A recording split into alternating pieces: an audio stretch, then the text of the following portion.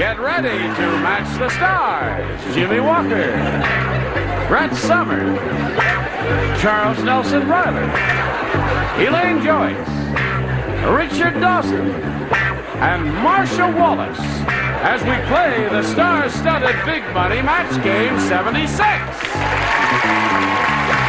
now here's the star of Match Game 76, Gene Rayburn.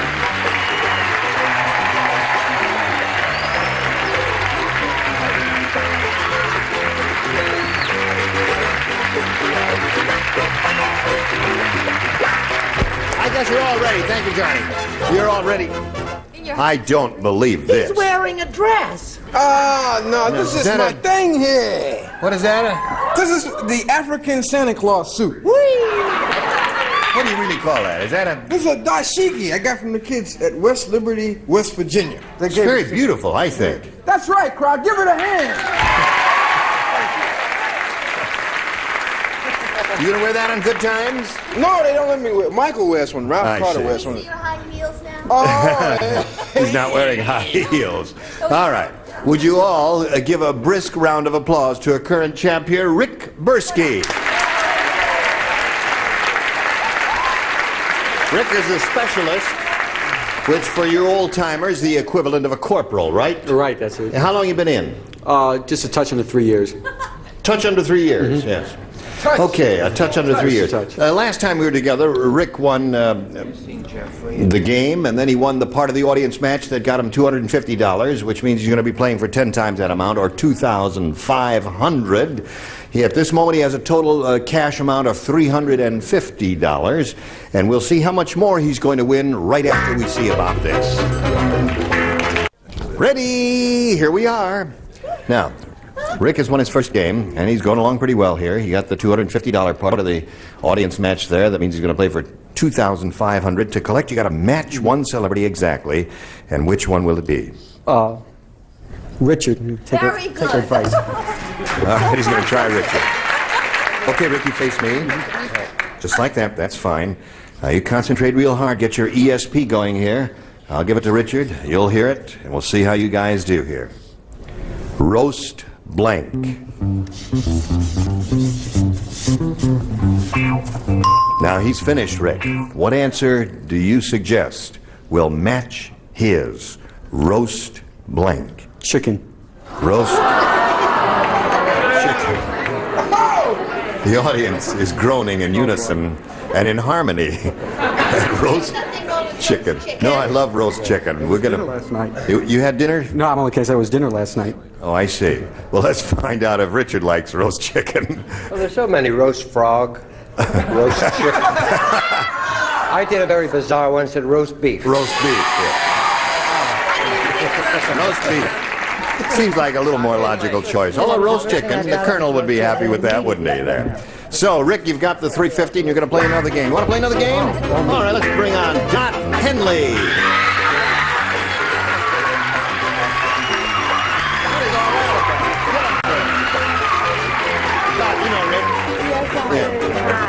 Dot, what is all that screaming and hollering going on there on your behalf? I don't have anybody out here with me, and I found out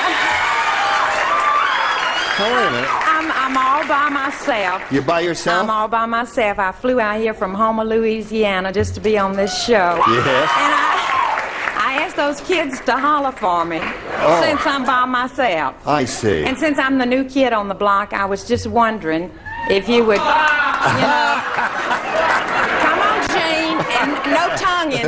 No.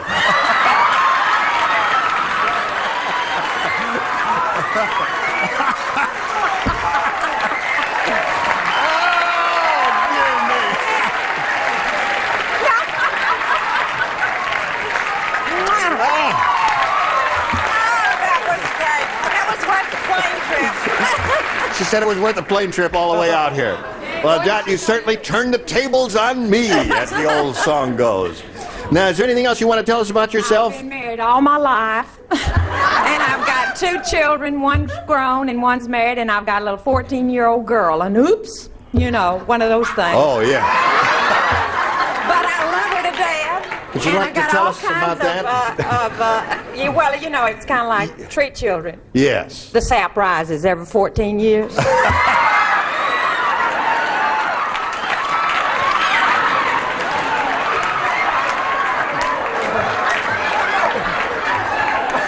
Honey? Dot? We've got to stop meeting this way. You're arousing my libido. Yes. I think... I love this show, and I haven't missed a one. Atta girl. I really... And I love all of them, too. I think we should press on ahead because the sap may rise any minute. I'll push this button. Shall I push this button, Dot? Okay, Dot. You can have A or B. It's up to you. I won't be. You won't be. She won't be. Yeah.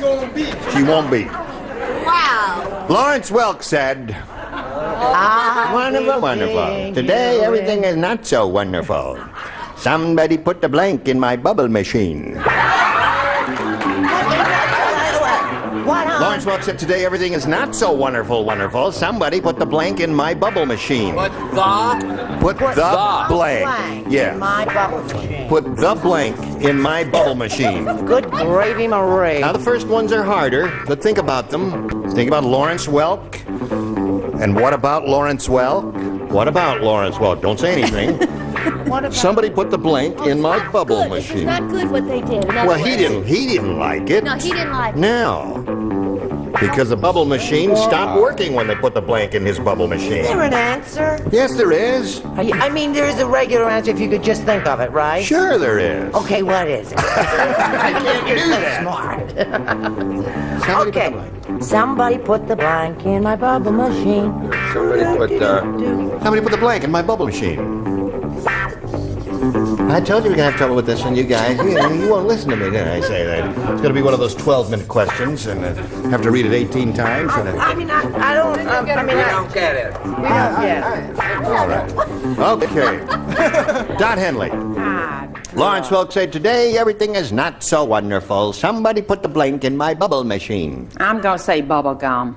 Bubble gum in my bubble machine. I know it's no Yeah. good, but Now, wait, hold on just a second here. Bubble gum is as good as anything for a rotten question like that. What do you say?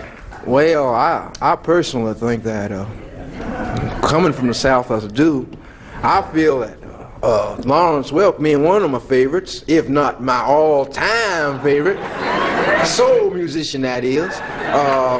This question was very difficult. Oh, get on with it, Jimmy. I'm sorry. From a little boy from the ghetto, I said champagne. Somebody put the champagne in my bubble machine. Yes. And no one heard from him again. Forever and ever. There he is. What do you say, Brett? I say, let's quit dying here. Somebody put a cork in his bubble machine. Charles? I said booze. Somebody put booze in my bubble machine. That was good. The bubble. Somebody put the blank in my bubble Charles, machine. that was good. Dot Henley's looking for bubble gum. What do you say? Geez, you're not going to believe this, but I said goldfish. Goldfish. I don't know where I got goldfish. All This is right. America. You're entitled to anything you All right, want to put today down. everything is not so wonderful. Somebody put the blank in my bubble machine. Somebody put the Lennon sisters in my bubble. That's a good one. Yeah, that's connected with Lawrence Welk, isn't it? Lovely Lennon sisters. So is booze. It is. And so is cork. But people Really? don't know that. Okay, what do you say? Well, I said where all good accordion players should go, the accordion player. Accordion player. That's Lawrence Welk himself, right. Okay, so Dot hated that question. I know I did too. Just hated it. I did too. But we'll get a better one for you a little bit later. Your first rounder will come along right after this, so come back. Yeah. Now the other half of round one. Rick, this is all yours. Listen carefully. At the picnic, Yes, dear. one ant said to the other, "Do you want to do something neat? Yeah, let's go blank on the Jell-O."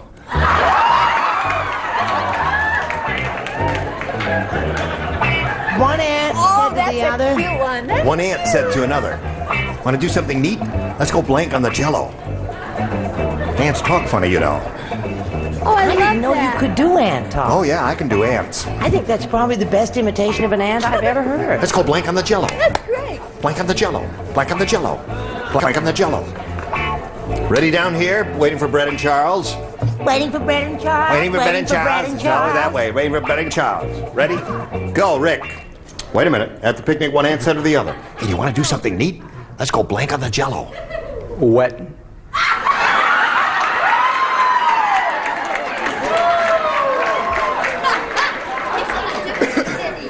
He sure is. What'd you say?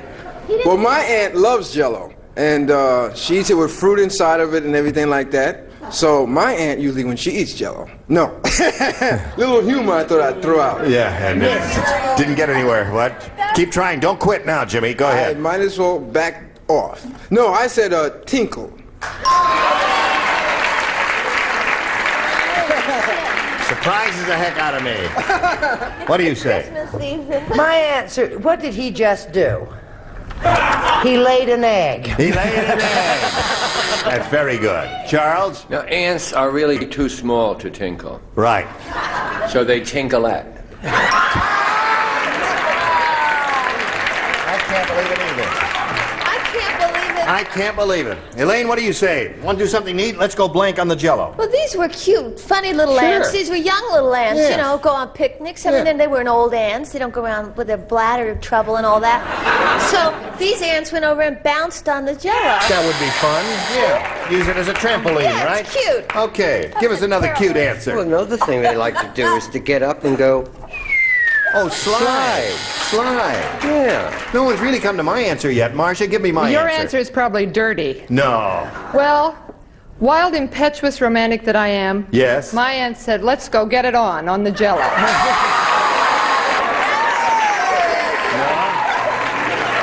I have all candor. I will give you my answer now. What was it? Let's go ice skate on the jello. Let's go skate on the jello. Couldn't. How wholesome, Jim. Don't fool me, I'm a star. Very wholesome. What? That's a very wholesome answer That's for the way you. I am. I'm the clean all-American boy. Ha. You're hot stuff. Yes. Where are we here? Oh, Be that's the end of careful, round you're gonna one, be right? struck dead. Go to round two. Dot, what do you say? I'm going to try B again. You gonna try B? Yeah, yeah. All right. Here we go. The patient said, he said, "My surgeon used to be a tailor. In the middle of my operation, he asked me if I wanted my appendix scar with or without blanks." My surgeon used to be a tailor. I heard. In the middle of the operation, he said, "You want your appendix scar with or without blanks?" No. Well, there are. You certainly did. All Do right. you want your appendix scar With or without blanks? Gee, there are Okay. a couple of nifty ones, aren't there? I wish I could just think of them. Well, now just think about it. My surgeon used to be a tailor. In the middle of the operation, he said, "Do you want your appendix scar with or without blanks?" What are you doing, Charles? I'm just looking at the lovely view from this terrace. Yes, it is beautiful, isn't it? There. Are there passers-by? No, but the doctor says it's time for our bath. Oh, yeah. Okay. Put it in the slop there, and we come over here to Dot Henley. Did you hear that, Dot? Yes, sir. Patient said, "My surgeon used to be a tailor. In the middle of my operation, he asked me if I wanted my appendix scar with or without blanks."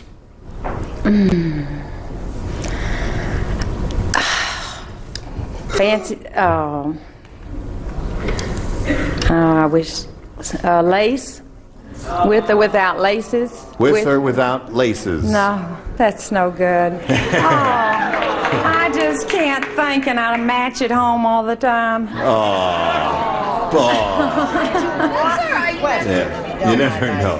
Yes. Jimmy, what'd you say? Dot, the way it looks, you will be matching at home pretty soon.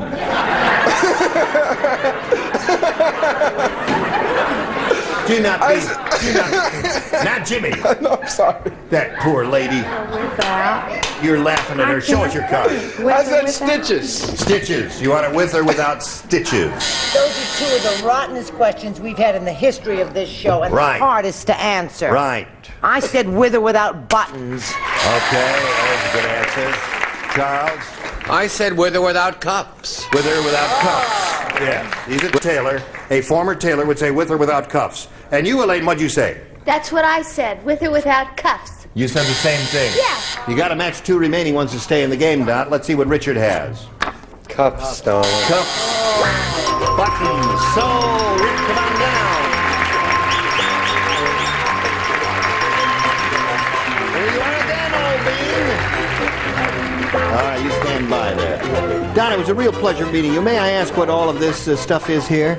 This is a little bird nest? Bird nest Yeah. with a piece of dried cabbage in it from somebody that's been having real good luck for 2 years. Oh, yes? And a bean from the Italians. These are all of your good luck charms. Good luck charms, and I'm going to go throw them away. I see.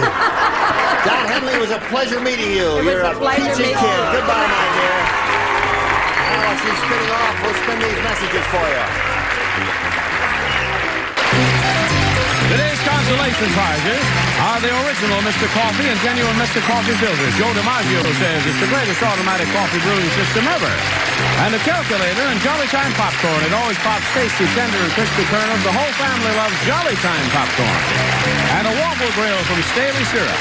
Naturally thick, naturally rich Staley Syrup, the rich country breakfast flavor, enjoyed by Americans for 50 years. As the song goes, you're the cream in my coffee. You're the salt in my blank. That's why Gene Rayburn and Match Game 76 continues in a minute. Well, here he is again. Here's Rick Bursky, second time up here. Going to try for the 5,000 again or more. Ready? All ready. All right, Rick, we polled a recent studio audience, and we got their best response to this. Blank killer. The answer they gave most often is worth $500 to you if you match it. Then if you match that next one, you get $250. The bottom one gets you $100. Now, whom do you call on over here for a little help? Charles? What do you think? What do you say? Well, they're all nice. Well, they're all buggy. Bug killer. Bug killer. All right. They don't. All right. Richard? Weed killer. Weed killer. All right. One more. Marcia? Well, it's Marcia, but what the heck? I have an answer anyway. Marcia, what do you say? Well, Hey, chicken killer. ant. Ant killer. Well, why not? Do any of those sound to you?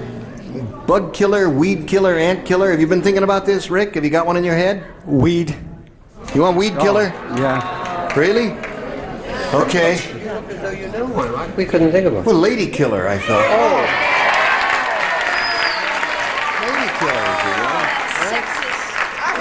That's so chauvinistic. I wouldn't even think of You that. can call on me next time. All right, the die is cast. He has chosen weed killer, and that's what we're looking for. We're going to find out if it's up there, and if so, where. Let's begin at the bottom. Reveal the $100 response. Painkiller. Aha. That's what he's gonna need. Yes. All right, let's see if weed killer is under the $250 response. Man killer. Anybody want to make any side bets on lady killer here? It's lady killer? Bug All right, killer. Earl, slide it. Lady killer it is.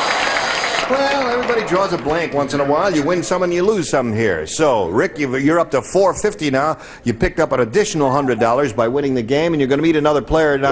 Let's bring on Evelyn Anderson.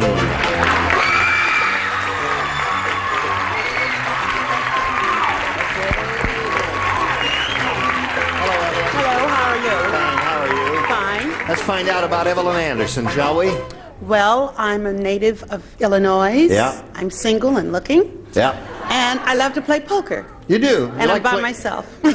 Do you like to play this game? Oh, I love this game. Let's play it. All right. What you want there, Evelyn, A or B? A. A it is. Here we go. Helen Rayburn said to her husband. Oh! Helen Rayburn said to her husband, Gene, that's me, as you know. She says, I know you love to perform, sweetheart, but we...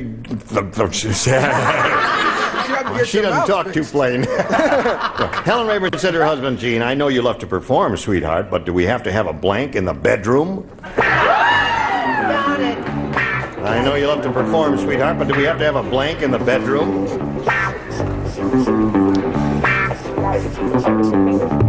I just came right up with it, just like Terrific. That was good.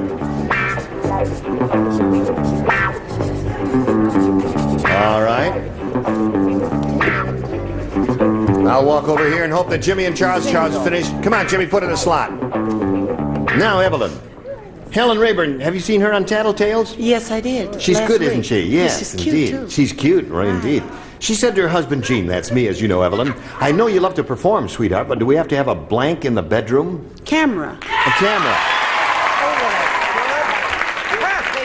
Very good answer that lady came up with. Jimmy, what do you got? Answer. I said mirrors hanging over the wall and on top of the bed. That's enough of that. Brett, what do you say? That's the most terrific answer in the whole world. I said audience. Which Audience. Was, That's not bad. Charles? I said audience. Audience. Two audiences and one mirror. What have you got here? I know. Spotlight. Spotlight. Wouldn't that be fun? Richard. Son of Spotlight. Son of Spotlight. And what have you got? Makeup person. Makeup person in the bedroom. Holy mackerel.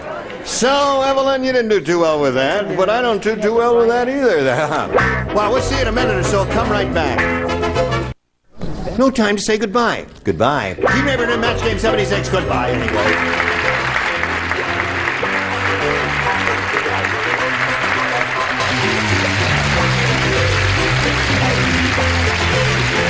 This is Johnny Olsen speaking for Match Game 76. A Mark Goodson, Bill Todman production. Stay tuned for Tattletales next over most of these CBS stations. Get ready to match the stars. Orson Beatty, Brett Somers, Charles Nelson Riley, Pat Delaney, Richard Dawson, and Betty White as we play the star-studded Big Money Match Game 76. And now, here's the star of Match Game 76, Gene Rayburn.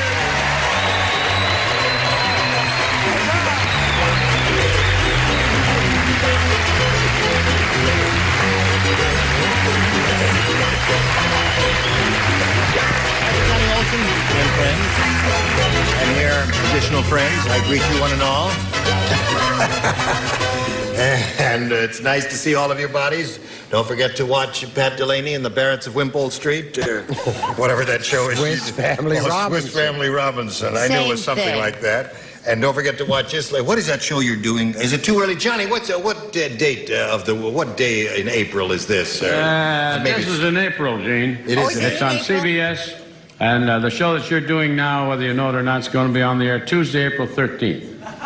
Tuesday, April 13th. Yes. It's too early to talk about the Patsy Awards. For the American Humane Association. We won't talk about that till the next time I'm on. That's because it happens. Yeah, because it doesn't happen till June 4th, so there's no point in talking about it now. Can't talk about that, so shut up, would you, okay? Now, what do you say we say hello to the champ, Tommy Simmons, over here.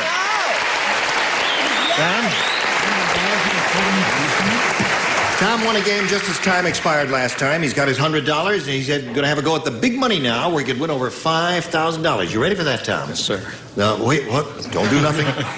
First, we got to do a little business. We pay the rent first, and then we'll start that audience match right after this. Hello.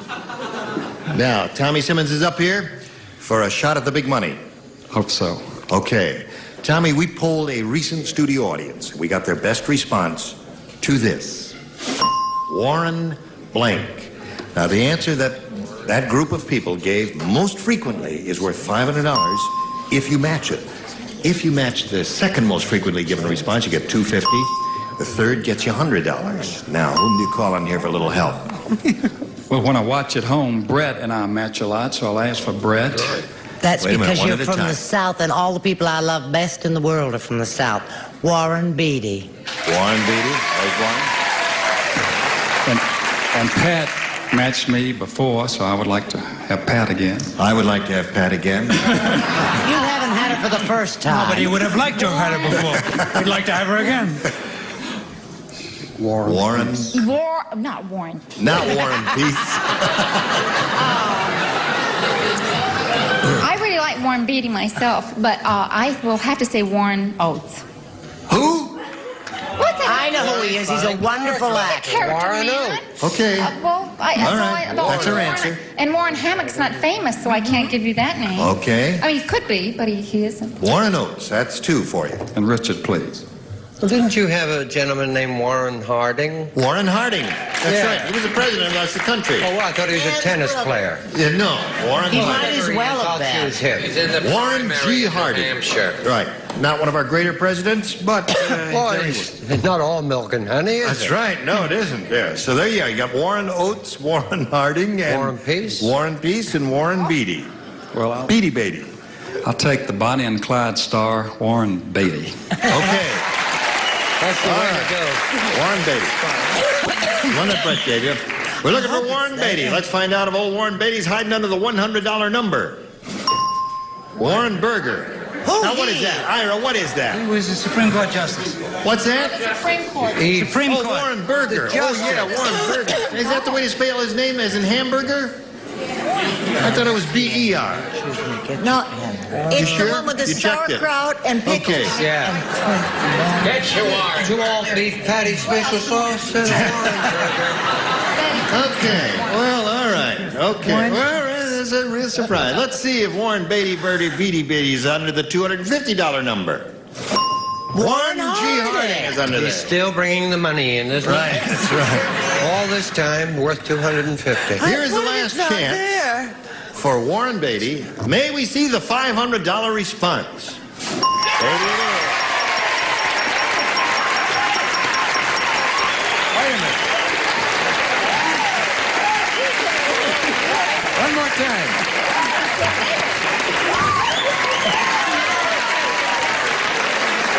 That's terrific. Never heard that old expression, kicking up your heels, but this is the first time I've ever seen anybody do it there. You always do that when you're happy? Yes. You're going to give Brett a little kiss because she gave you the answer there. Yeah, be careful, he kicks. Okay. So he's won the $500. He's going to play for 10 times $500 now, or $5,000. And to collect that amount of money, Tommy, you've got to match one celebrity exactly. It's time to choose one. Can I go with Brett again? Sure, you can go with Brett again. Absolutely. Ready? Get the ESP going. Think good thoughts between the two of you. And here it is. It's worth $5,000. Goes like this. Howdy blank. H-O-W-D-Y.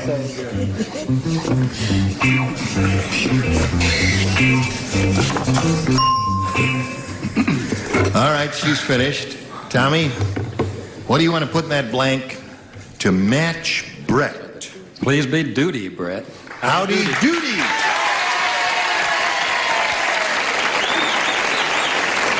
Okay. Howdy doody, he says. We'll match her for $5,000, Brett. May we see it, please? Do you know I started to say duty? You did. And I never changed my mind.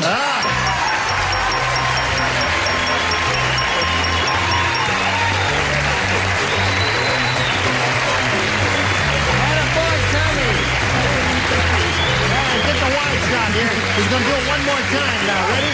Ho! Ho!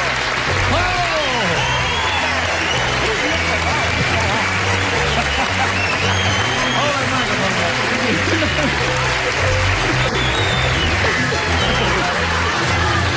Very good there. That's the first time a man's gotten a kick out of Brett in years. I wouldn't say that. Richard, what'd you say? You said you taught school for 6 years? Yeah. Are you still teaching?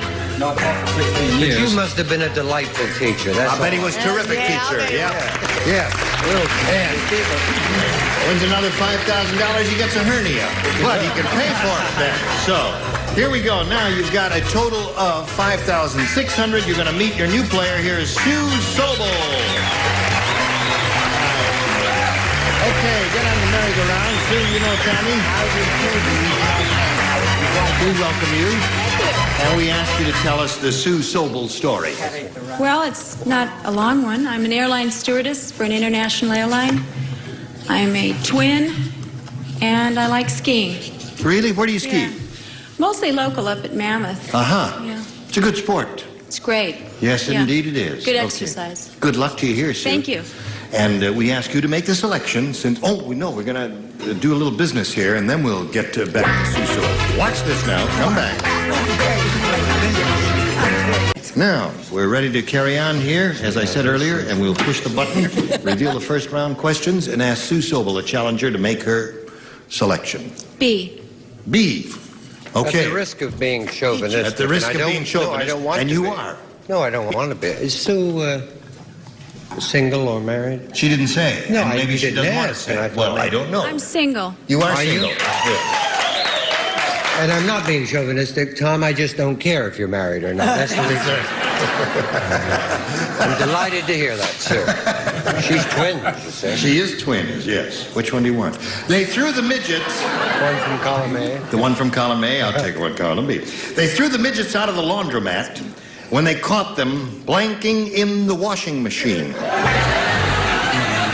They threw the midgets out of the laundromat when they caught them blanking in the washing machine. Yes. Easy. Hello there. You're wearing satin, brown satin. Brown satin. Yeah. Okay, good. This lady is molesting me, and I love it. Is there such a thing as mutual molestation? Yes, there is. Are you the molester or the molestee? Come on, Brad. Oh, I'm coming along here, sweetheart. That's good. I'm All all right, she's all set. finished. Now we'll walk over here to Sue Sobel. No, wait.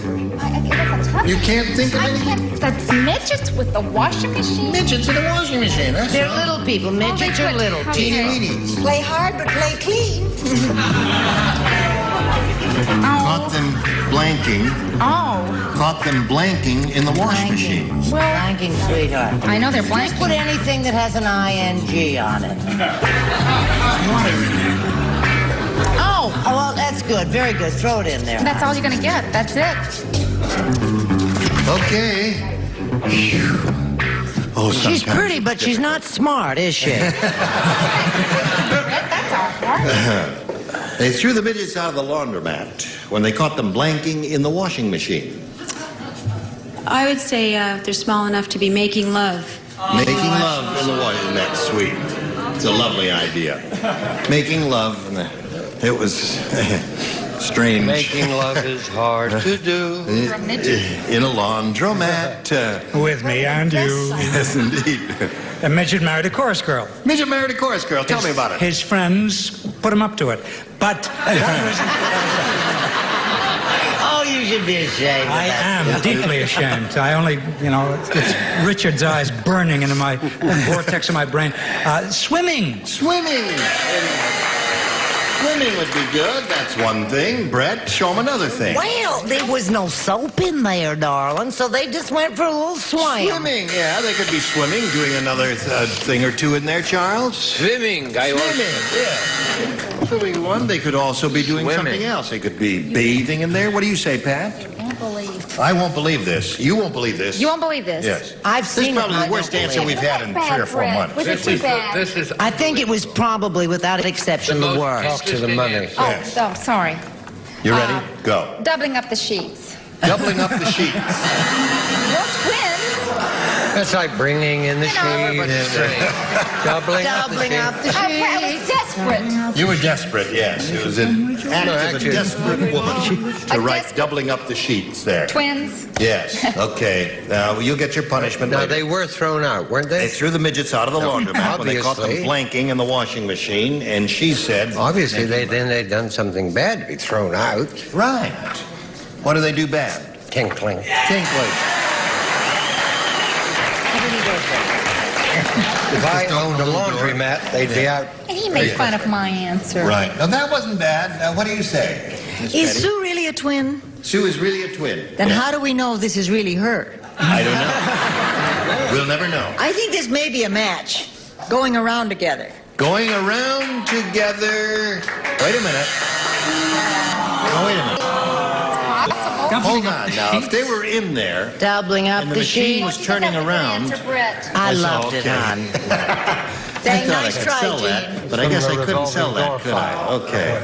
All right, Sue, we tried, and you tried. Now we've got one for you, Tommy. Wait till you get a load of this. Here it is. Nathan the newlywed said...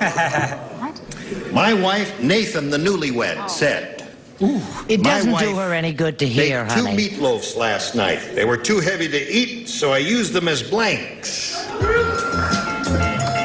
Nathan the newlywed said I made my wife. My wife baked 2 meatloafs last night. They were too heavy to eat, so I used them as blanks. Why on earth would she make? One marvelous answer to this. Why would she make 2 meatloaves if there were just the 2 of them? Did they have guests? No, she was going to freeze one. Oh, I get it. Made 2 meatloaves. Now the shape of a meatloaf is. What'd you say, huh? That ain't wonderful. Don't steal it unless you want to get down to the feet with me. I know there's a wonderful answer, and I can't think what it is. Perfect. Well, I think we should. That was the first thing that came to my head. It's perfect, but dull. Well, you know, these questions. Maybe it ain't dull to another. To another, yeah. To another meatloaf. But, you know, all questions can't be winners. We do the best we can, but some of them are losers. Yes. Okay, I got my answer. Okay, that's all right. That's Is that okay. nice? You like that, huh? Oh, okay. All right. Now, if Charles will make up his mind, we can get finished. on with it. Oh, you are finished. Doing my I Christmas beg your card. pardon. Hello, Tommy. Nathan the newlywed said, my wife baked 2 meatloafs last night. They were too heavy to eat, so I used them as blanks. Somebody have bookends, please. Bookends. That's not bad. I didn't think of that, but that's not a bad answer. Orson, he said bookends. Yeah, well, no, I had her using them as doorstops. Doorstops is very good. But they were really heavy and they kept the doors Very open. old from the days of beating a rug out back with her curlicue type. Yes, wire gadget. Brett? That's a perfect answer, what he said, whatever it was. Bookends. Bookends. Thank you. I'm sorry, I said paperweight. Paperweight is not bad. Charles? I said as Orson Dorst. Doorstops is very good. Now, what'd you say? Well, it's his honeymoon. It had to be something to do with messing around on your honeymoon, so I said pillows. Pillows? Oh. That's from the people that brought you doubling up sheets. Right. That's right. We're having a white sale. I said barbells. Barbell. Oh, yeah. That's another very imaginative answer. Well, thank you. Here's a creative answer. He said bookends, right? He said bookends. This may be a match. I said bed warmers. Close? Yeah. Very close. Oh, boy, was that close. So, here we are, 0-0. Gene Rayburn. Now, we go to round 2 with more excitement and high scoring here. Today's consolation prizes are Bissell's Regency all-floor sweeper. Quickly whisk up dirt, grease, pet hair from any floor surface. The luxury floor sweeper from Bissell. And Foster Grant sunglasses, polarized mirror, and gradient lenses. Foster Grant has everything. And a candy dish and sugar stick, the delicious candy bar with rich peanut butter and toasted tropical coconut. It's worth throwing about its sugar stick. And Contact brand self-adhesive plastic with the 821 adhesive system. This remarkable new kind of wall covering is easier to use than paneling or paper. He floats through the air with the greatest of ease, the daring young man on the blank. He'll get his when Match Game 76 continues in a minute. Turn. Here I am. Now we go to round 2. You ready for that? I think so. Sue, it's your choice, A or B. I'll take B. B. Okay. Everybody plays. The ballerina said. Yes. Let's dance.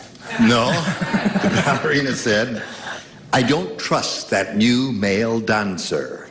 Uh-oh. He just blanked my tutu. She's lucky he didn't. I can't tell you how many ballet dancers I've known in my youth. Yes. I don't trust. Used to sneak into the ballet pregnant, and everybody wanted to go with me. Oh. You see, because they wouldn't ask you to leave. That's right. You see, because they'd say, that woman is pregnant. Are you going to get on with it, or are we going to sit here and I talk don't want to about answer that question. I just can't think about ballet dancers after seeing the horror that took place on the stage of the Palace one day. What happened? Oh, this young ballerina was doing multiple spins. Yeah. And it's an old stage. She screwed herself into the stage, and that was it. You know, they had to ring the curtain down. Oh, couldn't get poor her out. girl. She just went.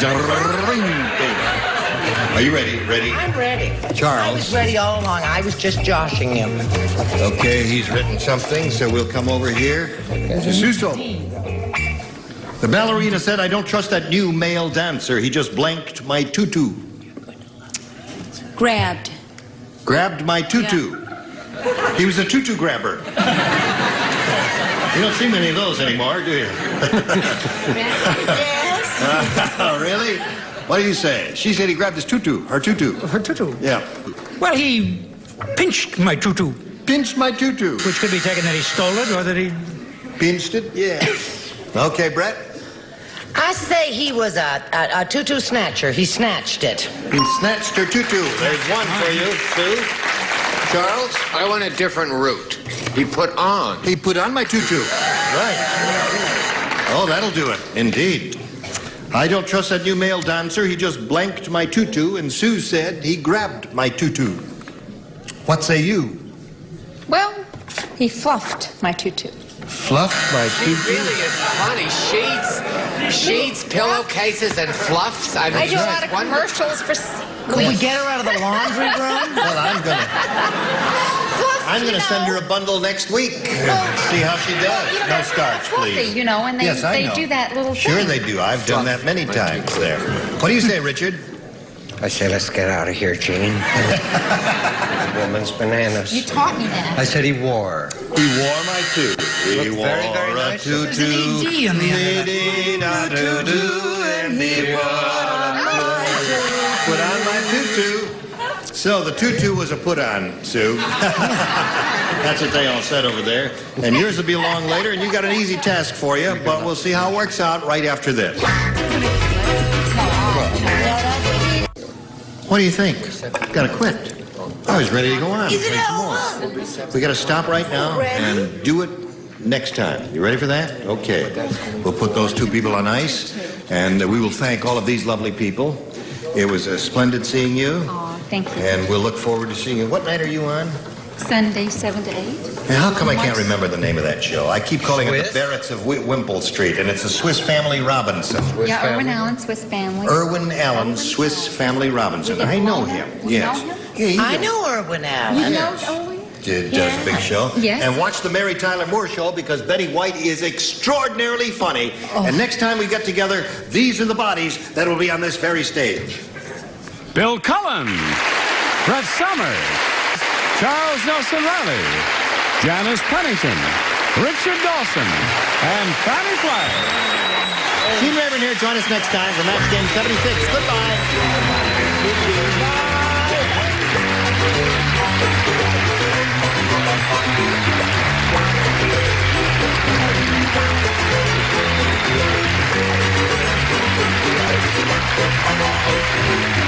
This is Johnny Olson speaking for Match Game 76. A Mark Goodson, Bill Todman production.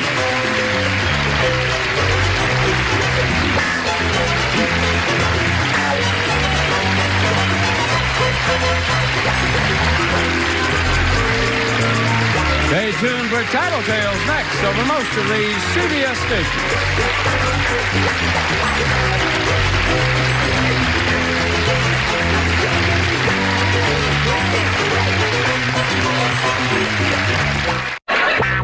Get ready to match the stars. Greg Morris, Brett Summers, Charles Nelson Riley, Anitra Ford, Richard Dawson, and Betty White as we play the star-studded Big Money Match Game 76. And now, here's the star of Match Game 76, Gene Rayburn.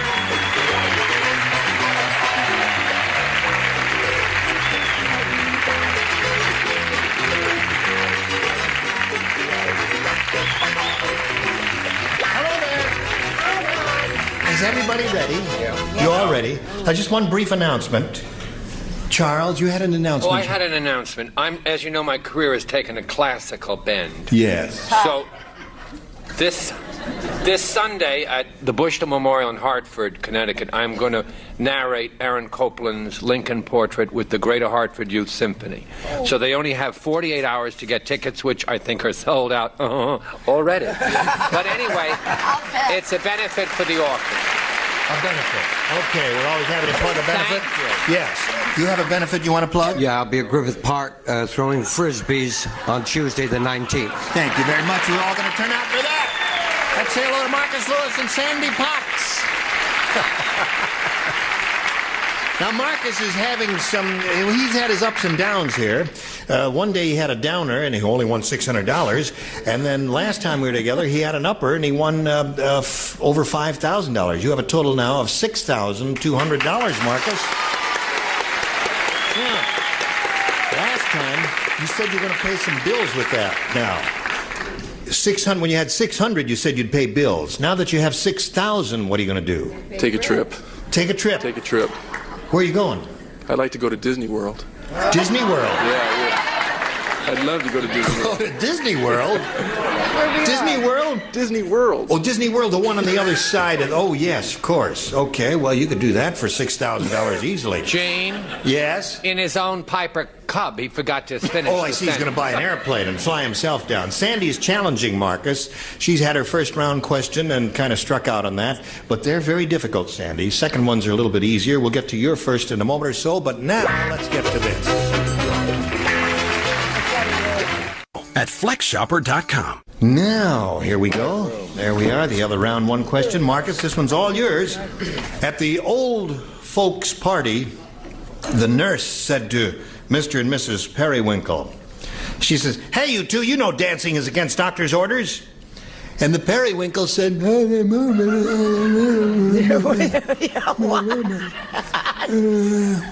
what killed your Emmy chances. "We're not dancing. We're trying to blank." She said, the nurse said, you can't do what? Hey, so you know dancing is against doctor's orders, and the Periwinkle said, "We're not dancing, we're trying to blank." Oh, I got that one. That's an easy one, isn't it, dear? That's right, don't fight. What are all of these? You got semi-precious stones. She's a rhinestone cowgirl. On your front and back are semi-precious stones. Some here and some there. Yes, sir. Write an answer. I will, but you get my mind all silly. Well, we're not dancing, we're trying... What lovely hands you have. I'll do it. We're not dancing. I'll eat my own microphone. I'll eat those words. All right, everybody ready? Here we go. Marcus Lewis. At the old folks' party, the nurse said to Mr. and Mrs. Periwinkle, "Hey, you two, you know dancing is against doctor's orders?" And the Periwinkle said, the Periwinkle said, "We're not dancing, we're trying to blank." Make love. Make a love, he said.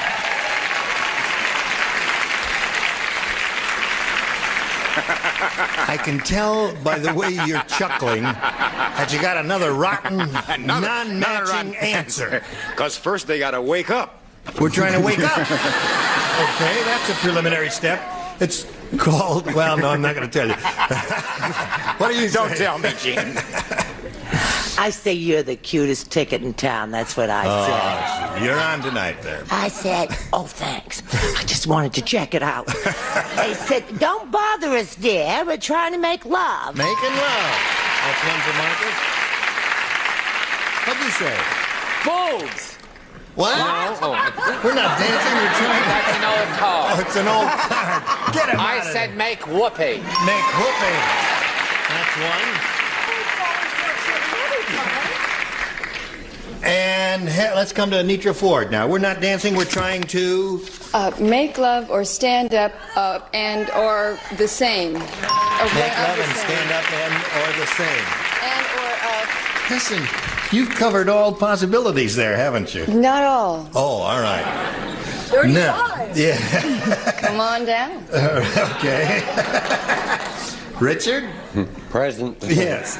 We're not dancing, we're trying to blank. And he said make love. So did I. So did you, by Joe. That's 4 for Marcus. Marcus has winning ways, doesn't he? Yes, he certainly has. What do you got? Well, we were just trying to stay on our feet and make love. Okay.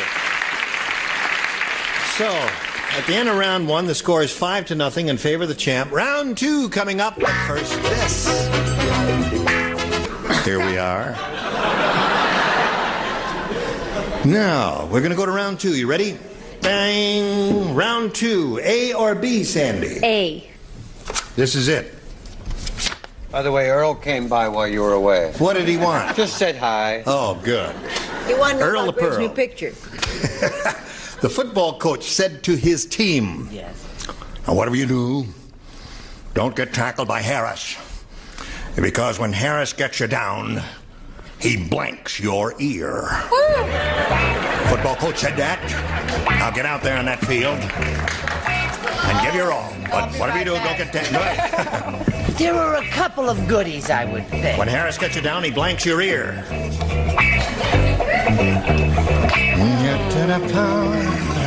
Eeny, meeny, miny. Oh, terrific.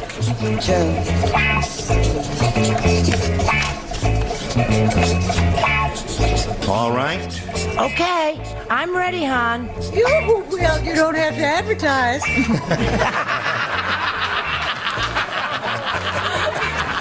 I hate her. Now, Sandy, we're ready for you. The football coach said to his team, "Now, whatever you do, don't get tackled by Harris, because when Harris gets you down, he blanks your ear." Nibbles. He nibbles your ear. Nibbles your ear, eh? Does that make him a bad person? No. Okay. Greg, what do you say? Well, you know, Harold's a big fella. He's, Yes. you know, defensive tackle. Oh, big, 300 tall. pounds, Right. 6'5". Yes. Little strange. He blows in. He blows in your ear. All right, got to match all the others to stay in the game, Sandy, because he's got 5 already. Brett. I hope there isn't going to be some unfortunate controversy over my answer. We just are looking for a simple ear nibbler, that's all. Well, this is a nibbler. It said it bites and it really hurts. Now, Bites your ear and nibbles, okay. All right.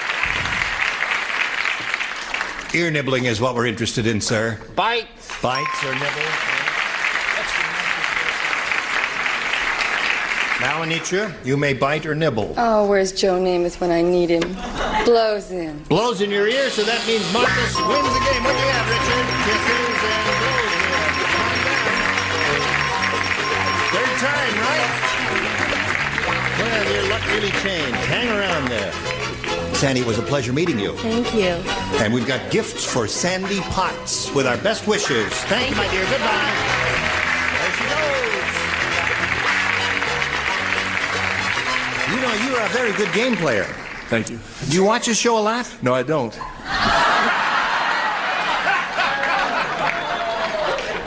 Earl, just lie. I'm at school every day. Oh, that's right. You see the nighttime syndicated one? I sure do. Oh, well, that's how you learn how to play it, that. Just saved yourself, Earl. Marcus. Earl, are you in there? Okay. Earl's ready. He's in the cage there, and so we'll press on. You got 6,300. You could go over 10,000 here if you go all the way. Let's try it and see what happens. We polled a recent studio audience, and we got their best response to this. Hush blank. Now, the answer they gave most frequently is worth $500 if you match it. If you match the next one, you get $250. Remember, the third gets you $100. Now, you got to call on 3 here. Brett. What about Hush Puppy? Hush Puppy. And Charles. A perfectly nauseating phrase. Hushabye. Hushabye. Anitra. Hush my mouth. Hush my Or mouth. your mouth, whichever. Hush your mouth or hush my mouth? Well, we have to have one or the other, don't Hush we? my mouth. Oh, just hush up. Anitra, All I right. say, ain't no So way in the those world are a the brother gonna 3. say that. Hush puppies, hushabye, hush my mouth. Now, you can choose one of those. You might have a better idea. What do you say, Marcus? Hush puppy. Hush puppy. You know, this audience has been right all along here now. Let's see if they're right again. We are looking for hush puppy. Shall we begin at the bottom and reveal the $100 response? Shall we do that? Hushabye. All right, that was not suggested by anybody there. My bit. Oh, that's Let's see if Hush Puppy is under the $250 number. Hush, Oh, yeah, we did say Charlotte. Hushabye. I'm sorry. I better be up there. Sorry, Charles, you said Hushabye, didn't you? Yeah. Yeah. I didn't All date right. Charlotte, that's why. Hush, sweet Charlotte. All right. Last chance for Hush Puppies. May we see the $500 response? There you go. You got it. Congratulations. That was Brett's answer.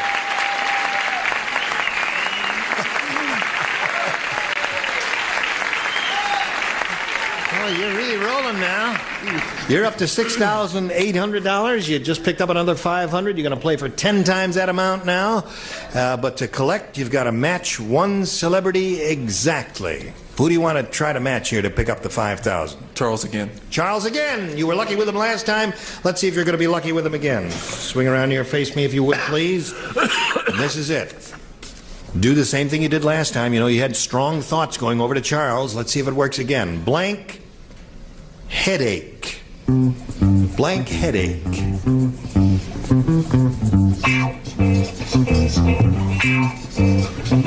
Blank headache.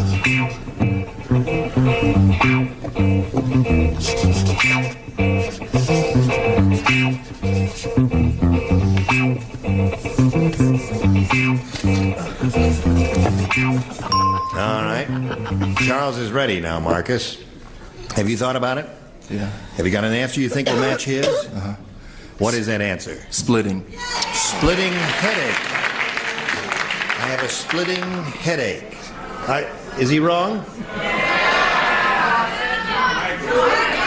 Migraine is what they're saying? Well, all right, we're going to find out right now. All right, Charles. Marcus, I love you. I said migraine. Migraine. Did you think of that? I sure did, yeah. You rejected migraine? I had two. Splitting and migraine. Yeah. What are some of the others? Richard had splitting. What did you have, Betty? Not tonight, dear, I have a... Not tonight, dear, I have a... We can't win them all. Splitting headache. That's known. The audience had migraine, eh, John? Yeah. Okay. Well, Marcus, you've bettered yourself because you did pick up another $600 here by winning the game and the $500 thing. You're up to $6,800, and we're going to meet another pair. But first, we've got to do a little business with America, and here it is. Today's consolation prizes are first from Manhattan. A wardrobe of nature-knit men's shirts, unusually comfortable because they're knit of a patented fabric that's mostly cotton. And hand-put forward stainless from Washington Forge. Complete service for cloud, carefree stainless, and a walnut chest, beautiful hand-put stainless. And a two-test shop vac picks up water or dry materials inside or out. Two-test shop vac exclusively from True Value Hardware stores. As they say in showbiz, don't call us, we'll blank you. And that'll be when Match Game 76 continues in a minute. All right. Are you ready to carry on? Well, Shall we meet another player then? Let's welcome Darlene Landon. Hello, Darlene. How do you feel? Terrific. Good. You want to tell us where you're from and who you are and everything? Sure, I'm a music major. Yep. I'm single. Yep. And like Charles and Betty, I'm a Capricorn. You're a Capricorn? Right? No kidding. Are you Capricorn? Sure. Charles, are you Late Capricorn? bloomers, Yes. right, Charles? What day are you? December 29th. Oh. But I like Scorpios, too. Charles told me he was a unicorn. Maybe. So you're a happy Capricorn? I'm a happy Capricorn. Yes. Boy, doesn't she have nice long hair? Yes, For a Capricorn, yeah. And long fingernails, too. For a Capricorn. Yes. Now, let me see. Did you say what you did for a living? Are we taking inventory?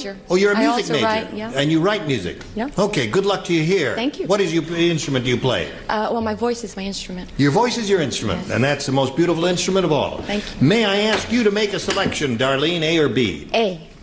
Here it is. I think I'll take up music later. La la la la la la la. Marge treats her husband like a dog. Every night before she goes to bed, she makes him blank. Wait again, but every night before... Marge treats her husband like a dog. Yes, Every I night know. before she goes to bed, she makes him blank. No need to get testy now. She makes him blank. Yes, sir. Hi, Joe. I got that one. Treats her husband like a dog. Every night before she goes to bed, she makes him blank.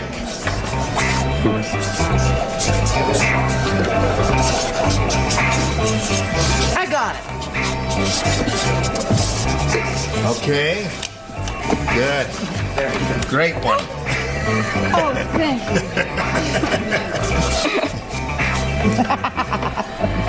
All right, here we go over to Darlene. Darlene. Marge treats her husband like a dog. Every night before she goes to bed, she makes him blank. Bark. Bark.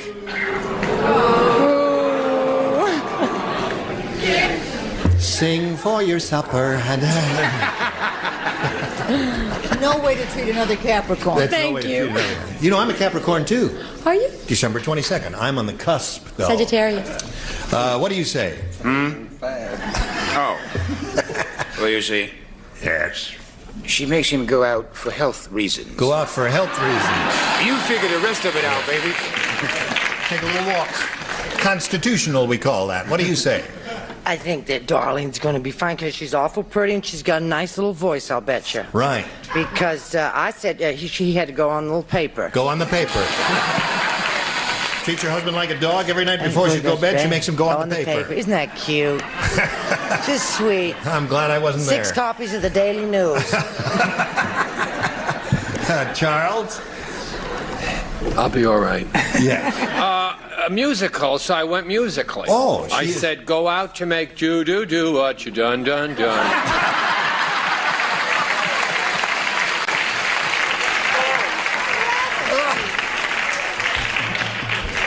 Marge treats her husband like a dog. Every night before she goes to bed, she makes him, and she said, bark. What do you say? Very simple solution. Roll over. Roll. Oh, yes, of course. All right. Yes, sir. That was in my divorce papers, actually. Kept rolling over and playing dead. Yes. Every night before she goes to bed, she makes him bark. The initials, of course, are GOAT. Goat. Go out and tinkle. Go out and tinkle. Poor devil. All right. Hello, Betty, animal lover that you are. Animal lover that I am. Yes. And married to Alan Ludden as I am. Yes, you are. Sit up and beg. Sit up and beg. Isn't that the best answer? Is that the best answer? That was of the all? best answer. The best answer of all, right, folks? Sure, No? why not? Oh. All right, here we go. Are you ready, Marcus? We got one for you, too. Don't think you're going to get off scot-free here. George said, I don't think my wife likes the way my canary sings. Last night she took my canary and blanked it. George said that. You said you didn't like to... I don't think my wife likes the way my canary sings. Last night she took my canary and blanked it. That has overtones of tragedy in it. Right. Another winner.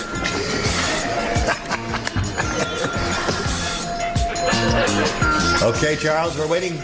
Yes, Charles, come along, sweetheart. I need your help. Okay, Charles, I'm going to start walking over to Marcus. You must finish before I arrive over there. Just... I'm walking slowly, Charles. Hurry up. Charles, you ready? Charles. He is ready. Okay, Marcus. George said, I don't think my wife likes the way my canary sings. Last night she took my canary and blanked it. Choked it. Choked it. All right, Greg, what do you say? He said choked. You better believe it. Choked it. Choked There, it. he's got it. One for Marcus. Yeah. Second. What? Tell you that, well, Marcus is on a winning streak. Yes, he just choked its little neck. Choked its little neck. Terrible idea. What does that mean, Miss Isn't that White? awful to do that to a sweet little canary, Charles? I think this is a match. I didn't want to upset Betty. So She's what? already upset. You know, anyone that wears D.L. Evans' old shirts can't be there. I said throttled it to death. Throttled it and choking it is a match, so that's 3 for Marcus. Last night she took my canary and choked it. What do you say, Anitra? Oh, he choked it and he throttled it and he really? stuffed it. Oh, I see. Oh, Anitra. Oh, dear me, she's a very hostile lady. What do you say? Last night she took my canary and choked it. I'm just in shock. She cooked it. Oh, dear. Those are hard. Give us a civilized answer, Betty. Well, I intend to. If you're going to cook and throttle and choke your bird, you're not going to do that to mine. You cover it. Covered it. Okay, so there it is. The end of round 1, 3-0 in favor of the champ. Now this message for you. Isn't this a long microphone. Gene Rayburn here. Join us next time for Match Game 76. Goodbye.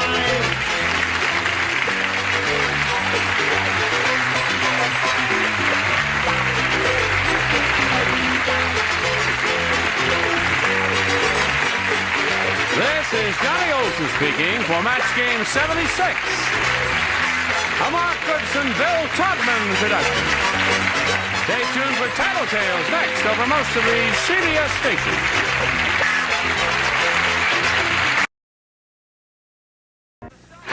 Get ready to match the stars.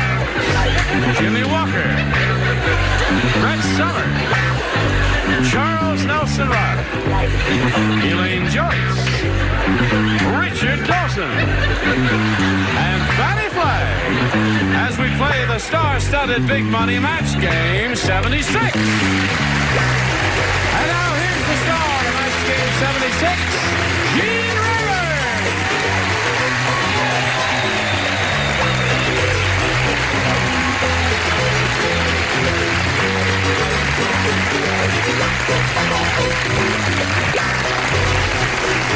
Hello. Thank you, Johnny Olson and friends. And welcome you one and all. I hope everybody's... now, what is this? Wait. You dropped this. May I make an announcement as the director? Yes. This does not read. We have 87 pens on the stage, so if you wrote Encino Motel in the pen, they would see it. Yes, of now, course. every day we see this bad key. Encino Motel, room 901. Thank you. I don't know why I went into that, but I just felt I should. I won't be there. As a young director. If you... A young director? All right. Thank you, Fanny. Later. Yes, okay. Now, what do you say we say hello to Darlene Landon and Lillian Hargrove? Darlene is our current champ. She's won a lot of money. $17,150, and now she's being challenged by Lillian. When we found out a little bit about her yesterday, she pedaled a bicycle from 1,450 miles to Kansas, right? And then had a little trouble in the family and had to come back. But you would have gone all the way to the Atlantic Ocean, huh? Oh, sure. They were waiting for us in Nova Scotia, but we hadn't planned to go that far. Really? I had a friend who pedaled a bicycle from the Pacific to the Atlantic Ocean, and it so strengthened his heart muscles it lowered his pulse rate by 5 beats. Isn't that fascinating? There.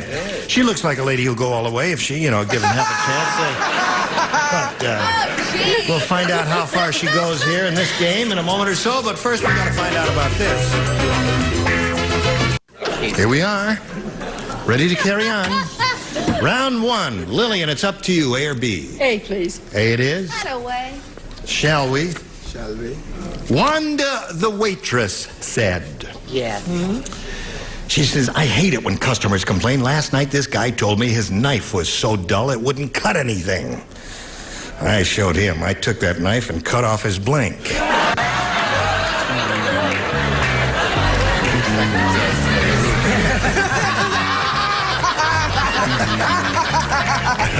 You did say knife and not wife, didn't you? Knife, yeah. Last night, this guy told me his knife was so dull it wouldn't cut anything. I showed him. I took that knife and cut off his blank. All right? Everybody ready? Oh, except... no. Right-to. All right, Lillian, we come to you. Wanda, the waitress, said, I hate it when customers complain. Last night, this guy told me his knife was so dull it wouldn't cut anything. And I showed him. I took that knife and cut off his blank. His nose. His nose. Okay, Lillian. Cut off his nose, she said. What do you say, Jimmy? No such thing as nose soup, but there are such things as finger bowls. Finger bowls. Hey, now, wait a minute. I'm at it with this crowd. JJ, it's the only crowd we got. What do you say? I say, I'm so full of admiration for Lillian Hargrove, I can't stand it. I She's think marvelous, she's lady. terrific. Yes. So as a result, of course, I gave the correct answer. I said no. There you go, Lillian. That's one. Captain Charles? I said tie. Cut off his tie. Another good possibility there. His knife was so dull it wouldn't cut anything, and I showed him. I took that knife and I cut off his nose. What do you say? I say, she cut off his tongue and made him a sandwich. Tongue and sandwich. I don't know. Okay. Is that how you spell tongue? That is exactly the way you spell Who tongue. thought of that spelling? Yes. Tongue you. Greek. Isn't that ridiculous? It is ridiculous. But, you know, the spelling has not kept up with the changes in pronunciation. But that's another subject and another whole show. Bergen Evans, where are you when we need you? What do you say there, Richard? Is this how they spell tie? That's the way they spell tie, Cereal. See, I'm nonviolent. yeah. Yeah, I'm nonviolent. Now, what does that say there? It says rent this space. Oh, it does. Okay. Lillian, I said nose. No! Look at that. That's 2 for you, Lillian. Now, Darlene, here's your first rounder. Let's see what that says here. Madeline said, I don't trust my new psychiatrist. When I ask him for advice, he won't give me any until he talks to his blank. She says, I don't trust my new psychiatrist. When I ask him for advice, he won't give me any advice until he talks to his blank. Right? Good. Good. Good. You. Okay. Now we're coming over here to Darlene Landon. Darlene, Madeline said, I don't trust my new psychiatrist. When I ask him for advice, he won't give me any until he talks to his... Wife. Wife. Wife is good? Well, there are a number of good possibilities here. You know, round one questions are tough. What do you say, Jim? I, naturally being a man of distinction and high-class caliber of intelligence, leaving this crowd out, said wife. Okay, one for Darlene. What'd you say? I, naturally being a person of intelligence and all that other stuff that he said, leaving this crowd in, said psychiatrist until he... That's an adverse form of rejection. Charles? I said until after he talks to his mommy. Mommy. Actually, all the answers have been good so far, Darlene. Yours was good. Theirs are good, too. And yours, my dear. Here comes the first round of bad ones, or indifferent ones. No, I said it until he talks to his mother. Mother's another good one. Yeah. Richard? When I ask my new psychiatrist, when I ask him for advice, he won't give me any until he talks to his... Whip. Score is now tied 2-2. Fanny? I'm sorry, I said mother. Mother. I'll talk to my mother first. So here we are at the end of round one, and we've got a tie score, 2-2. Let's find out what happens in round two after we find out about this. Go. Here we go. Go. Round two coming up. Now, Lillian, it's up to you, A or B. A. A. Ready? Yes. Sure. Who plays? Two play. Brett does not play, and Fanny does not play. The rest of you, if you will, please. The normals play. Right.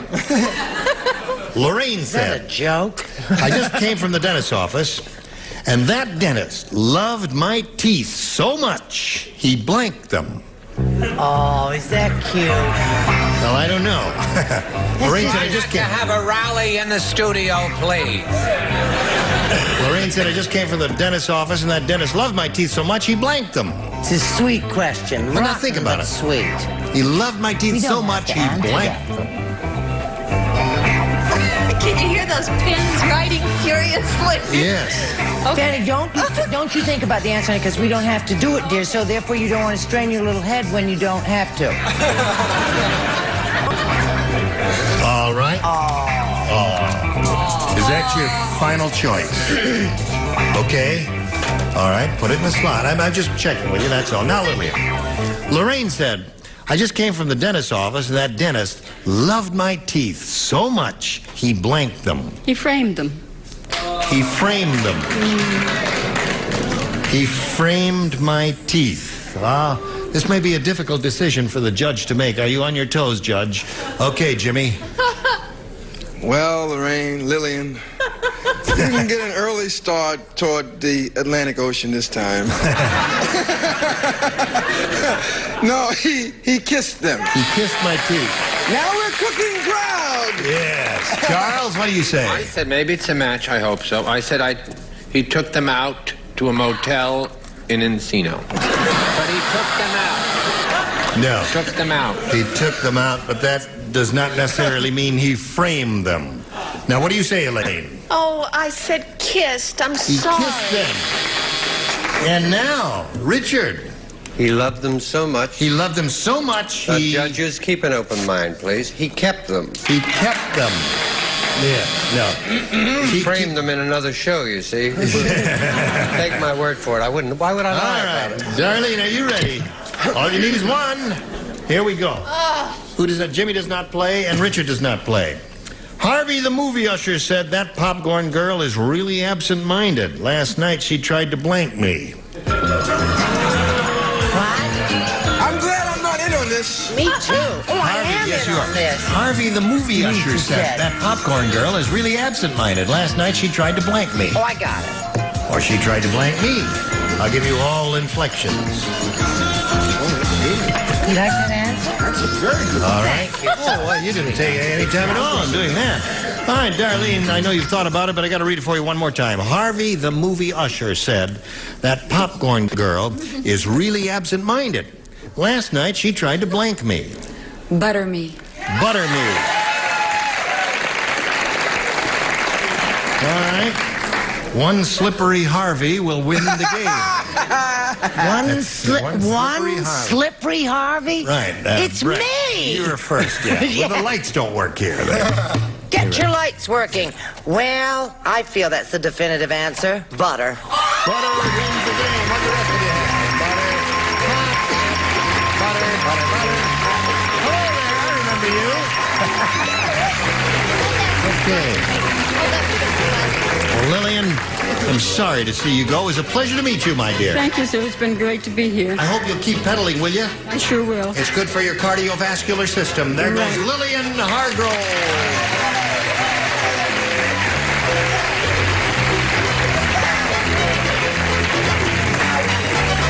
Well, this lady is now fifth game. She's got $17,250. You know, you could break... Ira, is it possible if she goes all the way here, she'll be the new high money winner? I think so, yes. Because what is it? 19 was the most we've ever had. Didn't we have Well, let's someone who plow won, on like, ahead and see what 23? happens. I want to keep it. Record amount is $20,850. Thank you there. Roger, so that's what your job is. Once every 6 months you hold up that sign. Thank you very much, Roger. There's Roger's job. What are we paying him to do that? Okay. Now, Darlene, we polled a recent studio audience, and we got their best response to this. Blank flies. F-L-I-E-S. Now, the answer that bunch gave most frequently is worth $500 if you match it. If you match that middle one, you get $250, and you pick up $100 just for matching the bottom one. All right, call them out one at a time. Richard? Something that's always buzzing around Gene and myself, fruit flies. I don't know what it is. Yes. Fanny? Butterfly.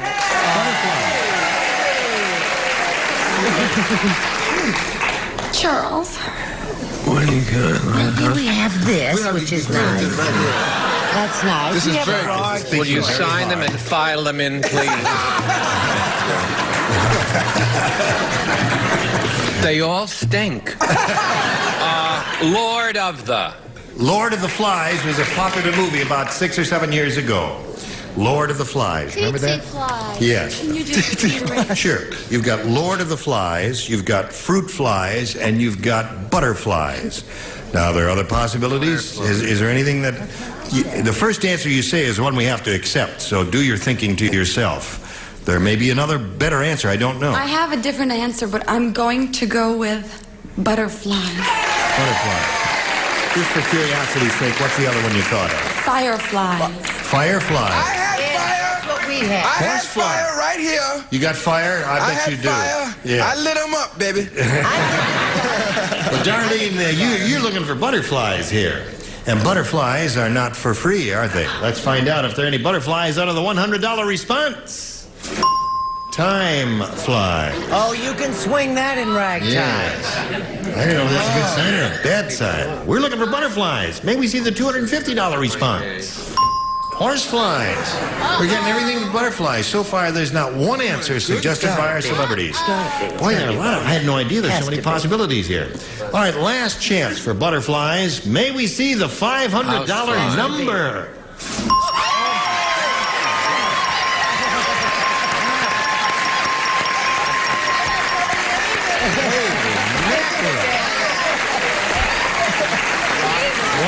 Put the card up there. Yes, Fanny. Not before. What was your original answer? Parquet. Okay. Darlene now has $17,750. Going to play for $5,000, which would give her $22,750. Let's see if she gets it. One celebrity is the one we want now. You have got to name one. What's his name? Oh! Fanny. All right, Fanny, get it together. Get your ESP going. You know, the last time she did this, you and Richard were thinking the same thing. Your ESP really worked with her because that answer came to her just like that. Let's find out if it works this time. Here it is for $5,000 and a new all-time high. Oh, God. Blow your blank. Blow your blank.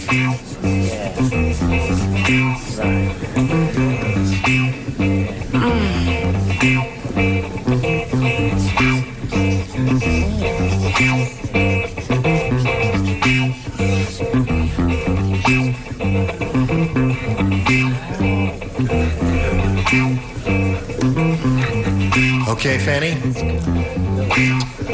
All right. Fanny's made up her mind. Now, Darlene, it's up to you to get your ESP going, get your thought waves going over there, try and figure out what she's written on that card, and give me an answer now. Blow your... Nose. Nose. All right. You don't like that, audience? What would you say? Horn. Blow your horn. Mind. All right, now wait a minute. This is her game and Fanny's game. Hi. Hi.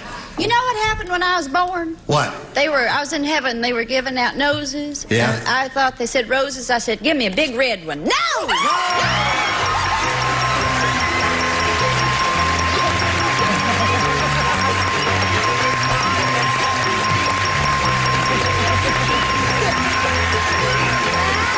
You're the all-time new money winner. We got $22,750. $22,750 for this lady here. We've got a little commercial message for you.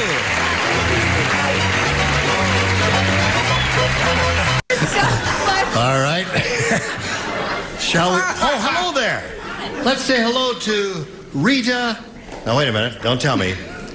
Stuckey. Wrong. Stookie. Right. All right, Rita Stookie. Where are you from, Rita? I'm from Corona. Corona? Yes. By Riverside. Oh, yes. Well, we welcome you to Match Game 76. Is there anything else you'd like to tell us about yourself? Well, sure. Oh, really? Go ahead. I'm a very happy and nervous homemaker. Nervous? Yes. Oh, yes. Well, we're so formal here. No wonder you're nervous. Yeah, I noticed that. My husband Dave is out in the audience, and I have two daughters, Yeah. Shailene and Carlene. Right. I like to sing. I like to play golf. What's your handicap?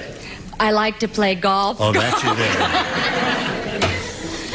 How do you feel about A or B, Rita? Oh, I feel okay about B. You feel okay about B? That's what you got. Everybody gets what he wants here.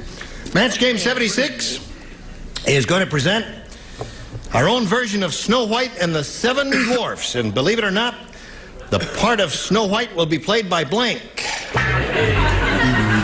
No response, eh? Everybody plays. Our own version of Snow White and the Seven Dwarfs. Believe it or not, the part of Snow White will be played by blank. The part of Snow White will be played by... Blank, right. Okay. Charles, did you get one? Leave him alone now. Just leave him alone. I've already finished my answer. My answer's been in the slot for an hour and a half. I don't want you to harass him. He's a big Broadway director now. With a Ready, funny ready? hat on. Here we go. Match game 76, going to present our own version of Snow White and the Seven Dwarfs. Believe it or not, the part of Snow White will be played by... Beautiful Brett. Beautiful Brett. Jimmy, what'd you say? The smart answer and the obvious answer is me. Jimmy Walker. Okay. Beautiful Brett, what do you say? I say the smart answer and the obvious answer is obviously Jimmy. Yeah. Do you say Snow Black and the Seven Dwarfs too? I don't want to get into that. I said, and this is, it's correct, Brett, because, I have to say why. Why? Because she is as pure as Snow White, except she's drifted a little. What do you say, Elaine? Listen, I said I knew Jimmy when he started, so I said Jimmy. Jimmy, that's the answer that's coming up. Richard? I said the part of Snow White will be played by Charles, and I'll play her on matinees. A little character work for both of us. Right. Fair idea. Rita doesn't have a light. Yes, What? Rita got one. Rita right? got one. Yeah. Rita got one. Yes, Yeah. Matt. Turn on one number for her, okay? All And right. what do you say, Fanny? I say that these people that answer Jimmy, anybody that knows that story knows he's too tall. I said lovely Brett. Brett it is, so that's 2 for Rita. We'll come to your first round question later, but right now this. Gene Urban in Match Game 76. Join us next time. Goodbye.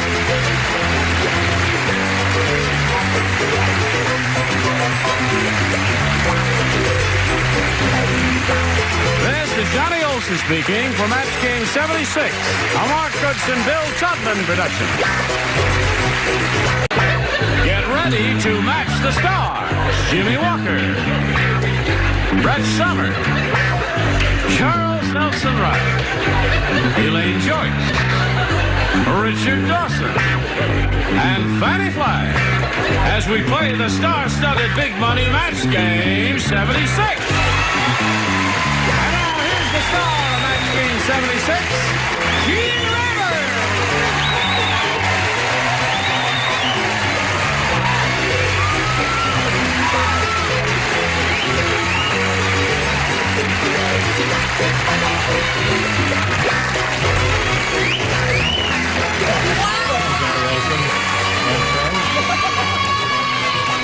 Well, thank you very much. Greetings, one and all.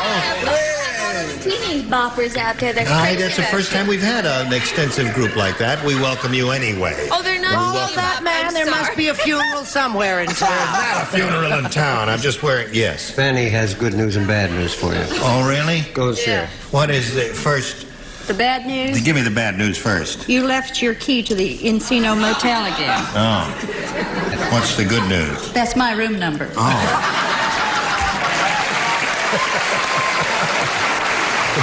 I like mine better. She's cutting into your time. She's gonna get it. Oh. No, I am going to get it. No, I just want to say, Beverly Hills, California, zip code 902-107-643-219-874-206. No, dear, that's her bra size. Let's say hello to Darlene Landon and Rita Stuckey.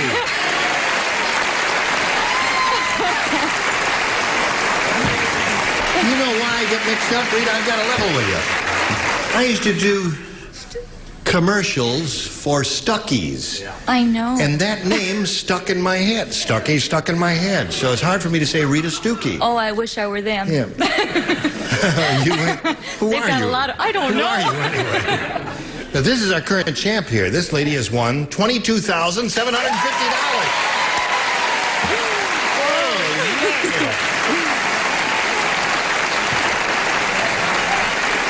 She's so rich, she's going to buy another wig. You have beautiful hair, my dear. Thank you. She's going to send her mother on a vacation, and I don't know what else she's going to do, but her cup overfloweth. Now, we've started this game here. Oh, jeez. No. I wasn't even thinking of that. Rita's had her first round question. You didn't match any of our celebrities, did you? I matched two. You did too. Listen, get it together here. She should have a 2 up here, folks. That's it. That's right. Charles and Fanny is the one she matched. Yeah. Okay. And so we're in the middle of round 1. Your question will belong in 1 minute and 5 3/10 seconds. Hurry back. Oh, here we go. Middle of round 1. Shall we carry on, Darlene? Yes. All right. Old Lady Periwinkle said, my husband and I just had a second honeymoon. Was it dull? All we did was sit around and look at pictures of blank. That's what Mrs. Periwinkle said. My husband and I just had a second honeymoon, and was it dull? All we did was sit around and look at pictures of blank. Got the idea? Yeah, I have the idea. There are so many alternatives, sweetheart. Terrific. Oh, that your little kind of dry pop soda is the best in the market. Hummers. Right. Yes, you too. Pick up a bottle of wonderful club soda direct from Russia. All right. Very good, Charles. Finish, Jimmy? One more time? All right, I will give it to you one more time. As soon as, what's-her-name is finished up there, the Wicked Witch of the North. Who? Is that You. Jimmy? Oh, you went up for me? Oh, well. Waiting for you, my dear. Right. Yes, okay, Darlene.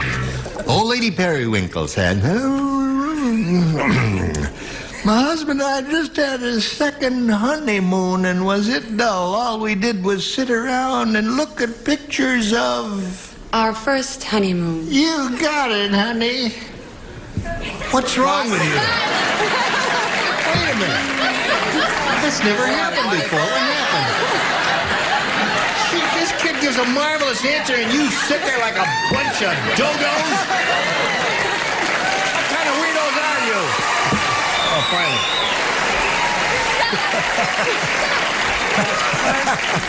She said our first honeymoon, a marvelous answer in spite of what the audience reaction was there. What do you say?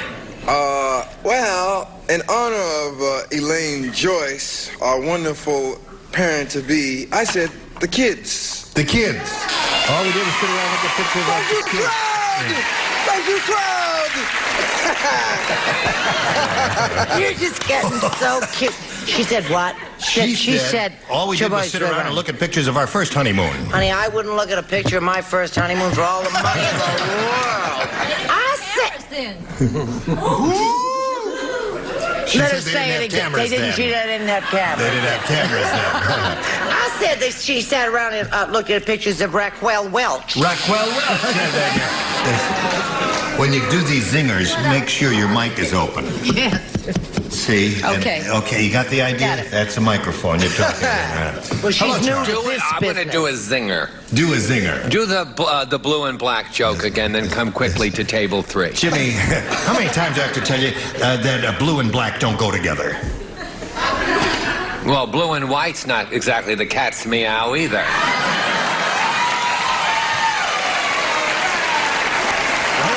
That in showbiz, that's a zinger. When are you going to come to the zinger? How do you do? I'm sorry. At first, I was going to write X-rays because it was cute and adorable. Yes. You know, and that didn't get anything, so I thought it wouldn't get anything. So then I thought I'd match the sweet, lovely prize winner and say first honeymoon. First honeymoon, yeah. No, wait a minute. That's a good answer. I know it is.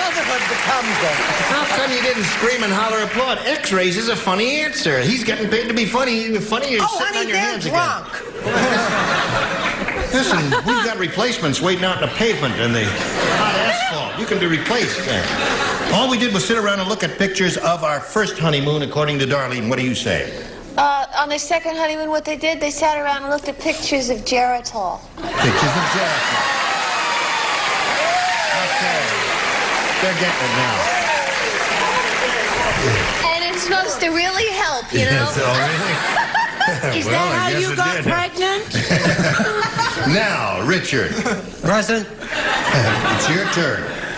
We just had, the husband and I just had a second honeymoon, and it was dull. All we did was sit around and look at pictures of our first honeymoon. First honeymoon. First honeymoon.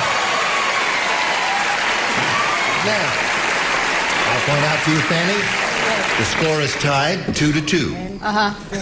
And if she matches you, then Yeah. it's a 3-2. I see. You think That's the way it Is goes. that it? I figured that out. I have some wonderful swampland to sell that lady. Our first honeymoon. First honeymoon. Okay. So there we have round 1, 3-2 in Darlene's favor. Round 2 coming up in a moment, but right now we got this for you. Here we go to round 2. Now it's A or B for you, Rita. B, please. B it is. And away we go. Now 2 people are matched. That's Fanny and Charles. Do not play. Everybody else, if you would please. Yes. The circus ringmaster said a terrible thing happened at the sideshow. While the tattooed lady was napping, somebody blanked her tattoos. That's a good one. While the tattooed lady was napping, somebody blanked her tattoos, Rita. All right. Good. Oh! Yes, I would have said that. You would have? Yes. Spell that? Okay. I got it. All right. Nothing looks right when I print. Now we'll come over here to Rita. Rio Rita. The circus ringmaster said a terrible thing happened at the sideshow. While the tattooed lady was napping, somebody blanked her tattoos. Somebody blanked her tattoos. Yeah. Somebody erased.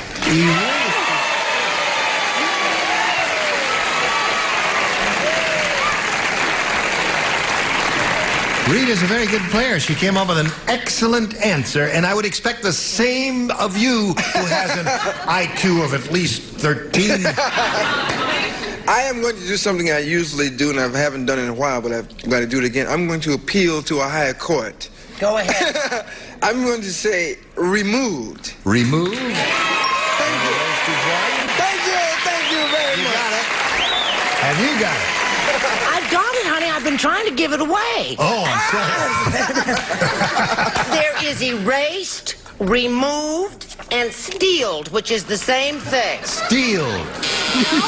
No, they say no. No. All right, we move on. Don't you boo me.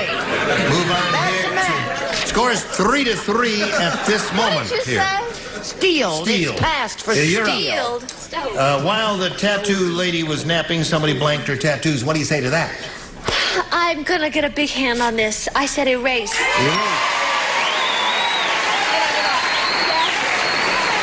Right away, very good. I know I misspelled it.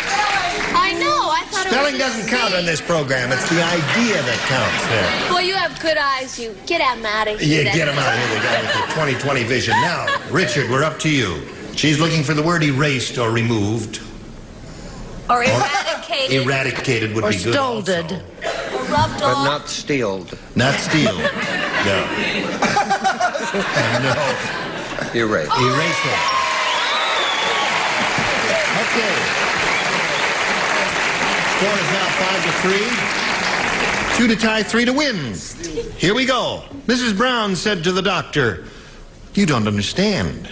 When I say my husband smokes all night, I don't mean cigarettes. I mean all night long, smoke comes out of his blank." You do not play, you do not play, and you do not play. This is for you and you and you. I don't play? You do play, yes.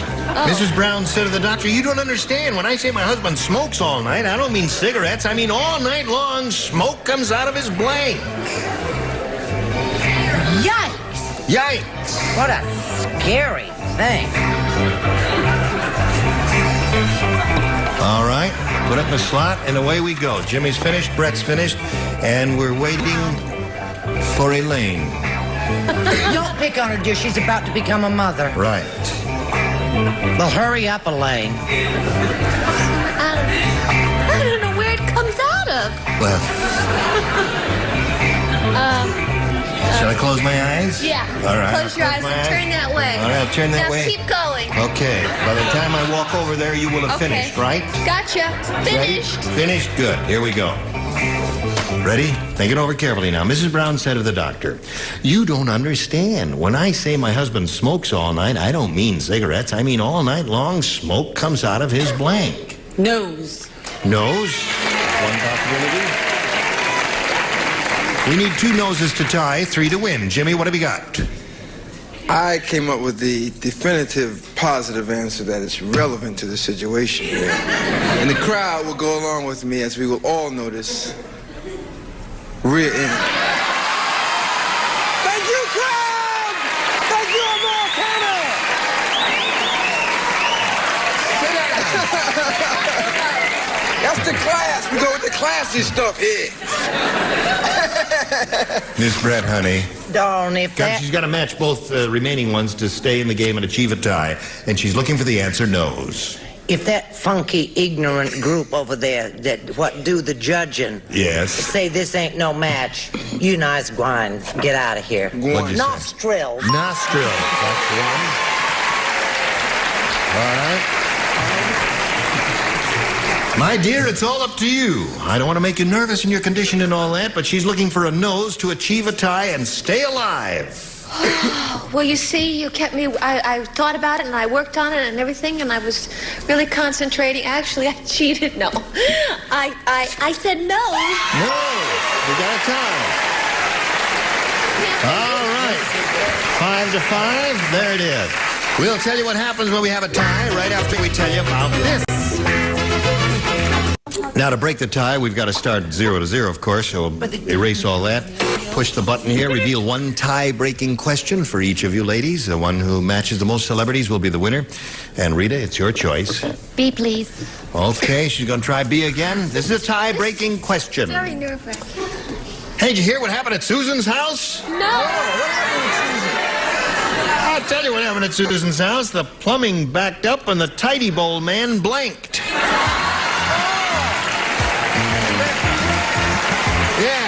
That's exactly what happened. You played the plumbing backed up and the tidy bowl man blanked. Now, what does backed up mean? It means when your plumbing never backed up. Well, you asked me. It's my show. I'm too young. Really? No, when the plumbing backs up, you see something clogs the main drain, and then the water level rises. Rises. That's what I wanted to find out. Right. Thank you, Doctor. That's right. Okay. Well, now you know, Charles. Oh, yes, we're all ready. Okay. Charles will be ready in a second. He has just a moment. I'm nervous. Tidy bowl man blanked. Right. Water rose, he blanked. Right. The plumbing backed up. Why didn't they say it that way, short and quick? Well, the colloquial phrase All is right, the plumbing backed up. Oh, okay. That's the way you say it. Come on. Will you?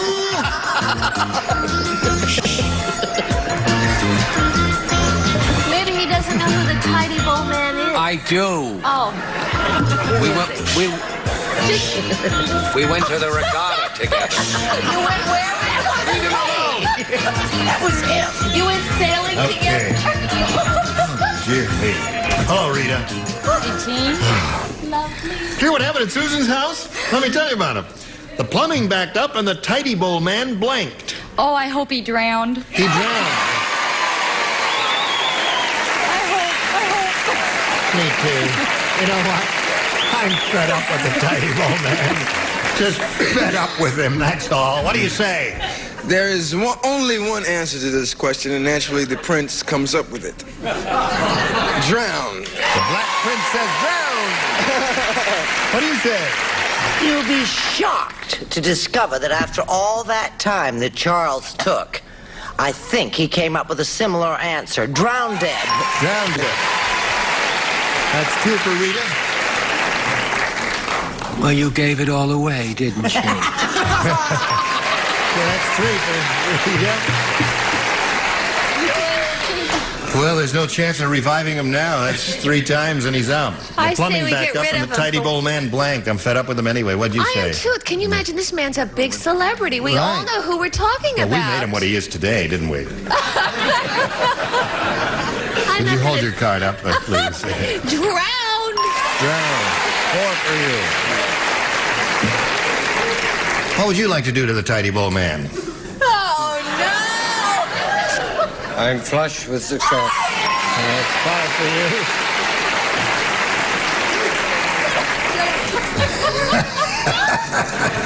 No, I'm not going to ask you. Hello. Hi. The plumbing backed up and the tidy bow man blanked. I know. You know, I was thinking something else. I tried to look on the bright side. I said he escaped, ran all through the house.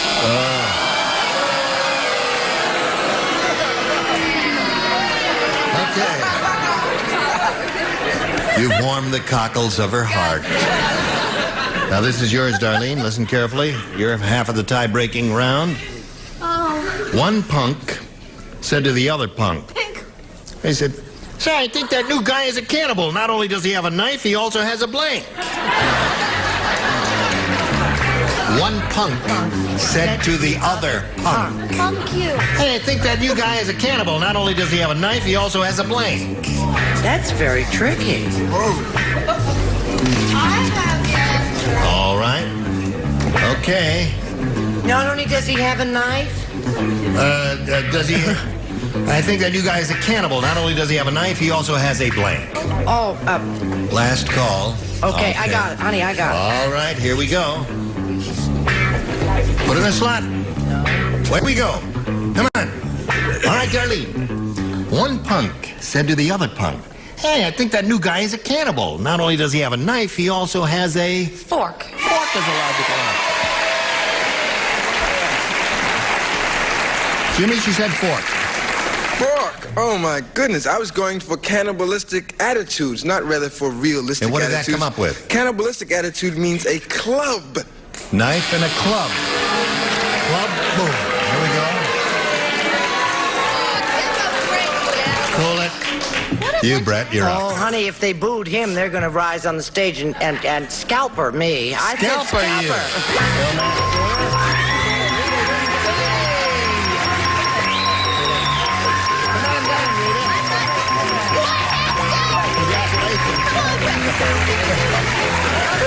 We'll be back in a minute or two, right after these messages. Hurry, hurry back.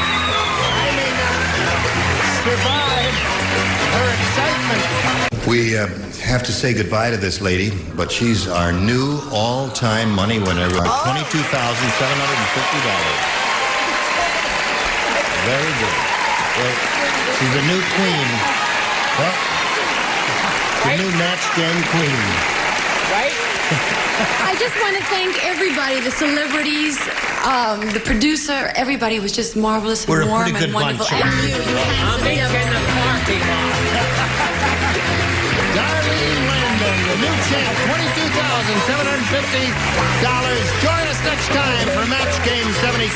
Goodbye.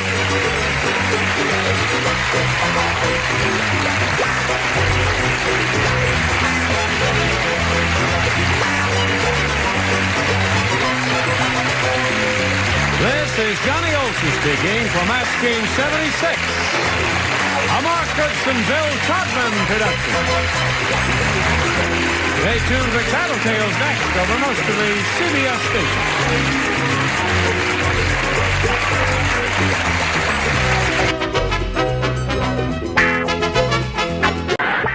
Get ready to match the stars. Greg Morris, Brett Summers, Charles Nelson Riley, Elaine Joyce, Richard Dawson, and Fannie Flagg as we play the star-studded Big Money Match Game 76. And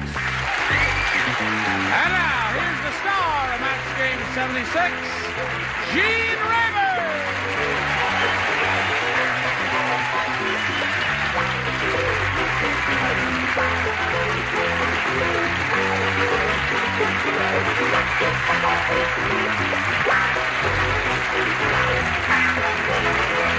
Thank you, Johnny Olson. Mr. Prince, for joining us here, wherever you are in America. Now, I'd like you to take a look at 6 attractive, handsome, gifted people here. Interesting. Turn the camera on the audience. Are you ready? Yes. Good. Anything that Betty has to report? My hair. Oh, I'm sorry. That's all right. No, they moved this thing wider for me so I wouldn't do that because a lot of the ladies complained about that. Oh, I'm kidding. Just move your chair a little. You can mess up my hair anytime you want. Want me to run my fingers through your hair? That's Well, how I not got here. this way. Let's say hello to our champ here, Donna Paget. Hello, Donna Paget.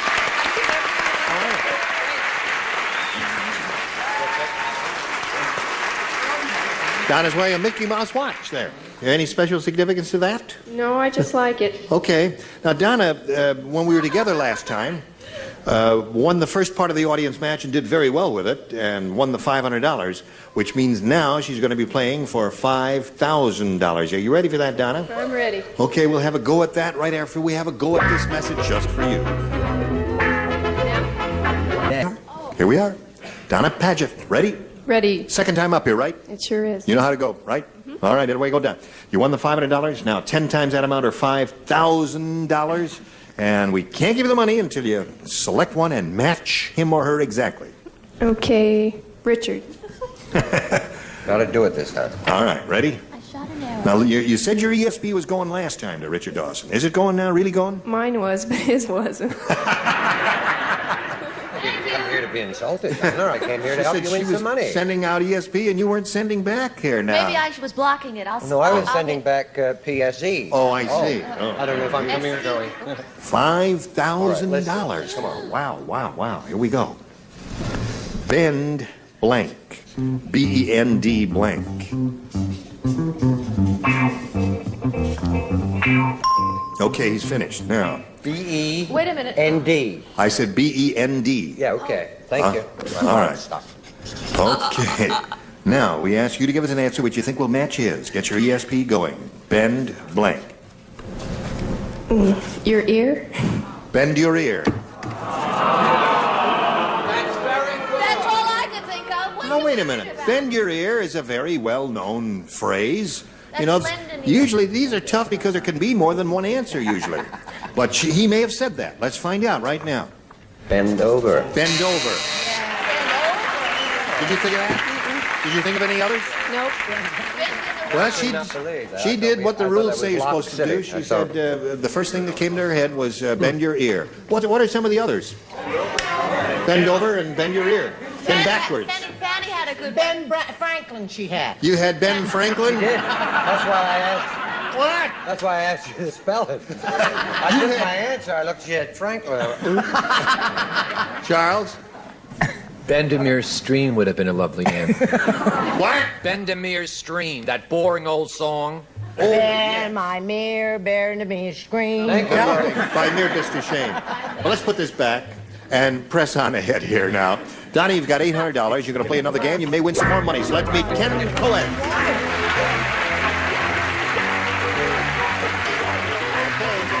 Hi, Ken. You know Donna. Now, so you're Ken Cohen, eh? Yeah. Where are you from, Ken? Valencia, California. And what do you do? I'm an electronic engineer. Married. Have 2 daughters. That's about it. Is that about it? That Well, that must keep you busy. If you're married and you got 2 daughters, you got to keep going with those. Specifically, what do you do? I mean, can you fix this thing? It breaks once in a while. That's primarily my job. No. That's your job? Okay, if it breaks, you'll fix it, right? Sure will. All right, here it goes.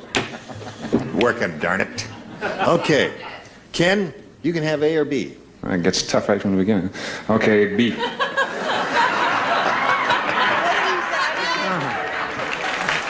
Okay. It's very tricky here, Ken, as you will find out. Now, listen, you know how when some babies are born, they're put in an incubator. That happens sometimes. Or an orphanage. Well, yes. No, some babies are born, they're put in an incubator. Well, when ugly Edna was born, the doctor put her in the blank. You know, I'm beginning to feel so sorry for ugly Edna. I am too. She has become a whole person to me. My heart goes out for that poor girl. I just, the way they malign her is something awful. I think of her as being fat and... Yes. And when having ugly a lot Edna was born, the doctor put her in the blank. Oh, In the poor blank. little devil. In the? In the, yes. Her As in Franklin, Bend Franklin. Ben Franklin. Okay, Charles, whatever you got is good because we trust you. Especially since you're wearing your white lucky cap. Where did that come from, Charles? Came from Paris, from the king. I see. Which one? All right. They beheaded him, and that's why he got the cap. Hello, Ken, you ready? Now, you've heard about this. When some baby was born, they put him in an incubator, right? Well, when Ugly Edna was born, the doctor put her in the blank. The dark room. In the dark room. You are steadily employed someplace else. Yeah. Good. Okay. Just want to make sure he wasn't depending on us. You never know. Greg? And he's an electrical engineer, right? He's right. I made all those cats famous, right? 7 years on mission. That's right, with all those things and you come up with a dingbat answer. That's like right. I'm ashamed of you. He's just a disgrace to your profession. What have you got? He put her in the trash. Put her in the trash. What'd you say? To quote my dear friend Mr. Dawson, son of trash. Son of trash, yeah. Now I wasn't that cruel. He just put a brown paper bag. In a brown paper bag. That's okay. He's kind. Brown paper bag, sure. When Ugly Edna was born, the doctor put her in the blank. In the recycling machine. I mean, maybe get something better the next time, you know? Yes, of course. Okay. Ugly Bruce. Now, he put her in the refrigerator. In the refrigerator. So she wouldn't spoil. So she wouldn't spoil. Oh, really? Oh, aren't they cruel, Fanny? They're cruel. Cruel. Terrible. I'd certainly put the little thing in a zoo.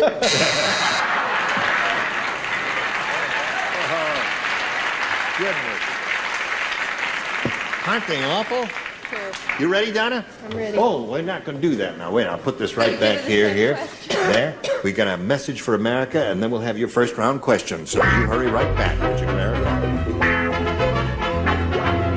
Hello there. Now, shall we? Okay, here it is. Donna, it's all yours. Listen carefully. One Eskimo girl said to another, she said, Nanook is the most popular boy in all of Eskimo land because he's the one with the blankest nose. One Eskimo girl said to another, Nanook is the most popular boy in all of Eskimo land because he's the one with the blankest nose. Sweet question. Now that has romance, warmth, that has charm, conversational. You could do a whole story on that little question. I'm sure you will. I suggest next week you don't comb your hair with an egg beater. Ready? Ready. Ready. One Eskimo girl said to another, Nanook is the most popular boy in all of Eskimo land because he's the one with the blankest nose. The biggest nose. The biggest nose. But they kiss with their noses, huh? How do they do that? Just like this. Okay. I got the point. Size is not important. Right. It's not. It's the Hello, thought. Greg. It's the thought. That's right. Greg, what do you say? Well, I figured for that part of the country, I said the coldest nose. The coldest nose. Would that make him popular? Brett? Heavens, yes. The coldest nose. Really? Well, Why you know would they rub noses, darling, and it's cold. But who would want to And then- rub a cold nose? You want to rub a warm nose, wouldn't Don't you remember when we were in Encino? Charles? Could I have a transfer? Yes. Biggest! Biggest is the man. That's one for Donna. Most popular boy in all of Eskimo land because he's the one with the coldest nose, the biggest nose, according to her. What do you say? I said the warmest. The warmest is a good answer. He just defrosted all those little girls. That's right. And what did you say? Well, you did ask who would like a cold nose. I can answer that. Who? Sarah, my St. Bernard. Sarah, your St. Bernard. She does like, when her nose is warm, she's not feeling well. Oh. And we have to get the doc. I said warmest. Warmest? Warmest is pretty good. Yes. And you, Elaine. Now, biggest, I think, is very good, too. I think she came up with a good answer. Because double entendre. Yeah. No, it's a good answer. What'd you say, Fan? Oh, I thought you called me Elaine. He did first. Did I call you Elaine? You I'm called me sorry. Fanny. I said the biggest. You said the biggest. Yeah. Okay. Two for her. All right, here we go to round 2, and Ken, it's up to you. We'll go with B again. B again. Everybody plays? You didn't match anybody in the first round, so that means you all play the second round. You all play the second round. You all play. Fred said to George, "To conserve water, I only wash once a month." And George said, "That's nothing. I only blank once a month." To conserve water? To conserve water, I only wash once a month. And George said, "That's nothing. I only blank once a month." George is still trying to conserve water, I guess. Yes. Okay. To conserve water, I Now, only is wash the once a month. operative phrase conserve You know, water? I don't understand this question, so I'm not going to answer any questions about it. I It is think kind of weird. I think it's a good question. Let's just figure it out now. To conserve water, I only wash once a month. George said, "That's nothing. I only blank once a month." But he didn't make any reference. I'm glad I'm not playing. So am I. Yeah, come on. Sorry about that.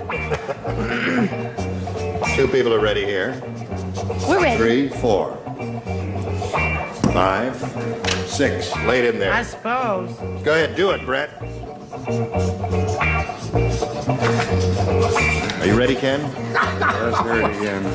What can I tell you? Fred said to George, "To conserve water, I only wash once a month." And George said, "That's nothing. I only blank once a month."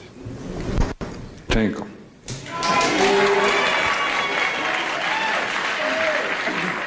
He is trying to save it, right? He said tinkle.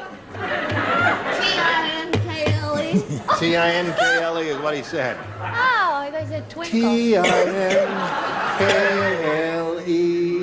M-O-U-S-E. Tinkle mouse. Yeah.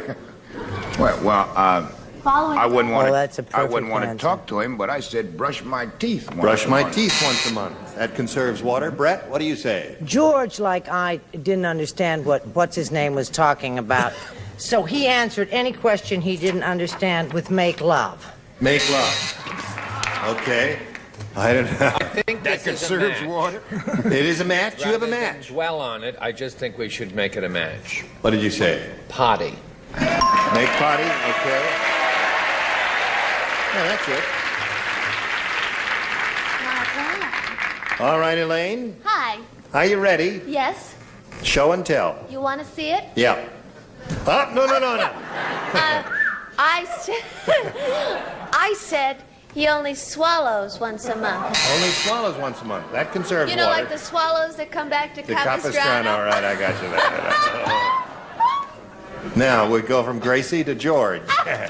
No, we're going to Gracie. I said shower. Shower.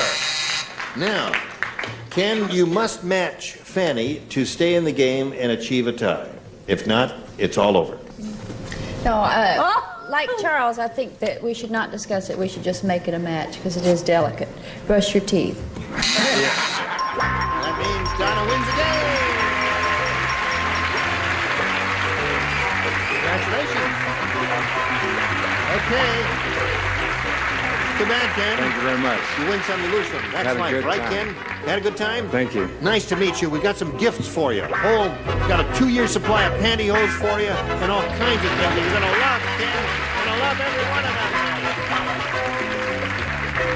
them. What do you want? I'm back again. You're back again. Well, we're going to see how you do with this big money super match right after we see about this. Virginia Hillbilly. What is it, girl? We're ready for you. Donna Paget, 3rd time up here. Shall we begin? Let's go. Okay, follow me. Let's go out this way here. No, let's see what happened here when we polled this recent studio audience and got their best response to this. Women's blank. Now remember, you get $500 if you match that top answer, and the middle one gets you $250 and $100 for the bottom one. Now let's see who will give you a little help here. Fanny. Fanny. Women's lib. Women's lib is one. Elaine, have you got one? Women's toilet. Okay. I think that's a good one. Well, ladies' room is the way we put it usually, but... All right, women's ladies' room. Okay. Yeah. Women's room. Women's room. Okay. There's it, whatever that is. Greg. All you think of was Women's Daily. It's Women's Wear Daily. Is that Women's Wear Daily? Women's Wear Daily Women's is Wear the newspaper Daily. in New York. Yeah, that's a great paper. Good little paper. So those there, you got Women's Daily, Women's Lib, and the one that she gave you. I'll take Women's Lib. Women's Lib. Let's find out if it's up there. And if so, there. That's kind of a hard one. That's a very interesting one. Let's see how it works out. Let's begin down at the bottom and reveal the $100 response. Women's World is one. Yay, it sure is. It sure is. Good for you. We're looking for Women's Lib. Let's see if it's under the $250 number. Women's Day. Huh? Oh, that's All right. right. That's a magazine. That's a web magazine, That's a very, Mother's Day. very popular one. No, Women's Day is a weekly. magazine. And That it's you're good buying one. the AMP, which you don't have here in California. Now, here's the last chance for Women's Lib. May we see the $500 number? You got it. 500. Congratulations. Very good. All right. Why not? So now, Donna, you're up to $1,400. You're going to play for 10 times that amount, or $5,000. And you've got to match one of them exactly, and you have to choose one now. Richard? Here we go again, Richard. Good for you. She's just killed Vincent Price. Yeah. Look at that. It is Vincent Price. Yes, it is. With his Angostura. Help me. Help me. Now it's in your coffee. Shall we get on with it? Terrible. It's great. Just I want to buzz around now. All right, come on. Ready? Maybe that's a lucky sign. Okay, face me if you would. Stand on the adhesive tape, and here we go. Oh, I'm surrounded by weird. Come on, anyone got another fly? They were good. Quiet. Ready? Think. Think Dawson. Dawson, you think Paget. Here we go. I'm thinking fly. Fly me. Pot of blank. Pot of blank. All right, Donna, he's finished. You have to give us an answer that'll match his. You failed twice.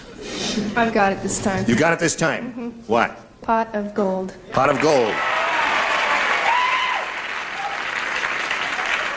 Well, the audience thinks you've got it, but will Richard think you've got it? You won't believe this. What do you mean you won't believe Well, it? there are a lot. There's a pot of stew. Yeah. Pot of flies. Yeah. Pot of gold.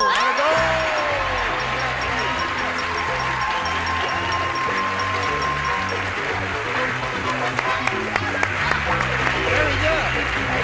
Now you got $6,400. How about that? You happy about that? Real happy. Good for you. Now, Donna, you're going to meet another player, so let's get her out here and press right on and welcome Evelyn Collins. Hello there. All right. How are you, Evelyn? You know Donna. We welcome you and Thank ask you. you to tell us the Evelyn Collins story. Well, I'm a housewife, been married 26 years. Yeah. I live in Las Vegas now. Yeah. Job transfer for my husband a year ago from California. Now, what does he do? He's with one of the largest donut corporations. He's district representative. Of a donut corporation? Yes. Okay. Do you like donuts? I better. I'm in trouble. And he's been transferred to Las Vegas. And Yes. did you live in this area for... Yes, we lived in North Hollywood. Yeah. And do you like it out there? You love it. My husband loves it especially. Does he... The weather. No. He doesn't. Oh. You do. Oh, I see. But not too much. But not too much. No. Yeah. Put 3 donuts on blue or red or whatever. No. I play the nickel slots. You play with nickels. All right. Evelyn, we've got to stop right here now that we found out who you are and where you're from and do a little business with America. This is it. Oh, here we are. No end to Listen, we got to go now. No time to do any more. Evelyn, you can come back next time and repeat the Evelyn Collins story. Certainly. All right? Be glad to. All right. Don't put any wooden nickels in the slot machines because they're going to arrest you. There. Yeah. Anybody have anything to say before we go? Well, it's time to go. You're too Yeah, late. I do. What? I have a Hawaii 5-0 coming on. I'll be sure to see you. Gene Weber here. Join us next time for Match Game 76. Goodbye.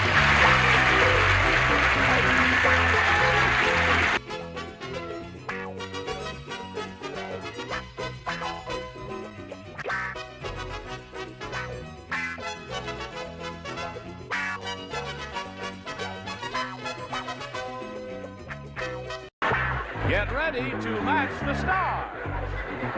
Dick Martin, Rex Summer, Charles Nelson Riley, Dee Dee Kahn, Richard Dawson, and Patty Doyle as we play the star-studded Big Money Match Game 76. And now here's the star of Match Game 76, Gene Rader.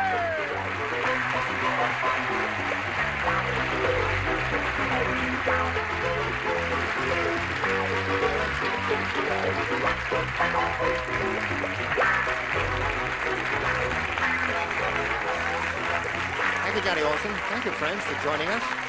Let's greet our celebrated folk over here.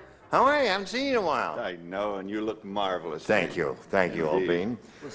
He looks marvelous, too. He doesn't look so good. Yes, he does. Oh. Return the compliment. How's your backhand? The backhand. No, I've gone back to golf. Oh, you are? Yes. Okay. I'm just as bad at that. What's your handicap? The 7-iron.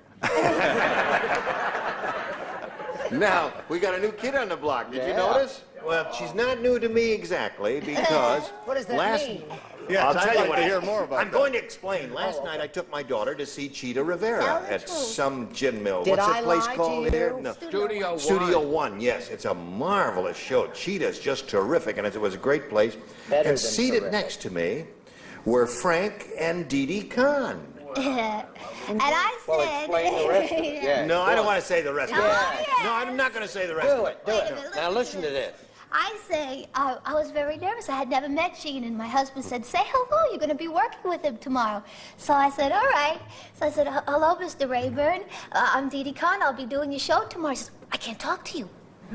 I said, why not? You're He going to said, be a contestant. I'm not supposed to talk to the contestants. hold it. It got worse. Yeah, then- so then I said to him, no, She I'm says, not no, I'm not going to be a contestant. I said, oh, you're going to be in the audience. See, I have never seen her show, The Practice, in which my daughter kept kicking me under the table. She says, I hope that's she Dee Dee bruised Kahn, you." dummy. She's terrific. She's a marvelous, funny actress. Anyway, welcome to the club. It's too late. Well, this is your first time, you know. We have to do this with everybody. Where's Frank? oh, not me. Hello. Nothing funny now. Just a straight... Come here. Okay.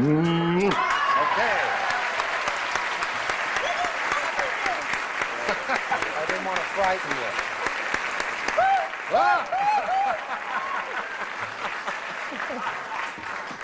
Now, Evelyn, you're next. Okay. Give me a little kiss. Atta girl. This little lady's won $18,500. Wow.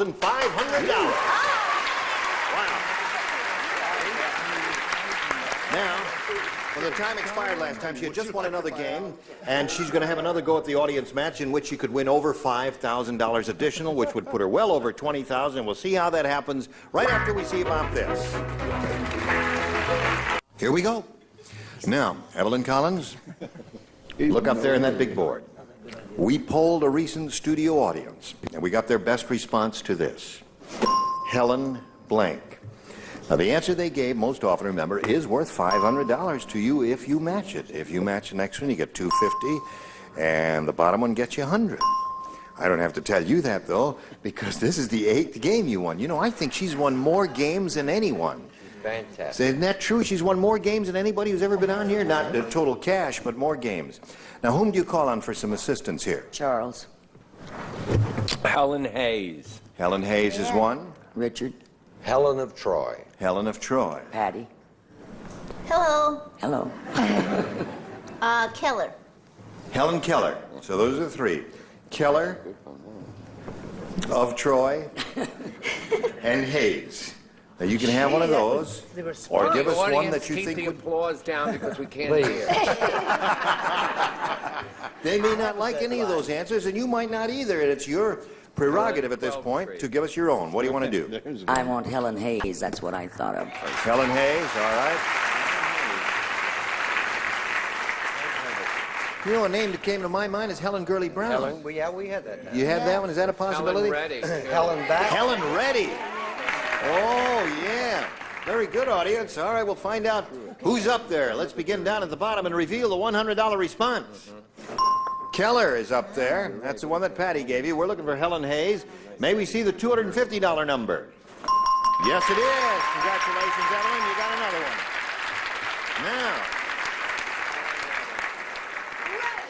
You think it's ready? No, I don't. Helen Rayburn. Now, Helen back. What? Helen back. Helen back. You can't say that on television. Helen 12 trees. Helen 12 trees. I want it. There are some older ones among us there. All right, the audience says it's going to be Helen ready. Slide it, Earl, please. Ready it is. Very good. Oh, Troy never made it. Troy never made it to Waste dawn. the time her building that Trojan horse. That's right. Lord alive. Evelyn, you're going to play for 10 times $250 now, or $2,500. But we can't give it to you, remember, until you match one celebrity exactly. Charles. Okay, Charles. She's done well with you in the past now, Charles. Let's see how she's going to do now. She's done very well with you in the past now. She's won a lot of money with you up there. Yeah. And if she gets this, it'll push her over $20,000. Here it is. Blank bread. Blank bread.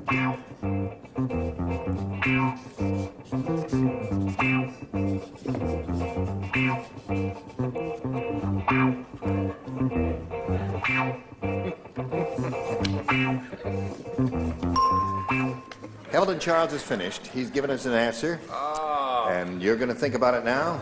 Get your ESP going. And say the same answer he's written on that card. What do you say to that? Blank bread. My first thought was rye bread. Rye bread.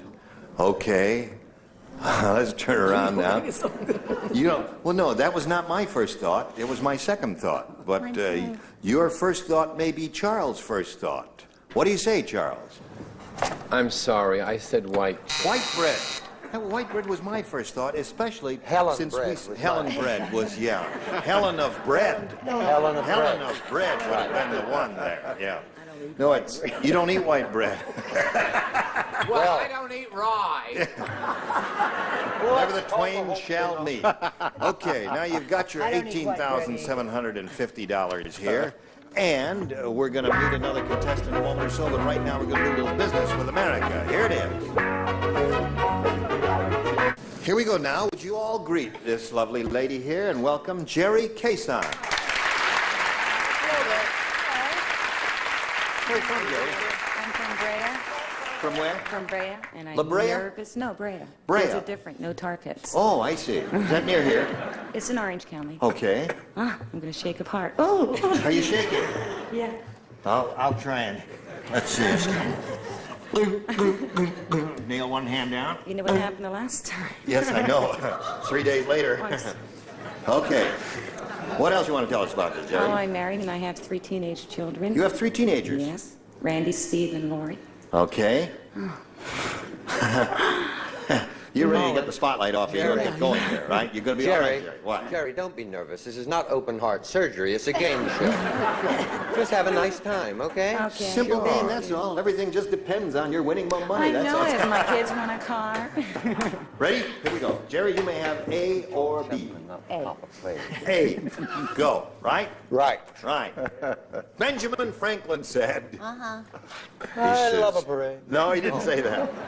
He said, being an inventor is tough when your wife is a klutz. You know what a klutz is? You know what a klutz is, Jerry? Somebody klutzy. Clumsy, right? He said, yesterday she accidentally sat on my blank. Oh, I wish I were playing. There it is. I didn't prepare that. Let's see. I really wouldn't know how to go about it. Let's see. You mean that wasn't it? That wasn't it. No, I don't. It was a straight reading. You can tell when I'm acting, when I'm not acting, can't you? I get confused. Who did the special on Ben Franklin? Was it Fred Gwynn who played it? No, wait a minute. Bill Daniels was in that, and who else? Howard De Silva played Howard De Silva. Howard De Silva. Right, right. And Bill Daniels, a wonderful actor, played. And Fred. Thomas. I'm speaking. Fred Gwynn. Ooh, what did Give Bill her Daniels? another light. Shut up, Charles. What were you saying? One of the Adamses. Oh, that's right. That's right. He played John Adams. Judas Adams. Judith Robert Adams. Preston played it in a musical, Ben Franklin. Let me have a Paris. question with you. Where's my question? Sweetheart. Was that 1776? Was that the name? Hello, Jerry. Benjamin Franklin said, being an inventor is tough when your wife is a klutz. Yesterday, she accidentally sat on my blank. Kite. Kite is good.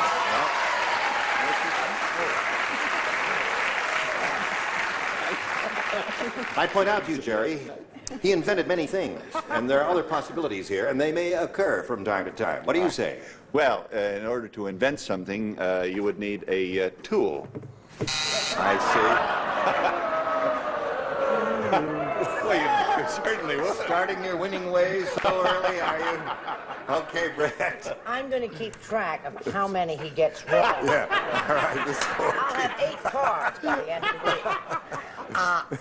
Just relax, sweetheart. Take it easy. Hang loose. Stay cool. Mellow out. All that stuff I don't understand. Kite. There's one for her. Give her a little kite. Rye. Right. No, it's not. Kite. Kite it is. Jerry Quesada saying to Dee Dee on your first time, please say kite. What do you say? Kite. She says kite. Very good.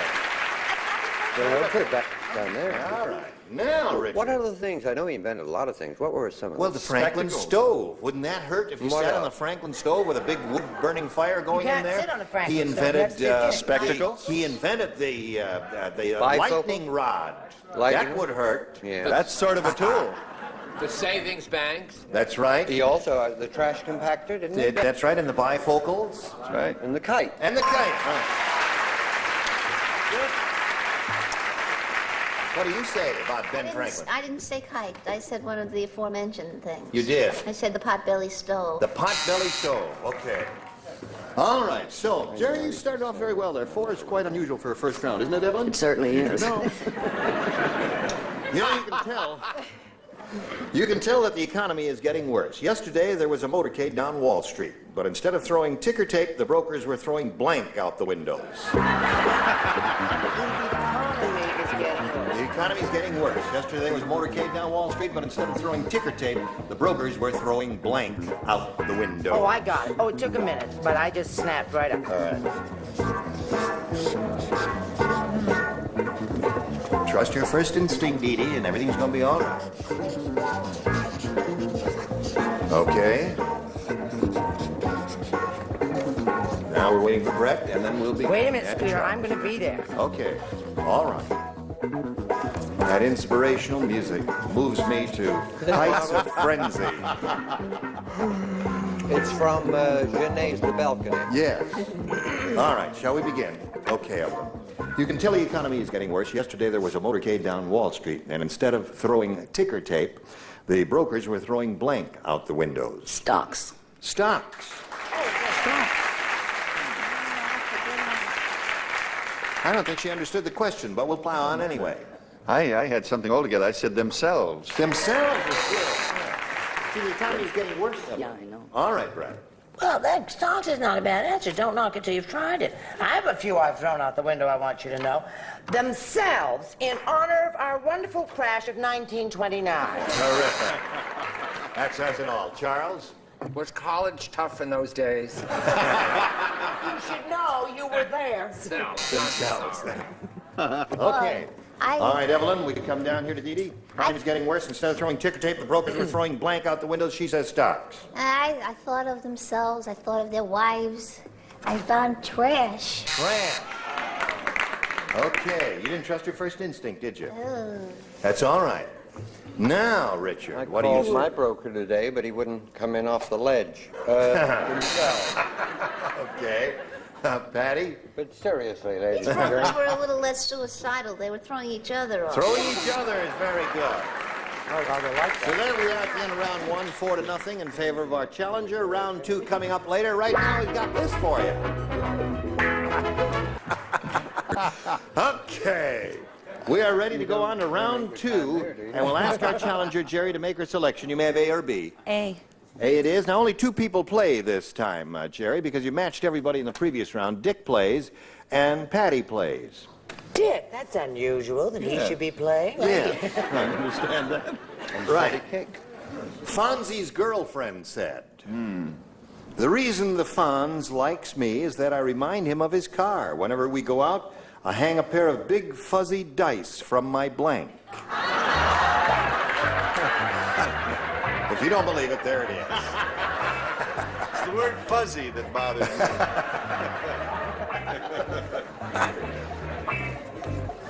I'll read it. Jerry, you thinking about it? Shall I read it again for you? Fonzie's girlfriend said, the reason the Fonz likes me is that I remind him of his car. Whenever we go out, I hang a pair of big fuzzy dice from my blank. All right. Francis Fay. Francis Fay. Okay. Watch your brown little girl. Now we're ready for Jerry K-Sound. Fonzie's girlfriend said, reason the Fonz likes me is that I remind him of his car. Whenever we go out, I hang a pair of big fuzzy dice from my... Boobs. Boobs. Well, that's nice. And they lived happily ever after. I am obviously taking this too seriously. I said rear view mirror.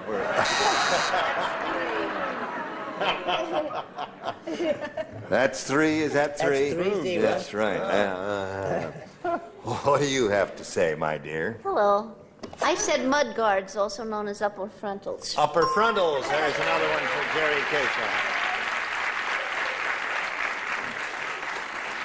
All right, Evelyn. Now, you know what you have to do, Evelyn. You've got to match 5 to achieve a tie and 6 to win. Here we go. Everybody plays.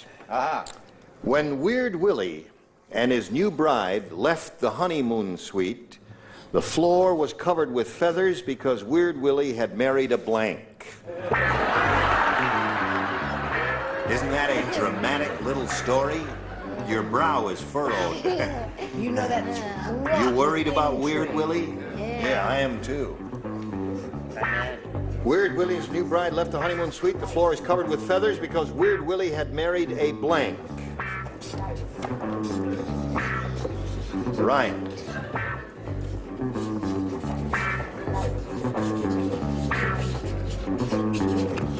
All right. 3 people are still writing. 2 people are still writing. Okay, here we go with Evelyn Collins. They've all given it their ultimate consideration, Evelyn. Now think carefully. When Weird Willie and his new bride left the honeymoon suite, the floor was covered with feathers because Weird Willie had married a... chicken. All right. He was some weirdo, wasn't he, Dick? Yes, because she obviously has no patriotism because this happened in America and he married an eagle. An eagle? An eagle. Oh, that was most distressing, Another I check would imagine. Yes, give him another check.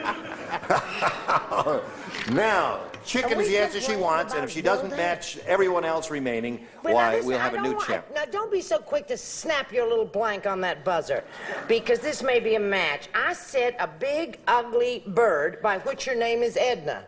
Now, that By which is her that name, a not big ugly bird by which her name is Edna. Now, wait a minute. You gotta... All right, Jerry K-Sound is the winner. Come on down. Well, congratulations to you. Now, you stand around there on the adhesive tape, and I'll get to you in a moment or so. We say goodbye to Evelyn Collins. Evelyn, you've been here a long time. We've enjoyed having you as a contestant. You've won a bundle of money, $18,750. Goodbye, my dear.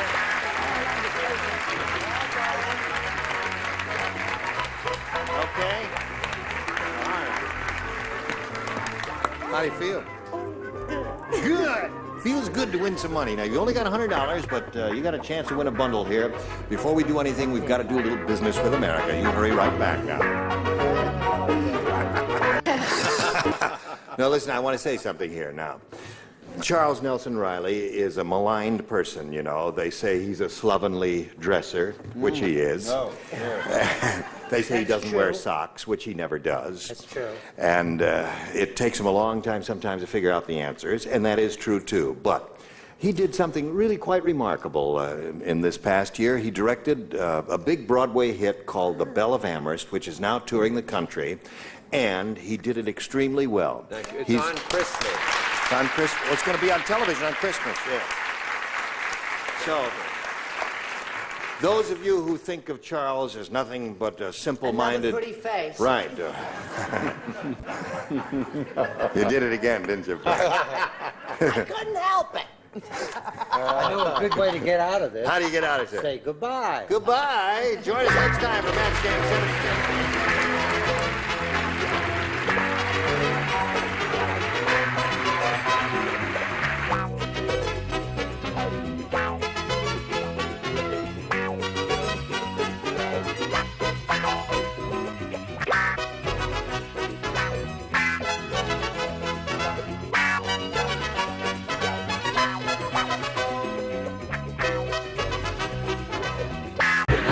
Get ready to match the stars. Nipsey Russell, Brett Summers, Charles Nelson Riley, Dr. Joy's brother, Richard Dawson, and Patty Deutsch as we play the star-studded Big Money Match Game 76. And now here's the star of Match Game 76, Gene Rayburn.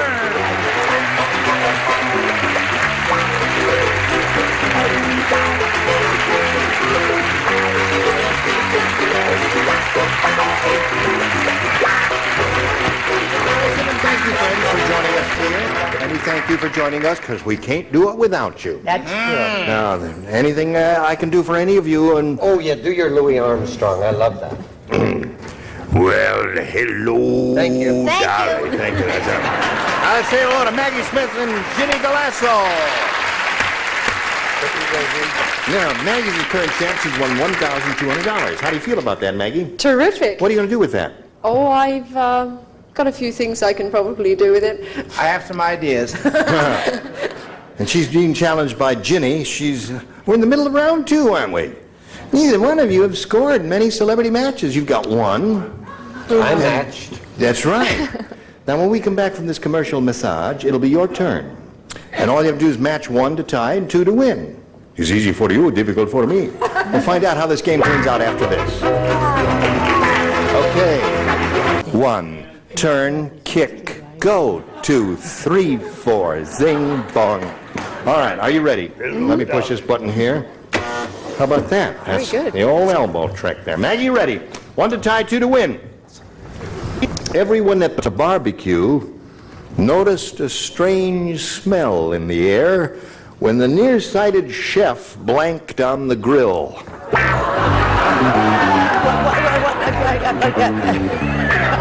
I know. I know. Mary and Lorne will never be dead as long as I'm alive. Oh! No. Charles is contemplating. More than one. The nearsighted chef. Thinking is not allowed on this show. It's show business. Trust your first instinct.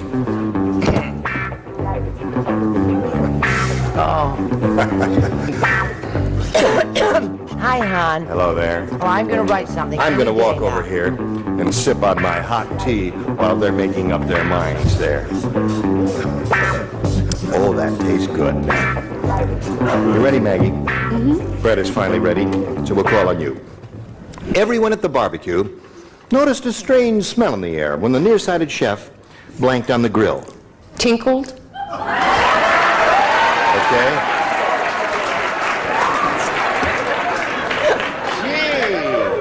Okay, Nipsey. Why, you would never think a nice lady like that would say tinkle. A dirty old man like me, yes. Okay. Score is now tied. What do you say? I say, did you make the reservation at the Encino Mall? Yes, I did. I just wanted to check it out. Huh? Right. I said first cousin of Tinkled. So, that's 2 for Maggie Smith. And that wins the game. Congratulations to Maggie Smith. There we go.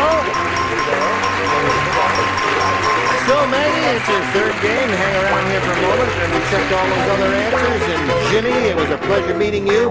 We've got gifts for you, together with our Thank thanks you very for much. being here on It's been Match fun. Game 76. I saved my hot tea, I did. Now, Maggie, you know, you've been up here. You know how this goes, don't you? Shall we get right to it? Sure. You're not standing on the adhesive tape. Oh. Stand on the adhesive tape. Now we can get to it. Okay, ready? We polled a recent studio audience and we got their best response to this. Boiling blank. Now the answer they gave most frequently is worth $500 to Maggie Smith if she matches it. $250 for the second most popular answer, and $100 for the third most popular. Whom do you call on? Richard? Water. Boiling water. Charles? Charles? Boiling mad! Boiling mad. Nipsey? Nipsey, have you got one? Boiling eggs. Okay. Okay, just watch and see. Another smell in the air. Yes, right. Boiling eggs, boiling mad, boiling water. You want one of those, or have you got a better idea? You've been on your own before. You know how this works. Boiling water. Boiling water is what she wants. Okay, that's the one that Richard gave you. Let's find out over there if it is under the $100 response. Boiling hot. Well, we're getting close to it. Let's find out if boiling water is gurgling under the $250 number. Boiling point. Oh, Uh-huh. see? Think it's going to be there, audience? Yes, they say yes, Maggie. Oil. They say it's going to Oil. be there. And they ain't no dummies out there. OIL. All right. Let's find out right now if they're right. Slide it, Earl. Water it is. Congratulations. All right. Now you're up to $1,800. Wow. But you're going to play for 10 times $500 or $5,000. Whom do you call Anna? Richard. You call Anna Richarda. Dawson. Okay. You ready there? Yeah. You ready? Good for you. You ready? Mm-hmm. I'm not ready. Now I'm ready because there it is. Get your ESP going? Mm-hmm. Didn't work last time. Let's see if it works this time now. Think, Richard Dawson. Get electricity going over to Dawson. Here it is. Picket blank. P-I-C-K-E-T blank. Picket blank. Now, Maggie Smith. If you give us an answer which matches his exactly, you'll be $5,000 richer. What do you say to that? Picket blank. Picket fence. Picket fence. All right. Now, it sounds like a good answer to me. There may be others. The last time we played, I had leapfrog. She had leap year. That's right. Both good answers. What did the big strike that we had with the buses, what did we all not want to cross? Picket line. Oh, yeah. The big fences.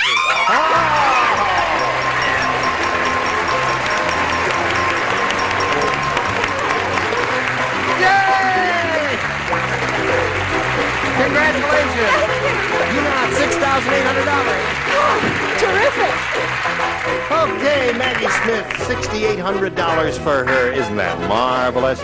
Now, while you get yourself together here and celebrate for a moment, we got a little message for America. And you hurry right back. Are you ready? Would you all briskly applaud Faye Baker? I will. How are you, Faye? Yeah. Where are you from? I was born in New Orleans, Louisiana, and I live in Los Angeles. Do you like it here? Yes. Good. Do you work? A little part-time job. Okay. I'm a student. I go to El Camino College. I'm studying to be a doctor and praying to be a professional entertainer. A doctor and a professional entertainer. Yes. I'll remove this appendix today.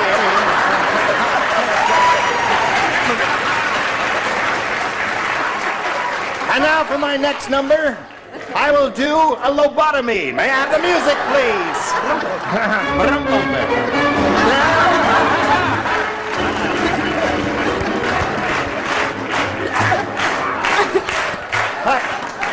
All right, here we go. Whoops, there we go. Now, Faye Baker, good luck to you. You may have A or B. A, please. A is what Faye Baker wants, and A is what she gets. The Godfather said, "Ooh, all violent. Yeah. Every Easter on the White House lawn, there are all Easter eggs. Every Easter on my lawn, we roll blanks.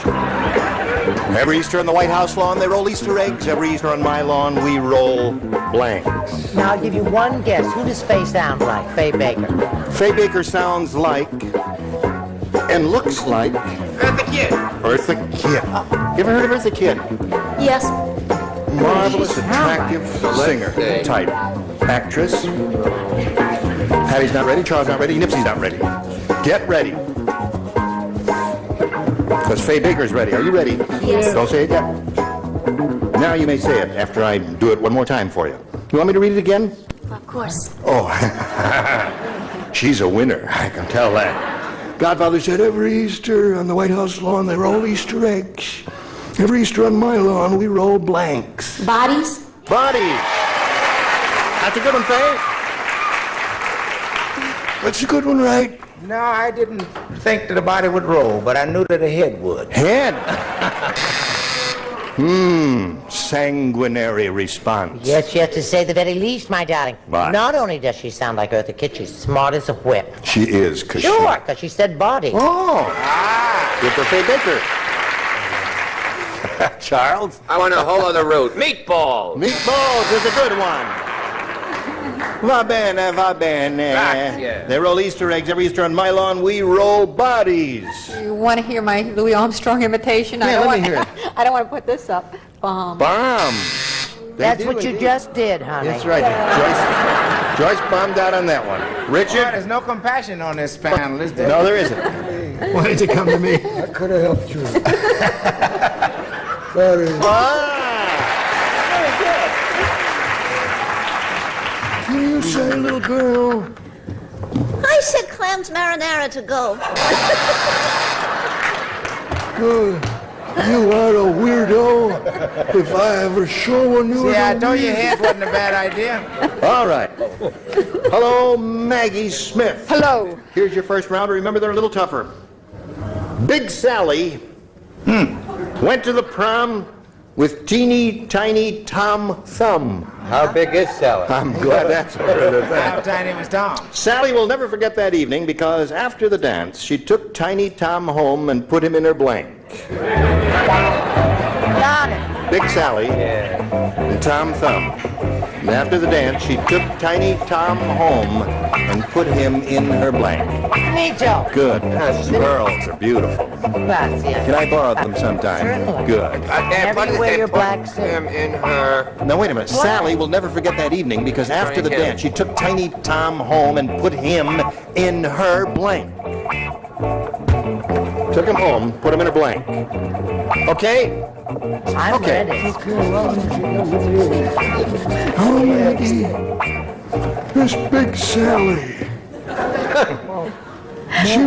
She went to the prom with teeny tiny Tom Thumb, and Sally will never forget that evening because after the dance, she took Tiny Tom home, put him in her blank. Bag? In her You mean bag. Yeah, now you didn't listen carefully. I said she took him home and put him in her blank. But you said bag, and that's okay with us. We don't have proms in England, so... Oh, I see. As Maggie's from England. It's a Well, dance. you see, Tiny Tom was a sailor. He was accustomed to sleeping in a hammock. Mm-hmm. So she took him home and put him in her bra. Oh.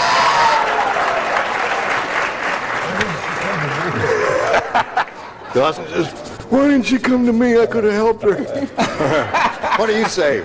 Darling, Tiny Tom Thumb was so teeny he was about the size of an agent's heart. So, I got a she big took her throat. after the dance was over. She took him home and put him in her navel. Now, sir, we're up to I you. love it. I got the latest reports, Yes? and Nipsey was right. He was a sailor, and two, he wasn't quite that tiny. Waterbed. Oh! And they floated around all day. Right.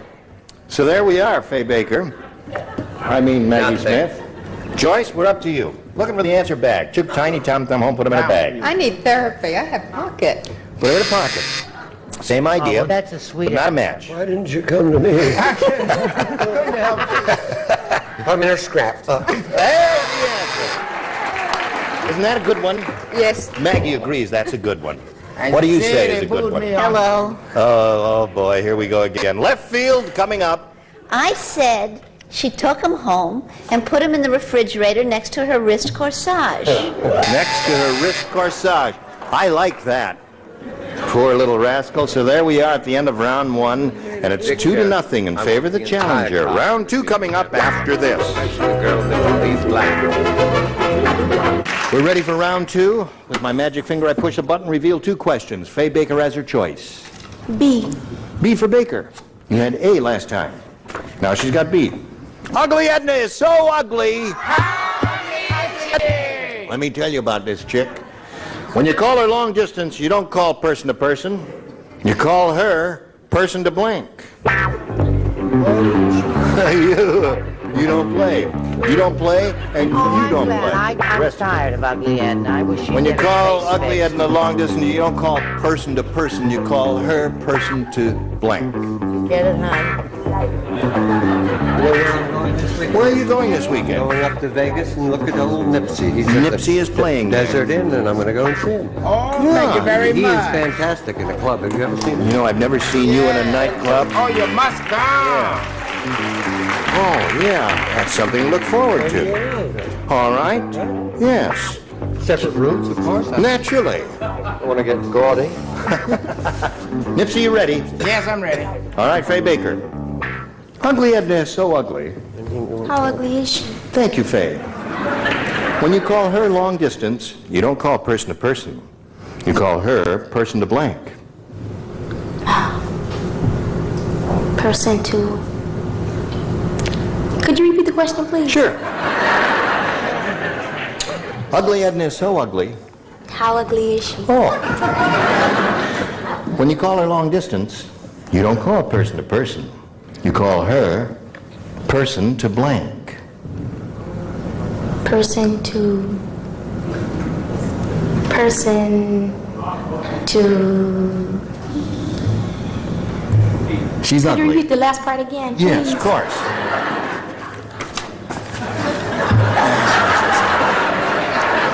Shall I bring you some lunch? Yeah. Ham sandwich, if you please. You don't call person to person. You call her person to blank. Hello, Ugly Edna? Yeah. Want to talk to Ugly Edna, person to blank. to... She's ugly, you see. I know. You know she's ugly. All right, we've established she's ugly. And you want to get her on the phone. You pick up the phone. You dial the operator. I want to make a call to Ugly Edna, person to blank.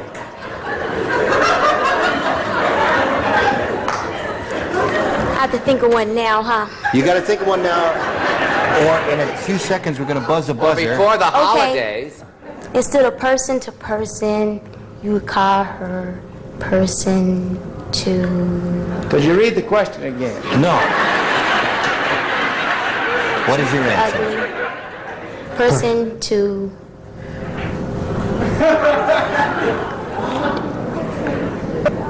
Ugly. Oh, I said something. I'm sorry. What's that? I had said something. What did you say? At the same time it was buzzing. It's a horrible answer, though. What is it? I didn't hear what you said. Person to ugliness. Person to ugliness. Oh. Well, I guess we'll have to count that as the answer since she did say it. What did you say, Nipsey? She was so ugly, she stuck her head out the door and they arrested her for indecent exposure. Person to pooch, person to dog, person to poodle, Well, Charles? wow, wow. Person to dog. Have you ever heard of the phrase, she's so ugly she's a dog? Yes. You had to, well, that's kind of what they had in mind here. Joyce, what'd you say? Animal. Person to animal. And Patty? I was as stuck as she was. I said brown paper bag. Okay, so there we are in the middle of round two, and your question will be long in a moment or so. You got a 2 to tie and 3 to win. But right now we've got this for you. Pay attention now. Well, we don't have time to do another whole question.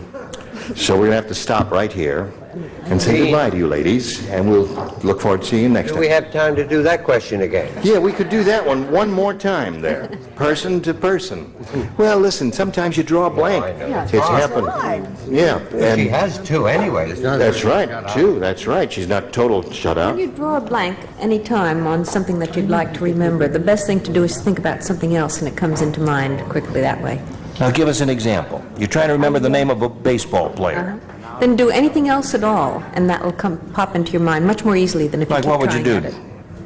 Drink a beer or something? Or sit on the floor and read the question again. Why wouldn't you come to me? I would have helped you. We're sick of that, Richard. Easy.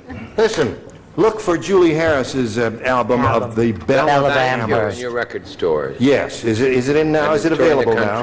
And Yes. it's the whole thing? The whole complete play with a wonderful description by Brooks Atkinson, who came out of retirement to... Look for me on the Dean write. Martin Celebrity Roast. Okay. Gene Rayburn here. Join us next time for Match Game 76. Goodbye. Listen. Yeah? The next time we get together, these are the bodies who will be on this stage. Tell us. Bill Anderson, Brett Summers, Charles Nelson Riley, Deborah Lee Scott, Richard Dawson, and Fanny White. Well, I've already said goodbye, so I can't say that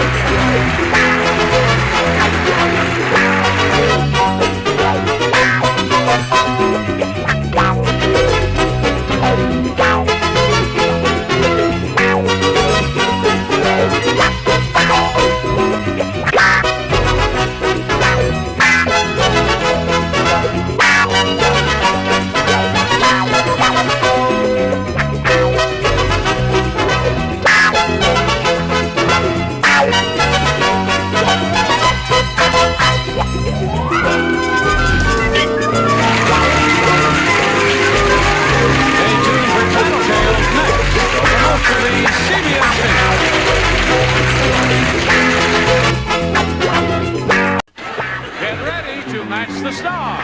Orson Bean, Brett Summers, Charles Nelson Riley, Mary Wicks, Richard Dawson, and Betty White as we play the star-studded Big Money Match Game 76. And now, here's the star of Match Game 76, Gene Rayburn.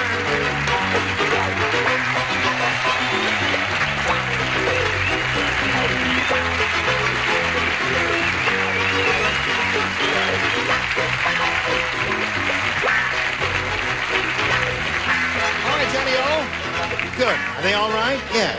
Are you all right? Come over here and say hello to these gifted and beautiful people. Oh, listen, there's one thing I wanted to say. Without this lady, the Mary Tyler Moore Show would have one less person in the cast. Wouldn't you?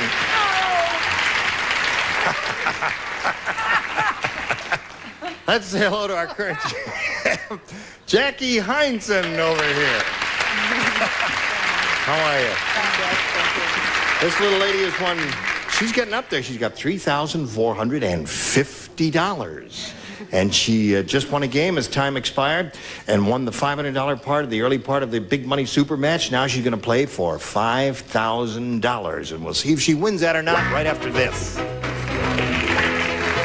Okay, here we are. As I pointed out, she's won the first part of the Big Money Super Match up to the $500 level. And that means she's going to be playing for 10 times that $500 or $5,000 now. But we can't give her the money until she matches one celebrity, and this has to be an exact match. You have to choose one now. Well, my kids said, don't come home unless you pick Richard, so I'm going to stick with Richard. Going to stick with Richard, eh? Is that what the kids said? There are 5 of them there, right? Okay. Stand on the tape. Okay, face me. Here we go. Worth $5,000. Let's see how your ESP goes to Richard Dawson with this. Blank high. H-I-G-H. Blank high.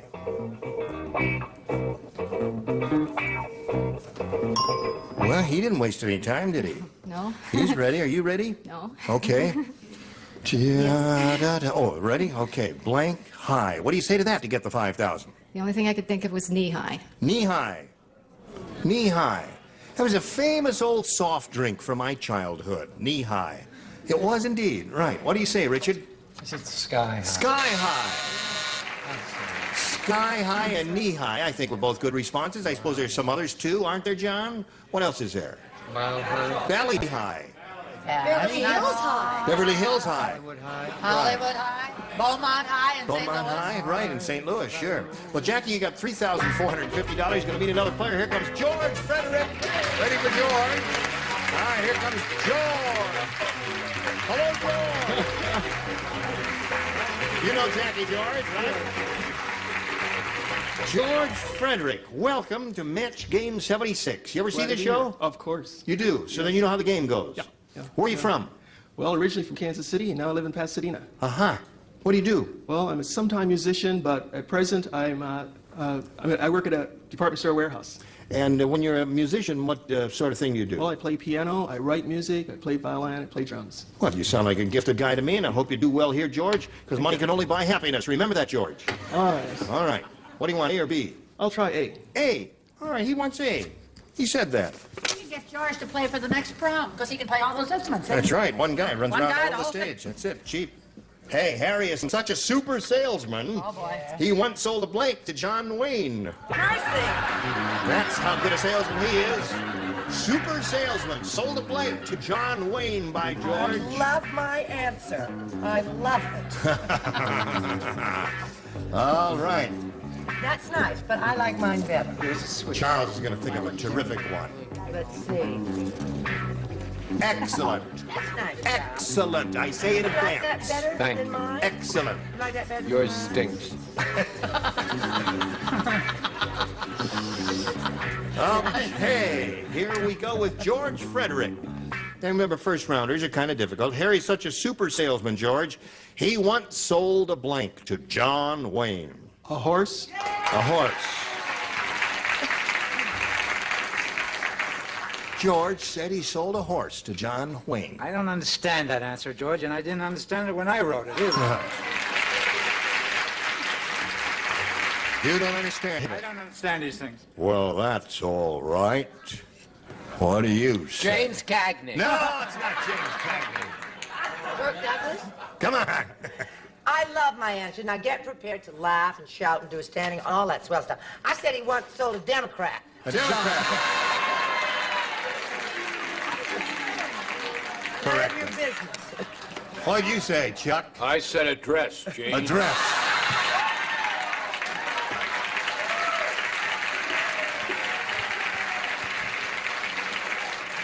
That's why he was walking that way all the time.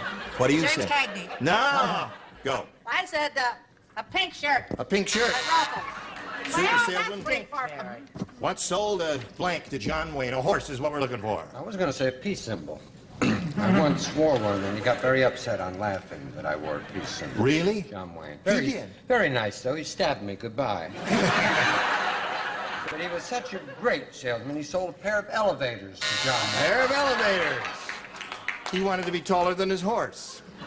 I don't think I understood this entire question because I didn't understand his answer, I didn't understand Orson's, and I certainly don't understand. Oh, yeah. Well, I thought the answer was kind of far. You don't have to sell a horse to John Wayne. He steals all his horses. What does he need horses for? So yours will be along in a moment or so. We got to do a little business here and then hurry back and see how she does. Ready? Here we go. They ought to have round one. Ready, Jackie? This is all yours. Gertrude said, my doctor is nearsighted. Oh. When I said, ah, he stuck his tongue depressor into my blank.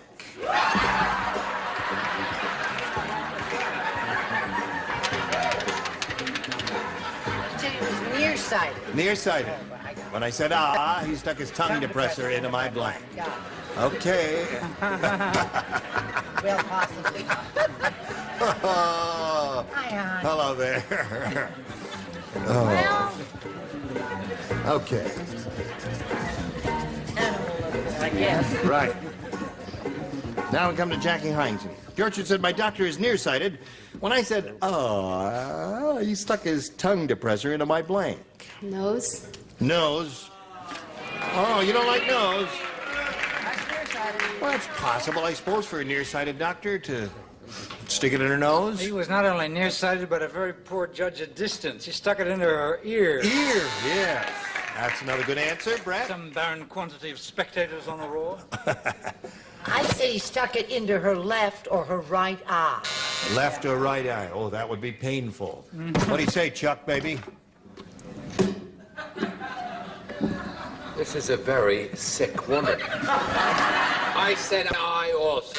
Eye. We are looking for a nose. Doctor's nearsighted. When I said eye, he stuck the tongue depressor in my nose. Well, What do you now say listen. to that? If he's nearsighted, he has a very bad judgment in distance, right, and all that jazz. I said in his navel. Her Navel. It's navel. Her. Whatever. Yeah. It's navel. Her navel. Her navel, right. That's... Hurt. What? Son of navel. Son of her navel there. Son Two of navels navel. there, Jackie. But no nose so far. You offer a nose? No, so far, eyes. Eyes, navels, and all that, but no nose. So George is ahead at the end of round one. Now we go to round two. And George, you may have A or B again. I'll pick B this time. B this time? You matched two people last time, Orson and Betty. The rest of you respond to this. Orson and Betty will lay out. When Bill the Bombardier got over the target, he realized he had forgotten his bomb. So, instead, he threw blank out the Bombay doors. Now, just a moment here. This is a crucial question. Bill the Bombardier got over the target, realized he forgot the bomb. So, instead, he threw blank out the Bombay doors. Bill the Bombardier. Bill the Bombardier. Bombardier. I don't have to. You don't have to. Right, Right, just as 'cause well. you matched Yes. George in the first round. Stop looking at whatever I do. See, she's stealing it again. I want to see the producer. Don't worry. I love it. No, they'll know in a few minutes. Yes. Okay, sweat. It's a Christmas gift from Mr. Marcus. Oh, And it has a spot on it already. how nice. Okay. He gave me a diamond. Okay, George. When Bill the Bombardier got over the target, he realized he had forgotten his bomb. So instead, he threw blank out the Bombay doors. Cigarettes.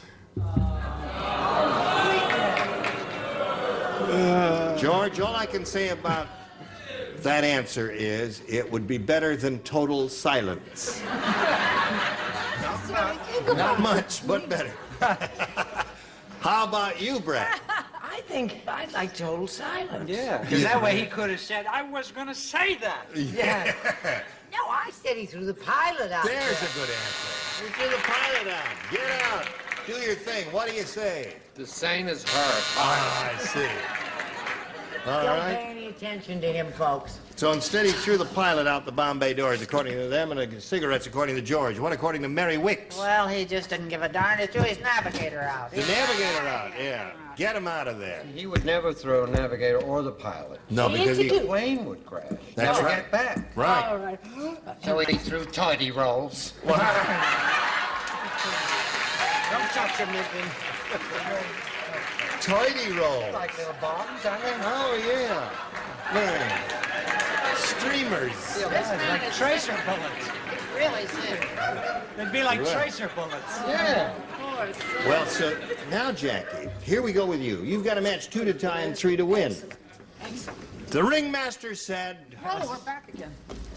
The ringmaster said yesterday, before the lion tamer did his act, he was nicknamed Lucky. After he stuck his right arm in the lion's mouth, he was nicknamed Blank. Now, you know those wrong questions. This is a very easy one. It's a very easy one. Very The easy. ringmaster said yesterday before the lion tamer did his act, he was nicknamed like... He put his right arm in the mouth? Right. Thank you. Gotcha. She doesn't get it, Jane. She doesn't get Gene, it. it's very hard of hearing. We have Okay, to last speak up. chance. Just put something on the card. All right. Here we go. All right. Here we come to Jackie Heinsohn. Jackie, the ringmaster said, yesterday, before the lion tamer did his act, he was nicknamed Lucky. After he stuck his right arm in the lion's mouth, he was nicknamed Blank. Stupid.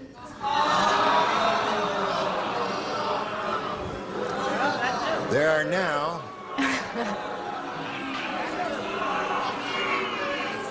isn't it grand to get a room full of people during the Yuletide season, whose hearts are filled with love and affection and warmth and joy and the milk of human kindness. You are a rotten bunch.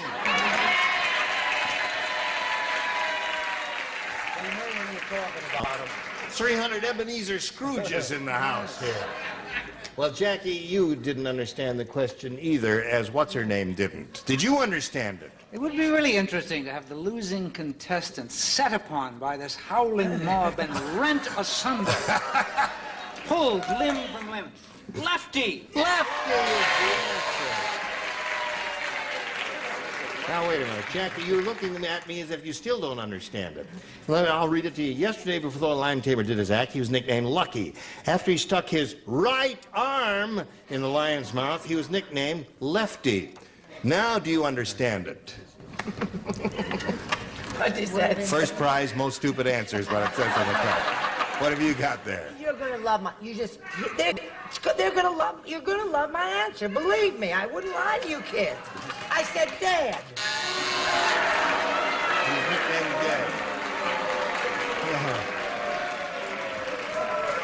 Looking for the answer stupid is what she's looking for over there. What do you say, Chuck? Captain? I don't anymore. Oh, Captain. I say the right answer, Gene. I said lefty. Lefty's the right answer. Remember, you got to match 2 to time, 3 to win. We only got 3 more to go here, Jackie. All right, let's hear it from Mary Wicks. Mary Wick said lefty. Lefty is the answer. You got to match Richard and Betty. And here we go with Richard. Lefty. Lefty it is, and George Frederick wins the game. Congratulations. All right, stand right there on the tape. You're going. But she's not going empty-handed because she's got $3,450. How about that? Goodbye, my dear. While we're spinning her off, we're going to spin these messages just for you. Here we go. George Frederick has won a game. He's got $100 now, a modest beginning, but here's the part that could really be terrific for George Frederick. Are you ready? Yes. Okay. All right. Got a nice smile, George. Thank you. Are you a happy person, basically? Basically, a little scared, but scared. Mostly happy. I'll put my arm around you, George. Don't be scared. Don't shake there. You said you were trying Doesn't to make me a cut bad down. person. I'm just being friendly, that's all. All right, George, we polled a recent studio audience and we got their best response to this. Hip blank. Now, that audience gave an answer which will net you $500 if you match it. $250 for matching the second most frequently given response, and $100 for the third. And let's see what kind of responses we'll get from our celebrities. Okay. Richard? A hippo. Hippo. Hippopotamus. H-I-P-P-O. Okay. Never to an animal. All right. Okay. Brett? Hip pocket. Hip pocket. All right. We got 2 out of 3 now. Okay. And Charles? Well, I was going to use what I go hunting with hip boots, Gene, but I decided to go with Hip hip hooray. Hip hip hooray is what he's saying. So those are 3. Hip hip hooray, hip pocket, and hippo. What do you say? You got one of those? Look at me when I'm speaking to you. All right. You can choose one of those, or you may have a better idea in your skull.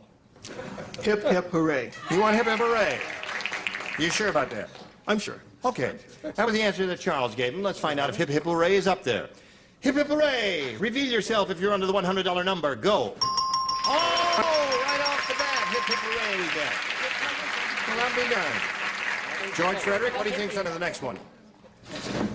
Hip bone.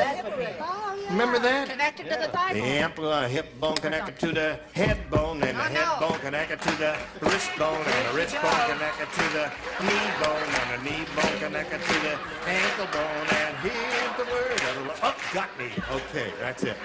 Now, let's see what we got under the $500 number. Earl, slide it. Hip huggers. Do you know I threw out huggers? You threw out huggers? I thought, no. That's what everybody's saying. Well, You're going to play for 10 times that amount now, or $1,000, George. And we'll give you the money if you match one celebrity. That's all. Richard. Richard, are you ready to have a go at this? Now, I gave you a hippopotamus, you know. Let's have a All right, we'll try. Going to try anyway. Get your ESP going today? Is it strong, flowing over to Richard Dawson? Okay. All right, here we go. Where's the 1,000? Reads as follows. Act blank. That's A-C-T blank. Act blank.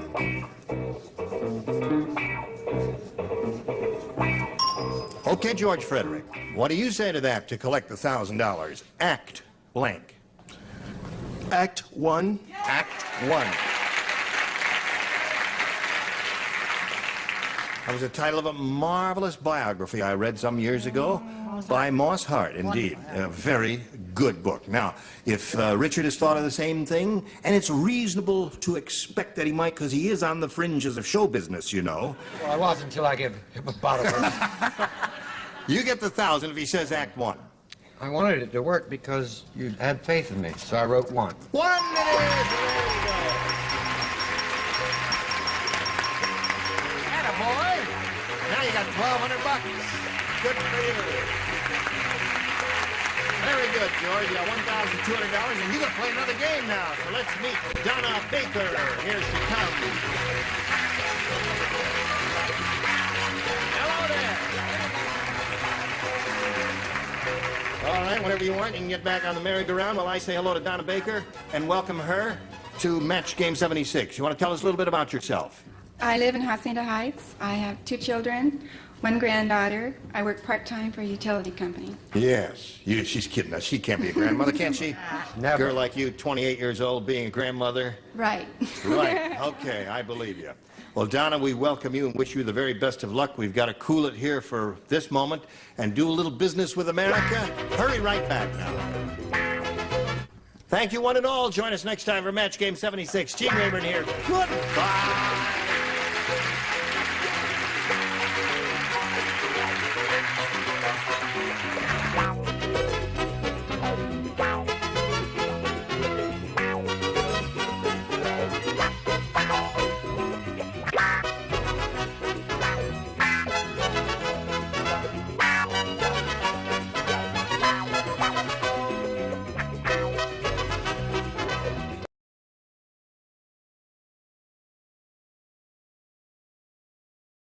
Get ready to match the stars.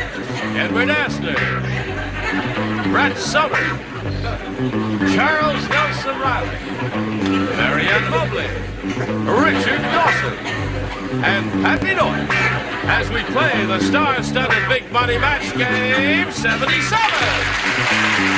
And now here's the star of Match Game 77, Gene Rayburn.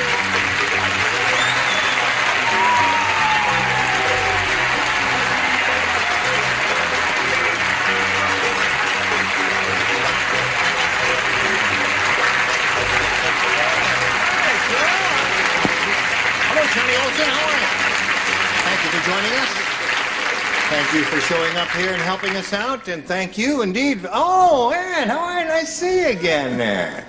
Listen, you're in a new project called Roots, I understand, in which you're doing your usual brilliant job of acting, but no plugs, please. I've met Alex Haley. He's a wonderful human being. You've met who? Alex Haley, the man who wrote Oh, Roots. yes, indeed. Yes. Anybody else have anything? He's not clumsy either. No, I'm not. What happened to the cable here? It's sticking out. Let me just shove that back in the hole there. I'll do anything to get What are you shoving back here? Nice to see your body again, my dear. Fine. Good to see you. Is there anything you have to say? Any plugs or anything like that? Come to think of it, there is. What are you talking about? Say it quickly, Ed Marianne. Asner and I did a circus show together. It's going to be on CBS January the 10th, and it's going to be terrific. You bet. Is it January 10th yet? No, it's not. Oh, today's the 6th. You forgot today was All the right. 6th. What do I do next? I walk over here and say, let's say hello to George Frederick and Ron Tonini. How are you, George? Pretty good, thank you. How much money have you won? 10,000 so far. You've won $10,000 so far. Right. What do you mean so far? You think you're going to win more? Oh, I was kind of hoping. You were hoping? You're being challenged here by Ron Tonini, who's had his first round question, matched one of our celebrities, and your question will be long in a moment or so, and we'll see how you do in this game. Hurry back now. Ready? I will push this button here and reveal our other first round question. George, you want A or B? You want A? Okay, A is what you got. Here we go. Susie the stripper said. Take it off. She said, no. She says, I hate jumping out of cakes at stag parties. I hate that. Last night, before I could get out of the cake, some guy blanked into it. stripper said, I hate jumping out of cakes at stag parties. Last night, before I could jump out of the cake, some guy blanked into it. Or some guy blanked into it. All right. Hello, Charles. Have you been skiing? You look terrific. No, you know where I was recently? On Nantucket. I was on Nantucket Island for Christmas Eve and Christmas Day. But don't let me, Don't let you deter What's that? Did you go to see the oil tanker? No, that's a terrible, catastrophic calamity. This is true.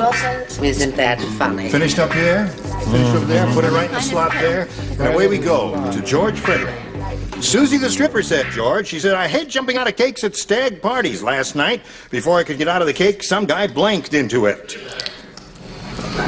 Tinkled. All right. I don't understand that answer. Blanked. That's his answer. Well, I mean, and he's stuck with that, right? That's right, he is. I, on the other hand, am nowhere near as gross, and I'm far more concerned with dieting. So I said, good answer. Bit. Yeah, before I could get out of the cake, some guy bit into it. Excellent answer. What do you say? I don't think that's so swell. You're just saying that because he hasn't been here for a while. No, if you say bit, I'll say it's swell also. I didn't say bit, and I didn't say bit, and I didn't say bite. Actually, in a fit of passion, he jumped in. No, that's not bad either. That's okay. Bit into it or jumped into it are two good possibilities. Charles, what say you? Without the number, jumped into it. Jumped into it. All right. Now, Mary Ann, it's been a while since you've been here. You may be rusty in playing this game. So we're curious to see your answer. Well, I agreed with my friend Edward. I said bit into Bit. it. Excellent. And Richard. I like that. Now, George and I have been through quite a lot together, Yes, haven't we? you've matched a lot, and you've made a lot of money for him. He's going to give some of his money to a church, I believe. Right, that's right. Some to his parents. That's exactly right. And he comes out with the answer tinkled. I said that as well. Yeah, you said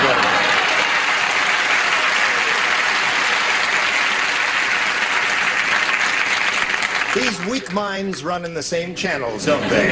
What do you say, Patty? I said whizzed. Whiz! So there's another one for him. George, I got a level with you. I thought it was a rotten answer, and I didn't think anybody was going to say it.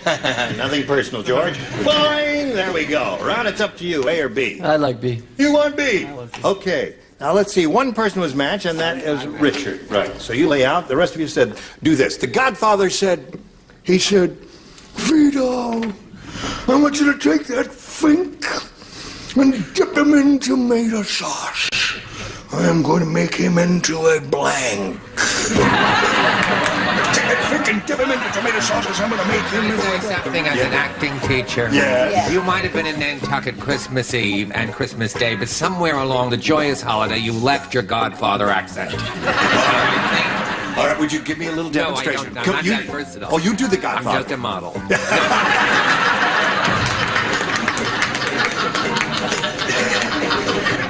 Vito. Come on, all right, Charlie. Don't miss America, I. Vito, I want you to take that fink and dip him in tomato sauce. I'm going to make him into a... I love it when you're angry. All right, here we go. Come on. Sure. Ready? Of course we'll go. Now, Ron. Yes. Godfather said, Vito, I want you to take that fink and dip him in tomato sauce. I'm going to make him into a...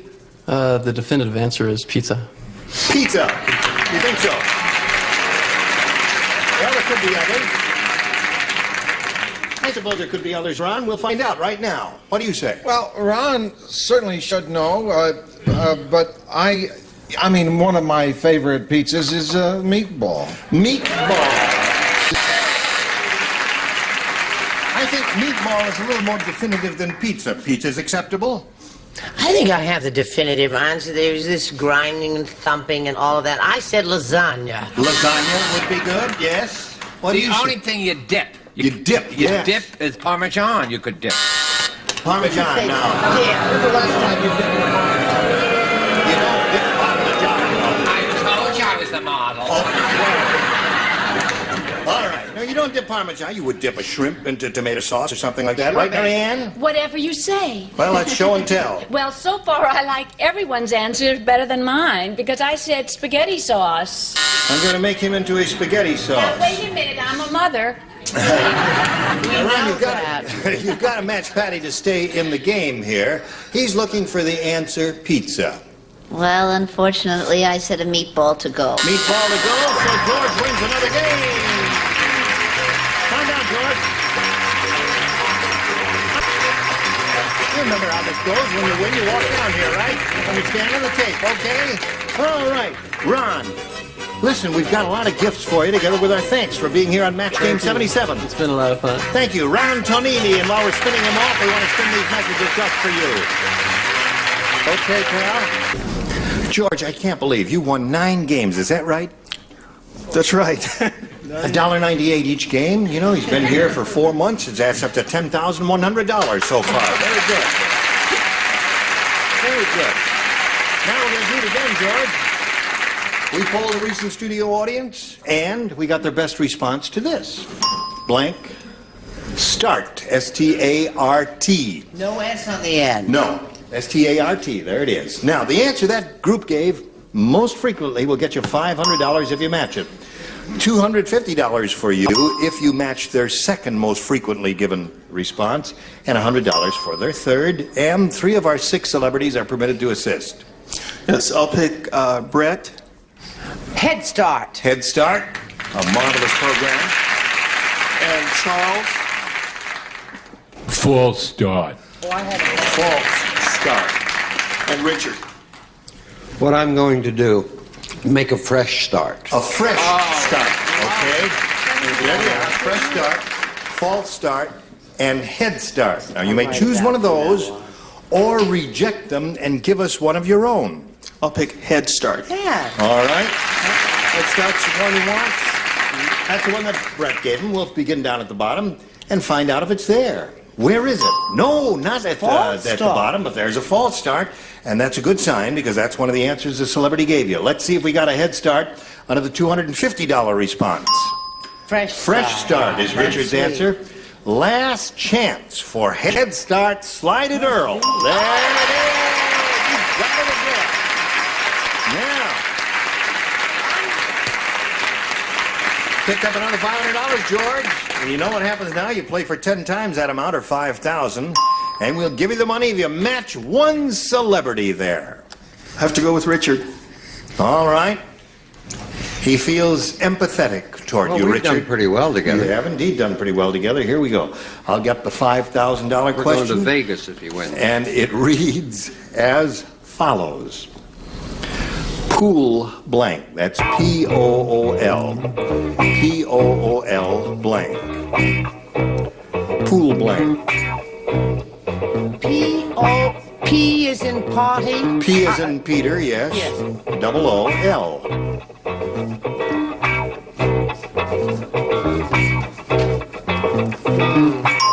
All right, George. He's finished. Give us an answer which you think will match his, and you get $5,000. Pool blank. I hope it's pool table. You hope it's pool table. I hope it's pool table. I'll tell you, though, I had a couple of answers rolling around in my brain there, and I think Richard did, too. He took a little time to answer that one, didn't you? A lot. Pool shark. Pool shark. Pool cue. Pool hall is another one. Hall, pool table. Pool table, you got it again! Congratulations! That a boy!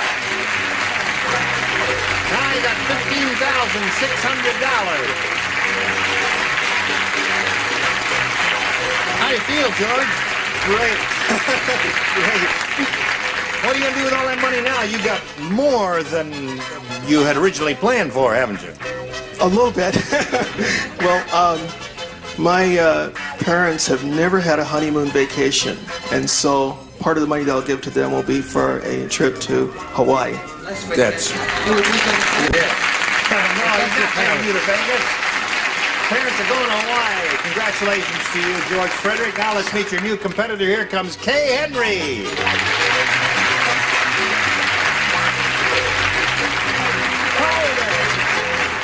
Okay, you can get backboard there. George, you know Kay. And I know Kay. Kay's been here before. That's why she looks familiar to you. I just said those very words. You said those words? Yes, you have a good memory for faces, don't you? The reason Kay is back is that when she played the game here, something a little goofy happened, and we thought, in all fairness, we ought to get her back and give her another shot at it, and we're doing it. Okay, Kay? Now, do you want to repeat for the benefit of those who didn't see you the last time, where you're from and what your marital status is and how many kids you got and all that stuff? Oh, well, I'm from, here. Here? No, not right. She lives right here. Right in this spot. She said right here. There's where she lives. I'm from San Marino. Yep. And I have 3 children.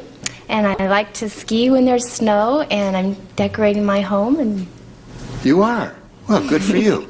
And good luck to you, Kay. Thank you. We'll start this game right after we do a little business with America, so you hurry back and see how it turns out.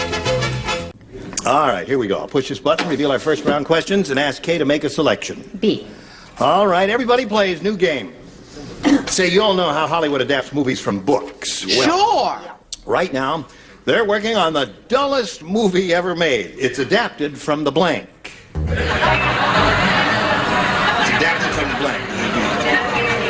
Dullest movie ever made. Adapted from the blank. This is a book. A book, right. A book. I like my answer this time. You like your answer this Yes. time? But let me see it. Maybe I'll surprise see it, me. Mary. I won't take a peek at it.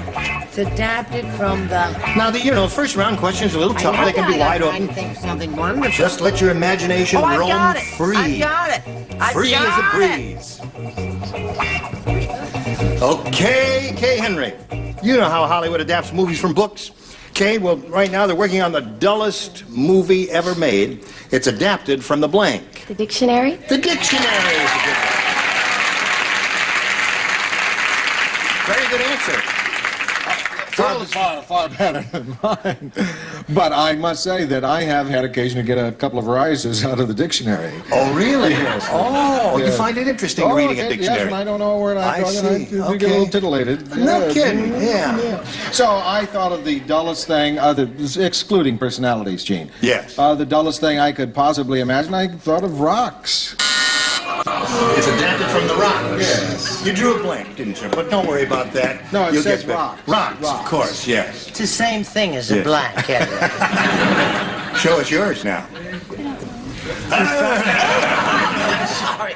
I'm so used to being in Encino with you. I sometimes Shh. Hi there. I said the life story of Howard Castle. Or Cassell, if you will. Cassell, yes. That would indeed be something. Well, I was upset that George took some of the money from the church for a Hawaiian vacation for his parents. I was really very upset. So to get back at George and the church and everything, I said the Bible. The Bible.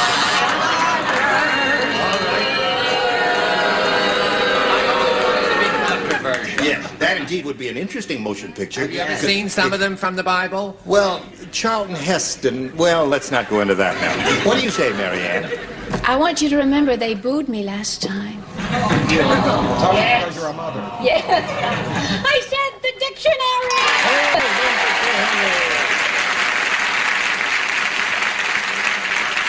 Do something nice for that sweet little girl. Let's see, I find a dictionary interesting. I thought the telephone book. Telephone book is excellent. There's the definitive answer. Wonderful Yes. cast. Yes, cast of millions. Very, very dull story. Yes. Patty, what do you say to this? I said The Secret Life of Jerry Vale.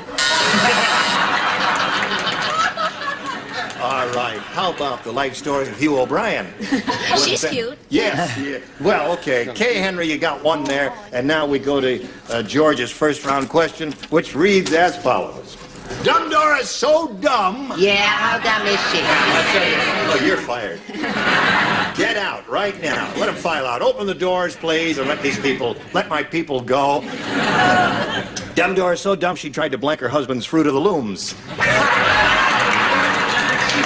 Oh, I love Now there's the question. Now there's it. There's the She question. tried to blank her husband's fruit of the Dumb loom. Dora's so dumb, she tried to blank her husband's Fruit of the Looms. But there's one really outstanding answer. This is it. This is the outstanding one right here. Wait, I've got a serious problem. What is that? I can't think. That's not a serious problem for you at your age. So what else is new? Now, wait a minute. She did something to his Fruit of the Looms. She's dumb, you see. Yes, very dumb. What would someone stupid do? Dumb lady to her husband's Fruit of the I Loom. can't tell you what I did to All them. Okay, she's ready. George, Dumb Dora so dumb, she tried to blank her husband's Fruit of the Looms. Pick. Pick. All right. Well, now, wait a minute. Anything, I hadn't thought of that, but, you know, that's not bad. It has something to do with... It's a terrific answer. Pick a piece of fruit. What do you say? I think that's a terrific answer, too. And I thought of it, and then I thought of my fruit trees and what I am always saddled with doing, and I thought maybe she might... Prune his Fruit of the Loom. That's good. That's not only good, it's amusing. I think pick is the definitive answer, and I wish I'd thought of it. Really? I do, too. And I did. No, Charles, what do you say? I wrote can, then I threw it away. You threw a can and you threw it away. Because George and I, our relationship has to improve, I said pick. You know what? I thought everybody was going to say cook his Fruit of the Looms. So Have you ever had stewed fruit? No. Well, with his condition, Fruit, he don't may you, need Mary it. Ann? What do you do to fruit? I'm not old enough to I have wouldn't touch that. Now, I thought everyone's answer was fantastic. Yes. Unfortunately, I haven't matched anyone yet. I said peel. Peel? Peel is good. Okay, well, you peel an apple or something like that. George, I'm not going to keep matching you unless we get a deal about going to Vegas. You're getting into the high figures now. He is not going to Vegas with you. I'll go alone then. What do you say? Pick. Pick. All right, Patty. What do you do to your husband's Fruit of the Looms? Simmer, Simmer. Oh, great minds. as it should be. Simmer, right. So there we are at the end of round one. 3-1 is the score in favor of the champ. Round two coming up later, but first this. Thank you all. You were splendid. Gene Rayburn, join us next time, Match Game 77. Goodbye.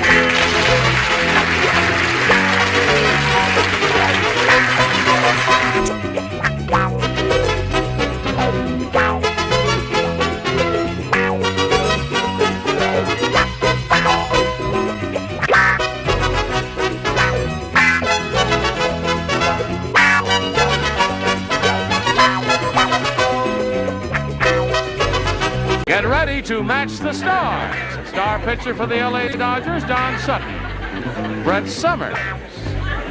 Charles Nelson Riley. Ethel Merman. Richard Dorsey. And Fannie Flagg. As we play the star-studded Big Money Match Game 77. And now, here's the star of Match Game 77, Gene Rayburn.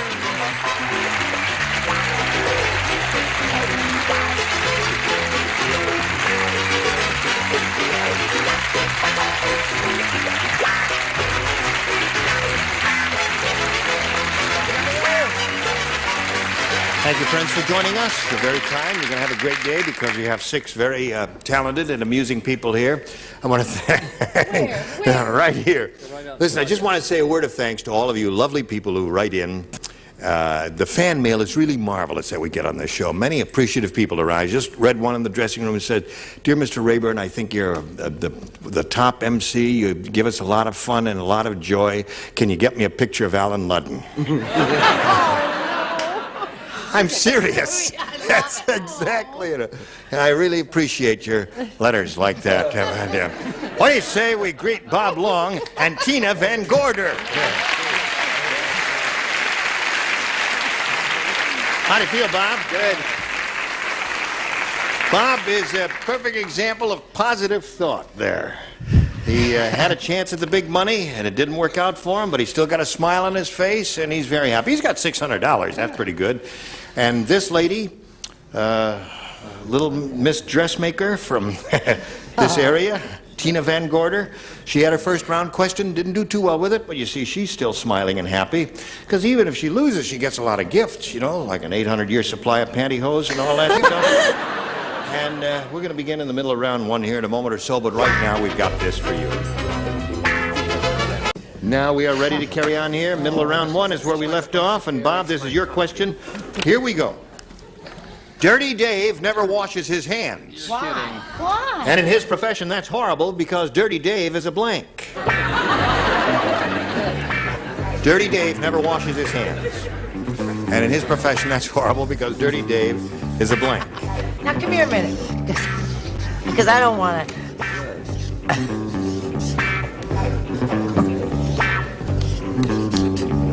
All right. Is that all right? Is that bad, you think? Think that's in bad taste? No, it's fine. Fine. Anything you say, Brett, it is your decision. Leave me out of it. Chicken. Glamorous, isn't she? Yes. Very glamorous. Ethel says you look glamorous. You do. Oh, Yeah, she's tell me sweet. about the hot pearls.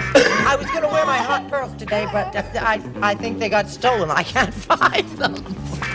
You misplaced them? Okay. Bob, Dirty Dave never washes his hands, and in his profession that's horrible because Dirty Dave is a blank. Well, I've got two good answers. I'll say surgeon. Surgeon. He said surgeon is what he said. Don? My initial thought I didn't think would get passed, so I changed it instead of saying a specific type of doctor that I had in mind to a doctor. A doctor. Now, according... A surgeon's not a doctor? A surgeon? What is a surgeon? A barber? Hold on just a second. Now, there are many Surgeon's doctors... not a bartender. That's true, but there are many doctors who are not surgeons, folks. Dr. Kissinger, for one. Dr. Kissinger's not a surgeon. He'll operate on you anyway, but he is not a surgeon. He's certainly done a good job on the country. That's right. Operating. What do you say? Well, what do you think I said? What'd you say? I said doctor, but I Oh. Chuck. Doctor. 3 doctors. Were you thinking of Dr. Bob? Did you think Well, of Dr.? sure. Oh, that was your other idea, and you rejected No, I was that. thinking of cook or doctor or surgeon. Cook or doctor and surgeon, yeah. Okay. Dirty Dave never washes his hands in his profession. That's horrible because Dirty Dave is a surgeon. Well, sometimes, a lot of times, a doctor doesn't have to have clean hands, so I said surgeon. Oh. You're okay, Uncle. You're okay, baby. I got downhill from here. That was excellent. That was excellent, yeah, because surgeons, you associate them with scrubbing all the time. Right. Washing their hands and scrubbing, so. Surgeon. Surgeon. Speaking of dirty hands. Doesn't she look so pretty? Yes. Miss Magnolia Flower, what do you got for us? Well, you won't. I'm sorry, I have a doctor. You have a doctor for us. No surgeons, okay. Well, you got 2 surgeons out of that bunch, and that ain't bad for starters, is it? Here we go. Round 2 coming up. Tina, you may have A or B again. Well, A was so lucky, I think I'll take A. A again. She's sticking with it. A again. Hey, listen, they won't let Harry into Florida anymore because on his last trip he got drunk, rented a plane, and blanked all over Miami. Now, it doesn't say all over. I added that. He got drunk, rented a plane, and blanked over Miami. That's what it says. Well, you know what? I don't like that question because I think it's about my father. Now my wait a minute. father's name was Harry. He Oh, was really? a terrible drunk. Your father was a terrible drunk. I don't want to hear your trouble. Just write an answer there. Read that again. They won't let Harry into Florida anymore because on his last trip he got drunk, rented a plane, and blanked over Miami. You know, you're talking about fan mail? Yes. I got one once. You got a piece of fan mail A long time ago. Aw. Of course, it wasn't addressed to me in particular. It Who- was to the panel. Yeah. And it had Betty White's name on it, but it got to me. It did. Yeah. Betty White will get to you every time. Okay, Tina, if you're ready. Don't ask me. Ready, John? Yes. Okay. Put it in. Come on. Tina, they won't let Harry into Florida anymore because on his last Wait a trip... minute. He hasn't had it in yet. Don! You're going back to the minor leagues, Don. Going back to celebrity sweepstakes and all those other things. Is that minor league? That's it. Hey, now listen, Tina. They won't let Harry into Florida anymore because on his last trip he got drunk, rented a plane, and blanked over Miami. Threw up. Great. Encouraging. The euphemism we use around here is barfed. What did you say? I didn't say that. What I said was an answer that came out of desperation. Right. And really doesn't merit... The pressure was on you. It really doesn't merit being sent anywhere except out. What? I just put he dropped things all over Miami. He dropped things all over Miami. That is dumb, isn't it? Yes. How dumb is it? Listen, it's so dumb they're not even booing you. That's how dumb it is. They're in shock. What do you say? I say, barf. Barford. One for Tina. Yes, sir? Upchucked. Okay. Okay. Score is now tied 2-2. Ethel, we're up to you. Yeah. On his last trip, he got drunk, rented a plane, and blanked over Miami. Yeah, he got very sick and dizzy, so he threw up. Ooh. Richard? Yes, sir. What do you say? I have the definitive answer. Richard has the definitive answer. Please read the question. They won't let Harry into Florida anymore because on his last trip, he got drunk, rented a plane, and blanked over Miami. Moon. Moon. Richard, as promised, gave you Mooned Over Miami. That's right. From the song of the same name. Now, play straight with it. How many of you know what throwing a moon is? Everybody. How many of you have thrown a moon? How many of you have thrown a moon? Mrs. Miller's hand is up. Mrs. Miller, you've never mooned. Stop that. Don't kid me. You've never mooned there. All right. Hey, speaking of moons, we now come to Fanny. You know, it's funny when you have nothing to do, nobody to talk to, how your mind wanders. I used to date a crop duster named Earl Coursey that got a little drunk once and dusted downtown Cincinnati. So my mind just went to that, and I said he dusted crops over Miami. Rented a plane and he dusted crops over Miami. I don't feel half as So good. that fan mail really got to you. So here we are in the middle of round 2. The score is 3-2 in favor of Tina, and we'll finish this game right after we do a little business with you. Here we go. You know what you have to do? 2 to win, 1 to tie. No, 1 to tie, 2 to win. I got it all mixed up. That's right. You're okay, Bob. Good luck to you. Here we go.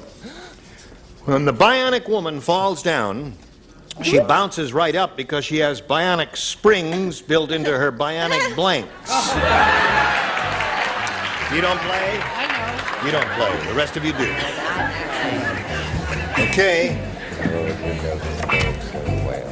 What ball All right, team all is John set, Bob. Sutton with? When the bionic woman falls down, she bounces right up because she has bionic springs built into her bionic blanks. Bionic Fanny. Bionic Fanny. All right. Don, he said bionic Fanny. What do you say? He's obviously an intelligent man. I think it's a great answer. I put bionic buns. Buns and Fanny is a match. Score is tied. Right. 3-3 it is now. Another pair of buns Another pair of buns. One single Fanny will win the game for him. How about a couple of fanny flags? Boobs. No. That doesn't win for him. On. What do you offer, Charles? Bun! There it is. That wins the game. Fanny had food.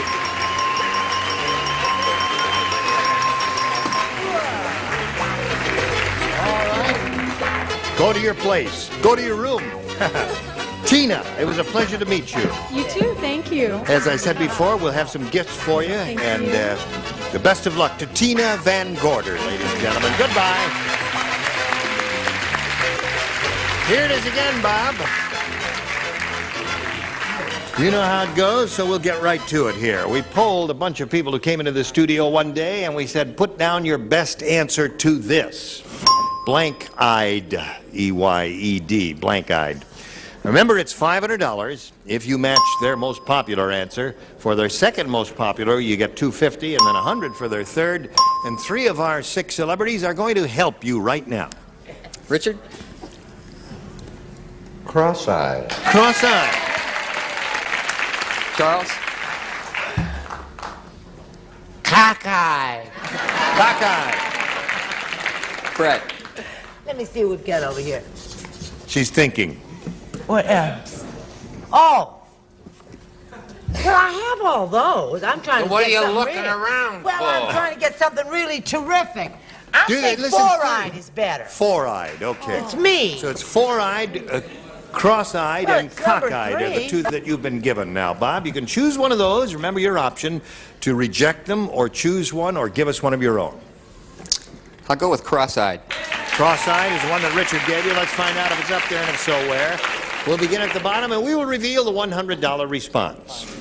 Starry-eyed. Oh, that's Fanny. That's a beautiful answer, isn't it? Now, let's see if we get cross-eyed under the $250 number. Blue-eyed. Yeah. Yeah. Okay, last chance for cross-eyed. Here we go. Yeah. Atta boy. You got $1,200 now. Yeah. How about that? Yeah. $1,200 for this fella, and he's going to play for another $5,000 now. Now, you know what you have to do to get that money, don't you? You bet. What do you have to do? Match Richard this time. You're going to match Richard. He says no offense, Fanny. He still loves you. She tried her best. I was She in did. the war. Yes. All right, face me if you would, please. And here we go. Good luck to Bob Long. It's worth $5,000 to him, and it goes as follows. Atlantic blank. Atlantic blank.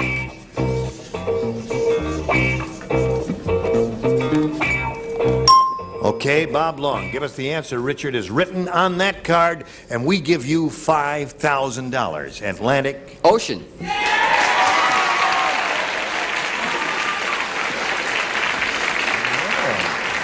Richard, he says Atlantic Ocean will match you for $5,000. What do you say? We were thinking of the boardwalk and the beauty. Atlantic City. No, ocean.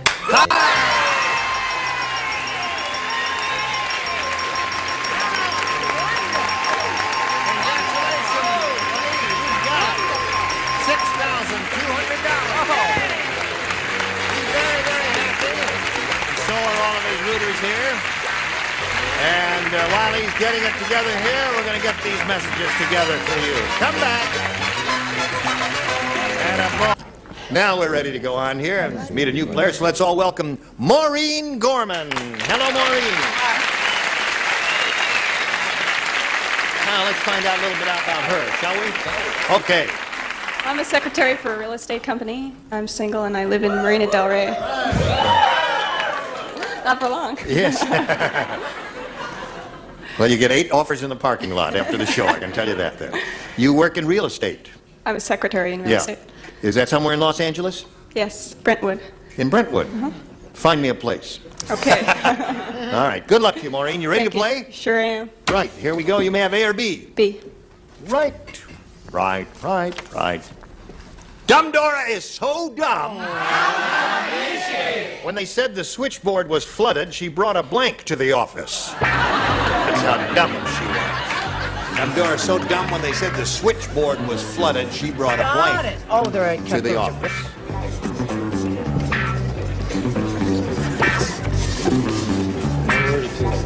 Okay. Maureen, if you work in a real estate office, how come when you get a chance to see this program? During the day, you never see the daytime. You see the nighttime show. Right. Okay, here we go, Maureen. Dumb Dora so dumb when they said the switchboard was flooded, she brought a blank to the office. A bucket. A bucket. She said bucket down. Let's see if she picks up any matches with that. No, I said life preserver. A life preserver. All right. Easy with him. Remember, he's a Delicate, young fellow. sensitive person. That's right. Frail, too. Sometimes. What do you say, Brett? I say remember better that he's a very tough jock and he'll beat you up in the parking lot. No, sweetheart, I figured she was going to save everybody. It was a real flood, right? I trust that she brought a raft. A raft.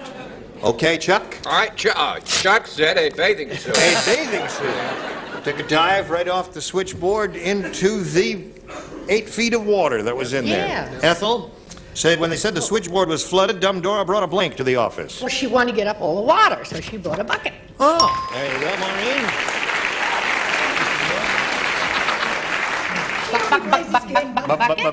Very good. That's pretty good.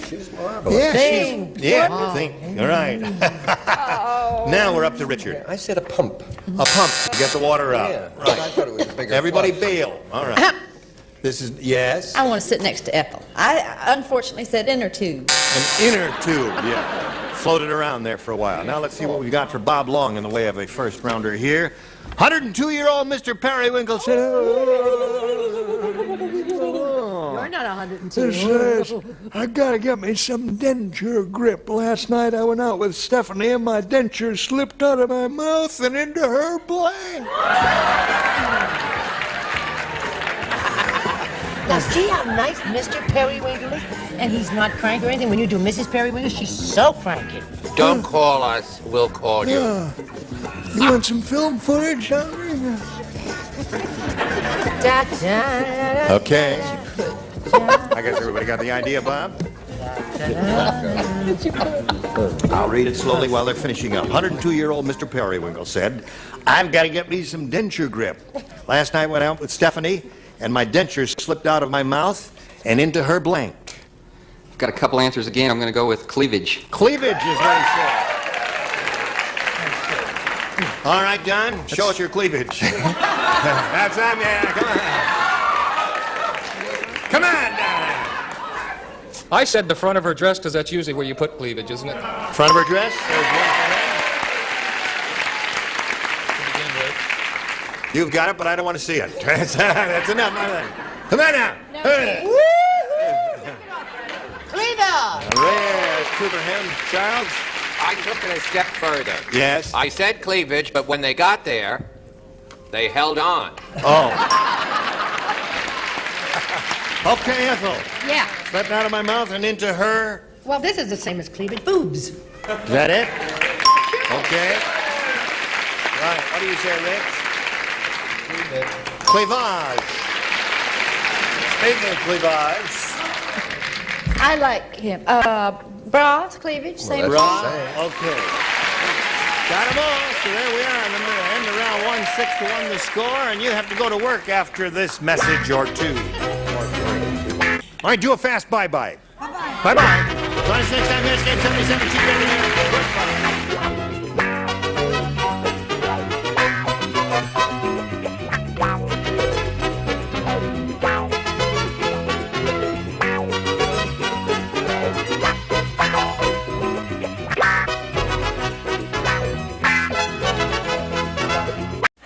Get ready to match the stars from The Young and the Restless, Tom Halleck, Brett Summers, Dick Martin,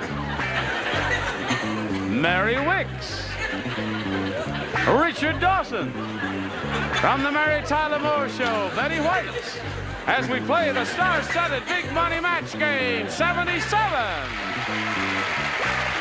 And now, here's the star of Match Game 77, Gene Rayburn.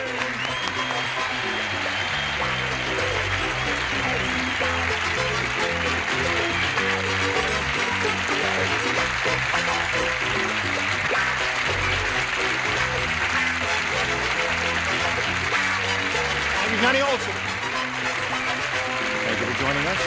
Thank you for joining us. Got on your two-tone shoes. Got on my two-tone shoes. It's not just the outfit, it is the shoes. The shoes, Did they pick right. up the shoes? Yeah, that's Must right out see of the those Great shoes, Gatsby folks. here. You and your white How side about a balls. brisk round of applause for my shoes, along with Chris Cranston over here? How are you, Chris?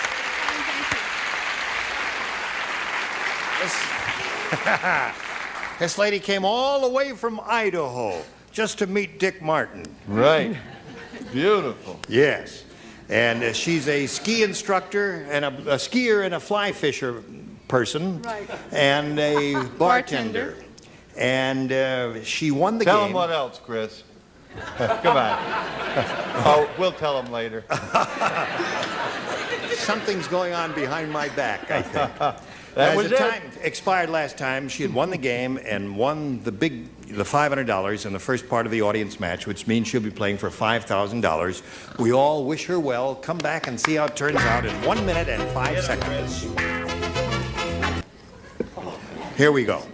As I pointed out, Chris won the $500 here in the first part of the audience match, which means she'll be playing for 10 times that amount, or $5,000. And we'll be glad to give you the money, Chris, but you got to match one celebrity, and this time this has to be an exact match, okay? Right. I think I'll stick with Richard. Okay, here we go. This one is worth $5,000. We appreciate your enthusiasm, but don't say an answer loud enough for her to hear, because it may not be the answer, you know, it might be a rotten answer. Not that you're dumb or anything, but ready? Peggy blank. P-E-G-G-Y blank. Now, Chris, he's written his answer, and we asked you to give us an answer that matches his. If your ESP is going, it will indeed match, and you'll get the additional $5,000. Good luck. Peggy Lee? Peggy Lee. The audience doesn't seem to agree with you. We'll find out if Richard agrees with you. Richard, she says Peggy Lee will match you for $5,000. Well, because you were into winter sports and you would say Peggy Fleming. Peggy Fleming. You thought of Peggy Fleming, too? No, I thought Peggy Hopkins Joyce. Peggy Hopkins Joyce. Yes, first thing that came to my mind. Peggy Hopkins. I said, oh, this morning at breakfast. Whatever became of Peggy Hopkins. Is that what you said there? Yes, of course. Got a bunch of weirdos up here on the stage, but here we are. Now, Chris, you're still the champ, you know, and you're going to meet another player whom we're bringing on right now named Patty Paniccia. Hello, Patty. As soon as it stops, there you go. Patty, you know Chris? Let's welcome Patty Paniccia and ask her where she's from and ask her to contribute any other information she wants to for our benefit. I'm from Wailua, Hawaii, and I'm a student at the University of Hawaii, and I surf competitively, professionally. Really? Yes. Can you make much money surfing? Not so much in the contest, but maybe in side promotional things. Uh-huh. Enough to sustain life, to make a living? No. No. No. Not as much as... Have you ever been hurt surfing? Yes, I have. Break a bone? I've torn a cartilage or two. Are you going to keep on surfing? Oh, yeah. I've broken an eardrum. You're a crazy lady. No, surfing is a marvelous sport, but it is, wow, when I see it on television, it really is thrilling, but it's dangerous. Patty, good luck to you there and here, too. You may have a choice here of A or B. I'll take A. A is over here. This is the one you want. Mm-hmm. Okay. A is what she wants. A is what she gets. Right. Fat Frida had her roots traced. And she couldn't believe it. Fat Frida's great-great-grandmother was a blank. Fat Frida. Right. Now are there words to this music? No. You like They it? write some. Hey, do that. Do that. Next time you come, you can sing. Yeah, that could be it. Hello, Patty, you ready? Yes. Fat Frida had her roots traced, and she couldn't believe it. Fat Frida's great-great-grandmother was a blank. An elephant? Elephant is a good response. There are 2 or 3 good choices here. Elephant was one of them, and that's what she said. What did you say? This is true. Well, since she's a surfer, I thought she would think that we all came from the sea, which is where we did have our roots originally from, and so I said whale. Whale is another good one. What did you say? Well, being a seagoing girl, I said whale. That's right. I had a whale of a time. No doubt. I said a hippo. Hippo, another good one. Elephant, hippo, whale, all good responses. So far, Patty hadn't got a match. Let's see if she can get a whale out of Mary. Dr. Wicks. Very good. I lived on the Mississippi River for years, so it was a whale for me, of course. Got a lot of whales here, Patty, but no elephants. Who was it? Fat Frida. Fat Frida had her roots traced. She couldn't believe it. Fat Frida's great-great-grandmother was an elephant. A zeppelin. A zeppelin. That was fat. I was up in the air on this one myself. I said dirigible. A dirigible. Got 2 of those and lots of whales, but no elephants. No. Sorry about that. Now, your first round question will belong in a bit, but first, this for you. Here we go. Chris, this is your first round question. Gentle Bernice. She's new on the show. That's right. We got Well, a new it's one. nice. Is that she we in got away SAG? with That's right. Gentle Bernice, the bear, said, Me live with Gentle Ben many years. Me have no little bears. You know why? Because Ben Blank.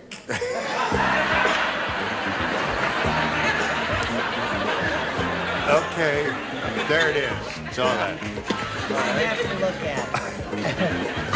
I like your voice for Gentle Bernice. I never heard of I didn't know that you had an accent. Ben, I'll never believe of this. anything. You made me so crazy. If you don't write an answer down before the judge sounds the buzzer, we're going to have to count it as a wrong answer. Okay. All right. Hello, Chris. Gentle Bernice the bear said, me live with Gentle Ben many years. Me have no little bears. You know why? Because Ben Blank. Gay? Ben Gay!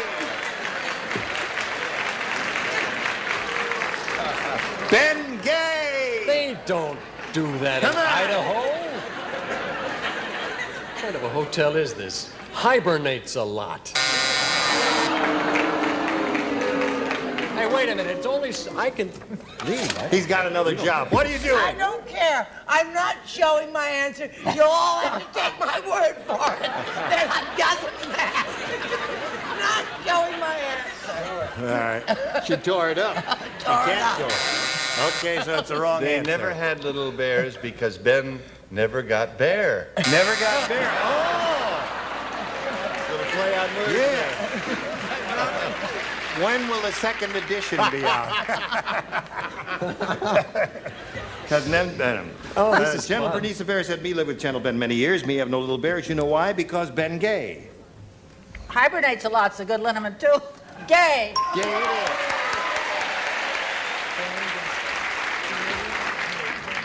We're looking for a gentle bear. Look who they're at. What have you got? Gay.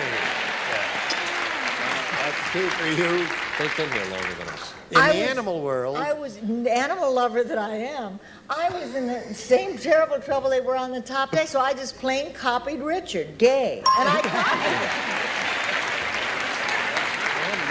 Well, it was a tough one. But you picked up 3 on that. Okay. Whoops. Now don't do nothing. Nobody do nothing. Whoop. Now wait a minute. Hold everything. If it's a machine, something can go wrong. Wait, now everything's okay. That's Little Earl in there. Oh. All right. You don't have a union card. Now wait You a minute. can't do that. Hello. Oh, I You want A or B? You want B? I got it.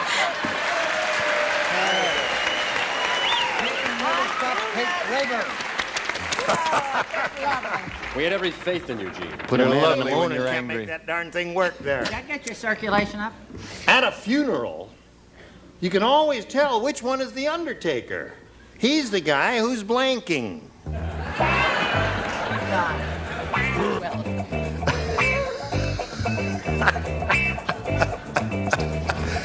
Okay. Now, this is Patty's. Ready?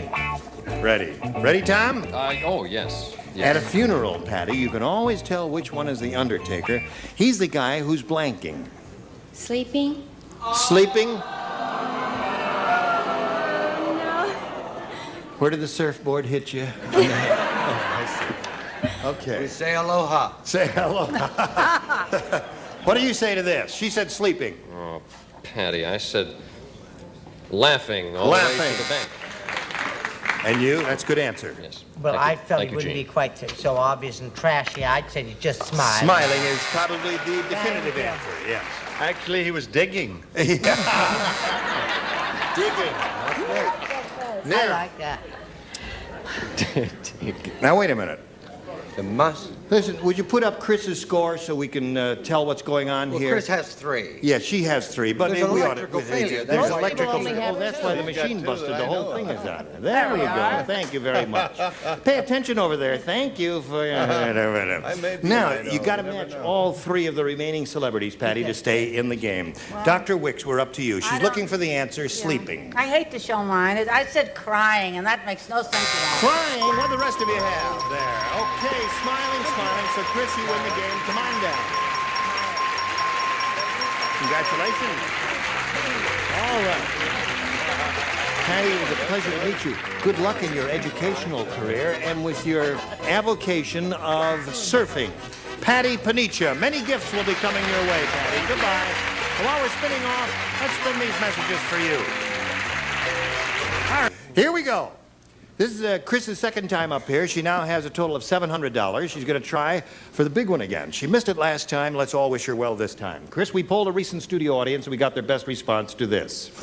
Blank rib. Remember, it's $500.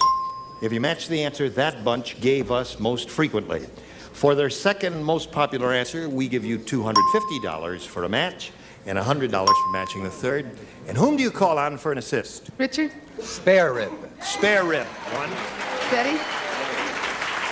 Adam's rib. Adam's rib. Dick?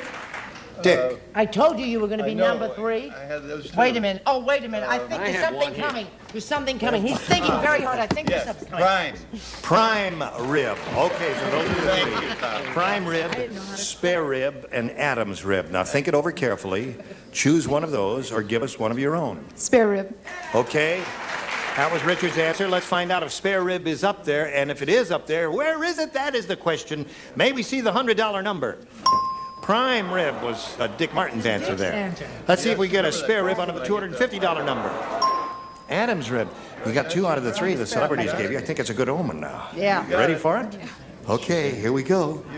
Oh, you got it. Congratulations.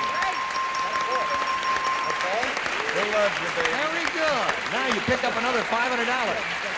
And you have a total of $1,200. You're going to play for 10 times that amount, or $5,000. Now, we give you the money again, but remember you have to have an exact match with one person. With Richard? Okay, Richard, here we go. Good luck to Chris Cranston. Guitar blank. Guitar blank. All right, Chris. Match Richard on this, you get the $5,000. Think about it. Good luck to you. Guitar blank. Player? Player. Is that the first thing that came to your head? String? String was the first thing that came to your head, but you said player. Yeah. Okay, Richard, she says guitar player will match you for $5,000. String. String. Gotta go with that first impulse. You know, we tell all of the contestants who come up here, trust your first instinct. Usually it'll be the right one. And her first instinct was string, and she rejected it and outfoxed herself and said player. Well, Chris, you did better yourself a little bit. You started with $600 with this game, and now you've doubled it. You're up to $1,200. And you're going to meet Mike Garner now. Here comes Mike Garner. Hello, Mike. Mike, you know Chris Cranston? Yes, I do. We welcome you, sir, and ask you to tell us a little bit about yourself. Sir, Gina. That's enough. I'm only kidding. Okay. I fly for a commuter airline in Las Vegas. Yeah. And I've been married 21 years. Your wife is here, I take it? Yeah, she's watching me. Oh, all right. Okay. You can see why. Cool it, Chris. Yeah. You're with me, remember? All right. Yeah. And we fly the Ford Trimotor at our airline. You fly the Ford Trimotor? Yes. How do you get parts for them? We make them. You do? If we can't find them somewhere, yes. And how many do you have? You have one. How many hours would you estimate are on the airframe? Over 28,000. That's not too bad for a plane that's got to be... It was built in 1928. 1920. Have you? Yes, are you a pilot? I fly it. You fly it? Yes, sir. You're a gutsy guy to fly a Ford Trimotor. It's kind of an honor to get to do it. It's such an old airplane. Well, I'll say. Will you take me for a ride sometime? I sure will. Come on Okay. up. I'd love to fly a Ford Trimotor. I don't want to embarrass our technical department here, but would you move your chair a little bit? We'll just make it. Keep your hands off the fat lady, honey. There's something wrong here. Something is squeaking very... It's your do it again. It's my belt. Little WD-40 or oil or something, because... All right, here we go. What do you say, Mike? A or B here? A, please. A? You want A? Yep. All right, Mike, you've got A. Freddie the Fly is the richest fly in the world. Freddie the Fly is so rich. Who asked you? He has his own blank. That's how rich Freddie the Fly is. Freddie the Fly, a rich fly, richest in the world. He has his own blank.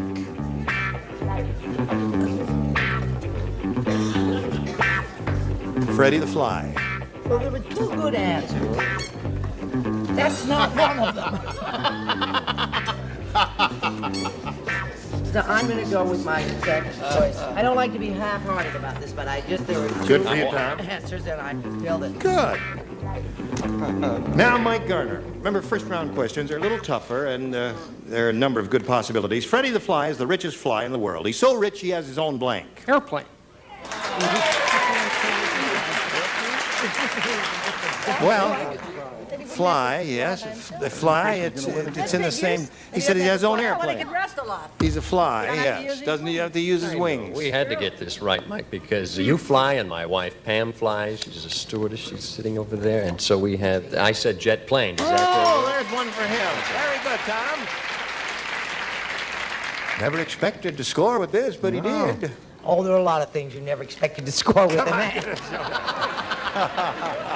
No, I said he was so rich that he had his own swatter. Ready to fly. Fly swatter. Yeah. Is that a terrible play on answer? words. Fly swatter, you see. You see, like swatter? Yeah, we get it. Okay. I kind of liked it. This fly was so rich he had his own zipper.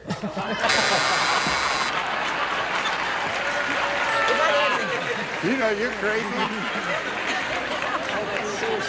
That boy is plumb crazy up there on the left. I He's know just it, plumb crazy. Well, What do you got here? This fly is so rich he has his own. well, now this is subtle. You have to think about it. I'll think about it. Horse. Oh, yeah. Get it? Horse fly. Horse fly, yes. You get it? Yes, horses do attract flies, don't they? Yes, they do. Well, don't put him on me. I said swatter. Swatter. Yes. That's See, a you sophisticated. booed, but I want him booed, too. I'd like to thank my producer, my director, and my friend up the top. And the writers, yes. Friend. And all the people who made it possible. The little people. The little people. I like to thank Billy them all. Barty. Billy Barty. Billy Barty. Mickey Rooney. Mickey Rooney. Alan Bland. All right. Would you like to play the game? Yes, it was a turtleneck swatter. A turtleneck swatter. Okay, so you picked up Mike. You got one there, and that ain't bad. Good for you, Mike. And you got a first-round question. We owe you one. But now we owe you this. Next time we get together, these are the bodies you will see on this here stage. Ron Palillo, Brett Summers, Nipsey Russell, Tootie Wiggins, Richard Dawson, and Betty White.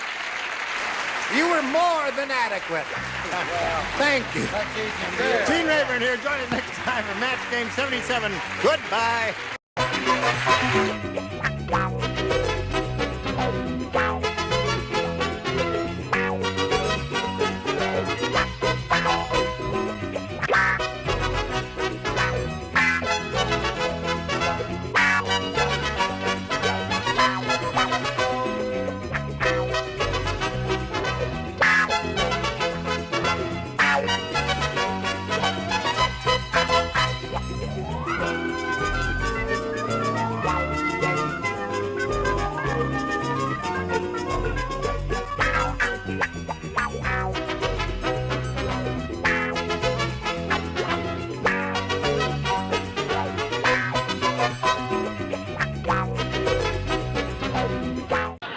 Get ready to match the stars. Gary Crosby, Brett Summers, Charles Nelson Riley, Mary Wicks, Richard Dawson, and Joyce Dillevant as we play the star-studded Big Money Match Game 77. And now here's the star of Match Game 77, Gene Rayburn.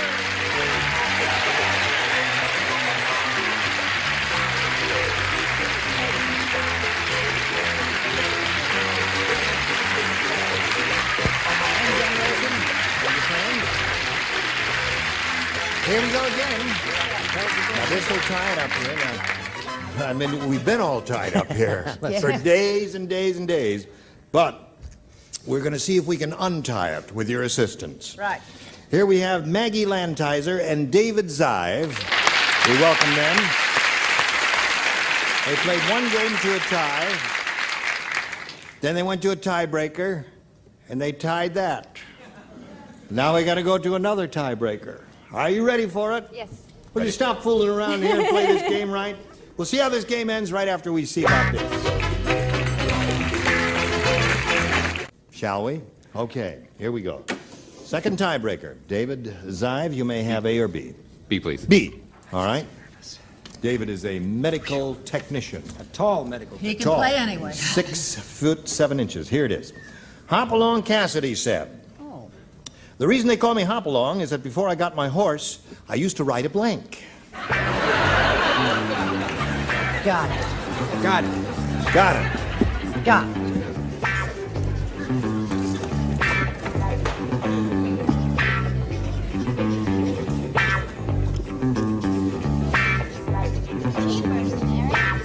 Well, It's all right. Okay, David. Hopalong Cassidy said the reason they call me Hopalong is before I got my horse, I used to ride a blank. Pogo stick. Pogo stick. Pogo stick is good.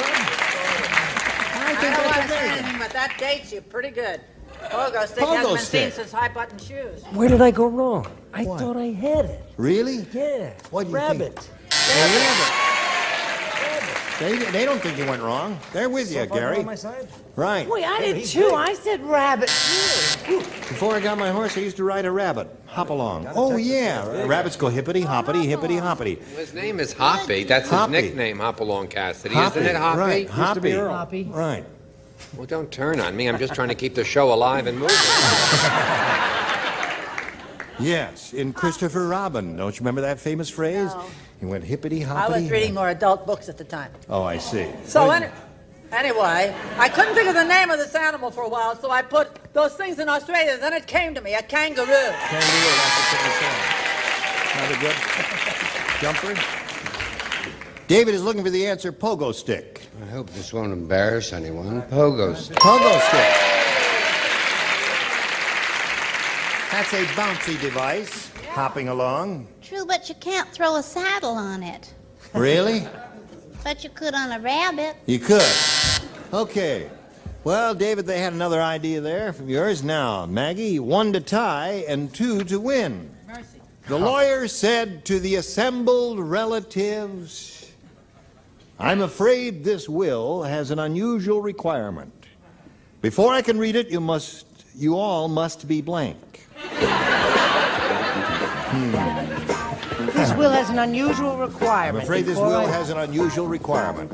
Before I can read it, you all must be blank. Most unusual. Right? Right, Gino? Right. You can't get no more unusualer. Right. Than that. Ready, Chuck?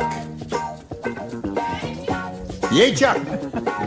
We need all the terms that you want. Okay, Maggie. The lawyer said to the assembled relatives, I'm afraid this will has an unusual requirement. Before I can read it, you all must be blank. Drunk? Drunk? Drunk. It's unusual. That is unusual. Not a bad idea. The rich grandfather died and they all got drunk at the reading of the will there. Is that what that's I got what she's too saying? unusual, didn't I? You got too unusual. Dead. He I said got dead. Well, they're with you again. As long as I keep them straight. Yeah, right. They can come up after you. Those Right, in the parking lot, they could get you. after you. Okay. With my reputation, this is going to come as a shock, but I said Dade. Dade! Looking for drunk.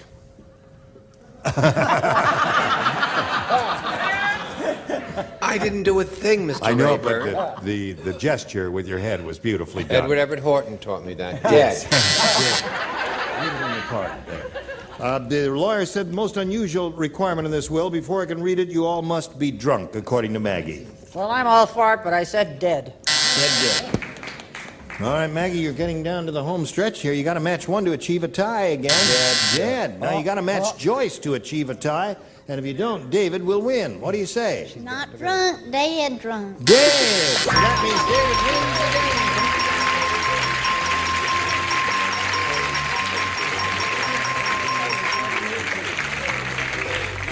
Maggie is leaving here with a pretty good-sized bundle of money. She's got $600 to her credit, and our best wishes for being on Match Game 77. Maggie Lancaster, goodbye, and while we're spinning her off, here's a message we want to spin just for you. What do you say there? Here we are with David Zive, who's a lot taller than 6'5". Suppose you were in a play with him and you were doing a love scene, and he said, talking about? This is my twin brother. Really? On his knees, he's taller than you are. 6'7" you are? Right. Do you use the same hair color? Get back here, sit there, you rascal. You use the same hair color. Now, David, here's the way it is. We polled a studio audience not too long ago, and we gave them pencil and crayon, and we said, you write down your best answer to this, Patrick blank. And we'll be happy to give you $500 if you match the answer they gave us most frequently. And if you match their second most popular answer, you get $250, and then $100 for matching the third. And 3 of the 6 are allowed to help. Gary. Patrick Henry. Richard. Patrick McGowan. Patrick McGowan. Yeah. Gentleman who starred in The Prisoner, the television series. Oh, yes, indeed. Yes. Excellent. Brett. Very good. Just a minute, something may come to me, but then again, something may not. Here, McNee! Give a Patrick McNee. Oh, yes. He did that series, The Avengers, with what's her name for so long? Diana Rigg. Diana Rigg. Now, so you have Diana Rigg. No, you have Patrick Henry, Patrick McNeil, and Patrick McGowan. I'll go with Gary. Patrick Henry. Patrick Henry. You just mentioned him yesterday, didn't you? When you Only said, I was shoot talking if you about him must. at breakfast. I said, whatever became of it. Here we go. Patrick Henry. May we see the $100 number? Patrick Moynihan, the senator from New York State. All right, here we go with the $250 number. Patrick McGowan is Richard's answer. All right, last chance for you, Henry. Here we go. Yeah. You got it.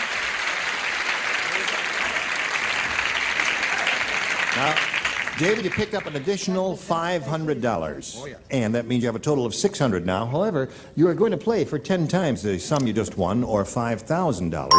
And we'll be glad to give you the money if you'll match one celebrity exactly. Whom do you call on? Richard. All right, here we go. Face me if you would, please. That's it. You can just stand on the blue dot. That's all right there. It's worth $5,000. All right, are you ready? Okay. Where are you, Richard? Oh, there you go. Here it is. Cork blank. C-O-R-K blank. Cork blank.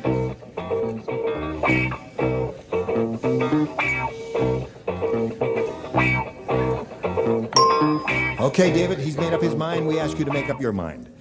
Give us the answer that he's written on the card. We give you $5,000. Cork blank. Screw.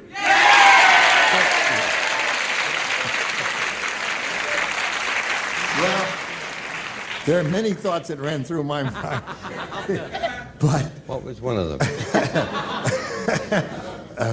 what would you cork? What were you thinking of? Dad talk. Judge, All right, go back. Go back. judge your answer now. I will. What were one of the ones you were thinking of? They went out of my mind. Screw.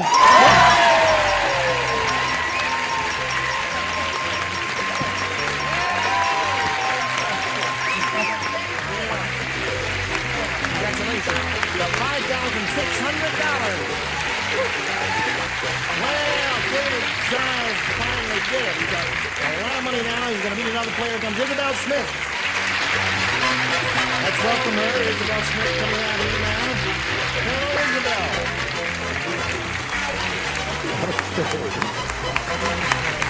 You know David here. He's a very happy fellow.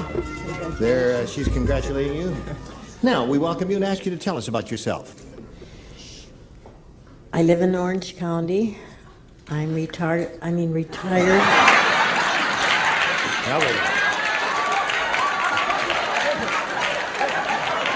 Now listen, there's no reason for you to be nervous or have any tension or anything like that because we're a friendly, loving bunch here. Yeah. I know you are. Yes. I watch you every day. Good. So, You're gonna have a what are good you time. retired from?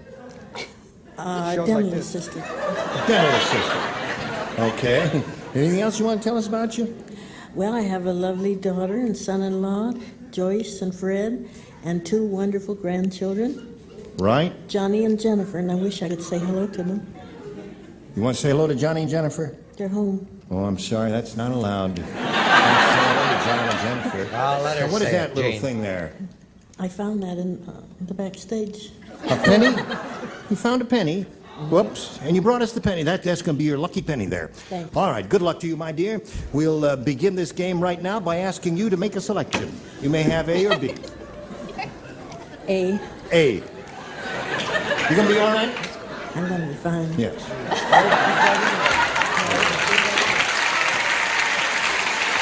Isabel Smith. Isabel. We're just having a game, that's all, right? That's We're right. just having a game, And okay? Isabel's my middle name. So- Sure. Just think of it as a game, that's Yeah, all. you're in I business. don't like it because it sounds like Jezebel. Oh. Well, she doesn't like her Well, name. she's depressed about Yes, it. she doesn't like her name. It sounds like Jezebel. We didn't know why you were depressed. I thought she was nervous about being on television. No, it sounds She doesn't care about that. What the heck? it sounds like Jezebel. Oh. All right, we must press on All here, right. Of course Jezebel. we must. Poor Henry.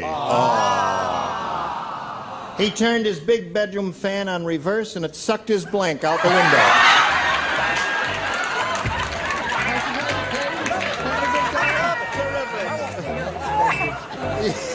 The winning card. Oh, the winning card. Yeah. There's your lucky card souvenir signed by Richard and the others there. What is it again? Poor Henry, he turned his big bedroom fan on reverse and it sucked his blank out the window.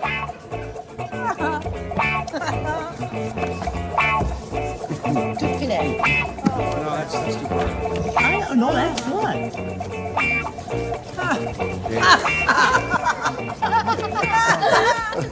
Oh, dear me. Some days it's like We've this. got to get a room. Okay, Mary, it's you and me. Here we go, Okay. Isabel. Poor Henry. He turned his big bedroom fan on reverse, and it sucked his blank out the window. Toupee? Toupee!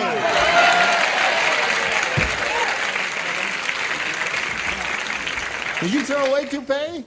I told him. I did. I You really threw away toupee? Yes, you told I her to be too did. hip? Yes. Well, I must say she does give the impression of Don't, being a man, sweet... don't ever do that. That's terrible. Instead, I went with wife. I'm sure his wife is... Oh, that's a good one. All right. Sorry, I'll never do that again. Well, he was really very upset because it was his little bride of only 3 hours. Oh, well. Oh, that was terrible. Chuck? His date, a cocktail waitress from Encino who he met in the parking lot. Oh, I see. Poor Henry. He's really having a hard time here, Mary. Isabel, you know I told you my name was Mary Isabel? Toupee.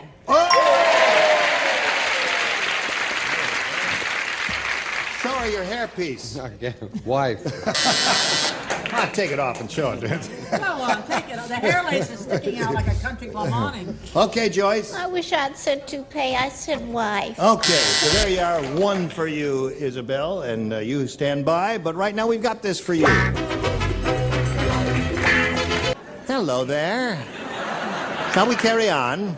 All right, David, we got a first round question for you. Remember the little tougher Norma said to her husband. Yes. I don't mind if your brother stays with us, but does he have to play handball in the blank? I don't mind if your brother stays with us, but does he have to play handball in the blank?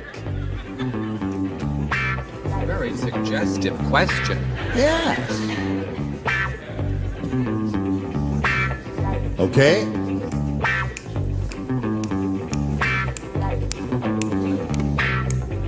You got rhythm. Where? You got music. In green pastures. In green pastures. Okay, Brett, we're waiting for you. Well, I'll read it to you while she's finishing up here, David. Norma said to her husband, I don't mind if your brother stays with us, but does he have to play handball in the blank? Living room.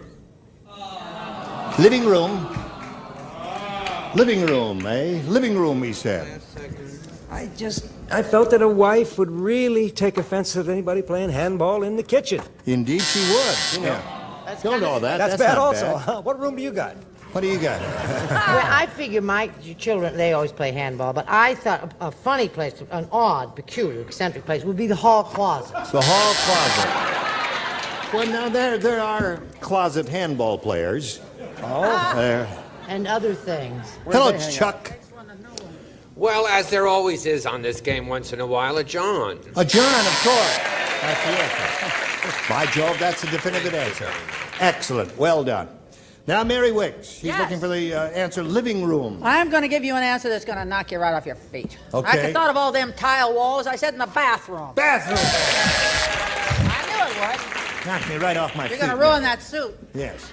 All right, Richard, looking for a living room. As long as the wife was not in any of the rooms, I don't think that'd bother him. What would, I think, really bother her is if he played handball in the nude. Yeah. Splendid quick answer. Service break. Right. Joyce? Mine might be a little unusual. Oh, naturally. But I thought about, well, I said in the bed, because I thought against the headboard. Uh-huh. Does he have to play handball in the bed? Oh, my. Yes, it's quite unusual. Joyce has an odd Put one. it down. Put it down. Really? Okay, here we go to round 2. Isabel, you may have A or B. A. A it is. A for Isabel. Oh, that's par for the course. Are you familiar with the song, You Make Me Feel Like Dancing? Yes. No. You do not. Well, anyway, there's a new song out written by Ugly Edna's boyfriend. It's called You Make Me Feel Like Blanking. You don't play.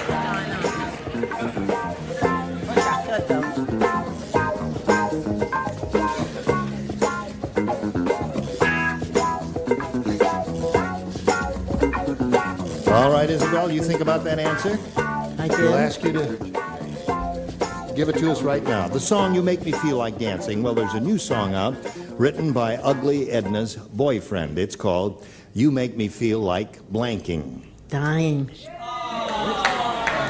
When you go all the way, huh? Oh, that's a heavy. That's a heavy shot. That goes all the way there. Well, I'm more in the stomach area. Barfing. Barfing. Yeah.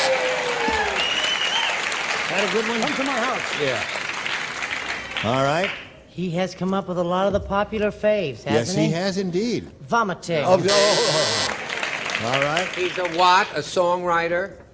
Yes. No, there's a new song out written by Ugly Edna's boyfriend. No, written by Ugly Edna's boyfriend. Yeah. Right. Now, barfing and vomiting is a very hard word to put in a song. Right. So I chose regurgitating. Regurgitating. Yes, simple rhymes, of course. Anything rhymes with regurgitating. Richard? I'm larfing while you're barfing. You're larfing while I'm barfing, eh? Okay. I was going to be very ladylike and say expectorating. But Yes. the last time I said that, I got in trouble and I couldn't spell it and everything else, so I said barfing. Okay. So there we are at the middle of round 2. The score is 1-0, and that puts you in the catbird seat because all you got to do is match 1 to tie and 2 to win. But we don't do that now. Right now we do this for you. Next time we get together, these are the people you will meet in person. George Kennedy, Brett Summers, Charles Nelson Riley, Lee Merriweather, Richard Dawson, and Betty White. You were wonderful. Wonderful. Join us Monday for Match Game 77. Gene Rader here. Goodbye.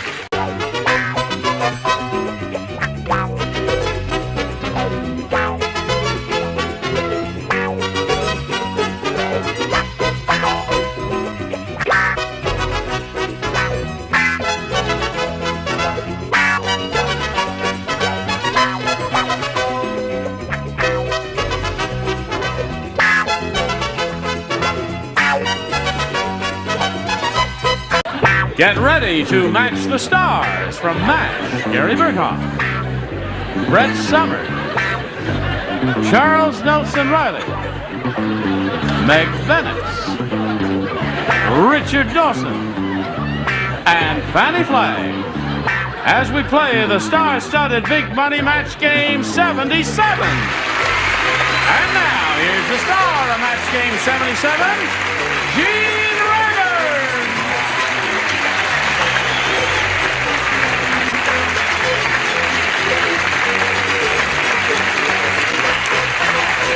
Hey, Olson. All right. And you've got to try and keep your hands off me.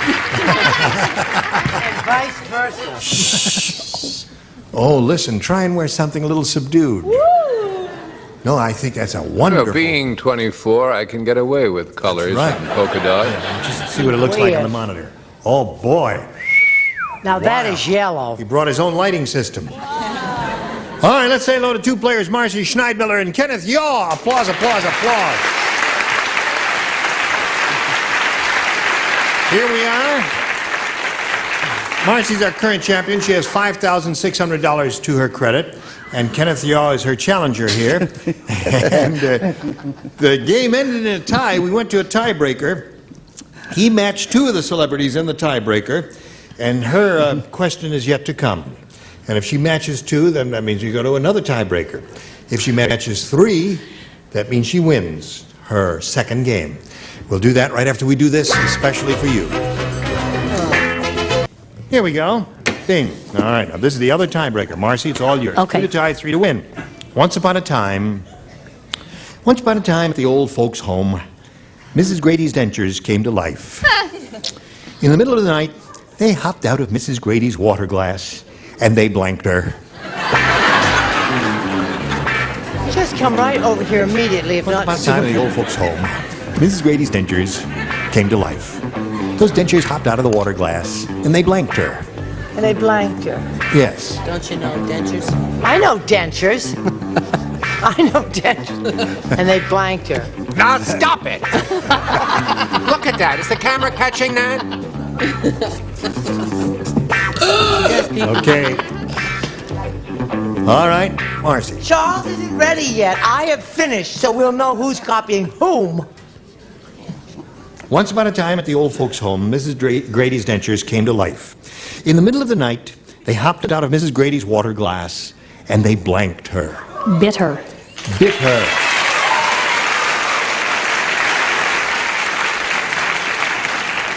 Dankeschön, bit her. What do you say? I didn't know he spoke Polish. Ate her. Ate her. Ah, very interesting. Bit is what she is looking for. What do you say? I said they left her. They left, just walked right out. They just Went hippity hoppity like in a blaze of blank and glory. Christopher Robin. What do you say, Charles? I say, Gene, that they smiled at her. Smiled at her. Well, dentures do that. They could smile there. All right. Listen, all is not lost, Kenneth. You might end up with another tie here. Who knows? She's looking for dentures that bite. I've got a denture that ate her. Ate her. Now you got to match the two remaining ones to stay in the game here, Marcy, and achieve a tie. We're up to you, Richard. I love teachers. Bit. Bit. Score 2 to 1. Baby. Showbiz. Fanny. Come on, Fan. Come on, Fanny. I'd like to say that the tour of Richard's dressing room will start right after the show. Fortunately for me, because there's some hostile folk, bit.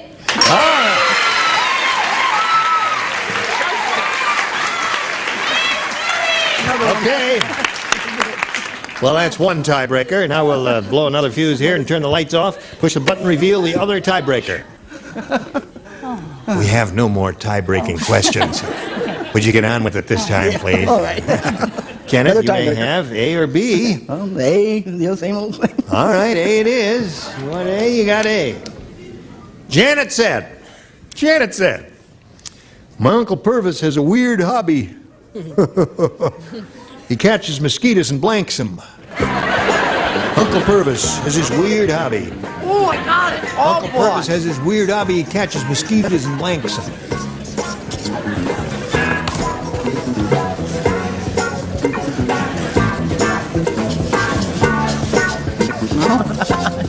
Well, just look at that Will you fellow stop over there. passing judgment That's on Kenneth me? Yaw over there. Hello, Kenneth Yaw. He's going to try to match your answer. All right. All right, Kenneth. Janet said, my Uncle Purvis has a weird hobby. He catches mosquitoes and blanks them. He eats them. Eats them. Sure, that would be weird. Came up with a good answer. He said he eats them. What do you say? Doesn't everybody? Oh, no, I never have. No, that's the way in Connecticut thought we used to eat them all the time. Really? Yeah. I'm sorry, I said bleeds them. He bleeds them. That would be difficult. Well, they're in a state of tumescence, you see, from biting someone like that. And they get all bloated with blood. But I thought he was really weird and wasn't too smart or clever, I guess. I said he breeds them. He breeds them? Yes.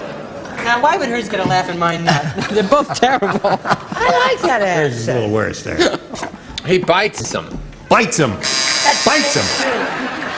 Kenneth is looking for someone who eats mosquitoes. Meg, what do you say to that? He's found one.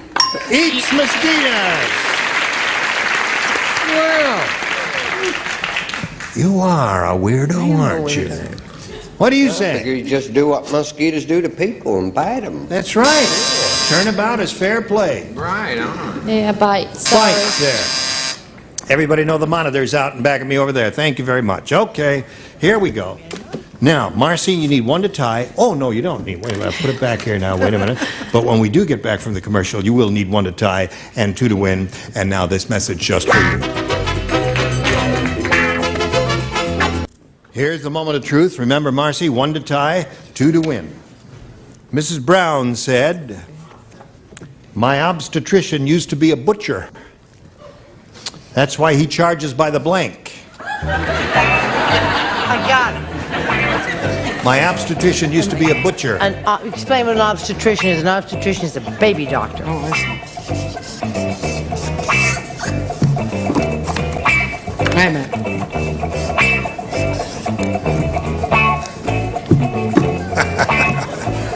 All right, here we go, Marcy. Mrs. Brown said my obstetrician used to be a butcher, and that's why he charges by the blank. Pound. Pound it is. 1 pound ties, 2 wins. What do you say? Pound. 1 pound, tie score. Another pound will win the game.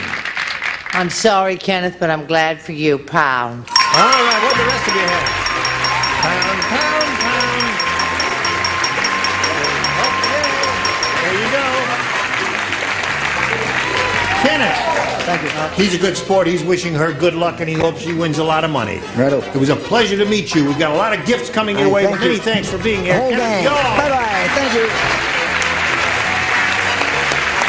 He was a nifty guy, wasn't he? Now, Marcy, you picked up another $100, and you have $5,700 all together. And remember, you're going to play for over $5,000 now. Let's get right to it. We polled the studio audience not too long ago in this very building. We said, write down your best answer to this: a long blank. Remember, if you match the answer they gave us most frequently, you will get $500 additional. For matching their second most popular answer, another $250. And for matching the third, $100. And you may call on 3 of the 6 ding-a-lings. Richard, please. Along the Great White Way. Along the Great White Way. Thank you. Fanny. Broadway. Along the Great Divide. Along the Great Divide. Charles. I think a simple one, Gene, would be, and a very poetical one, may I add, along the way. Along the Way is his, Along the Great White Way is Richard's, and Along the Great Divide is Fanny's. Now, you may choose one of those. Have you got another idea? No, Along the Way. Along the Way, the simple one that Charles gave you, right to the point. Let's find out if it's up there. We'll begin down at the bottom as we usually do, and we will reveal the $100 response. Along the Chevron Way. Is that a commercial? Yeah. They commercialize my answer, that's all. That's not That's the it. spirit of 76. I haven't seen that one. May we see the next one, please? Along Memory Lane. Along Memory Lane. You think it'll be there? Yeah. Yes, I do. Well, so far, there's not a clue that it's going to be there. That was a weird audience. All right, slide it. You got it.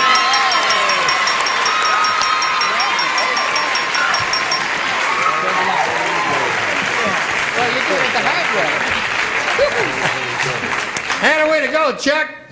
Good for you, Chuck. Thank you, Gene. Listen, you got another $500. Now you have a total of $6,200. Very good. Now you're going to play for 10 times the amount you won. Remember what you have to do to get that money. Yes, choose 1 star. Right, who? Richard again. Richard again. Well, you know, from the other time I won. I mean, you won with Richard before. Yes. Yeah. But you're going to abandon Charles. Is that what you're I'm saying? going to go back to him later. Is that all right? I'll go back to him later. Why? He's good. Along the way. How come you don't choose them now? Oh, I don't know. Next Okay. time? Next time? You say. It's entirely up to you, my dear. It's your money, your game. Good luck to you. It's worth $5,000, and you did it before with Richard, and I think you can do it again. Here it is. Blank closet. C-L-O-S-E-T. Blank closet. Blank closet.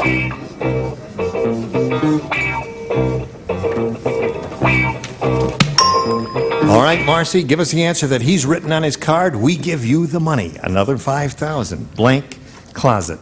Clothes. Clothes closet. I'd say that. Sounds good to me. But one never knows here in this game. There are usually more than one good choice. We'll find out what Richard has. Things that we use at our house to brush up with, we call the clothes. Clothes!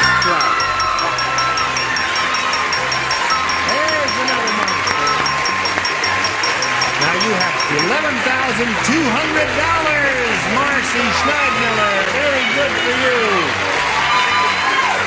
Your friends are really hooping it up out there. Now let's meet your next player here. Here comes Betty Fowler. Betty Fowler, shall we all welcome her? Hello there. Hi. There's your souvenir card. You got two of them now. Well, Betty, Marcy's very happy because she now has $11,200. Great. And she's really excited about that. We'll give her a chance to calm down a minute while we find out where you're from and all that. Well, I'm originally from New Orleans, Louisiana. Yes? And I'm married. My husband and I have been together for 3.5 years, and we're the proud parents of a 10-week-old baby boy. Isn't that wonderful? That's great. That's a great experience in life, isn't it? Fantastic. What's your baby's name? His name is Aaron J. Aaron. Aaron. That would be a boy. Yes. Some kind of boy. I can tell these things. I knew it was a boy as soon as that thing turned around, brought her out here. Anything else you want? What does your husband do? My husband's a longshoreman. He's a longshoreman? Yes. In this area? Long Beach. Yes. Uh-huh. Okay, Betty, good luck to you. We can't start at this moment because we've got to do a little business with America. But you're on for the next game. Now you watch this. We are ready. If you're ready, here we go. Now, Betty Fowler, you may have A or B. I'm going to take A. A. Yes. Okay, you got it. Now, you're all familiar with the new James Bond movie, The Spy Who Loved Me. Sure. Have you seen that? You may not have seen the movie, but you've seen the ads for it. There's a new movie written by Horrible Hannah. It's called The Blank Who Loved Me versus The Spy Who Loved Me. Very good. May I see it, please? Yes, of course. He's gotten awfully grand with his yellow shirt and a tie. He's gone to his head. Well, I'm glad to see him wear a shirt and tie. Yes, you're getting better. They still have the cough, however. Oh, get on with it. Have you been to Hawaii? No, I haven't been to Hawaii. Everything okay over there? The yogurt is still delicious. Oh, wonderful. Terrific. We're offering a correspondence course in this question. You know what he does is he reads and he becomes hypnotized and he nods off. What would you like to talk about while we're waiting? Anything you'd like to say to America? Oh, he's ready now. All right, Betty Fowler. The James Bond film, The Spy Who Loved Me, well, there's a new movie written by Horrible Hannah. It's called The Blank Who Loved Me. The monster. The monster who loved me. All right, what do you say to that? I got more specific. I said the gorilla. The gorilla? Yeah. All right, that's close. You and she were kind of on the same track. Brett? I said the vampire who loved me. Really? Well, you two were in the same ballpark with her. The really dreadful award? No, I'm sorry. I don't accept it. She had a lot of bad features. Yeah? Yes. One of them was she had things in her eyes that made her more horrible. It's the sty. The sty? Playing the word dreadful? spy. Well, Sky, right? better than gorilla, anthropologist, and dynamo. I love the answer. The monster. What do you say? Oh, the dog. The dog who loved me. Dog's a winner. Rapidly downhill. No, that's for someone who's horrible. Oh, it's really a dog, yes. I think it's an excellent answer. You see, Hannah would have been the dog, but the guy who loved her would not have been the dog. What do you say? Wouldn't have been a guy, would it? Would have been another dog. Oh, I see. All right. You were saying? Well, I thought of a clothing store, and I thought the tie who loved me, but I didn't write that down because I knew it would have silence. I wrote gorilla. You wrote the gorilla, eh? What about, instead of the spy who loved me, Oh, yeah. the fly who loved me? Oh, of course. She was an artist. She drew flies. Ring-a-dum-bum-bum-bim-bum. Are you ready there, Marcy? All right, here it is. The Undertaker said, "Here at Heavenly Acres, we have a special no-frills funeral. Instead of a casket, we buried the deceased in a blank."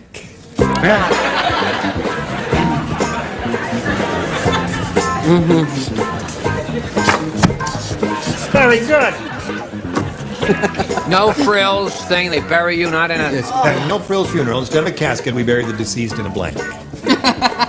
Has a mind like a steel. I know, sieve. Net. A steel sieve. Leave him alone. No, I know what I'm doing, but don't look. Just leave him alone. Let's shield your answer. You know bungling where they have the thing up in Bundling bed? was an early American Yes. custom where a young couple who were not married would get into the same bed and there would be a I want a 1 by bungling 12 board piece of right wood here. between them so that they could not touch each other. But don't kid me, I knew those. Yes, here we go. The Undertaker said, "Here at Heavenly Acres, we have a special no-frills funeral. Instead of a casket, we bury the deceased in a Bag. bag." Okay. No. She said a bag. What do you say to A that? bag is a frill. A bag is a frill. Yes, and the no frills, you get buried in a hole. In a hole. Just open it up and shovel them in. No, you just get buried in your little A&P paper sack. Paper sack. There's one for Marcy. Charles. I was going to say an old Panasonic TV set carton. Yes. But you have to match. So I said a New York phone booth. A New York phone booth. If you put it horizontal, it would look like a casket, I suppose. A see-through casket. Meg, what'd you say? I said a paper bag. A paper bag. That's your match. That's two for her. Now, here we have the no-frills funeral. Instead of a casket, we bury the deceased in a 6-foot plastic baggie. A 6-foot plastic baggie. That's a bag. Now watch now, B-A-G, that would be bag, would it not? Then G-I-E, meaning a bag-E. Would you like to come out and Come on, what are you... She did not say paper, she said bag. Well, I'm not supposed to match those. I matched her, I said bag. Come on! Then don't go on. We'll just wait here until they've reconsidered that. All right, what do you say to this, Fanny? Show them. I hate to be in the middle of hostilities. I'm innocent. I didn't do nothing. You are innocent? I said, oh my God, I said paper sack. A sack, that's not a bag. Sack? Well, there's a distinction between plastic and paper here. She did not say paper. She did, well. She said bag. Yeah. Yeah, but you see, now they matched all the paper bags. I don't mind. If they're drunk enough to match paper. All right. I'm not playing anymore. No. It's a waste of time, isn't it? Marcy I has... just told Riot! Riot! Riot! Riot! Hey, Rube! Whose side are you on anyway? Let's do a little commercial here, and we'll straighten this whole thing out and maybe never come back again. Gene Rayburn here. Join us next time for Match Game 77. Goodbye!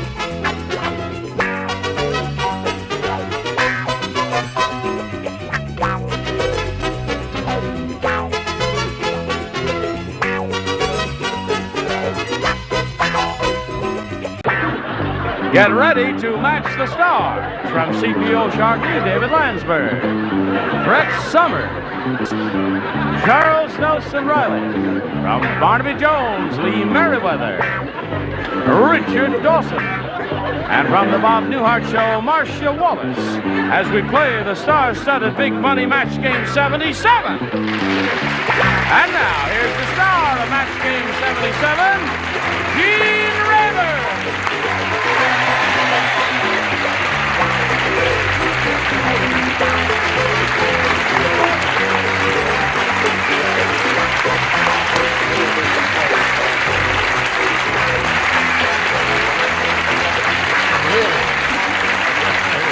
Thank you, Johnny Olson. And thank you, friends. You're going to be glad you came today because we have some grand people up here. Yeah. How are you, Sam? Nice to see you again. Listen, I don't have my breath spritzer here. David, you know, we have a little tradition on the show. The new kid on the block always gets a little kiss from the host. From you? Yeah. So, okay. Let's welcome David Landsberg from CPO Sharkey. Welcome. Now, Chris Jensen and Mike Williams over here. We welcome them too. Chris is our current champ. Thank you very much.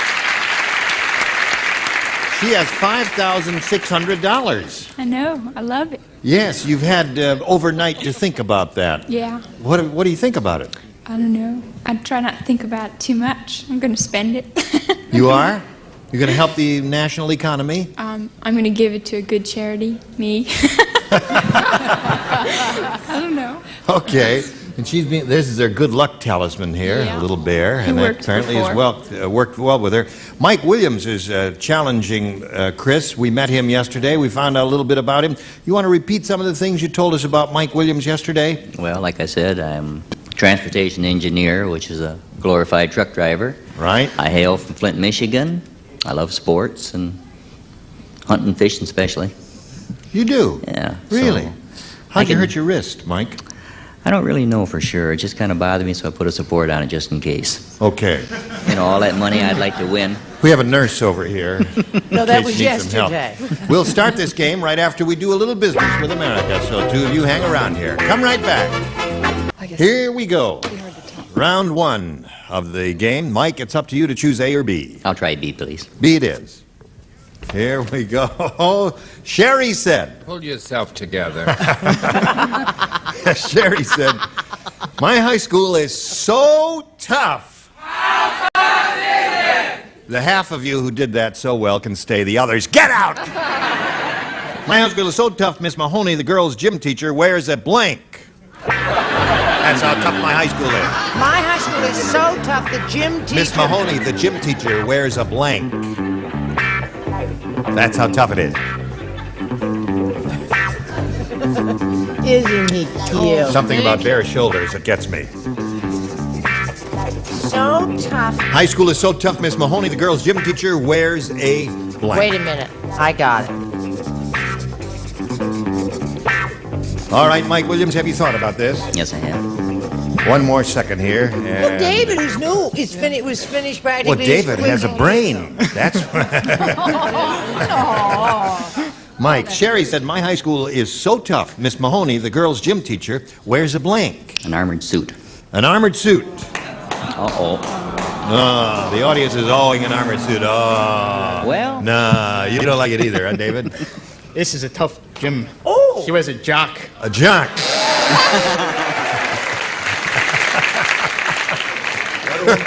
So, yeah, boy, I'll say. I do declare. What do you, I do declare, too. What do you say to that? They called her Mr. Mahoney. Mr. Mahoney. But only behind her back. Yeah, she's so tough, she wears a gun and a holster. Gun and holster. Yeah. That's tough. Charles, what is tough? Yeah, oh. Not that. That's not. That's pathetic. Jock. Jock. Oh, all right. Yeah. I really didn't expect that answer to appear here. But Which one? Jock. Oh. It's incongruous as far. You didn't expect armored suit either, did you? You seemed a little surprised. Armored suit was one possibility. What have you got? The only possibility is Suit of armor. So there's one for Mike. Thank you. I'll tell you after they've all answered what I thought. You'll tell me later? Later, I'll tell you what my answer was. Well, we see how well the top row did Yes, here. terrific. I'll show you how good the bottom row is. Suit of all armor. right, suit of armor. Thank you. Are you going to be a nonconformist? Armor suit up. Armor suit up, yeah. So you got three, Mike. I like that. What was your answer? I said Miss Mahoney was so tough she wore a catcher's mask. Just a I second. think that stinks. Now, wait a minute. If it is a tough school and the kids are difficult, to protect herself, she had to wear a catcher's mask. That's probably why you read the questions and we answer them. That's right.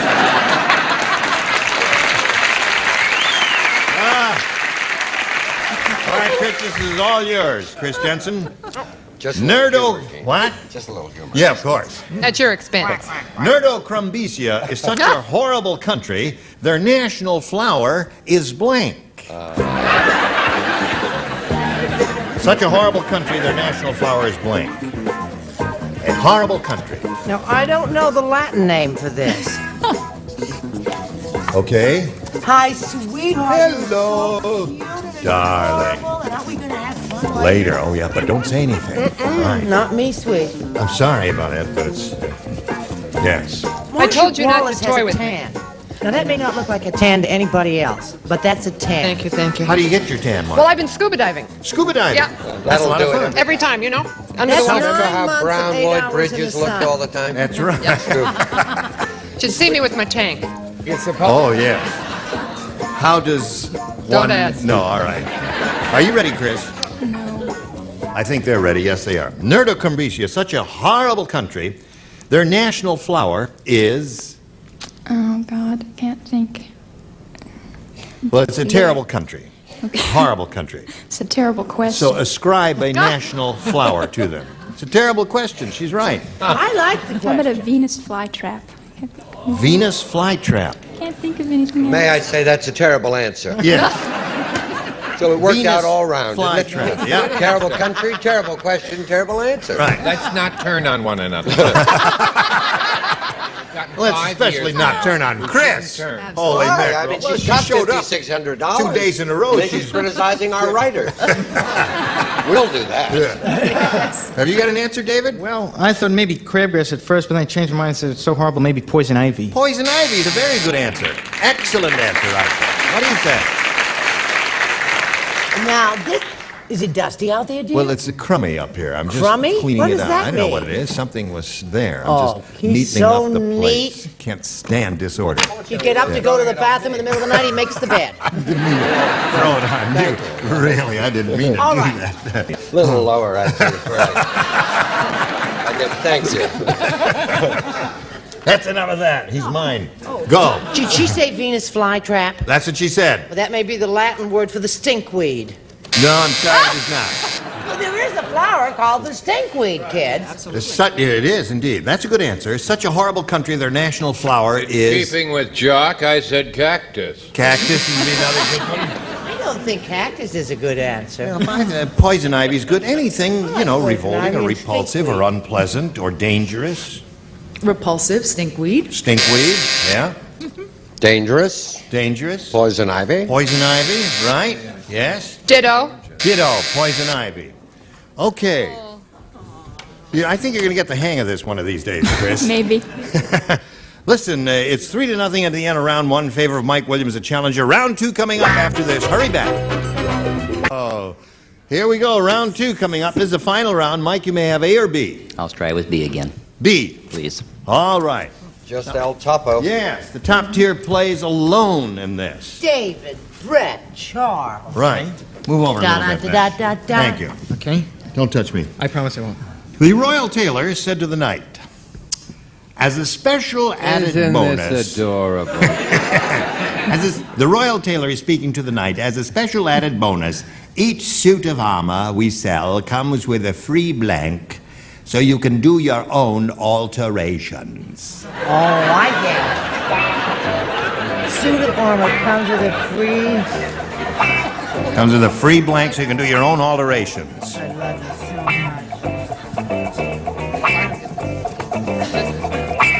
much. See, Charles is aflame with jealousy. That's why he said that before. He gets so upset if he sees me pay attention to anybody else. He goes crazy. All right, Mike Williams.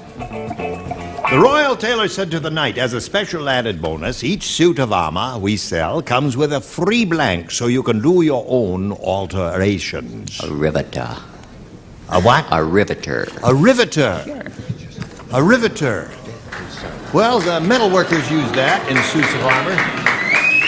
What did you say, David? Well, Well, you already riveted it. riveted Now he has to it. get it open. It's a metal cutter. A metal cutter. Okay, what do you say to that? I said it came with a free hammer and nails kit. Hammer and nails? Kit. One doesn't use hammers and nails in working with metal. That's too butch for me, all that stuff. I like something with a little Charles? Yeah, like sandpaper. I said blowtorch, Jim. Blowtorch. Okay. Thank you very much. Well, Mike, you remain at 3 with that question. Now let's see how Chris does with her final question. Chris, you need 3 to tie and 4 to win. Barry said, I went on a no-frills flight that was really no frills. There was no airplane. Instead... Oh, wait a minute. Don't laugh until I get to the punchline, dummy. There was no airplane. Why don't you quit while you're ahead? No, we can't. I haven't come to the blank yet. Instead, the passengers just stood in the middle of the runway and blinked. I got it, but I'm afraid you're going to have to do it one more time, Maud. Barry said, I really went on a no-frills flight. There was no airplane. Instead, the passengers just stood in the middle of the runway and blinked.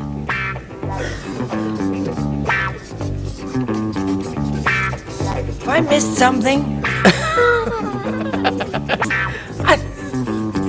No. Is that wrong? Maybe I can think of something Passengers stood in the middle of the runway. better. There was no airplane. No airplane. The passengers stood in the middle of the runway. Is there a definitive answer? Well, there's one that I can think of that's... What's wrong with Charles? Deaf children could play this game better than Brett. I swear to you, you read the question 8 times. Am I missing something? Stop copying. Look at that sick, sad woman. There it is. See it? Unbelievable. Okay, Chris, here we go. Barry said, I went on a no-frills flight that was really no frills. There was no airplane. Instead, the passenger just stood in the middle of the runway and blinked. Flapped their arms. Their Very good. See, they love it. I'm getting the hang of What'd you say? it. So I'm finally getting the hang of it. Chris said she's finally getting the hang of it there. Well, she got the hang of it instantly. Well, so did I.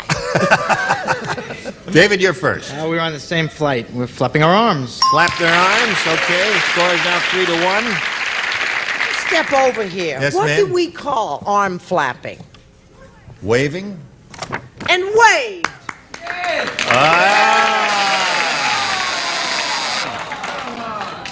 Well, no, now wait a minute. You're meaning this. Now, see, David said that. You know, there's a difference between this and that, isn't there? Why not? Isn't there? All What do you That's say? right, tell him. I don't know what I say, but Confucius say MC who open mouth before buzzer or bell is stupid. Flap their arms. Okay. Now 3-2 to score. Need one more flapper for a tie, Chris. The real no-frill flight. Passenger stood in the middle of the runway and... I think we tied it up, flapped. Tied it up. All right. One more arm waver. We'll give her another game. Arm flapper, I believe. Arm flapper, yeah. Basic waiver gets the... Right. Right. Well, Chris, you finally got your act together, didn't you? Stop being hostile to the writers, and we gave you El Flappo. That wins the game.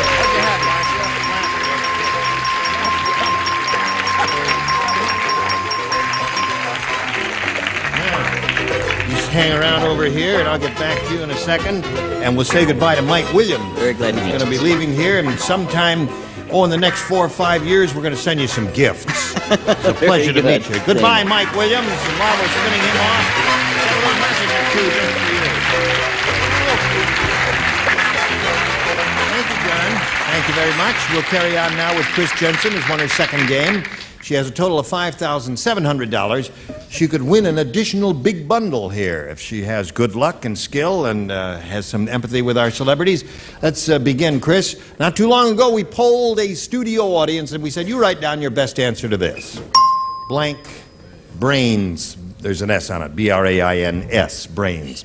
Now, the audience the answer that audience gave most frequently will get you $500 if you match it. For matching their second most popular answer, you get $250, and then $100 for matching the third. And 3 of our 6 celebrities will help you, Chris. How about Richard? I wish I could use mine at the moment to think. What's the one you eat? Calf's brains. Thank you. That's your answer. Okay. Well, it's our answer. We did it together. Right. Cav's answer. Cav's brain. How about Lee? How about Lee? Have you got one? Is this a hard one? Big brains? No? Now it sounds like it's hard. Yeah.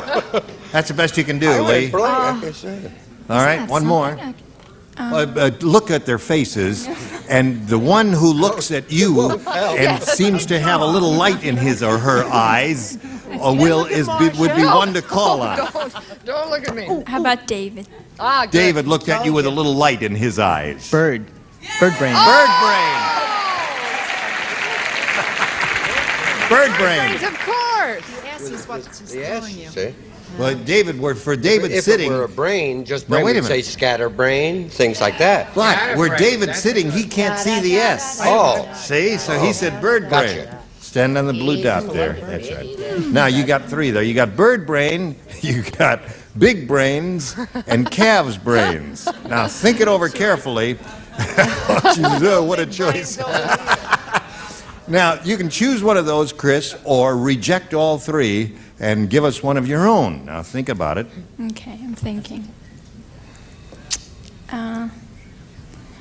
Bird, I don't know.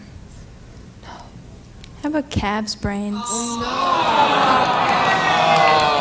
right, Johnny, ask all the R's what they would say. But are you aware of the fact that there's an S on it? Well, you know, if they say it, maybe that previous audience said it too, even though there is an S on it. There are two audiences like There that. are two audiences that dumb, I suppose, or what you never know. We'll find out right now. We'll begin at the bottom and reveal the $100 response. No brains. Well, we're all in the same boat there. May we see the next one, please? Scatterbrains. Oh, well, but they had the S. You think it's bird brains? Okay, slide it.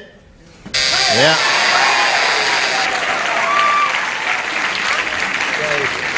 You know, we tell you, Chris, that you ought to trust your first instinct, and your instinct was to say bird brains, wasn't it? Yeah. But you didn't do it, did you? Well, I thought of the S, and I thought, well, maybe it was wrong. You don't think. No, I won't. All right. Would you like to meet your new challenger? Okay. Here comes Lenore Johnson.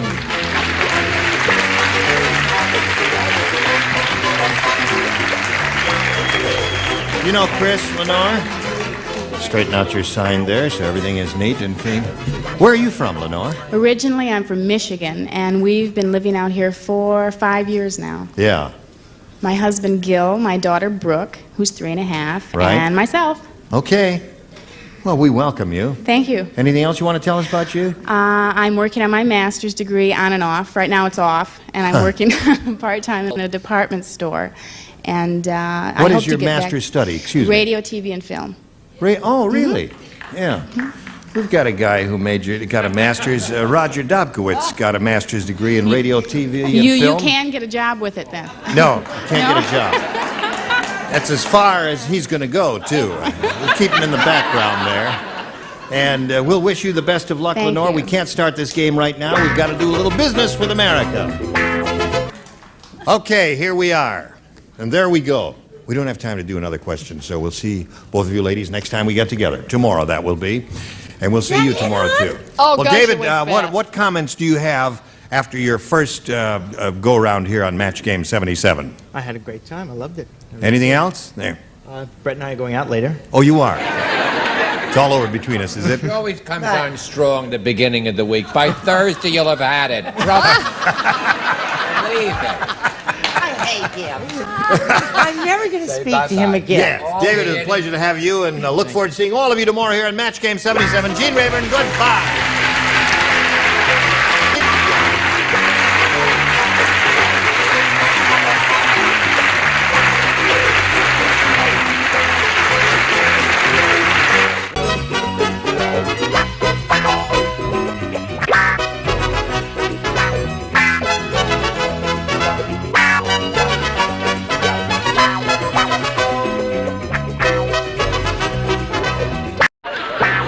Get ready to match the stars from Charlie's Angels, David Doyle, Brett Summers, Charles Nelson Riley, Juliet Proud, Richard Dawson, and Patty Doyle as we play the star-studded Big Money Match Game 77. And now, here's the star of Match Game 77, Gene Rayburn.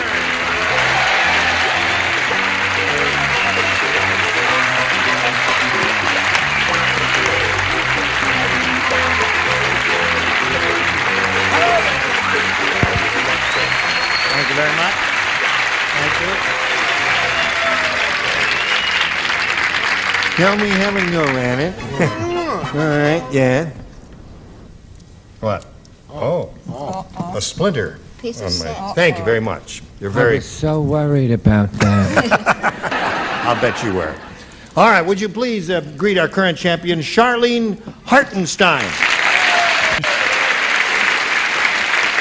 Charlene has won 2 games. She has $450. And she's going to play for $2,500. And we wish her the best of luck, and we'll see how this turns out right after we see about this. Here we go. Charlene, are you ready? Yep. There it is, a $250. Remember, you're going to be playing for 10 times that amount, or $2,500. It is now time to choose one celebrity and try to match that person exactly. Okay, Richard. All right, Richard, here we go. Stand on the blue dot there, and I'll get the question and wish you the best of luck, Charlene. Here it is. It reads as follows. Blank circle. C-I-R-C-L-E. Blank circle. Blank circle. Blank circle. Blank circle.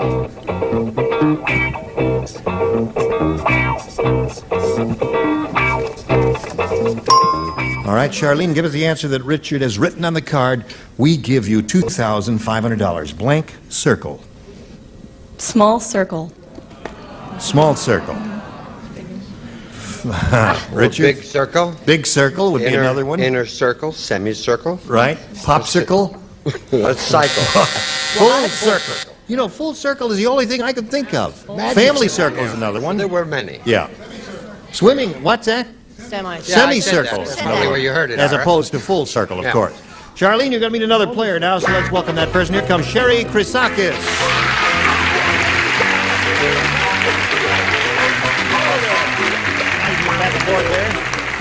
You two ladies know each other, I guess, from being backstage friends. Sherry, we welcome you and ask you to tell us a little bit about yourself. I'm 20 years old. I was born in Los Angeles. You don't have to tell us everything. I work in a bank. I'm a bank teller. You are? You ever make a mistake? Yes. What happens? A man gave me his check, and I cashed it and gave him back the check.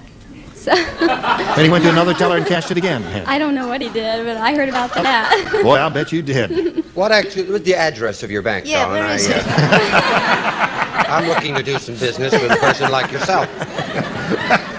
Leave her alone there. Okay, Sherry, good luck to you here. We'll ask you to make a selection here, A or B. B. B. B is the one with the... that's the one. Okay. All right. What's that? B for bank. It's got a mind like a steel trap. Yeah. They say Hollywood wit is dead. Please, carry on. Fred said, I hear the Jimmy Carter flu is going around. Oh. Yeah. You know you have it when you get an uncontrollable urge to blank. That's how you know you got the Jimmy Carter flu. You know you have the Jimmy Carter flu when you have an uncontrollable urge to... Right. Well, really? There's a good one.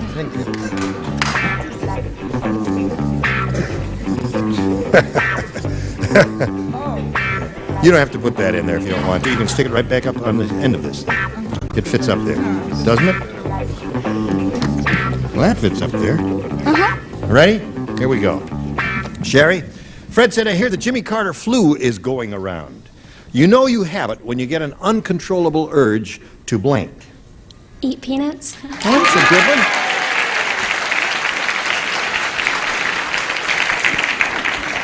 The mathematical genius said eat peanuts. Funny she'd say that. Really? I said eat peanuts. There you go, David. One for Sherry. What do you say? I say she has a bizarre gift for finance. I said eat peanuts. Eat peanuts. Two for Sherry. See no evil, hear no evil, monkey do, monkey see, whatever it is. Now, Sherry, you have 3. You get an uncontrollable urge to eat peanuts, and that's how you know you've got the Jimmy Carter flu.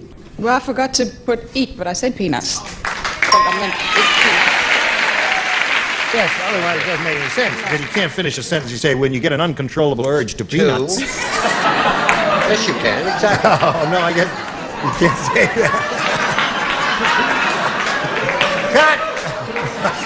It's just that soft southern drawl that makes it permissible. That's right. You know you have the flu.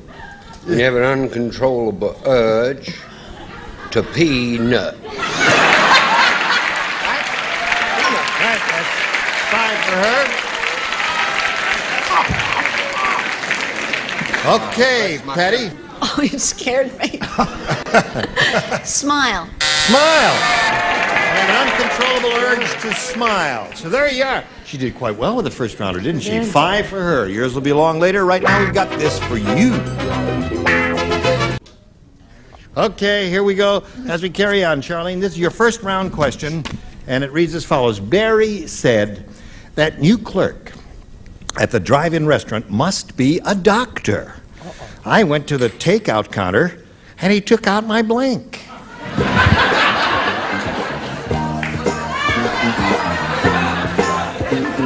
I went to the takeout counter and he... New clerk at the drive-in restaurant must be a doctor. I went to the takeout counter, and he took out my blank. Well, all right. Okay? Yes. Right. Aren't you glad you came? Having a good time? Yeah. Terrific. Are you having a good time, David? Delicious. Splendid. Delicious. You will come back again sometime. Affirmative. Good. Not so fast. All right, here we go. Barry said that new clerk at the drive-in restaurant must be a doctor. I went to the takeout counter, and he took out my blank. Tonsils? Tonsils is a good one. Show us your tonsils, David. Oh, well, mine are located a little further down on my body. I had the appendix. Appendix. All right, show us your appendix. I don't care. Show us something. Oh, I said appendix 2. I've got 2 of those. What do you say? 1 appendix to go. 1 appendix to go. All right. You got 3 appendices so far. Is that the plural of appendix? Appendices? Same plural. What do you say? The reds are in. Yes. Tonsils. There's 1. 5-1 the score. Tonsils or appendix? Hold the lettuce and the mayo. Appendix. Appendix. What are you offering? What part of the anatomy? A reprise of appendix. Another appendix. You got a lot of those and only 1 pair of tonsils. Now we go to round 2, the final round here. Now, Sherry, you haven't matched 1 celebrity, so you have again a choice of A or B. I'll take A. A it is. And this is only for Patty Deutsch. Big Rocky the boxer said, Yeah. he says, a lot of guys in a fight game Yeah. have cauliflower ears. Yeah. But I just went 10 rounds with Murray the midget, and that's why I have a cauliflower blink. Go ahead, write down some kind of answer there. Write it down, and I'm watching you. I'm sure.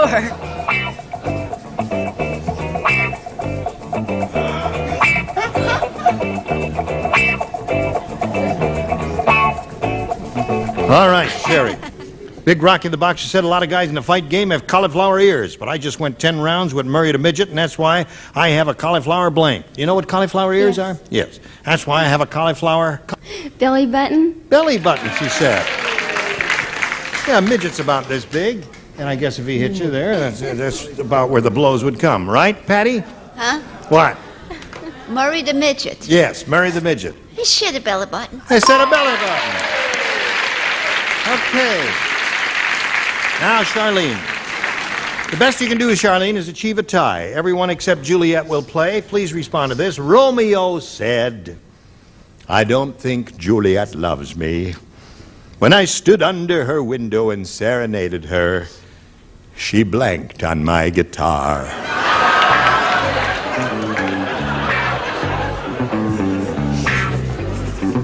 She blanked. Right in yonder window. But hark, what ye light in yonder window.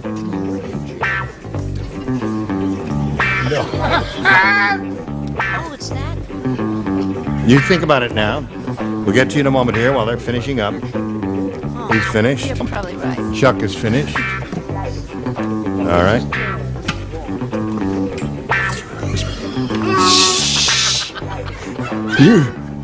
You really are having a good time. Well, it's awful. You know, you're having so much time. I don't think we're going to pay you.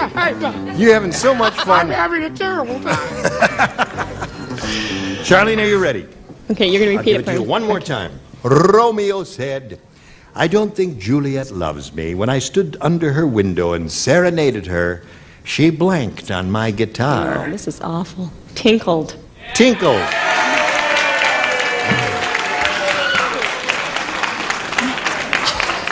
Now, you have to match all 5 celebrities. You need 5 tinkles to stay in the game and achieve a tie. David, what have you got? Oh, rats. I was going to say tinkled, and I should have, because this is not. She threw up. Oh, really? So that means Sherry wins the game. What do the rest of you have? Tinkle, tinkle. Okay. Congratulations. Now you stand right over here on that little blue dot here, and I'll get to you in a second. I'm going to say goodbye to the lady who's won a total of $450. Thank you very much for being with us, Charlene. Thank you, Dean. That's Goodbye. great. Bye. While we're spinning her off, let's spin a message or two just for you. Sherry Kusakis, who's won $100. This is her first game. What's going on over there? Nothing. We're listening to you. Oh, fine. Terrific. It's just girls And having a good time. Sherry, we'll go press right on here. You could win over $5,000 at this point. We polled the studio audience not too long ago, and we got their best response to this. Day of blank. The answer they gave most frequently will get you $500 if you match it. Now, for matching their second most popular answer, you get $250. And then for matching the third, you get $100. And 3 of the 6 will help you. Richard? Day of the Locust. Day of the Locust, all right. David? Day of Redemption. Day of Redemption. Such a cheerful thought. Wonderful. Juliet? Day of the week? Day of the week. Oh, very good. So you have Day of the week, Day of the Locust, and Day of Redemption. Now think it over carefully. Tell us whether you want to choose one of those or reject them and give us one of your own. Day of the Locust. Day of the Locust. Okay. Day of the Locust. That's the one that Richard gave you, right? We'll find out if it's up there, and we'll so where. May we see the $100 response? Day of Reckoning. Okay. We're looking for Day of the Locust. Let's slide the next one, please. Day of the Dolphin is another good one. That was a wonderful picture. May we see the big one now? Day of the Jackal. The locust isn't there? No, it isn't. You know, I don't know whether it's ever happened before. If it has, only once or twice. No answer that the celebrities have given us. Redemption, the week, or Locust is up there. Redemption and Reckoning are the same. No, they wouldn't have matched. No. Day of Reckoning and Day... I don't think so. Would you have matched that, Ira? No. See? Oh, well, phooey. Yeah. All right. I'm sorry that it's worked out that way, Sherry, but, you know, it's difficult here. You win some, you lose some. You're going to meet another player right now and have another shot at a game. Here comes Bertha Lester.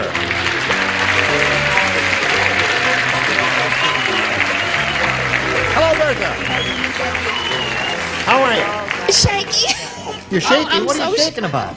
Because I've got to meet you and all the rest of them here. Well, I'm listen, so we're nervous just I a can't couple of talk. old shoes here, aren't we? We're a very friendly, loose Yeah, but I'm bunch. so nervous I can't talk. No, you're not. Where are you from, Bertha?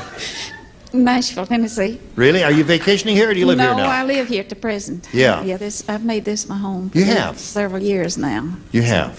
Very happy out here. You like it here? I love it out here. Since I was a little girl, I wanted to come to California, Are you and I'm here. Are you retired, or? I'm leaving that RE off. I'm just tired.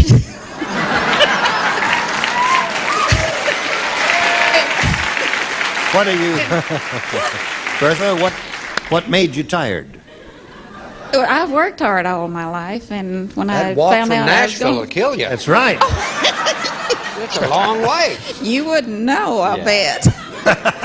But when I found out I was going to get to be on this show, and get a chance of it, I asked my son-in-law and all of them if they'd like to come. My son-in-law says, "You bet we're going to be there, rooting for you to win." Says, "And if you win, you're going to have to split it." I said, "If I win, I won't never know nothing about it because you'll have to take it to put me away with." Please, not on our stage, Bertha. We don't need that kind of a first. Would you throw the box of Kleenex over, please? Yeah, we'll get some. Thank you very much. She's getting a little teary here. Thank you. She's as nice as Minnie Pearl. That's right. Walked all the way from Nashville, yes. Thank you. Yeah. There's a good luck kiss for you. All right. All right, Bertha, if you're ready, we'll press on here and ask you to make a selection, A or B. I'll take B. B it is for Bertha.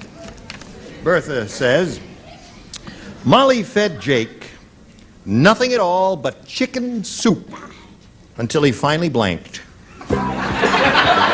Molly fed Jake nothing at all but chicken soup until he finally blanked. Chicken soup. Fed him nothing but chicken soup until he finally blanked. Right. Gotcha. Right? That's good. Very good. Okay.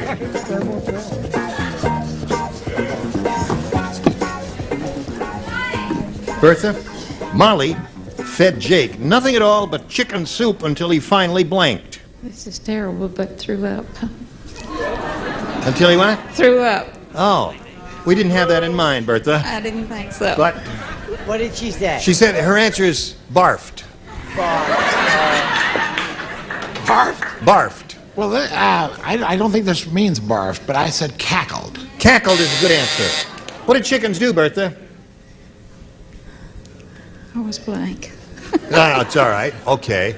She's a little bit nervous. What do you say? You perk right up because you're going to do better. On the next round, she's adorable, isn't she? Yes, she is. I'm sorry, Bertha. I said clucked. Clucked. Cackled and clucked so far, Charles? Cackled or clucked? Cackled or clucked seems to be the responses there. There it is, another cluck. Richard? Croaked. Croaked. Would you like to give her another good luck kiss, Richard? Oh, don't make her feel terrible. No. First ones are hard, dog. Yeah, the first ones are very tough. Don't worry That about was a it. dumb answer. Patty? Cluck. Cluck. Everybody said a cluck. Yeah. Okay, there it is. Now, we've got this one for you, Sherry. Nerdocrumbisia is such a horrible country, their major product is blank. Country, their major product. Major product is blank.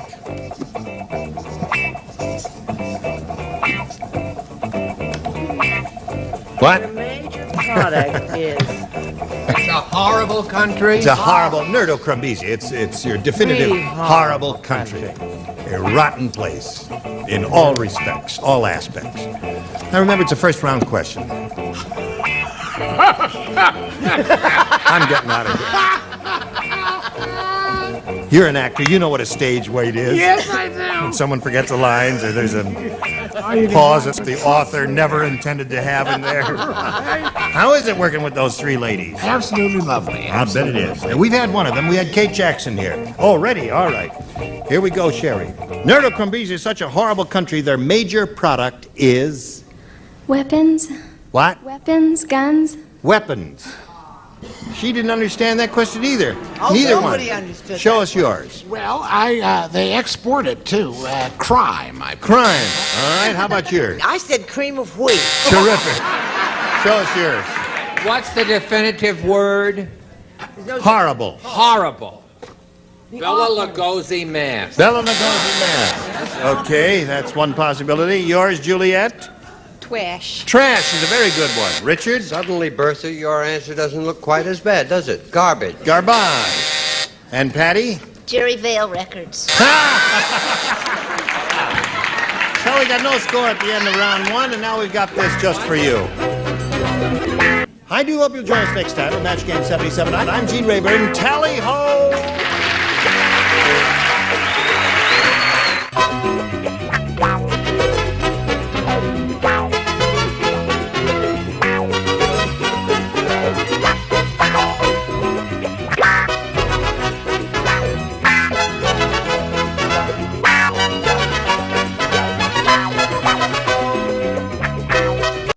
Get ready to match the stars. From Charlie's Angels, David Doyle, Brett Summers, Charles Nelson Riley, Juliet Proud, Richard Dawson, and Patty Deutsch. as we play the star-studded Big Money Match Game 77. And now, here's the star of Match Game 77, Gene Rayburn.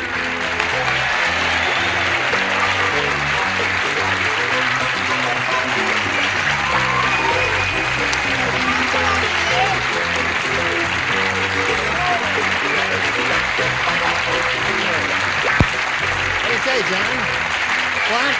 Just catching 40 winks. They help a lot, don't they? Sure. You all ready? Ready. You look grand again. What? Nothing. Nothing. The hand came in and grabbed the chair. The chair thief is at work again. Let's welcome our two players here, Sherry Chrysakis and Bertha Lester. Ladies, Sherry's the current champ. She's only won one game, won the $100, and then just kind of stubbed her toe there on that super match there. It didn't quite work for her. And now she's being challenged by Bertha. They've both had their first round questions, and as you can see, it's a very tight game. Terrific, very close score here. Zip to zip. But we'll get some scores here going in a moment or two right after we do a little business with you. Let us carry on, shall we? This is the second and final round. Bertha, you may have your choice of A or B. B. All right, you've got B. B reads as follows. The Lone Ranger left Tonto when he discovered that Kimosabe is Indian for "you're as blank as your horse."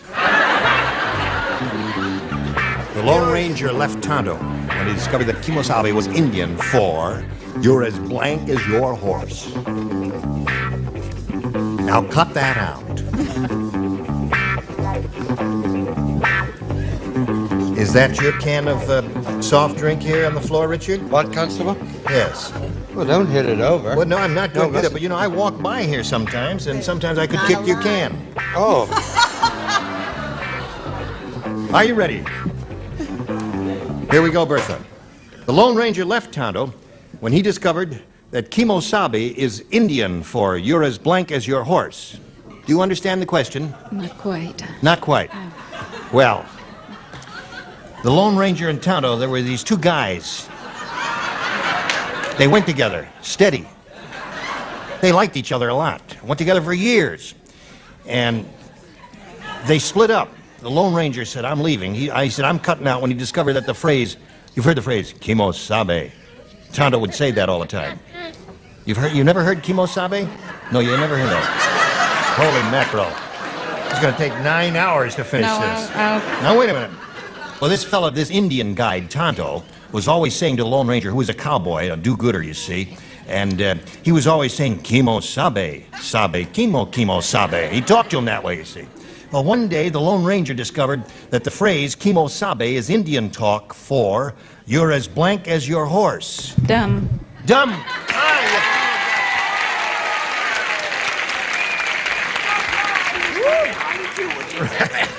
Thanks a lot, David. No, it is amazing. What? Bertha looked right at you and came to that very end. True, isn't that right, Bertha? No. Don't be afraid. Tell the truth. I didn't mean it that way. But it turned out that way. Referring to myself. What did you say, David? I said dumb. Dumb. Wonderful. How about you? How about me? How about everybody stay on the line? Say, how about you? I say, how about dumb? Dumb. To the Bertha. Charles? So long ago that we started this, oh, dumb. You had dumb, yeah. You're right, it was long ago. You remember what you wrote, Juliet? Dum-diddy-dum-dum. Dum-dum. 4. Bertha, you were just pretending, weren't you? You knew it, didn't you now? Come on. You knew all about Lone Ranger and Kimosabe and all that. Really, I didn't understand the Oh, question. come on now. You're from Nashville, aren't you? Give her a break. Well, you No, can't. I Just Oh, give she's her a crazy break. like a fox. She's got 5 of them down. That's right. Now, one more. Don't expect too much here, Bertha. Now, just a minute. Wait a minute. Just a minute. Yes. Is Pulaski anywhere near Nashville? I wouldn't know. I said Nishtbreit, which is dumb.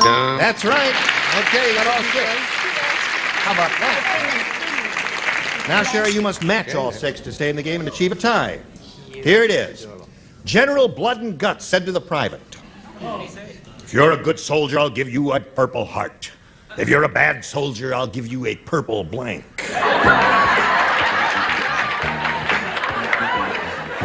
If you're a good soldier, I'll give you a purple heart. If you're a bad soldier, I'll give you a purple blank. For the benefit of the writers, you don't get a purple heart for being a good soldier, you get a good conduct medal. But it wouldn't have worked, would it? Okay. Give you a good... Sherry, you ready? Here it is. General Blood and Guts said to the private, if you're a good soldier, I'll give you a purple heart. If you're a bad soldier, I'll give you a purple blank. Face. Purple face. All right, that means he'd belt him in the mouth and give him a purple face. Now, you got to match all 6.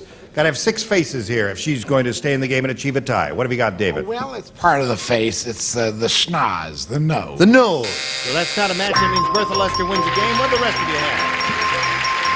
Aye. All right. Come on down, Bertha. Bertha, you stand right over there on that little blue spot in the rug there, and I'll get to you in a minute. Sherry's leaving here with $100 and our best wishes. Thank you for being with us on Match Game 77. Sherry Christophas will spin her off and we'll spin a message or two just for you. How do you feel? Here is Bertha Lester. She's won the game, and now she's going to try for the big money. How do you feel, Bertha? Nervous. No. Shaky. Hold on to my arm there now. Oh, That's I it. need it. Bertha, you're with friends now. That's It's right. We just all like love your you, Bertha. family here. Yeah. We We're love here you. to help. We I do. know that, but it don't keep me from being nervous. It don't, eh? No, if I hadn't have thought I was among friends, I wouldn't be up here at all. I Really? wouldn't have tried to be. Well, get the hell out of here then, Bertha. Let's begin, Bertha. We'll see how far you can go here. We polled a studio audience not too long ago and said, you write down your best answer to this. Blank, father. Now, the answer they wrote down most frequently is valuable to you. You can get $500 for matching that. For matching their second most popular answer, you get $250, and then $100 for matching the third, and you'll get some help. You are among friends. Now, just sing out 3 names one at a time. Richard. Our Father. Our Father. Stepfather. Did you point to Juliet? Yeah. Yes. Stepfather. Stepfather. Okay, and who else? Brett. Brett. I have 2. No, wrong. Well, that's what I had. Isn't it nice? Little Everyone's conference. so helpful. Yes. Mother and father. Mother and father. Now, at this time, Bertha, you can say one of those 3 or give us one of your own. So the 3 are mother and father, stepfather, and our father. Have you got a better idea yourself? Did you think of one, though? Can you think of one? I thought of Godfather. Godfather. That's the best one. Yeah. Well, listen, you said it. We have to accept the first thing you say, so Godfather is what it is. That's a great answer, I was Dawn. hoping Richard would say it. Well, you're smarter than us. You're You right, came right. up with it. That's You it. got it. Godfather That's it. is what got you it, want. Bertha. Okay, we're looking for the Godfather. Isn't that Let's reveal the $100 response. Bringing up father, Jiggs and Maggie. Well, I'll be darned. Haven't seen that in years. Maggie and Jig? Or whatever. Now may we see the $250 response. Grandfather. Here it comes. Here it is. The Godfather's going to be there, right? You got it. You all You believe believe. it. You believe it. Yes. You believe in fairies? Yes. All right. Tinkerbell will now slide the slide and we'll see the Godfather. Wow.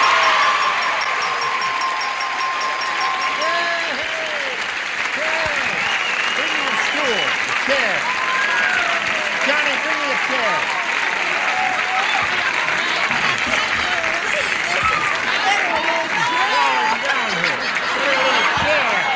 That's it. Thank you. Good. Right. That's it. Sit down there. Right. Take a seat. Take a seat. Take a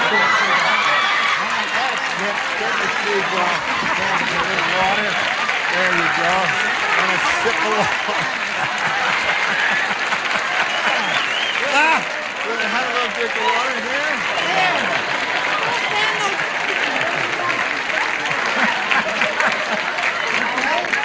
All right. Thank you, thank you all. You were splendid. Now, If you get any calls, we'll put them right through. now, Bertha, here we go. You've won the $500. Now you're going to play for the 10 times that amount, or $5,000. And we want to give you that money. But you have to match one celebrity. I want to win it. You do want to win it. We want you to win it. So, you have to choose one celebrity to match exactly. I got some kids out there that said I had to win so that I could split with them. I said, if I win, I won't never see the money because you'll have to take it and put me away with it. Well, you're halfway there now. Do you want? Which one do you want to play with? Richard. Okay. You ready? No. We got to do this first, okay? And then we'll get together, you and I. Yeah. All right. Now you swing your knees around toward me here now, and I'll get the $5,000 question. And here it is. Good luck to you. Oh, you gonna put your shoes on? No, I can't stand up. Lean on you yet. All right. Here it is. All the better. He's my size. Good luck. Kitchen blank. Kitchen blank.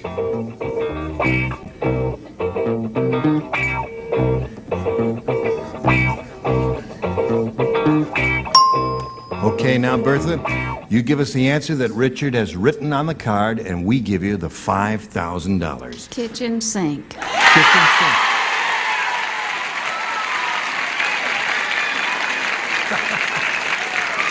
No? She says kitchen sink will match her for the $5,000. Richard, I think the audience is going to lynch you unless you say kitchen sink. I wrote it. You wrote it? And then I wrote kitchen table. Really? And then I kept sink.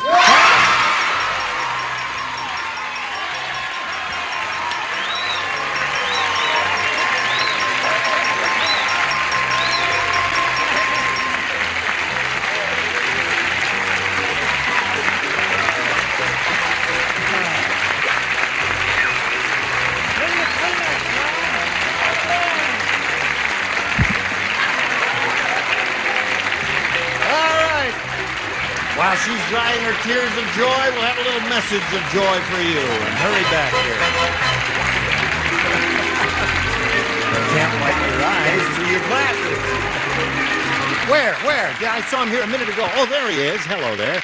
Oh, would you all welcome Bill Jones? Yeah. Hello, Bill Jones. How are you? Fine, Jim. Very well, thank you for asking. Would you like to tell us a little bit about something so we can acquaint ourselves with Bill Jones? Fine. I'm married to a beautiful, loving wife. I have the pleasure of working at a school as a junior high school principal with an enthusiastic group of kids, a fine staff, and great teachers, and I love going to work every day. Isn't that a rewarding experience, to be happy in your work? I don't know if you were observing here, but we're all very unhappy in our work here. And suffer these severe depressions constantly, but we try and overcome them, don't we? We do. Yes. Hallelujah. Well, that's grand that you're happy in your work, and you're probably doing a lot of good. If you've got that attitude, you must help those kids a lot, I'll bet. Well, we enjoy it. Is it in this area somewhere? It's in the city of Rosemead.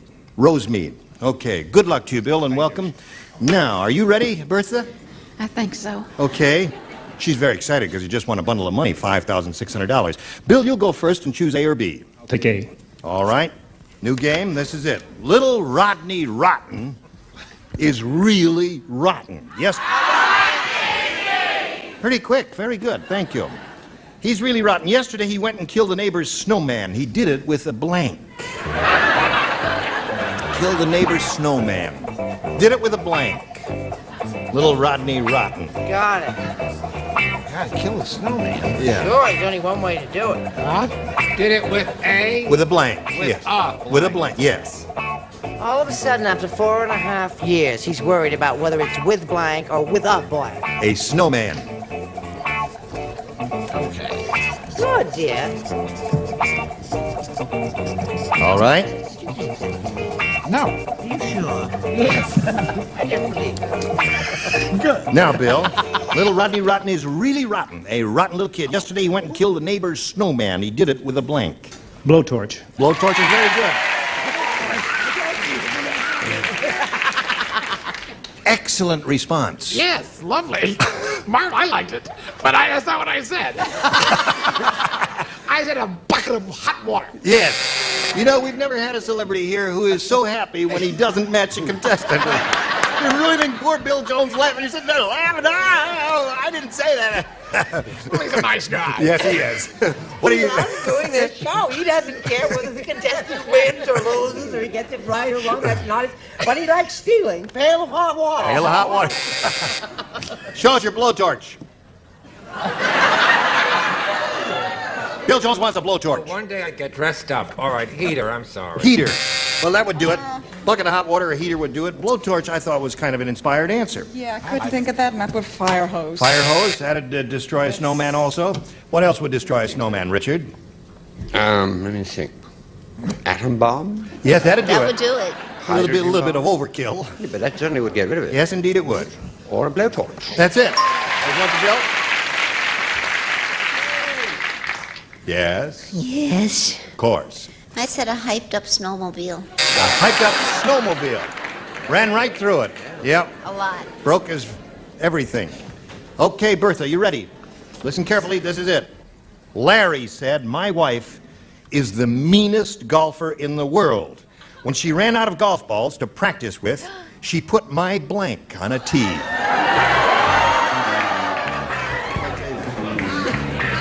No.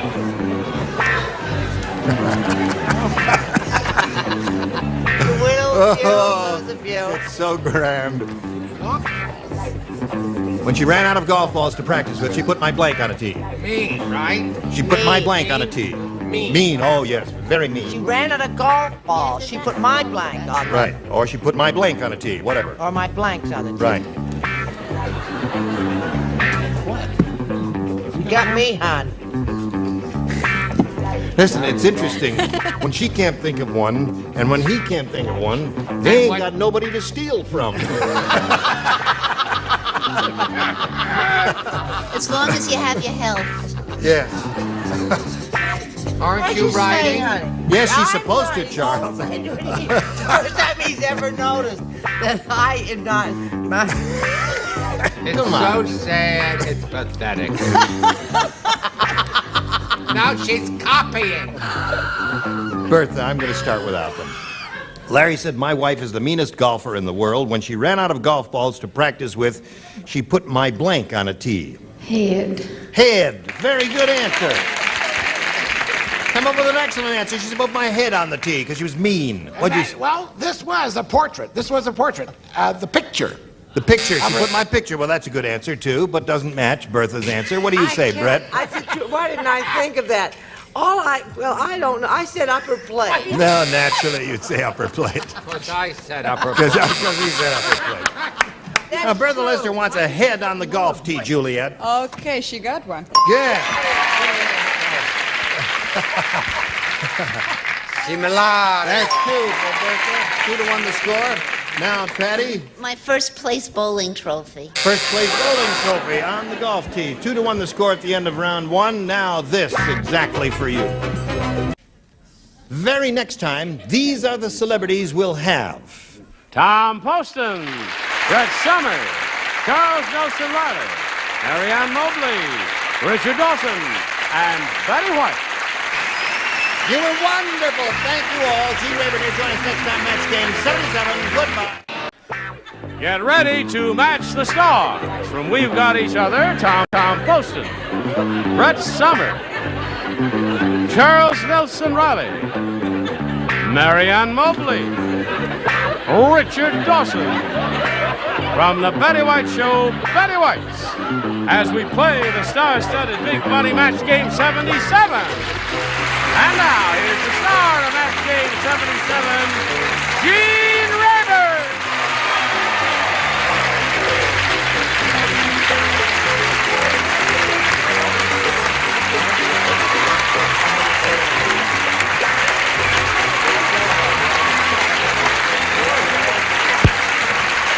Hi, Johnny. Oh, how are you?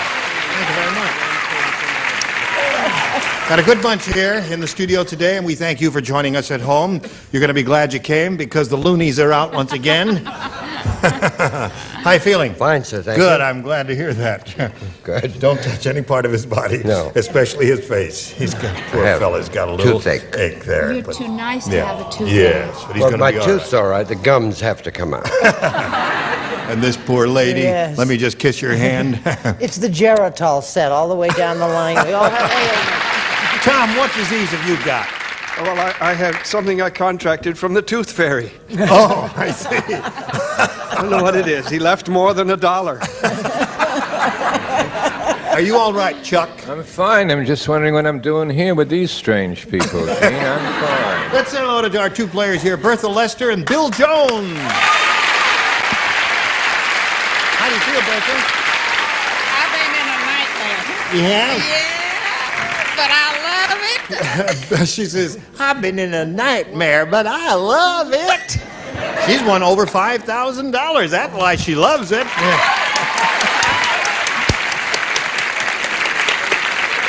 Now, you've had a chance to think about your winnings and what you're going to do with them, Bertha. What are you going to do with them? I got bills. Oh, you got bills. Bill who? Tax bills. Oh, tax bills, right.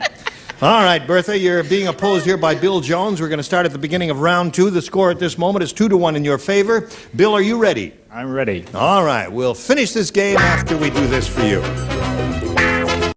Here we go. Second and final round. Bill, you have a choice of A or B. I'll try B. B it is.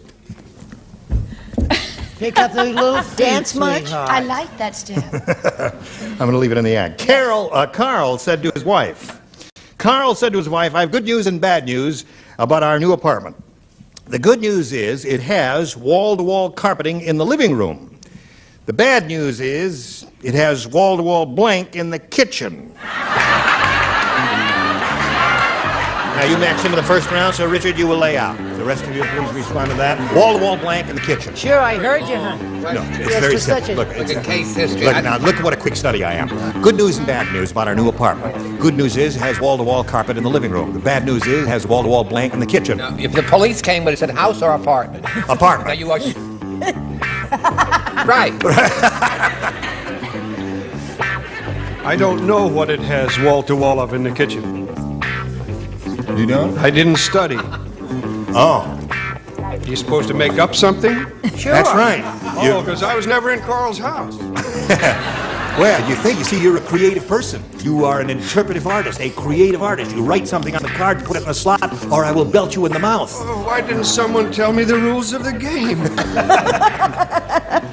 Okay, here we go, Bill. Carl said to his wife, I have good news and bad news about our new apartment. The good news is it has wall-to-wall carpeting in the living room. The bad news is it has wall-to-wall blank in the kitchen. Garbage. Garbage.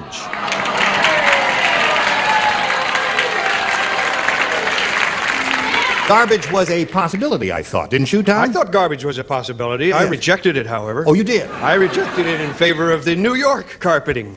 Wall-to-wall. Rocha! They love you. Yes, the audience is bugs. You didn't hear what he said? He said the audience is bugs.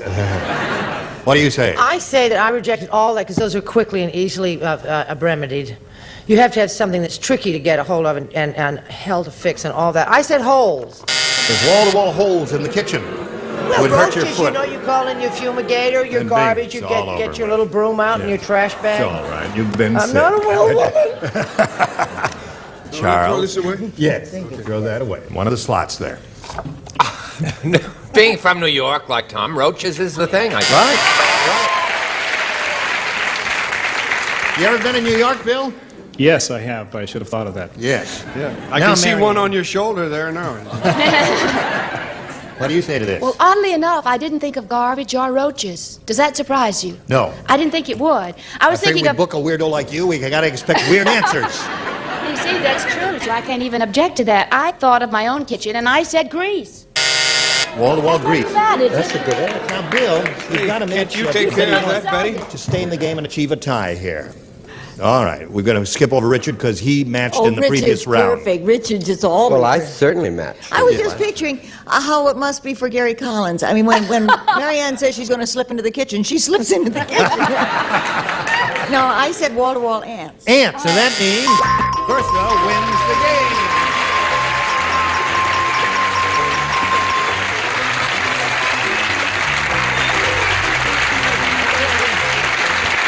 right over there for a moment.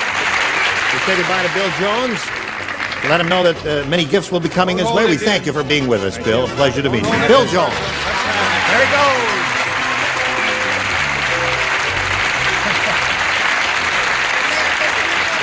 What's that? What'd you say? My hands are like a wet weather spring. My hands are like a wet weather spring. Yes. Where are you from again? Nashville. Nashville, that's right, yes. Okay, Bertha, you know how this goes. We'll get right to it. We polled the studio audience not too long ago, and we said, you write down your best answer to this. Lou Blank. Now remember, if you match the answer they gave us most frequently, you get $500. If you match the answer they chose as the second most popular one, you get $250, and $100 for matching the third, and you can call on 3 of our 6 celebrities for some suggested answers here. Richard. Our old buddy, Ed Asner, Lou Grant. Lou Grant. There's one. Charles. Lou Costello. Lou Costello. Brett. Brett. Something may come to me. Just a minute. I was wondering if there's anything. Let me keep thinking here. Wait a minute. I've been thinking hard. Think hard. Gehrig. Lou Gehrig. Hey, wasn't that clever the way that just came to her? She just picked them out of the air. What are you talking? All right, so you have Lou Gehrig, Lou Grant, and Lou Costello. You can choose one of those or think up one of your own. Lou Costello, I forgot.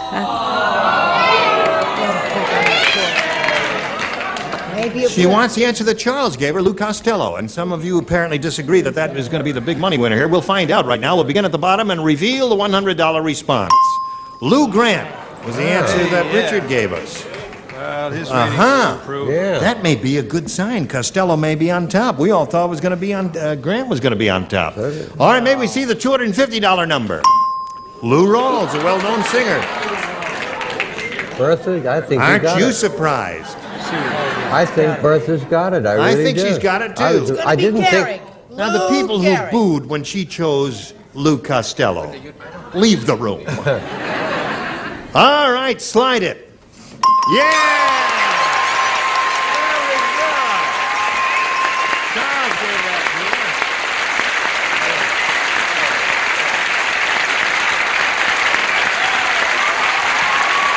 There we go. All right. Now, Bertha. I didn't think of that name, but I couldn't. And I'm glad he mentioned it. Yeah, because that's the one you wanted all along. All right, you've picked up another $500. You have $6,200. You're going to play for 10 times the amount you just won, or a $5,000. Hold on to me, honey. Let's support each other up here. Yes, don't shake so much, though, because it rouses my libido. All right. Now, to collect the $5,000, Bertha, you have to match one celebrity exactly. Who do you call We on? both can't shake together here. We'll both be falling. You That's better right. be careful. Right. I'll call on Richard again. You're going to call on Richard. You did it with him last time, right? All right, stand right there facing me, and here we go. Wait, I just got to reach over here, and now you can grab on again, Bertha. Here it is. Good luck to you. Worth $5,000. Reads as follows. Blank crackers. Blank crackers.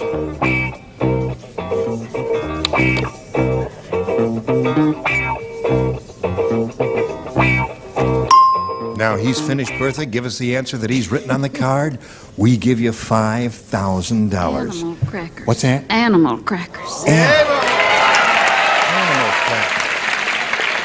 Well, she had the answer all made up, didn't wait at all. Animal Crackers says we'll match you. What do you say to that, Richard? That's a Shirley Temple thing, isn't it? Yeah. Animal Crackers in my soup. No, That's I can't change it. I wish I could. Animal.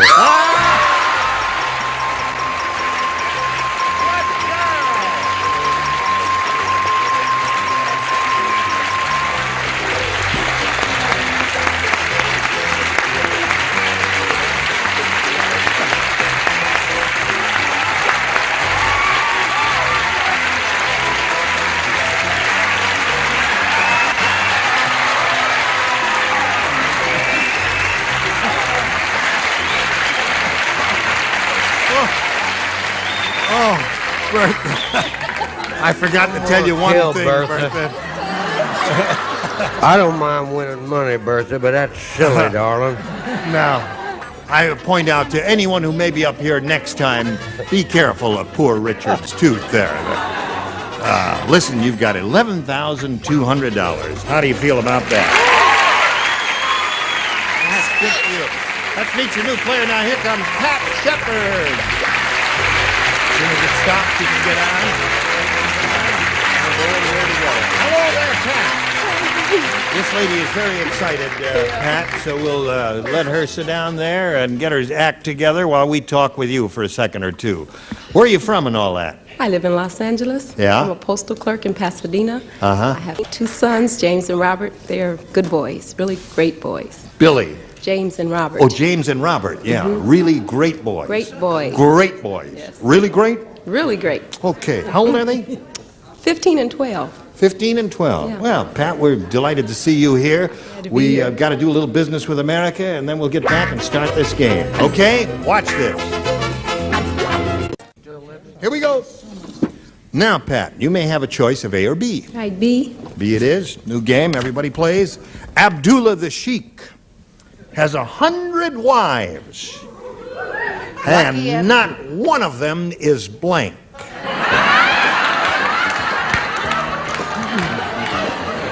Gotcha.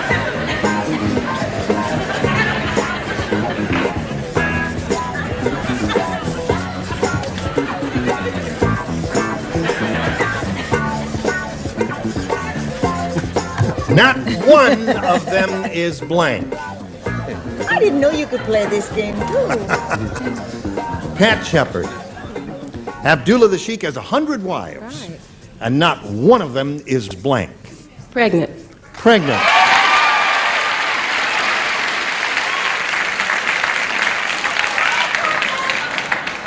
I heard that. I heard that. What did you hear? What did you hear? Someone said not one of them is female. What do you say to that? Well, I had no idea. I know you had no idea. In that case, mine makes perfect sense. That's Because- right. Yeah, there's one for Pat.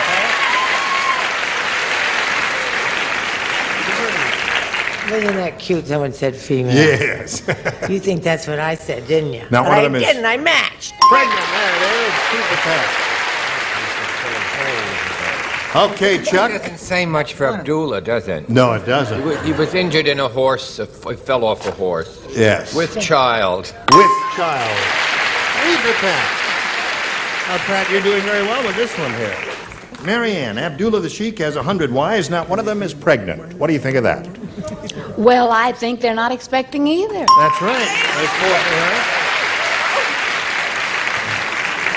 her. What happened to Abdullah, Richard?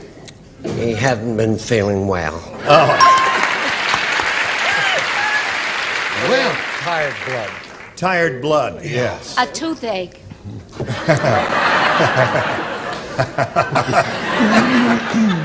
Yes, Miss Betty, honey. Well, they're not sure about number 72 and number 84. I Oh. mean, the jury's still out on them, but I think they all had a headache. He's not pregnant. Pregnant. Well. Isn't that unusual? 6 on the first round? I did it. That unbelievable? Bertha, you got to go to work. Here's your first rounder. Harry's wife said Harry was a practical joker to the very end. At his funeral, when they opened Harry's casket, a blank came out. Practical joker to the very end. Practical joker. To the very end. At the funeral, when they opened Harry's casket, a blank came out. Practical joker. Practical joker. Don't Well, it turn should be on. Harry's widow, dear, not Harry's wife. Harry's wife said, Harry's widow. Widow said. Harry's Harry widow was- said.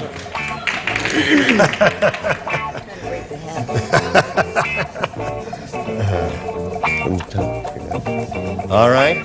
Wait a week. Okay.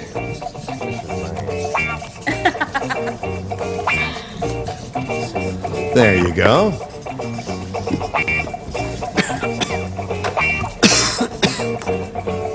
Now, Bertha, if you're ready. Yeah, I'm so jumbled up, I didn't understand that. Well, here it question. is. Harry's widow said, Harry was a practical joker to the very end. At his funeral, when they opened Harry's casket, a blank came out. A joker. A what? A joker. A joker. It's not good, but somebody else has got to take me off of here. Might as well be Pat. She's cute. What'd you say, Tom? Well, I thought maybe a joker would have fit. I was going to say a small, willing friend of Harry's, but I put a lily. A lily. Just jump right out of there, eh? Okay. I didn't know what a dead man could send out of there. Yes.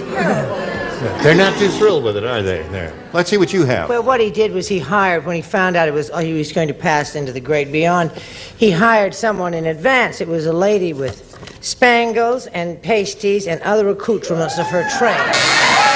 Jump right out of there. I'm not having a good time. Okay. I wonder why you don't act more. A go-go dancer. A go-go dancer.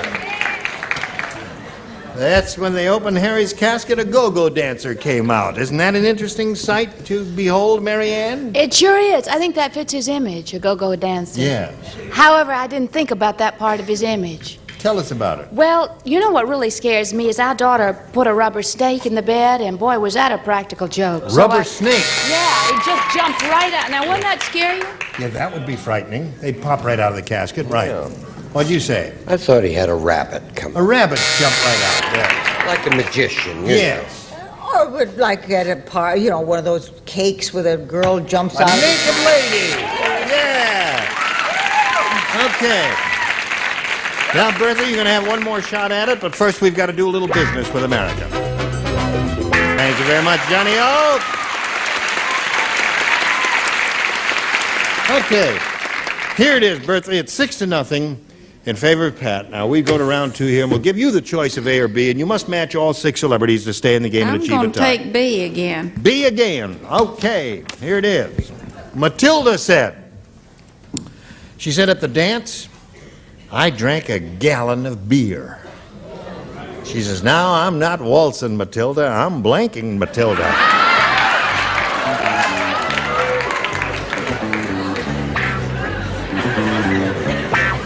Waltzing Matilda. Dancing.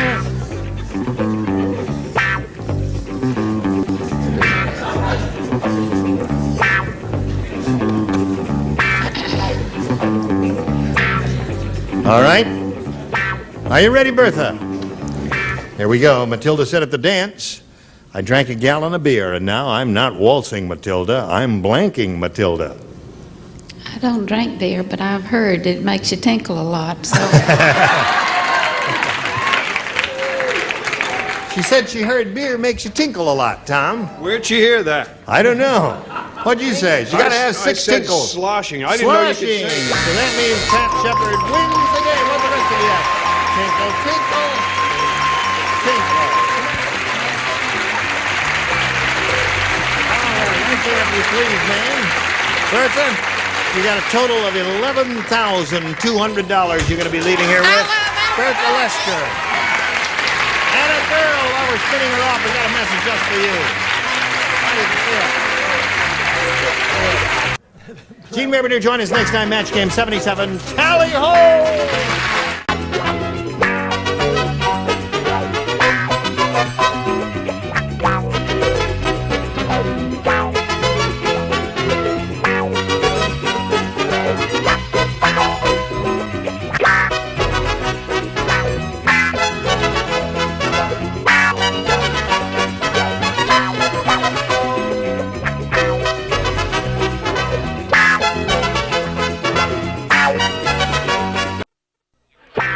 Get ready to match the stars from Charlie's Angels, David Doyle, Brett Summers,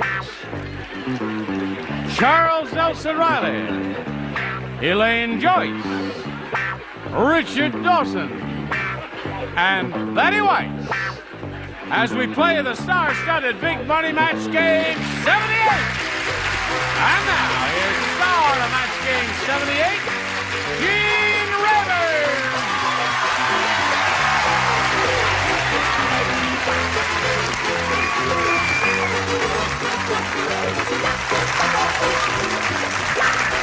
Thank you, Johnny O. Friends, thanks for joining us. thank you for joining us. Have you enough, Ira? Have you been rehearsing it? I get notes every day that I don't applaud for your entrance. Yeah. Not only mine, but when we introduce celebrities, other celebrities or civilians over there, you never applaud either. I have things on my mind. I know it. You're a very preoccupied In fact, guy. sometimes I don't know how I can even sit here. I have such tensions. You can understand that. No.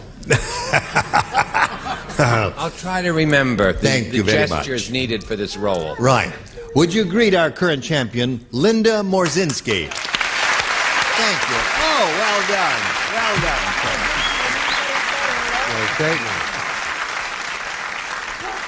Linda's won a pretty good bundle of money. She has $5,700 to her credit, and she's going to have a go at another big lump of money, aren't you? Right. Okay, well, she won the game just as time expired last time, and she'll go for the audience match right after this. Walking and turning. Ah, hello there. Now, here we are once again with Linda Morzinski. She has $5,700. There's a second game she's won, and she's going to have another go at the audience match. Shall we? Right. Okay. She talks too much. That's one of her main problems. We polled the studio audience not too long ago, and we said, you write down your best answer to this. Get into blank.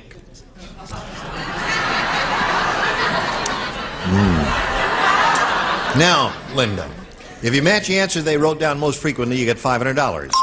For matching their second most popular answer, you get $250, and for the third, $100, and 3 of the 6 will help. Richard. Something I've always managed to do, get into trouble. Really? Yeah. You sweet, innocent looking... I know. I enjoy it, of course. Backward fellow that you are, little country boy from the south of England, unsophisticated, you get into trouble. Oh, shit. All right, who else you want to... Betty. Well, I don't even want to discuss why I'm saying get into bed. Oh, all right. Okay. That's how I get into trouble. I want to discuss it. Yes. Brett. Well, She's thinking, as you can see. You can't see her face. When you can't see her face, she's thinking. oh, I think that stinks. Oh, that's terrible. I say, why don't you get into something more comfortable? Get into something more comfortable? Slip into. Just because you never heard it in your own life, get it right. I never had to get into something more comfortable. I was already there. So there they are. Get into something more comfortable, get into trouble, and get into bed are the 3 that offered by the celebrities. Now, you have the option here of choosing one of those or thinking up one of your own. What is your pleasure? Bed.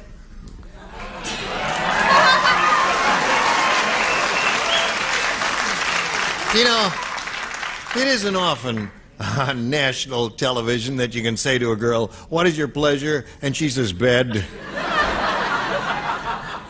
And the lights don't blow out and the camera doesn't blow up and all that. Okay, Linda, we'll find a bed for you, honey. Whoops, there. Let's go over here and look for the $100 response. You got it right off the bat. Get into bed right off the bat. Well, we'll find out what's up there now. Let's look at the $250 number. Get into it. What does that mean, Ira? Get into the swing of it. Get into the... Oh, I see. Get into it. Get with it. It's get with it. Yeah, that's what I thought it was. All right. What do you think is up in the big one? Trouble. Get into shape? Okay. Go.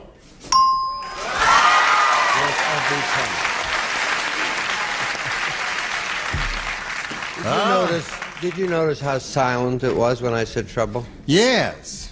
Yes. That's probably why you didn't choose it, right? That's right. She let the audience influence them. That's exactly what she did. And apparently they're not too bright, are they? No.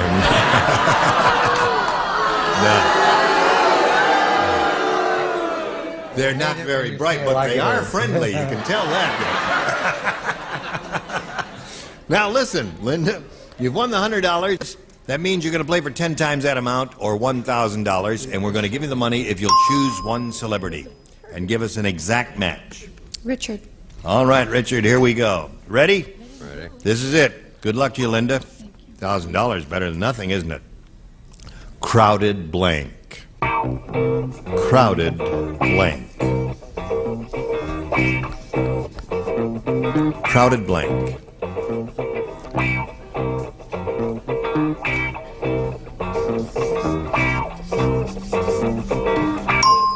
All right, Linda, give us the answer that Richard has written. We give you $1,000 for one word. Crowded. Audience. Audience. Yes. Can we start all over? All right. Can I put it back and come up? No, I can't do that. All right, let's turn now and find out what Richard has on the card. Crowded. I glanced at you across a crowded room. Oh, yeah. You know that song from South Pacific? Yes. One and a chanta to the evening. It's a marvelous song there. Well, yes. That was not a request, Brett. Linda, you picked up another 100. You got $5,800, and you're going to play another game with Marge Gassman. And here she comes right now.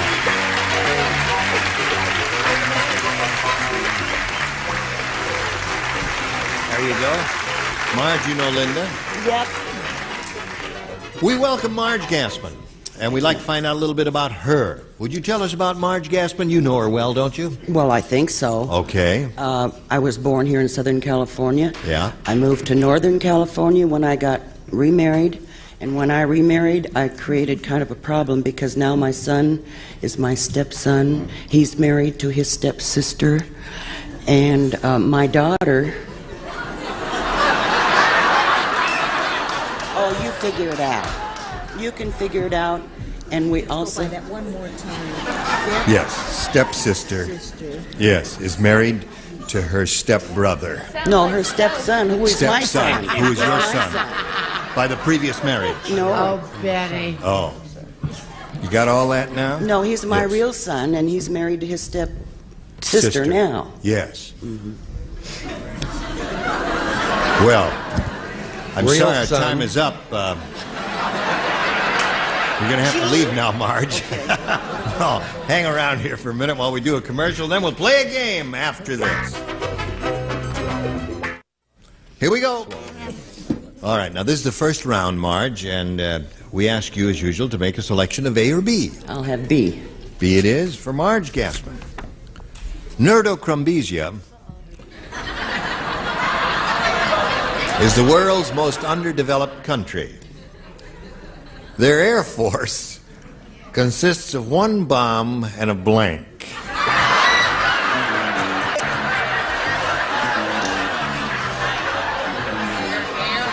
Their air force consists of one bomb and a blank. And remember, it's first round. Anything that comes to your mind. Anything you say is okay, right? Yes.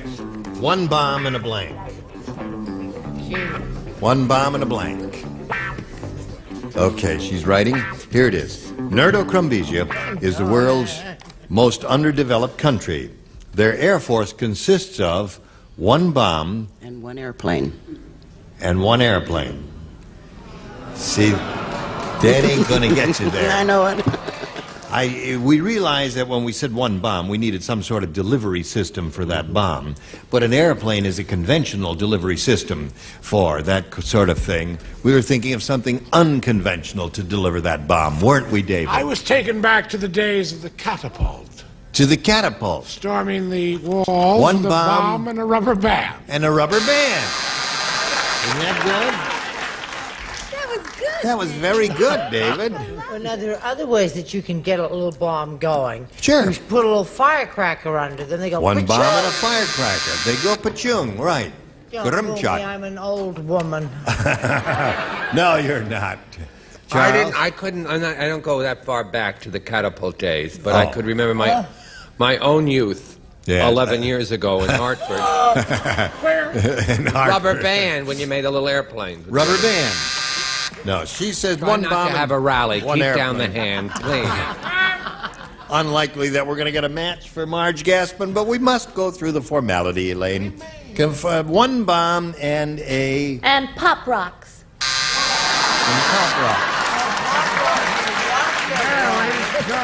All right. That's funny. What's going on? Oh, Pop Rocks are marvelous. They're wonderful. What are they? They're terrible. They're little candies, and they're made of carbon dioxide, and you put them in their mouth, and they Really? like that. Oh, they're marvelous. never I had have them. some, Or hon. you We'll have take a some shower later. and sprinkle them on your body. Come with me. Now, come with me. You're going right now. I want a demonstration of what you're talking about. Later. Oh, all right. You know what's Okay. wrong with you? You had a demonstration in Encino. You've just forgotten. Oh, I'm sorry. Yes. Probably don't remember me. What was the question? Nuremberg is the world's most underdeveloped country. Air Force consists of one bomb and a Kite. kite. Wouldn't that be unconventional? Yep. Show us something unconventional. One bomb and a... And a bird. I'll show you. And a There you go. pigeon, yes. Ha. Ha, ha, ha, ha. See how easy it is? Now, let's see what we've got for Linda here. Sam has no sense of humor. Oh, why not? Sam has no sense of... In fact, he says his favorite comedian is blank.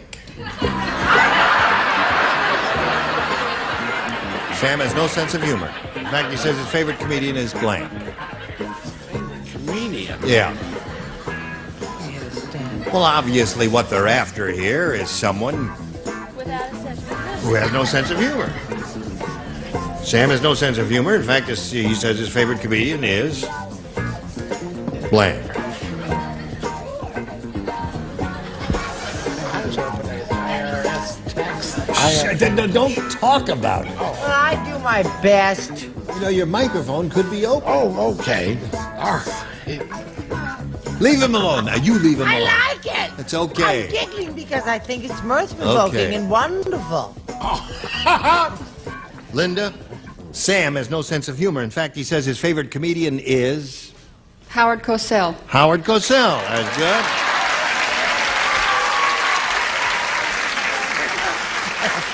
Apparently, the audience agrees with you, Linda, that Howard Cosell is about as unfunny as you can get. What do you say? I was thinking along the family mortician. That's pretty unfunny, too. See, that's got a good response there. Well, you know how many laughs Gerald Ford gave us. Oh, yes. Oh, he was a million laughs now, wasn't he? What do you say? What CBS says every night. What? And now the comedy of Walter Cronkite. Oh, yes, it's good. Oh, I laugh at him almost every night. Right. What do you say? Another funny man, Jimmy Carter. Oh, yes. And Richard. We're eliminating everything. Yes. Jim Neighbors. Jim Neighbors. Yeah. Oh, We're offending everyone we can think of. Hello there. You left out one. You left out one? But please help us cover all bases here, will you? We don't want to leave out anyone. Just thinking about him just breaks me up, Richard Nixon. Oh, so funny. He was a million laughs. I'll never forget Richard, what's his name. Okay, so there we are at the end of round one, no score, and that's the way it is, you see. But round two is coming up, so hurry back.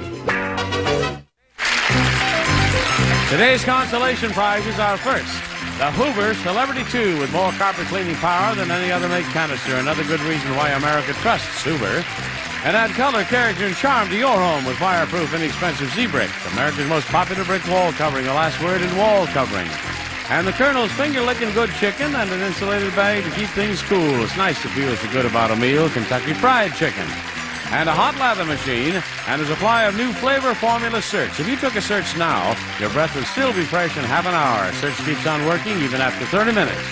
Golly gee, on we go with the match game star, Gene Raver. Thank you, Johnny O. Here we go. Round two. Marge? B. Marge Gassman says she wants B. She didn't match anybody in the first round, so everybody plays the second round. Did you hear? Did you hear about the mad scientist who crossed a Playboy bunny with a Volkswagen rabbit? With a what? Crossed a Playboy bunny with a Volkswagen rabbit. Now he's got the only car in the world with blank. He's See, you asked that question last Mad week, science. a variation of that, and I got it all wrong. Right. Well, try it again. We're going to keep doing it until you get it right. With a Playboy bunny, with a Playboy bunny and a Volkswagen Rabbit. Now he's got the, what's it say? Now he's got the only car in the world with blank, right?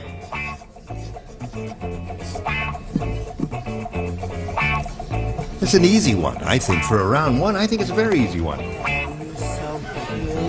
We're going to have the best time tonight. Yes, of course.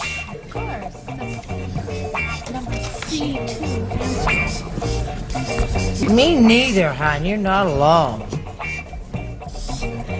Marge? Oh, look. As if anyone wants that cruddy answer Right he's about one. to come up with.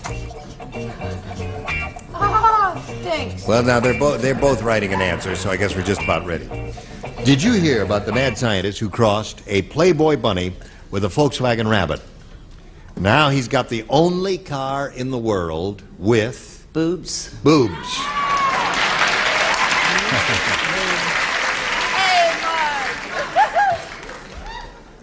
Biggest headlights in town. What do you say? I said a tail on both ends. A tail on both ends. Don't they have a little tail? Oh, that's right. Little The bunnies cotton have tail. those little cottontails, right? Yes. Right. Here comes Peter Cottontail, tapping down the rabbit trail. I said a cottontail. A cottontail. Those little girls, they have that little thing. Yeah. You'd like not to call it anything else, but Yeah. you've got to call it a cottontail. And you can't touch it. You can't? Have you ever No, tried? it's against the rules. What do you say? Would UCLA love to get a hold of that and experiment with the entire psyche? I've chosen boob bust bumpers. Boob bust bumpers. Okay, so there's one for Marge. The only car in the world with... You said there's one for Marge. I have another one for her. That makes 4 for her. Or 2, depending on how you look at it. How do you look at it? Well, I say cleavage, the same thing. Cleavage. That's 3 for Marge. Marge Gassman wants you to show her your, oh, she did, yes. So that's 4 for her. Now, Linda, you'll have a little catching up to do, but you could surpass her if you match 5 of our celebrities. Everyone plays. This is the final round. The bounty hunter said, I got a strange job today. I'm sorry. I'm going to have to clean out this saloon and get another mob in here. You're just too half-hearted about your job. This guy said, I got a strange job today. I'm going after a man with a price on his head and a woman with a price on her blank.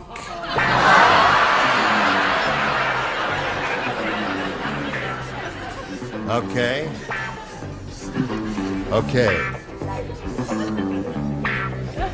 Going after a man with a price on his head and a woman with a price on her blank. Oh?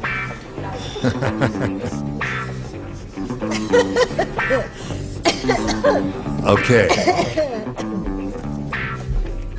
Linda, you're ready.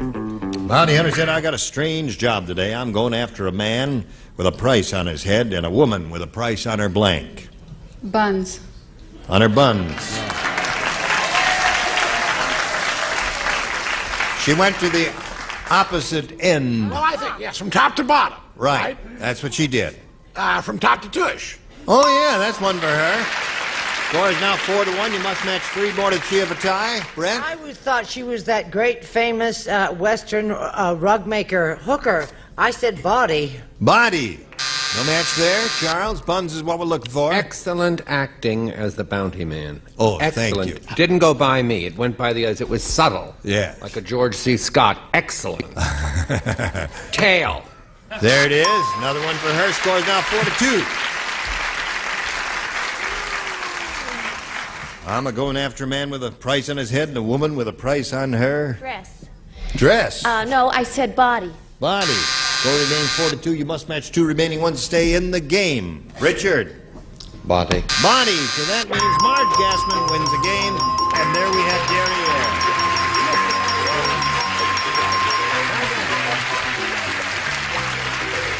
While she's making her way here, we'll say goodbye to Linda, who is not leaving here empty-handed. She has a total of $5,800. Congratulations, Linda. Thank you. Goodbye.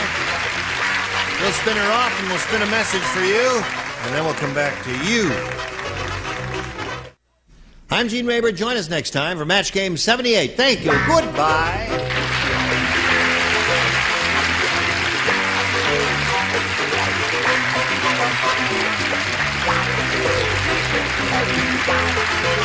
This is Johnny Olson speaking for Match Game 78, a Mark Goodson, Bill Trotman production.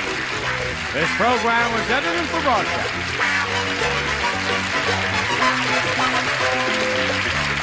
Get ready to match the stars. Henry Morgan, Brett Summers, Charles Nelson Riley, Deborah Lee Scott, Richard Dawson, and Joyce Bulifox as we play the star-studded Big Money Match Game 78.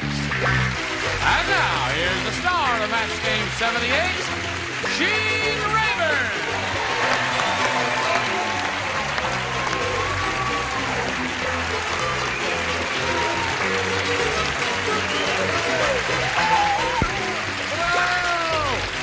Hello there. What's going on? What? Charles was telling me how to take a triangle flight. A triangle flight. Oh, we must all do that once a lifetime. I'd rather take a triumvirate flight. Okay. Anything you say. What do you have to say? Another person. Nothing. Nothing. You have something to say? I already gave. You already gave. At the office. Well, let's welcome this cute little old winemaker, Bill Stevens, here. Hello, Bill. Time ran out. He won the game. Did the first part of the audience match.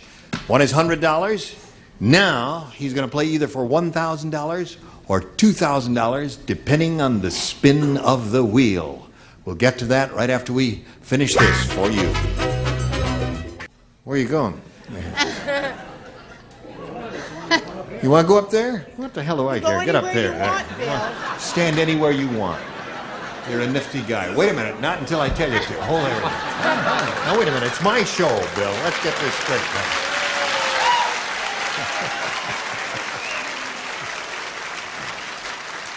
There are certain things I have to say so that everybody knows what's going on, because, you know, the wheel is still kind of new. We're only in our second week with it here. All the celebrities' names are on the wheel. You're going to spin it now to determine whether you're playing for $1,000 or $2,000. If it lands in one of these starred areas, it means you'll be playing for $2,000.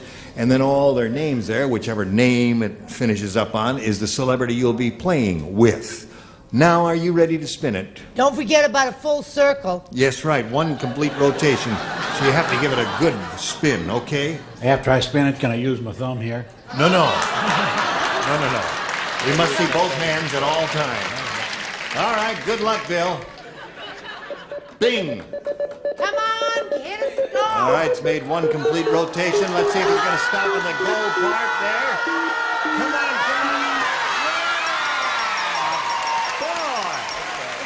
Okay, let's go down here now. There's a step there. Is that me? It is a double. And you're playing with Deborah Lee Scott here now. How you doing? You ready for her?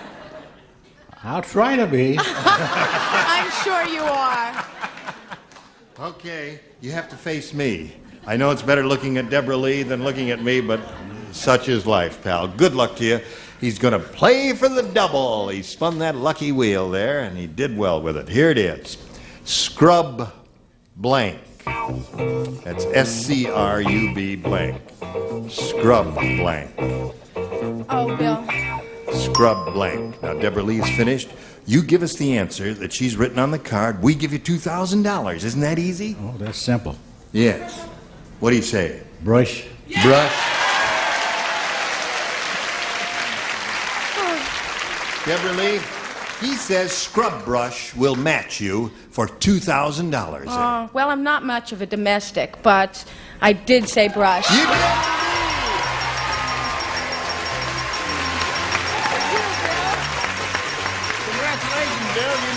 And your wife is very happy out there. She's about to cry. Second row. She's in the second row. We got a picture of her. See her on camera over there? See her over there? See her shot of her? There she is. Okay. Now let's meet your new player. You ready for that? Ready. Are we going too fast for you? Oh, let's go. All right, let's go. Here comes Jennifer Scanlon. Hi, Jennifer. Doing a good stop? There you go, Bill. Jennifer, you know Bill Stevens? Sure do. Hi, Bill. Lucky Bill Stevens, who knows how to spin that wheel so it stops on the beautiful. double money. Where are you from, Jennifer? Well, I'm originally from Farmington, New Mexico. Really? You live here now? I've been here about 5 years. You like it here? Love it. Terrific. Just got a beautiful little house down by the beach in Belmont Shore. Yeah? It's great. Do you work? I'm a waitress. Yeah? Single. Yeah? I'd throw that in. Later, fellas. Later. Now we have to play the game. I mean, this game here. You ready for this game? Sure am. Good luck to both of you. Are you ready to continue? Ready. All right. Now, Jennifer has a choice of A or B. A. All right. This one says, the Hollywood producer said. Hollywood producer said, I've heard of bad casting, but this is ridiculous. The studio is doing the life story of Twiggy. For the starring role, they picked blank. Jennifer, do you know who Twiggy is? Okay. Well, I don't know what you're not supposed to say, and I don't know what you are supposed to say. Are you ready, Yeah, Jennifer? sure am. That's a sneaky question. Okay. Hollywood producer said, I've heard of bad casting, but this is ridiculous. The studio's doing the life story of Twiggy. For the starring role, they picked... Mama Cass. Mama Cass. They picked Mama Cass. Grossa I ragazza. swear to you, that's the first thing that came to my mind, and I thought, nah. No one would say that. Yeah. Oh, too bad. Mainly because she's dead. Yes, right. Well, that's part of it. And then I thought, I'm a lot old, maybe, I don't know. So I did second best. Kate Smith. Kate Smith. I thought of that one, too. You thought of that one too, Jennifer, and you rejected that. Well, they've rejected each other. Well, I tried to stick very close to home. Yes. And what was Twiggy known for? For being skinny. Yeah, and she was as flat as a pancake everywhere in life, right? Right, indeed. Right. So I picked the person we know and love so well. Who is well endowed. Fanny Flagg. Fanny Flagg. Hi, Fanny. Come on home, darling. We miss you. All is forgiven. Okay, Chuck. It was not a bad explanation for a rotten answer. No, I'm only kidding. It's good. You sure? But for box office, we'll get Liz Taylor. Liz Taylor. Right. What's up front that counts? Hello, Deborah Lee. And this lady has a lot up front that counts. Raquel. Raquel. Woo! Jennifer is looking for Mama Cass. Raquel, part 2. Raquel. Bella ragazza questa. This lady fell down and it took 4 men to carry her out, 2 abreast. Mae West. Mae West. Okay, we'll get to you in a moment. Right now we got this for America. Pay attention. All right, we're ready to go on now. This is the other half of round 1. Bill, it's your question. Listen carefully. Steve said, I think there's too much stress on entertainment in the news. Last night when I turned on my TV, Walter Cronkite was reading the news and blanking. Too much stress on entertainment in the news. Last night when I turned in, Walter Cronkite was reading the news and blanking. I love Walter Cronkite. I love Walter Cronkite, and I love Betsy Cronkite. I don't know Betsy. I just Betsy love is Walter. cute as a bug. Okay? I finished. Good for you. Okay, good, Chuck. Hello, Bill. Hello, Gene. How you doing?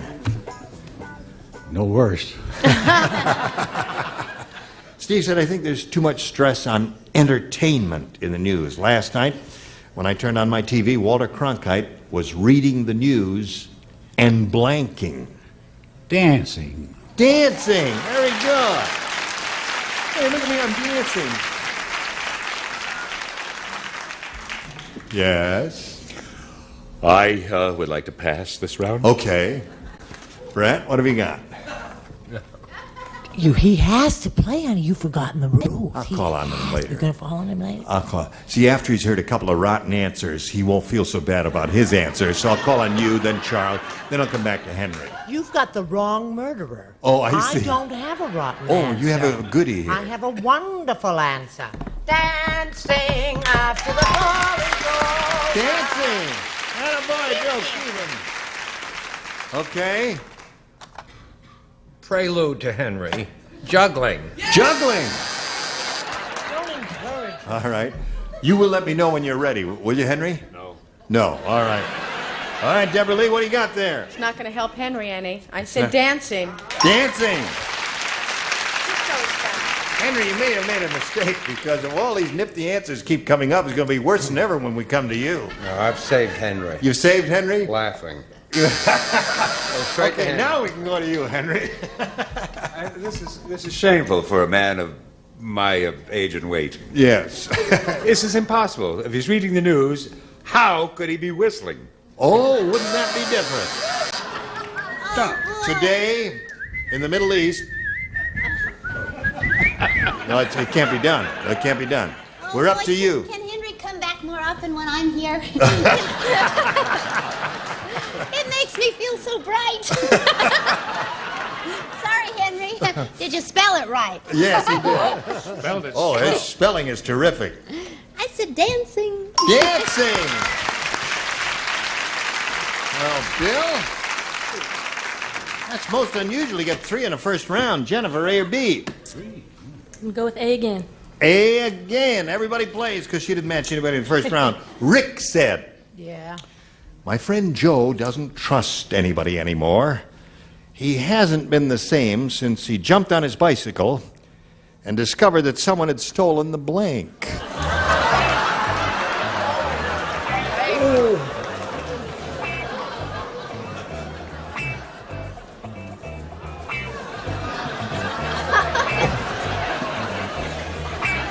Okay. Rick said, my friend Joe doesn't trust anybody anymore. He hasn't been the same since he jumped on his bicycle and discovered that someone had stolen the blank. Seat.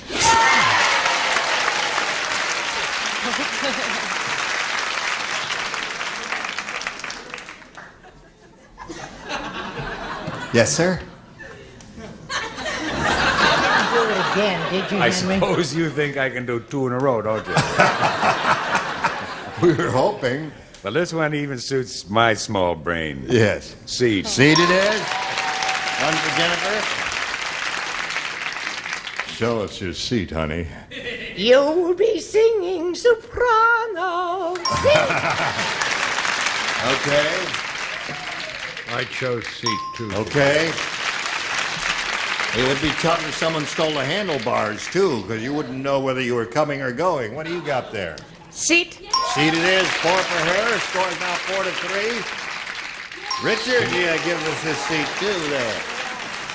I don't expect too much, Jennifer, because you're coming to, what's her name here? Handlebars. I got a good seat. Oh, you have? Okay.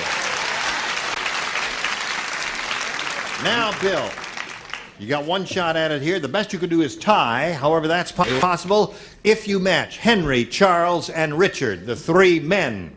Yo! Okay. Weird Wanda is really weird. Her bra consists of 2 cups and 2 blanks. Oh, this is a good one. Am I allowed to give my theory on how to cut down on junk mail while everyone is No, answering? thank you. You can get on a list, you know. Okay, I'm on everybody's everybody's ready? list. Then you got to match everybody. Think about it carefully. Weird Wanda is really weird. Her bra, you remember what they are, don't you? I hear it, Bill. Yeah. Her bra consists of 2 cups and 2 blanks. Saucers.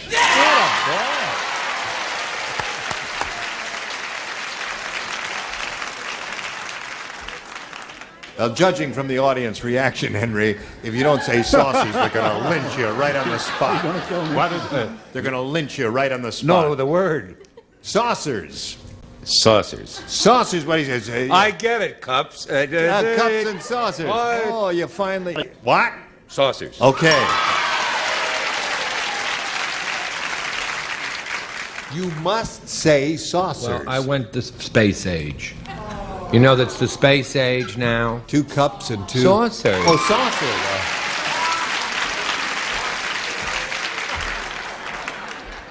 Tricky Charlie there. All right, Richard. Oops, excuse me, John. Weird, Wonder, Really Weird, or Brock consists of 2 cups and 2... Do we get a tie? Yeah! 6-6 to score. Don't nobody move. We got a little message for America. Yes, sir, John, thank you. We are going to roll along. We'll turn off the lights here. Push the button, reveal 1 tie-breaking question for each of you. The one who's matched the most will be the winner, Jennifer. A again. A again. She's stuck Stick with A with all that one. along here. Bill said, I'm trying to teach my little baby how to play basketball. But so far, the only thing he can do is blank. It's very easy. I'm trying to teach my little baby how to play basketball. And so far, the only thing he can do is... That is all the help I can give you is let you read the question. Everybody understands it as clearly as possible. Everybody in the lower tier is ready. Get with it, Brett. Okay, sweetheart.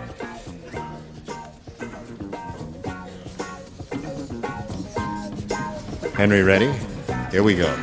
Bill said, I'm trying to teach my little baby how to play basketball. But so far, the only thing he can do is... Dribble. Dribble. Yeah, you got it.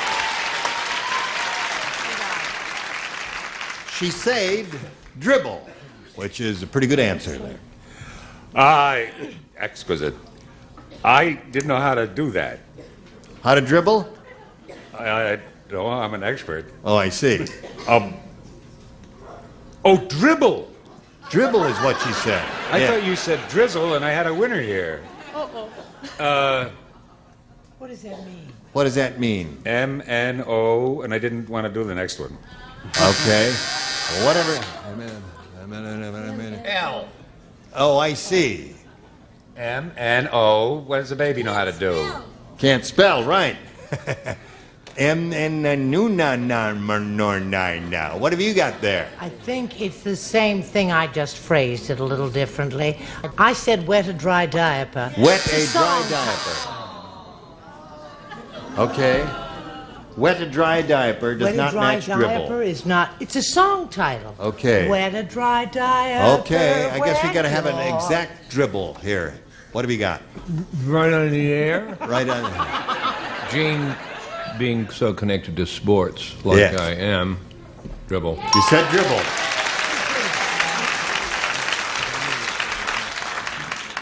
Deborah Lee. Yeah. I'm trying to teach a kid how to play basketball. So far, the only thing he can do is dribble. Oh, well, I know nothing about babies or basketball, but I said dribble. All right. Super Jennifer. So I know a little something, huh? Right. It's also the only thing Chuck Barris can do. Dribble.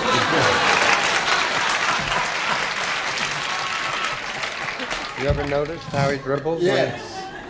Hello there. I don't understand why Henry's answer doesn't match. M-N-O is the same thing as dribbling. No, it isn't. No. No. No. In a sense. No, in a Okay. sense. Dribble. Okay. Now, Bill, the way it is, you need 4 to tie, 5 to win. Dumb Donald was so dumb. When he got his marriage license, he put it on his blank. That's how dumb he was. When he got his marriage license, he put it on his blank.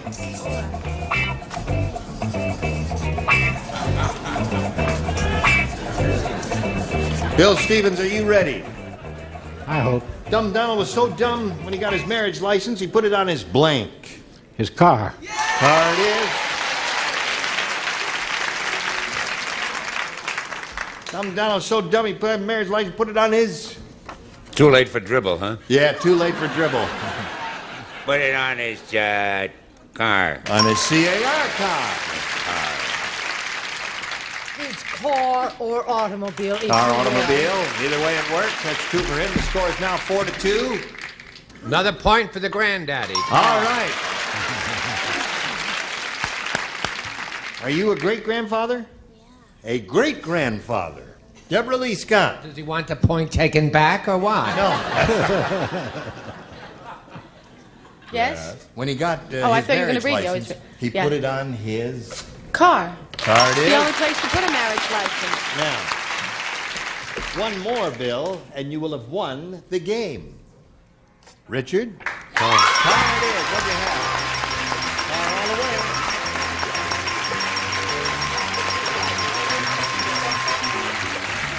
While he's making his way to the blue spot there, we'll say goodbye to Jennifer Scanlon. Thank you very much. It was a pleasure to meet you, my dear. We're going to get many gifts for you for Match Game 78. Jennifer Scanlon, let's spin her off and spin a message just for you.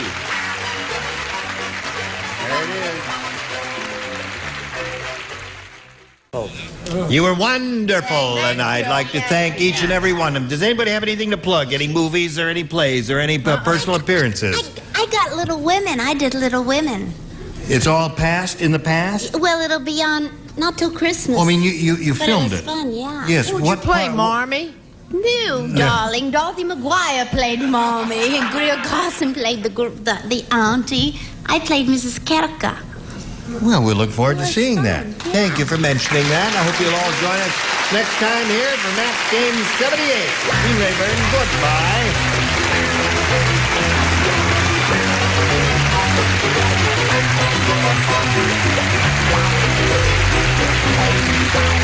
This is Johnny Olson speaking for Match Game 78, a Mark Goodson, Bill Trotman production. This program was edited for broadcast. Get ready to match the stars. Nipsey Russell, Brett Summer, Charles Nelson Riley. From 8 is Enough, Susan Richardson, Richard Dawson, and Fanny Flagg, as we play the star-studded Big Money Match Game 78. And now, here's the star of Match Game 78, Gene Rayburn.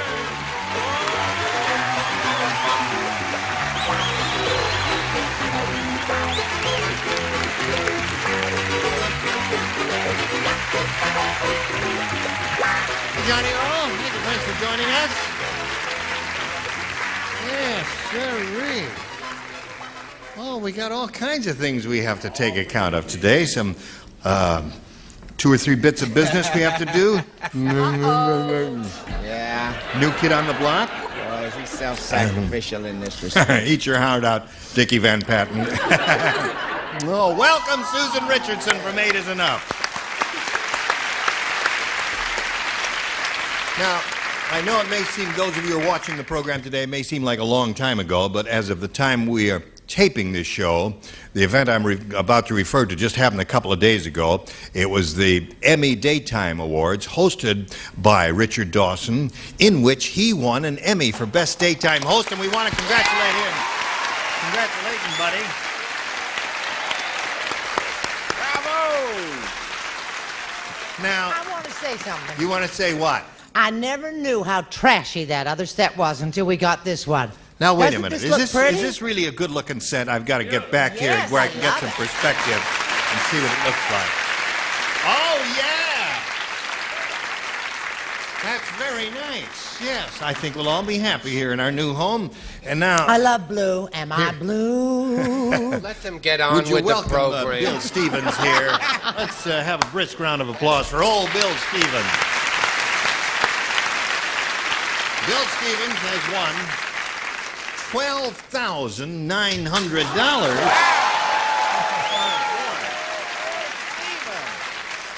And he's going to have another shot at the big money. Are you ready for that, Bill? Ready as I'll ever be. Okay. You put the mustache back on, didn't you? Yeah. Yeah, good. You look good with he's that rich mustache. and You do leave what it he on. likes. Keep gluing it on every day. I want to tell you one thing. Yes. If I never win another nickel, and I die tomorrow, it'll take the Undertaker 3 days to get the grin off of my face.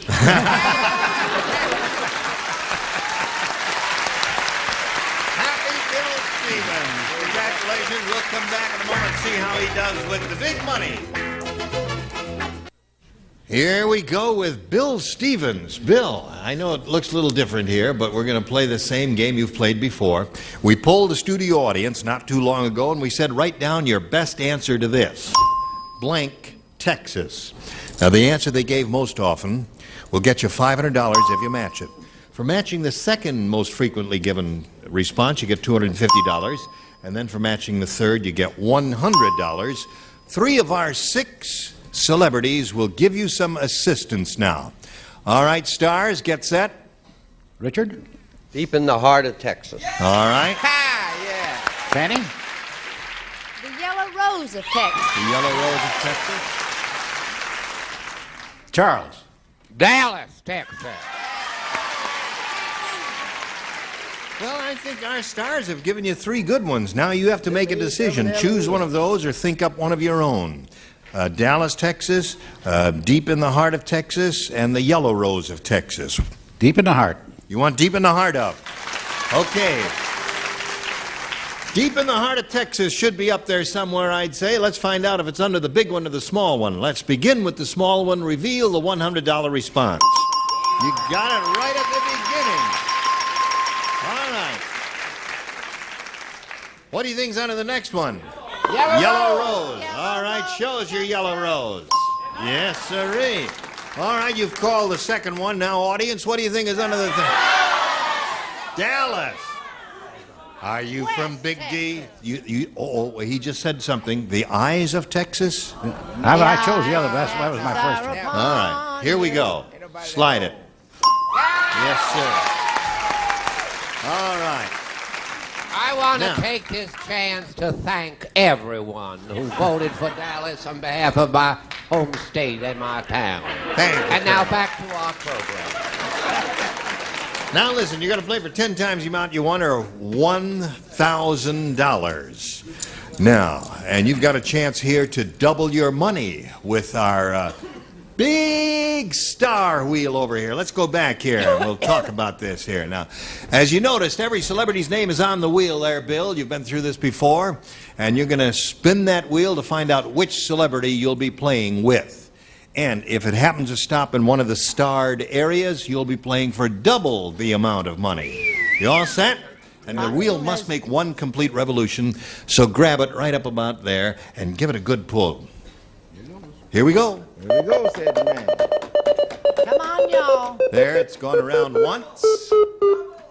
Double, double, double. Double!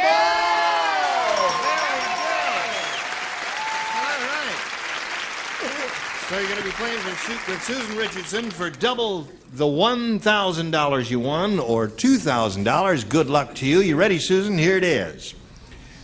Lieutenant Blank. Lieutenant Blank.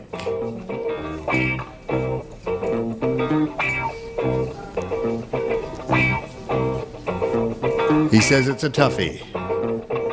Lieutenant Blank.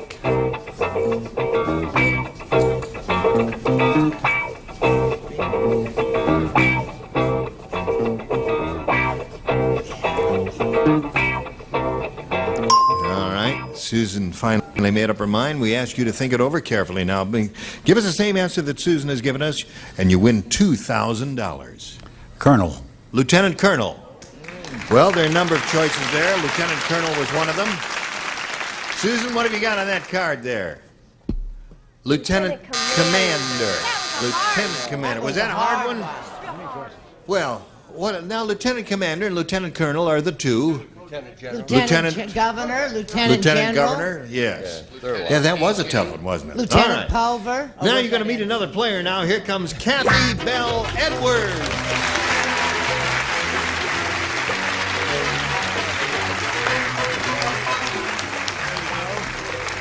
Kathy, you know Bill Stevens. He's been around here a long time.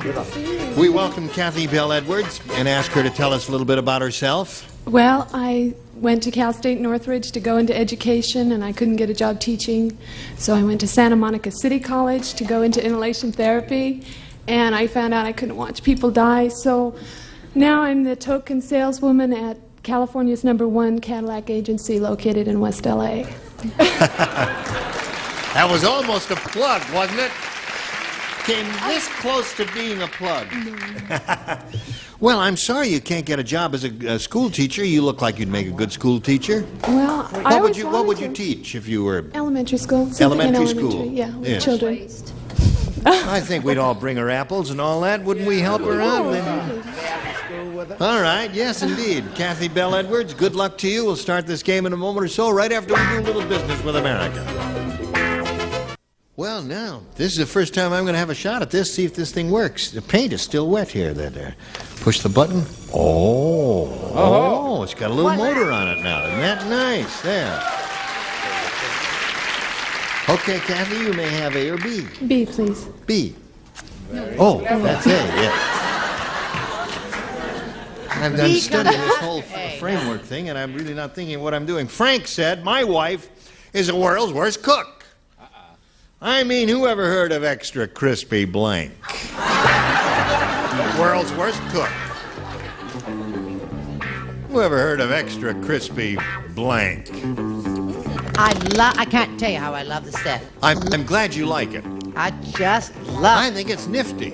Really nifty looking. For those of you at home who have black and white sets, it's blue and silver and off-white. Thank you so much, and maybe we'll get a few new panelists now that we got this set.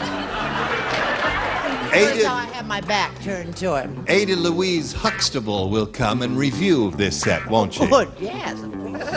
All right, Kathy. Frank said my wife is the world's worst cook. I mean, who ever heard of extra crispy blank? Noodles? Noodles? No, noodles can be crispy. They can be soggy or they can be crispy. They're not supposed to be crispy. Haven't you ever had the crisp noodles that you get, you know? Oh, that's right. No, so there's some, that's too logical. Yeah. Kathy. Nipsey, what did you say? Speaking of bad cooks, my aunt is such a bad cook. I was at her house, I saw a cockroach eating a tongue. Extra crispy poached egg. Extra crispy poached eggs. That would be kind of bad, wouldn't it? No, I don't know. I like mine crispy around the edge. There. All right. I actually had this at Fanny's. I spent the weekend there about 3 weeks ago during our heavy rainstorm. Yes. And we had extra crisp vegetable soup. Oh. That would be bad. Yes, sir? Eggs. Okay. No, I guess poached eggs. That would be bad. Right. Okay, Susan. Who ever heard of extra crispy? That's close. Spaghetti? Spaghetti. That's a good one. No. Yeah. Yeah, because noodles are supposed to be limp and, you know, and very... Enough about Tom Kennedy. I said soup. Okay. I drew a blank. I said extra crispy coffee. Yeah. What happened to that last D in the coffee? Now, you know, anything lettuce, anything that would never, ever be crispy was really what we were looking for there, right? Okay, Bill, here's yours. Bill said... got crisp lettuce now, by the way. I probably, you've not been to the market lately, but please carry on. Oh, you mean, when you put it in the freezer to crisp it up. Yeah. Well, let's see what else. No, tomatoes. Well, now you're talking. Now, you see. Bill said there's too much violence on television. Even where you least expected. Why, last night I saw blank and blank beating each other up. Too much violence on television. You saw who? Blank and blank beating each other up. I even saw... Yes, why, last night I saw blank and blank beating each other up. Too much violence. You ever do this when you're walking with a kid walking to school, you take a stick? I'm going to take a stick to you if you don't shape up. Yeah, put a piece of cardboard on your bicycle and then it makes that Wonder noise. you can't think of an answer?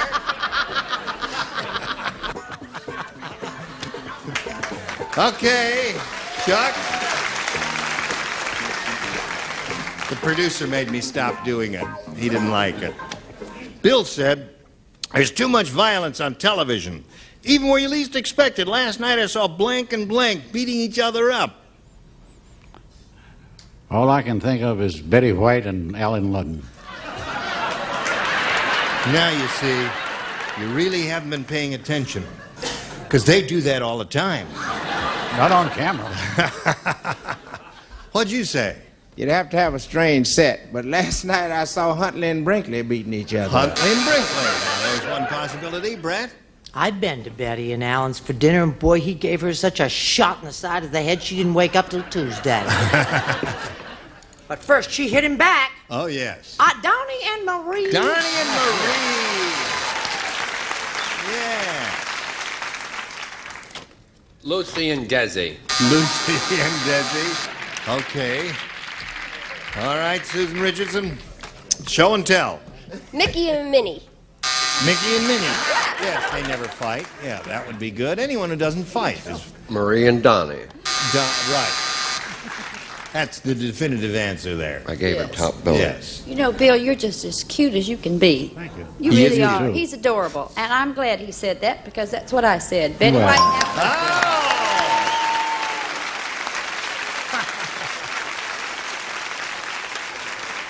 Okay, so there we are at the end of round one.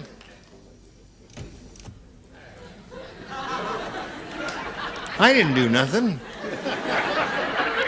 And the whole thing, do it again. Is there a little man in there? No, it did it all by itself without my pushing. It goes up by itself, but it won't go down. What? No, it did. Yeah, because I'll show you. Now watch. Now watch that one go down by itself. Shazam. Abracadabra. Well, now, it just did a second ago. Do what I tell We you have to. a few kinks. Will somebody call a witch doctor? Go down! No. Well, it just went down by itself. And said, well, I'll fix it while you watch this commercial. Where's a hammer?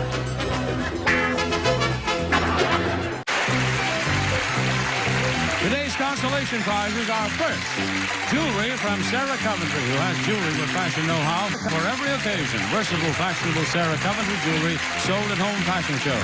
And from Coty, a gift collection of Masumi fragrances. Masumi, the essence of inner beauty by Coty. And a beach wrap and a supply of Solar Cane for relief from sunburn pain. When that old sun sneaks up on you, Solar Cane stops sunburn pain fast. And Hires Root Beer. After 100 years, America's original root beer is still #1. Hires, the great American root beer. More matches with our star, Gene Rayburn. Okay, Johnny O. All right. There we go. Round two. This is the final round. Kathy, you may have A or B. B again, please. B it is. All right. In the maternity ward, Rosie said, I think my doctor is nearsighted. Yesterday in the operating room, instead of slapping the baby, he slapped blank.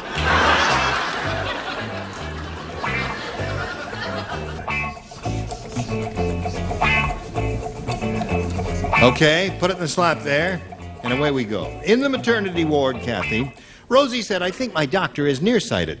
Yesterday in the operating room, instead of slapping the baby, he slapped Me. me. Okay. You don't like that one? Some of them are owing that answer. I don't think that's a bad answer at all. What do you say? I said instead of slapping the baby, he slapped the nurse. The nurse. Okay. She loved it. Yes? She had on a very low-cut uniform, and Right. she had kind of... Yes. And so he slapped Nurse Williams. Nurse Williams. 2 nurses so far. The mother. That's me. That's me, yeah. Rosie is speaking. Okay. We've all assumed that Rosie was the mother of the baby. Right, Susan? Mm-hmm. Okay. He slapped me. Me. All right. 2 for Kathy. Instead of slapping the baby, he slapped Me. me. Yeah. Now, She may be a nurse. She's a woman, too. the nurse. 2 nurses, 3 nurses. All right, so at this moment it's 3-1. That means, Bill, you must match 2 to tie, 3 to win.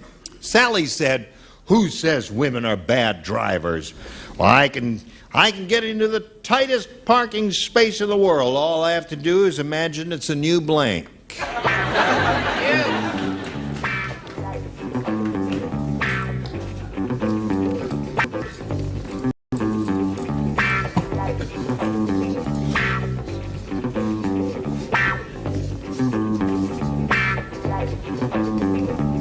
Okay. Here we go. 2 to tie, 3 to win. Sally says, who says women are bad drivers? Well, I can get into the tightest parking space in the world. All I have to do is imagine it's a new blank. Girdle. New girdle. A new griddle. What do you say? Well, I say women think they're driving well if they look both ways after they run through a red light. There's one girdle. Score 3 to 2. Brett? I love the way Bill sounds sort of cranky and testy when he says, girdle. Girdle, sure. That's the only answer. Charles? Girdle, corset, or corselet. And that wins the game. What do you have down there, Susan? Pair of pants there. What would you like to do, Bill? Walk around there. You want to walk around there? All right, then you walk around there if that's what you want to do. Go to that little blue spot in the carpet while we say goodbye to Kathy Bell Edwards. It was a pleasure to meet you. Thank you very much. Good luck to you in your career as a school teacher. I think it's marvelous. You should hang in there. Not school teacher. Well, I know you've got another job, but you're gonna be a school teacher sometime. No, I'm a salesperson. Oh, you're gonna be a salesperson. I think so, yeah. Good luck in your job as a salesperson. I hope you sell a lot of those cars, Kathy Bell Edwards. Bye. Hello there. There's our big star wheel. Here it is, the big super match, all for you, Bill Stevens. We polled the studio audience not too long ago, and we said, write down your best answer to this. Blank deer. Remember, for matching the most popular, you get 500. For matching the second most popular, 250. And for matching the third most popular, $100. And 3 of our 6 stars will lend a hand. Charles? My dear. Richard? Oh, dear. Oh, dear me. Fanny? Mother dear. Mother dear. Okay. Listen, dear. All right, now remember, you have to choose one of those or give us one of your own. My. My dear is what you want. Let's find out if my dear is up there. May we see the $100 number? Yes, dear. Yes, dear. You've been married, haven't you? A few times. You've heard that. I have a headache, dear. All right, may we see the next one, please? Oh, dear, what can the matter? That was Richard's answer. Now, this is the last chance for you to get my dear. Slide it, if you please. My, very good. All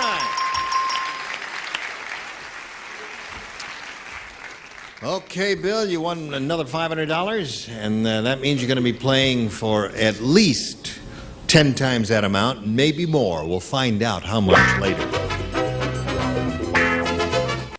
It was splendid having all of you here, and I'll have you all again here the next time. I'm Gene Rayburn. Goodbye.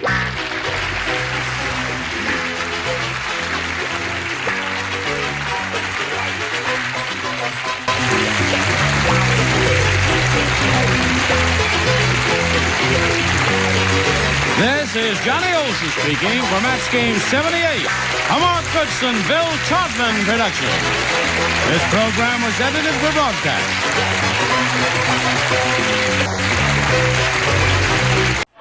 Get ready to match the stars. Nipsey Russell, Brett Summers, Charles Nelson Riley. From 8 is Enough, Susan Richardson, Richard Dawson, and Fanny Flagg, as we play the star-studded Big Money Match Game 78. And now, here's the star of Match Game 78, Gene Rayburn.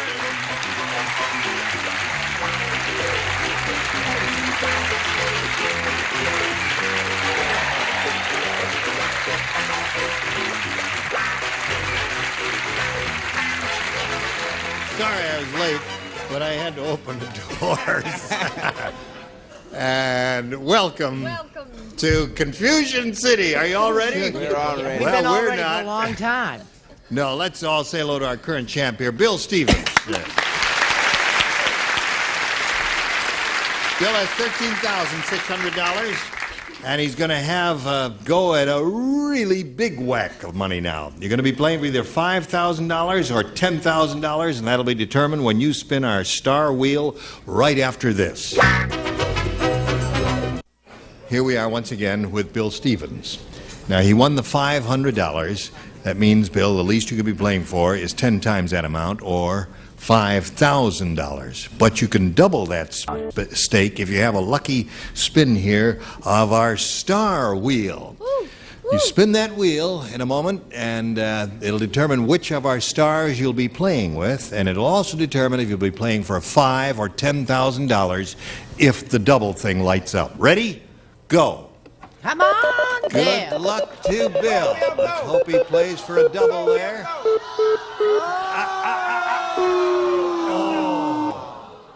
Close. But no I mean, cigar. that is really close. You'll be playing with Fanny Flagg here for $5,000. Ready?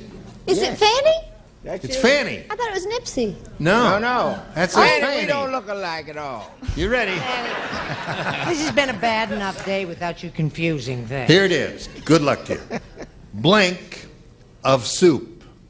Blank of soup.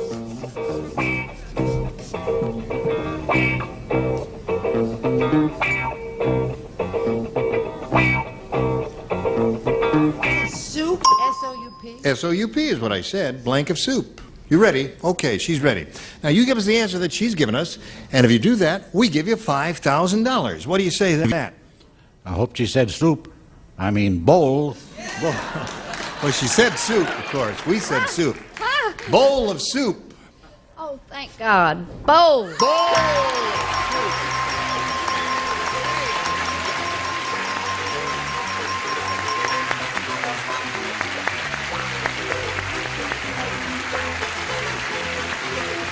Congratulations, Bill. You now have $18,600.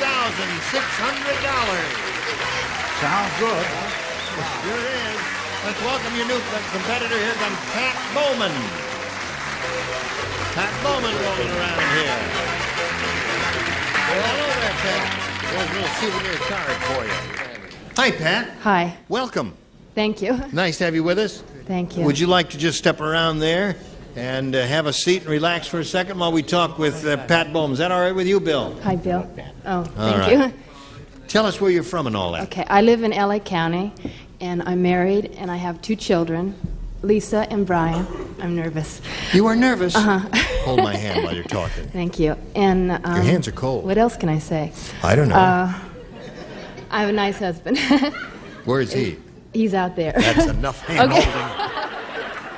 holding. Okay. All right, good luck to Pat Bowman. I'll push this button here and see what happens. There it goes. Now, you have a choice there, Pat, of A or B. A. A it is. Let's see what it says here. The bank teller said.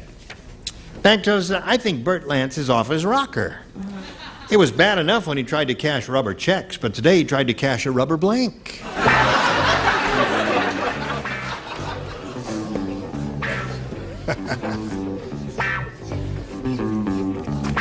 Finished. Good. Okay. Here we go. Pat, the bank teller said, I think Bert Lance is off his rocker. It was bad enough when he tried to cash rubber checks, but today he tried to cash a rubber blank. I blank. And I just... Rubber blank. See. Today he tried to cash a rubber blank. A rubber raft? I don't know. A rubber raft. I don't Yeah. know. That's not good, I know. I can tell. Not very But good. She said it's not very good, and I'm afraid I must agree with her. What do you say? Well, Bert Lance was 6 feet tall and about 10,000 short. Tried to cash a rubber tire. Rubber tire? What we're after here is really almost anything made of rubber, Yeah. but there are a couple of two good nifty things that I can think of. That's What? true. I think you're right. What? I think there are 2 very good answers. Whatever happened to Bert Lance? He's around. You sure? Yes. Oh, okay. I said rubber ducky. Rubber duck. In Yes. honor of my wonderful friend Les Brown. Les Brown. Band. Band. A rubber band. Okay. That is good. Les Brown and his rubber band of renown. There. Susan. Today he tried to cash a rubber Rubber ducky. Ducky. Ducky is the answer. Rubber duck. That's it. Or another duck. Yeah. Rubber ball would have been an interesting answer too, I think. So, Pat, there's yours. Now we've got this one for you, Bill. Irving the Nut has been in psychoanalysis so long, he even lies on his back when he blinks. That's how long he's been in psychoanalysis. Hello, Bill. Good morning. Irving the Nut has been in psychoanalysis so long, he even lies on his back when he blinks. Okay. Nipsey didn't have his answer in. I didn't want to have to go through this all over again. It's the Marion Lorne story.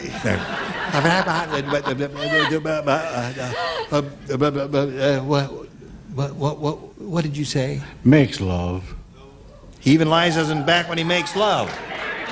Doesn't everybody? Irving? Nipsey? It's all according to who your partner is, hon. Right. What do you say? I confess. He even lies on his back when he confesses? Right. Goes into church and gets in the little box and says, Father, I have sinned. Yeah, but the confessional is only about this big. You cannot lie down. That's why it was hard for him to lie down in there. Yes? I think this is going to be a favorite of yours. What's that? When he drives his car. He even lies on his back when he drives his car. Drives his car. Right. He'll come to you later. You'll see. Yeah, I'll think about it. I may like it. You should give him about an hour. You'll think, well, where do we get to Encino? You'll like anything. All right. Yeah. Eats dinner. Eats, yes. I do that all the time. All right. You ever lie down when you have your dinner? All the time. You I'm do? too tired at the end of the day. I have to lie So down. that would not be an oddball answer. Eats. Oh, it is an oddball answer. Eats. The Nut. Irving the Nut has been in psychoanalysis so long, he even lies on his back when he... Tinkles. When he tinkles.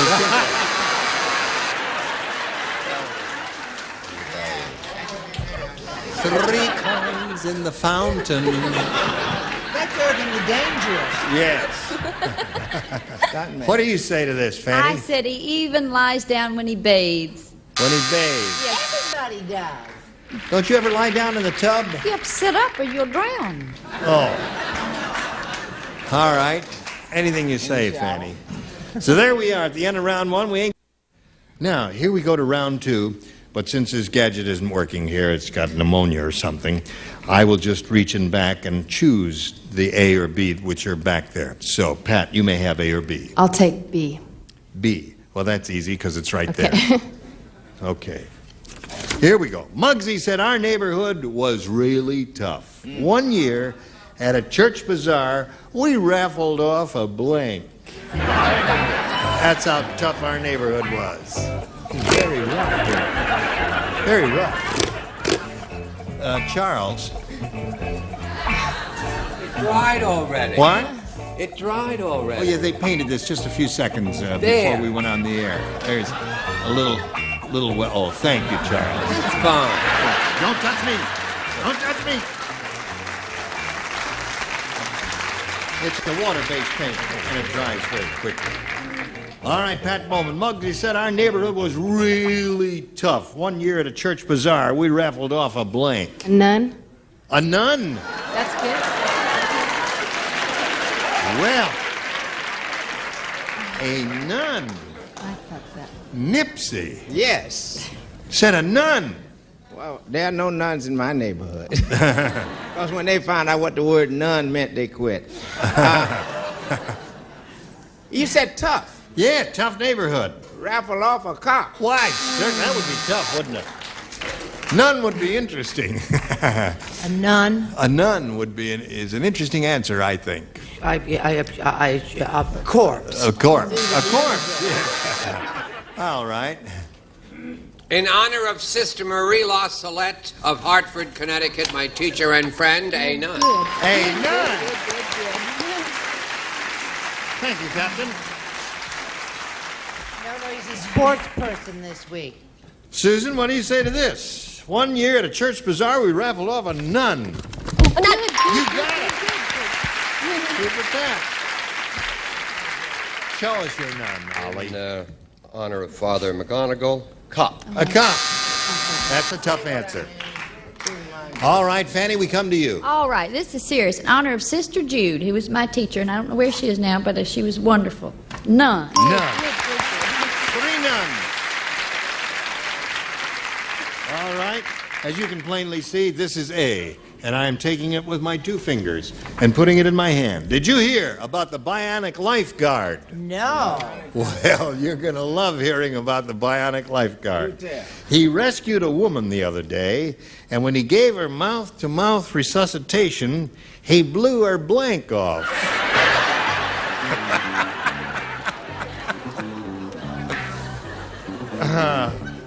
What is it again? This bionic lifeguard. He rescued the woman, gave her mouth-to-mouth resuscitation, and blew her blank off.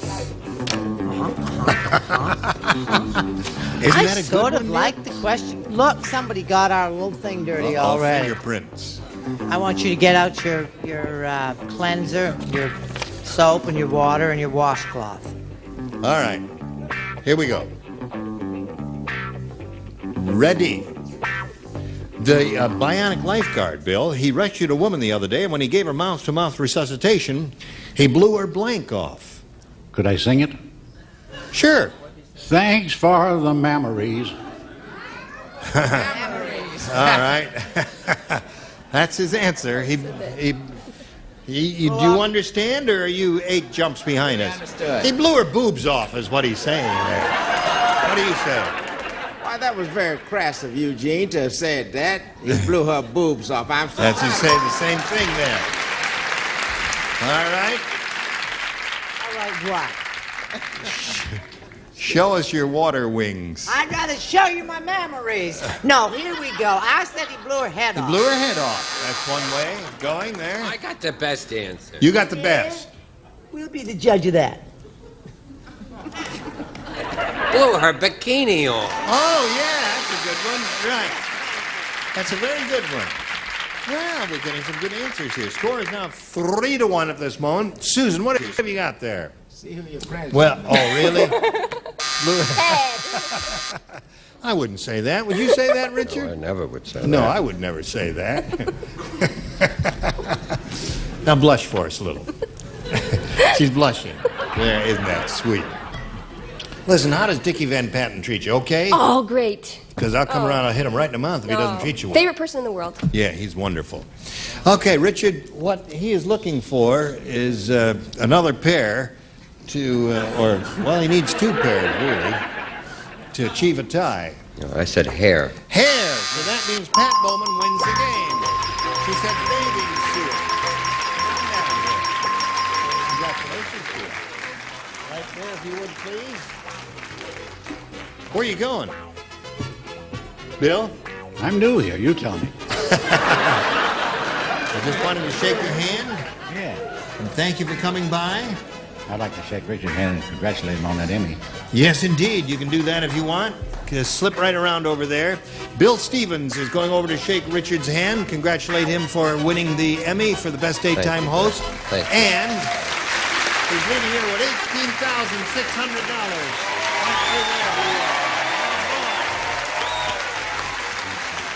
Now I'm going to spit a message or 2 just for you.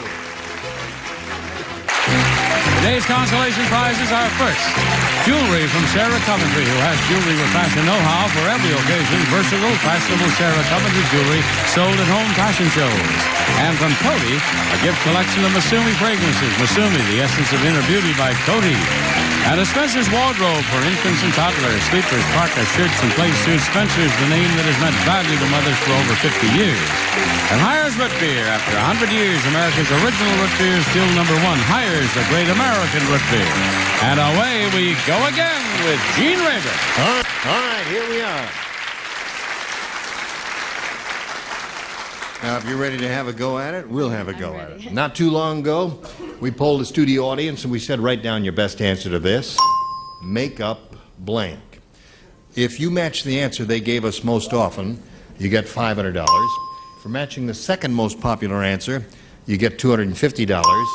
And for matching the third most popular answer, you get $100. It's not Bill Stevens up here now anymore. Thank you very much there. Okay.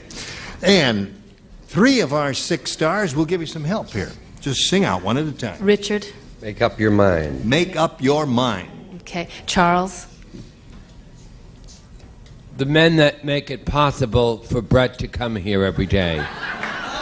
The makeup men, or makeup man, or makeup artist, makeup girl. Just get to choose one. Right.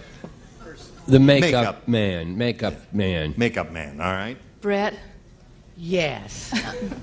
Makeup, yes. Something may come to me. Make up the bed. You know, I just thought of something. What? Get out. Make up a story. You just thought of that? Fanny was waving the card at her. It says, make up a story, and she said she just thought of that. I've exposed her, Fanny. Okay.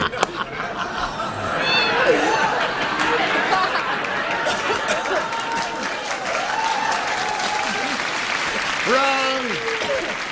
Now you can choose one of those, Pat, or give us one of your own. What is your pleasure?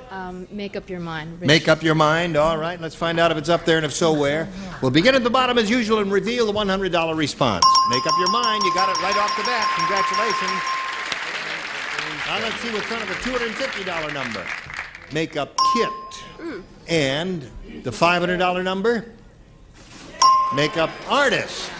That was Charles' answer. You said man. Now, you've won $100. It means the least you'll be playing for is 10 times that amount, or $1,000. But you can double that $1,000 if you have a lucky spin of the star wheel here. We are going to ask you to spin the star wheel, Pat, to find out which of our stars you'll be playing with and for how much. And we do wish you the best of luck and hope it gets doubled. If you light that light up there, it will indeed double. Give it a hard spin. It must make 1 revolution, and it has. And let's see if we get a double out of it this time. I think so, yes. Oh, wait, it could settle back. Oh, wait a minute. It might settle back. No. Can't cheat. Sorry about that. All right, you're going to be playing for the $1,000 with Susan Richardson. Stand on the blue dot there, and I'll get the thing worth $1,000, and there it is. Good luck to you, Pat. Blank boiler. B-O-I-L-E-R. Blank boiler. Blank boiler.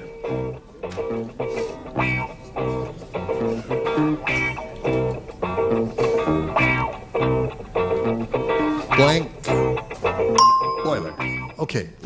Give us the answer that Susan has written on the card, and we give you $1,000. What do you say to that? Gas boiler. Gas boiler, she says. No? They're groaning out there. That may be a clue. Groaning up here, too. They're groaning up there, too.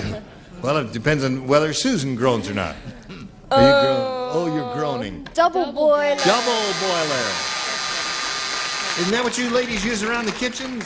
Yes. Double boilers to do cream of wheat and all those revolting things that you make as eat.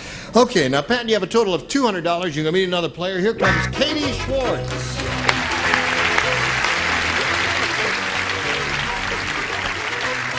You know Pat Bowman, don't you? Yes, I do. Hi, Pat. We welcome Katie. Is it Schwartz as in F-A-O or Schwartz? Schwartz. Schwartz. Because F-A-O says Schwartz.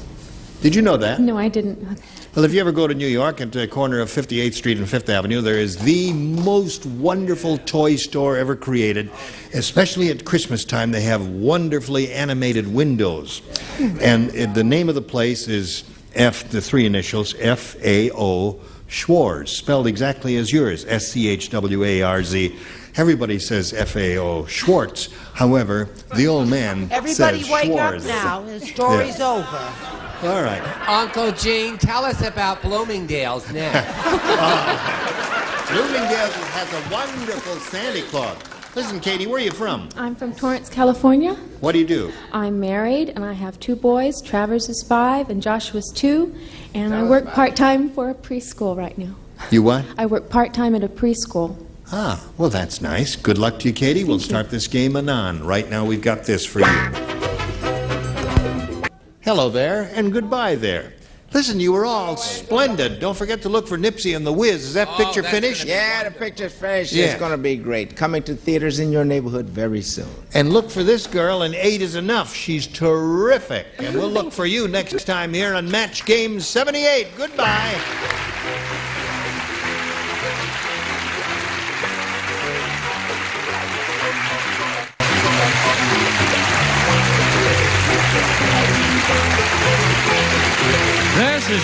Morrissey speaking for Match Game 78, a Mark Goodson, Bill Todman production.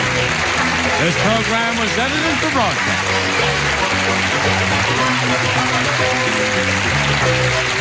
Get ready to match the stars from Love Boat. Fred Grandy, Brett Summers, Charles Nelson Riley, Connie Stevens, Bill Cullen, and Marcia Wallace as we play the star-studded Big Money Match Game 79. And now, here's the star of Match Game 79, Gene Raver.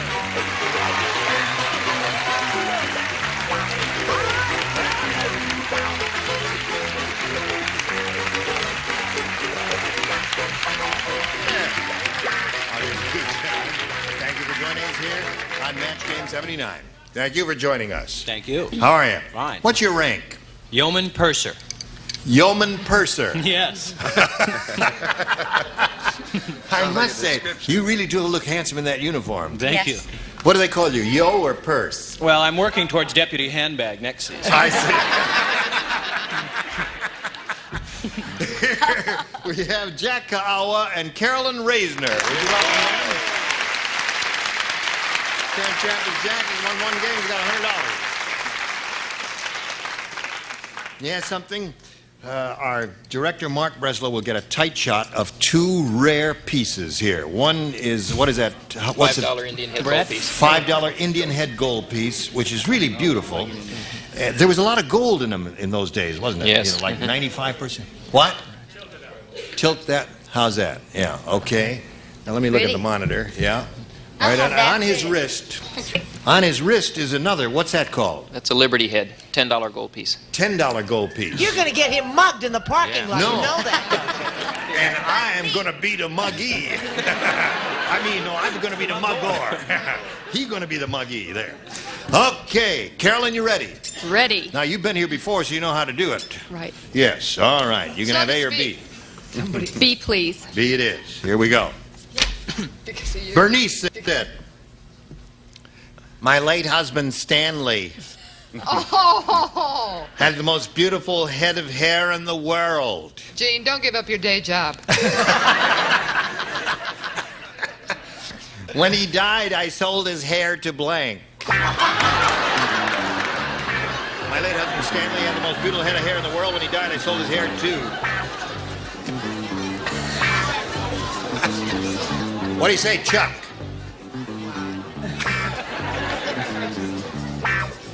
Bernie said, my late husband Stanley had the most beautiful head of hair in the world. When he died, I sold his hair to blank. Kojak.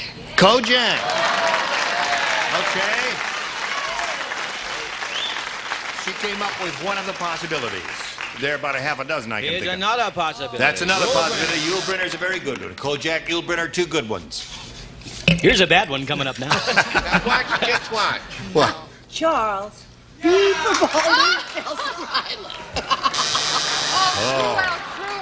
be the only, she'll be the only one. She'll be the only one who'll She'll say be the CNR. only one. Only one.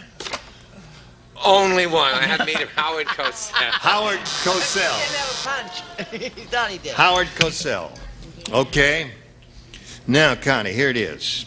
My late husband had the most beautiful head of hair in the world. When he died, I sold his hair too. I tried to make it right on the line. Yulebrenner. Now, Carolyn said Kojak. Not a bad answer, but Yulebrenner is playing currently. Well, yeah, they're both equally popular, I guess. Yeah. I couldn't spell Nicholas Murray. Yes, and bald. I couldn't spell Nicholas Murray Butler, so I put Cosell. Good thinking there, Bill Cullen. Wonderful. Now we come to the lady, the mysterious lady in black. In the hot seat. With a flower growing out of her thyroid. I hope to do the Gong Show soon. Howard Cosell. Howard Cosell. See, you were the only one in your viciousness and attachism. He's just coined a word. That's right. Okay. Where are we? Oh, that was a first round question. Listen, we'll get one for you in a moment or so. Right now, we want to do this for you. Go. Here we go. All right, the other round, one question for Jack Kaawa. Muggsy said, I go to the world's toughest school. Instead of spitballs, the kids throw blank balls. The world's toughest school. I go to world's toughest school. Instead of spitballs. Charles will be leaving soon. He's going to do a show on Broadway called Break a Leg, starring Julie Harris and Jack Weston. It's going to be at the Palace Theater. If I get this question. Remember round one, Charles, anything. Right, Jack? Right. You got an answer, haven't you? I think so. Okay, instead of spitballs, the kids throw... Baseballs. Baseballs, sure. First thing came to your head, right? What's wrong with that? Baseballs is okay. It's a wonderful Hey, answer. that's a good answer, but my school was a little tougher than that. We threw bowling balls. You're powerful. Yeah. Oh, boy. Yeah. Did you take my advice, hon? Baseballs. Okay. One for Jack. Bowling balls. All right. All the tough guys are saying bowling balls. What do you say, buddy? See, you can obviously tell that they didn't come from Brooklyn because this is the kind of balls they threw. Rock balls. Really? Rock balls? That's what they throw in Brooklyn. Rock balls. Beats Hey, me. don't bother me. I hit you with a rock ball. Instead of spitballs, the kids throw... Baseball. Baseball. What nifty little answer have you got? Ah, Gene. The lady in black. Don't ask. Cannonballs. Cannonball. That's tough, too. All right, so Jack picks up 2 in his round 1 question. Let's see how Carolyn does with her round 2 question. I'll try A. Okay. Here it is. Rodney Rich is really rich.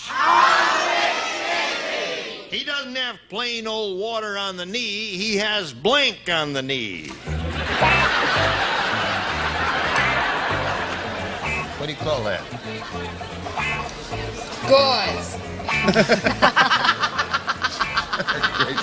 No, it's... no, there must be a name for that, isn't there? Gauze. I'm getting out of here. I got a dress for you. Rodney Rich is really rich. He doesn't have plain old water on the knee. He has blank on the knee. Champagne. Champagne. Now, I got a peek at Fred Grandy's answer, Carolyn, and I believe Fred has what I would call the definitive answer here. It is the definitive answer, but it's not the right answer. Perrier. Perrier water. Perrier on the knee. Step over here, mister. Yes. I'm going to tell you what the definitive answer is. What's The the definitive answer, mister, is the right answer that matches her, that matches me. Yeah. Champagne.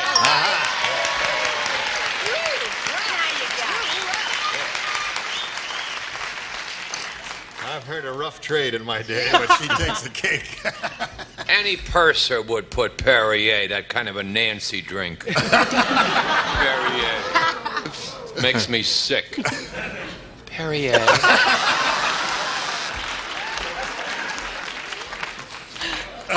Oh, dear. Hi, sailor, new in town. He doesn't have plain old water on the knee. He has Perrier on the knee, or champagne. Champagne! Carolyn has 2. Score is now tied 2-2. What do you say, Bill? Champagne. Champagne! You got 3 now. Close the champagne. Are you kidding? With Sure. you? Yeah. Champagne. All right. Well, that's so much for your definitive answers, yes. Okay, now, Jack, here's the way it is. You need 2 to tie and 3 to win. Ready? Dumb Donald just finished building his yacht. Oh. But the launching will be postponed. Well, he can't get his yacht out of the blank. He can't get his yacht out of the blank. Dumb Donald just finished building his yacht, but the launching will be postponed. He can't get his yacht out of the blank. You don't play because you matched him in the previous round. That's a wonderful answer. Oh, mine yes. is perfect. You don't play. He's just I'm well, kidding. not playing. This is a cute answer, but it's definitive. Yes, You're it's I definitely must play with an answer. Yeah. Yes, Okay. Or, That's All right. That's go with that. You guys ready up there? very Okay, Jack. Dumb Donald just finished building his yacht, but the launching will be postponed. He can't get his yacht out of the blank. the house. Out of the house. That means he was building it in the house. Inside the house. And he couldn't get it through the door. Aha. Okay. Freddie says the house. I thought Dumb Donald was dumber than that. I said bottle. Can't get his yacht out of the bottle. Very offbeat, interesting answer. What do you say? And mirth-provoking, too. Yes. But not definitive. Stinks. Bathroom. Bathroom. Okay. Told you it stunk. All right. So that means now, Jack, you must match Connie and Marcia to stay in the game and achieve a tie. House is his answer. It was a kit, a kit. A paper bag and basement over there, and that means Carolyn Razor wins the game. Come on down, Carolyn. Over there, if you would, please. Well, Jack, it was a pleasure to meet you. Thank you. I'm glad you won some money. You have a total of $100, and we didn't steal your jewelry. And Thank you. So long. so long, Jack. I'll see you in the parking lot there. Watch this message. Hurry back. Here we go. Carolyn Razor has her $100. She's going to try for a big bundle now. Here we go, and good luck to you. We polled the studio audience not too long ago and said, write down your best answer to this. The Village blank. Got it. If you give us the answer they wrote down most often, we give you $500. Then if you match their second most popular answer, $250, and for matching the third, $100. Now you can get some suggestions here from 3 of our 6 stars. Brett, please. What? The Village Idiot. Okay. Connie, please. The Village People. Bill. The Village Voice. The Village Voice. Okay, the Village Voice, the Village Idiot, and the Village People are the 3 they've given you. At this point, you have the option of choosing one of those or giving us one of your own. I'll go with people. Village People. Very big rock group, isn't it? Yeah. What? The Village Smithy. Village Blacksmith. Yeah. Okay. Spreading chestnut. All right, let's see if the Village People is under the $100 number. Yes, it is indeed. Congratulations, you got $100. What do they know? Well, sometimes they're right and sometimes they're wrong. What do you think's under the next one? Voice. Okay, go. All right. That was Brett's. Smithy. It'll be Blacksmith. You think it's going to be the Village Blacksmith? All right, slide it. The Village Square. He was the blacksmith. Right. Everybody said, well, what a square that Village blacksmith Square is. right up here. The Village Square. Now listen, you've got $100. That means you'll play for 10 times that amount, or $1,000. But if you get a lucky spin of the star wheel, come into my dressing room, my dear, and spin the star wheel. Here we are in my dressing room. Click, click, the door's locked. Okay, spin the wheel. There you go. Bing, good luck to you. Any gold star area means a double.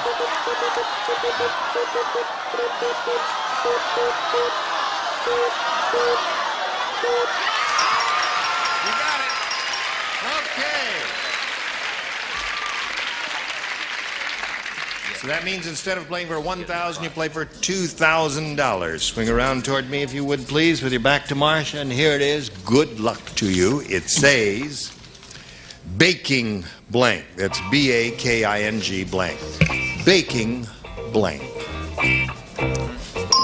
Well, she finished in a big hurry. Now, Carolyn, if you give us the answer that matches hers, you get $2,000. What do you say to that? Baking pan. They don't like that answer, do you? No. But maybe Marcia likes it. Baking blank. Oh, honey, I don't even bake. Baking soda. Baking soda. I guess they like that one better. Carolyn, you got a total of $200, and you're going to meet another player now, so let's all welcome Sharman Eckert. Coming on.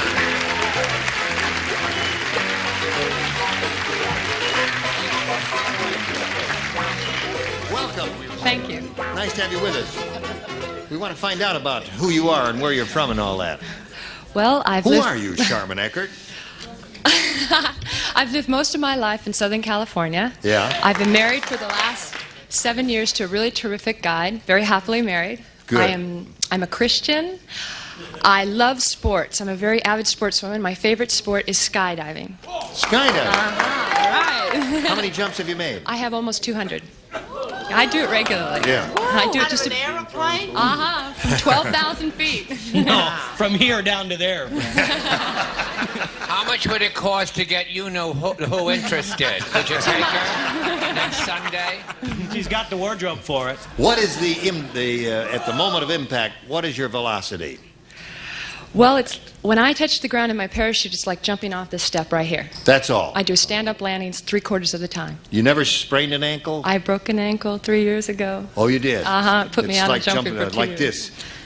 Bing, I broke an ankle. Well, Is that what you're telling me? I made a turn too close to the ground in a gusting wind. Oh, I see. It was my fault all the way. Dummy. Okay. All right. That's 3 demerits. 200 times? I'm so impressed. That's right. 200 jumps. Very good. We Okay. also have a skydiving team, too. You have a team? We do exhibition You do all that jumps. stuff with the cameras and you slow down and change your...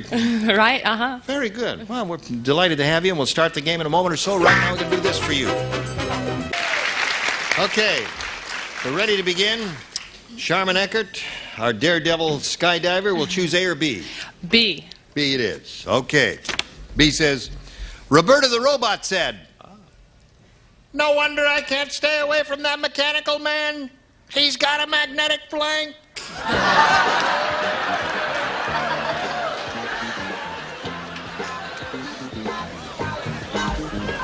Go for it.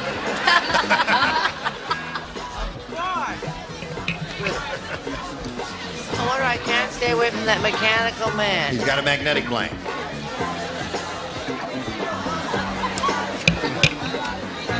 Okay. Chuck's ready. He's got a magnetic blank. A magnetic? He's got a magnetic blank. A magnet. Yes.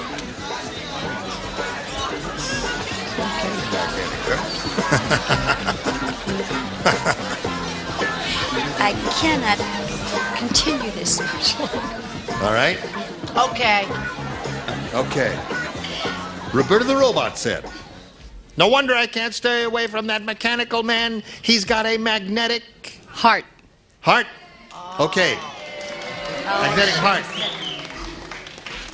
All right. Nose. Well, I said different. personality. Magnetic personality. Magnetic personality is a well-known phrase. Yeah. Very good answer. That's Okay. nice. Very cute. It's cute. I didn't say that because I didn't want copy from him. I said a magnetic puller. Don't ask me what it means. I don't know. Okay, Chuck. I'm getting in trouble. I couldn't. Now, I'm going to make a match, Yeah. and I didn't write hard. Oh, really? And I didn't write core, No. and I didn't write any of those things. What did you write, Charles? And I'm going to get a match How are you going to do that? by simply doing this. Aha! Aha! It's good. Isn't that cute? One for Sharman. Can't stay away from that mechanical man. He's got a magnetic... I have to leave. Set of hands.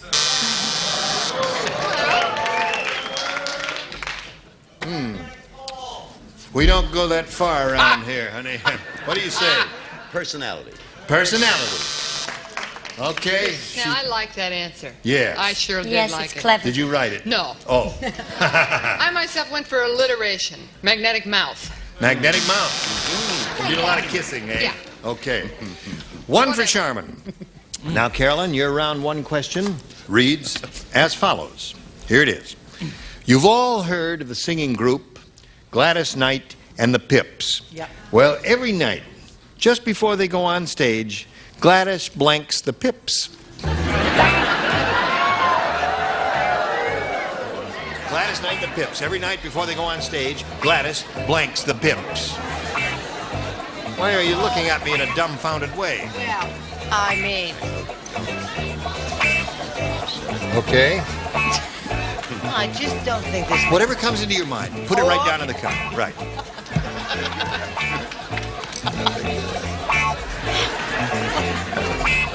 Did she, all right, now. Okay, here we go. Carol, you've heard of the pop singing group Gladys Knight and the Pips. Well, every night just before they go on stage, Gladys blanks the Pips. Pops. Pops the Pips. She said Gladys pops the pips. I don't know what that means, but let's go along because we're running out of time. I said warms up the pips. Warms up the pips. You like a cold pip? Yes. I said kisses the pip. All right, kiss the No pips. one is going to say pops the pips. No? No. Why Unless not? they're adorable, sweet, and just... Aha! How do you like that? So we got a tie score 1-1. What do you got, Connie? Counts the pips. Counts the pips. Rehearses the pip. Rehearses is good, yes. Been trying Marcia to dump him for years. Leaves the pip. leaves the pip. So at the end of round 1, 1-1 is the score. Tie score. Now this for you. Watch this message. Gene Rayburn here. Join us next time. Match game Sunday night. Thank you all. Goodbye.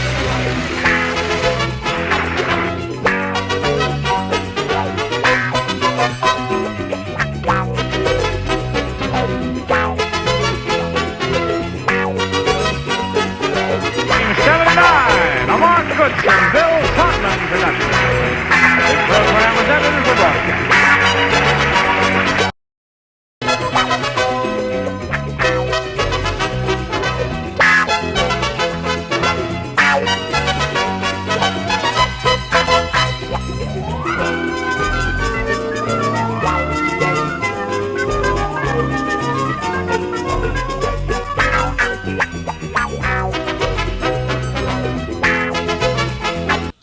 Get ready to match the stars. Orson Bean, Red Summers, Dick Martin, from Chips, Brianne Leary, Bill Daly, and Fatty Fire as we play the star-studded Big Money Match Game 79.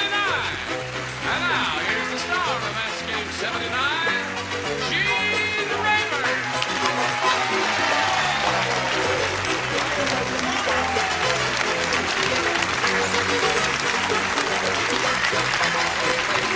Got the laundry ticket. Hello there, John. Hello. Take the laundry ticket. Everybody get your act together. And let's welcome our two players here, Carolyn Reisner and Lauren Clark. Clark. Current champ is Carolyn with $11,400. And she's being challenged by Lauren. They played the first game to a 4-4 tie. And Lauren's had her tie-breaking question, have you not? Mm-hmm.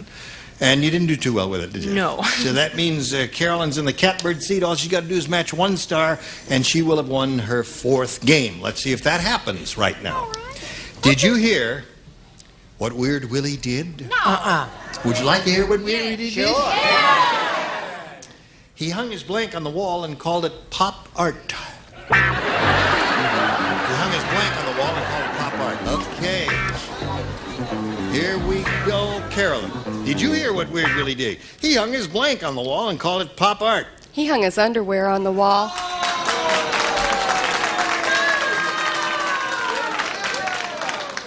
I think I said goodbye a little prematurely. Judging from the answer we just got. She said underwear. Now I know I'm dealing with a bunch of weirdos here, but I really don't expect anybody on this side of the stage to say underwear. Why don't you Carolyn? start down there and come back? You want me to start down here and work? I hate being last. You know, Okay. it's terrible to be last. All right, we'll work our way across this way. All right. That's going to throw me. I don't think I can do that. Yeah. That's going to be real weird. That's going to change my answer. No. Your answer. All right. The die is set. All right, that's okay. Actually, I'd like to do a poem. Yes. No. Well, you see, I thought he hung his father. Well, certainly. Pop, you see, is pop art, pop dad. You got Pop is a Yankee word for daddy. it. Right. That's right. Okay, what do you got there? We're going your way. Oh, we're going this way. Yeah, Hey, you're going my way. I'm going. Oh, I don't go all the way. Oh, wow, that's nice. Not Go on the halfway. first- Did I see you at the halfway house? No. Not on the first date. Okay, let me see. I said he hung himself up there. Himself. Okay. This crowd, this is not my crowd. This is not my room at all. Brianne, Hang himself. what do you got? Dad. Dad, good answer.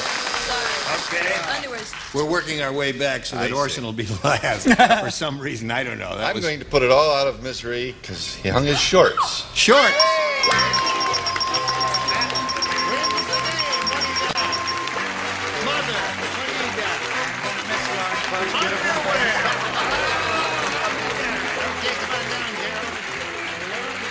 really surprised me.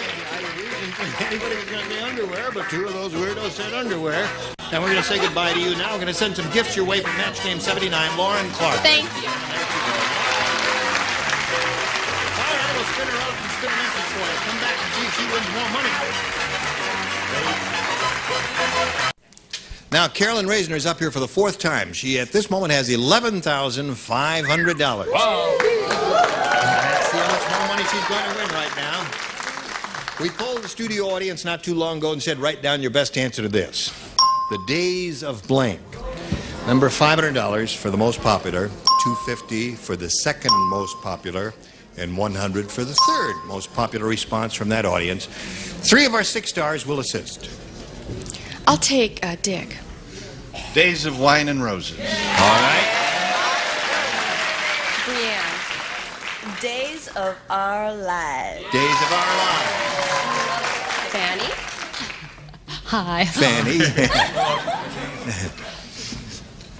Days. Yes, I understand what it says. Yes. Well, no, I'm just saying it out loud. It might stimulate Wait you to a think minute. of something. Something will come to me, I hope.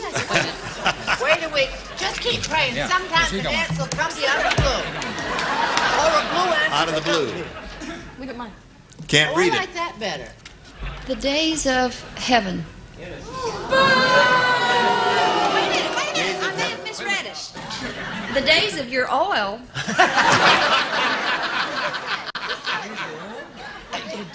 Days of old. The days of old. Days of The days of old. Days Days of old. Okay, Days of Old, Days of Wine and Roses, and Days of Our Lives. What you see?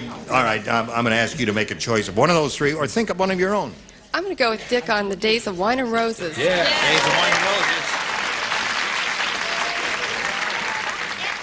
was in that movie. J.P. Miller wrote that. That's right. Old J.P. Miller of Stockton, New Jersey, wrote Days of Wine and Roses. I got drunk Just with drive J.P. Miller. right up to his driveway and ask for his autograph. He's a famous writer. He'll love to see you.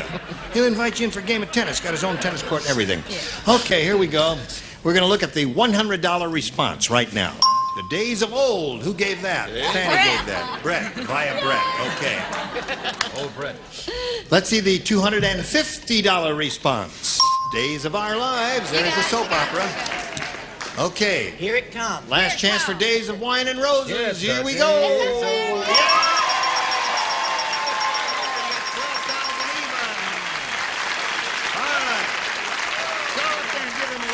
Don't deprive that poor fellow of his due in life. That's it.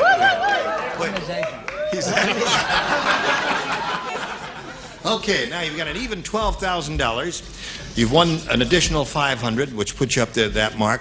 And you're going to spin the wheel one more time to see if you play for $5,000 or $10,000. Here we go. Good luck to you. We'll all root for a double. Let's see if she gets it. Double, double, double. Bing.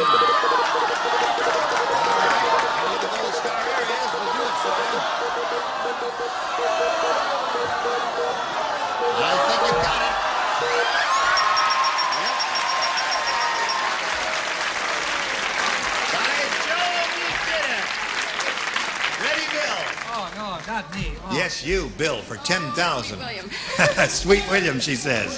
Sweet William, ready? Sweet Here we go. Okay. On this card, it says, blank sweep. S-W-E-E-P. No help from the audience because, you might lead her astray. I mean, we appreciate your enthusiasm, but it could be a rotten answer that you... Okay, now he's finished. Carolyn, if you give us the answer that he has written on the card, we give you $10,000 more. I'm going to go with clean sweep. Clean sweep. Okay. If you win, that means you will have $22,000. Oh! All together. Let's see what you got there, Bill. Clean sweep, she says, we'll match you. Oh, Bill, I'm sorry, baby. Excuse me, everyone. I'm going to get this.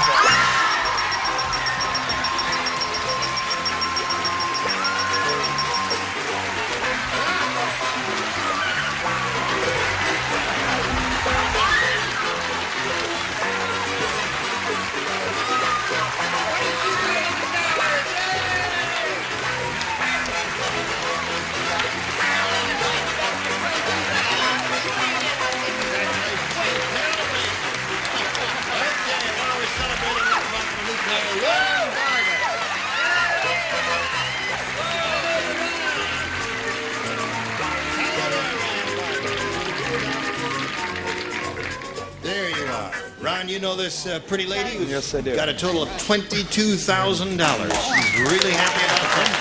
Okay, Ron, let's find out who you are and where you're from and all that. I'm from Studio City, and I'm Yeah. a police officer for the Yeah. city of Los Angeles. Yeah. And I'm going to be getting married in April. All right. Who's the lucky lady? She here? Yes, she is. She's sitting out in the audience. Where is she? Where are you, lucky lady? Oh, there you are in the second row. Isn't she pretty? Oh, yes. Cute. Hi. What's your name? Say again. Nina. Nina. One last little fling before you. Or maybe after. So, now, do you sit in a patrol car and drive around, or in a motorcycle, or what do you do? Patrol car. Patrol car. Black and white. And you go all areas? North Hollywood Division. North Hollywood. Yeah. Is it a difficult beat? At times. Yeah, it can be. Okay, Ron, we welcome you. Wish you the best of luck. We'll start right after we do a little business with you.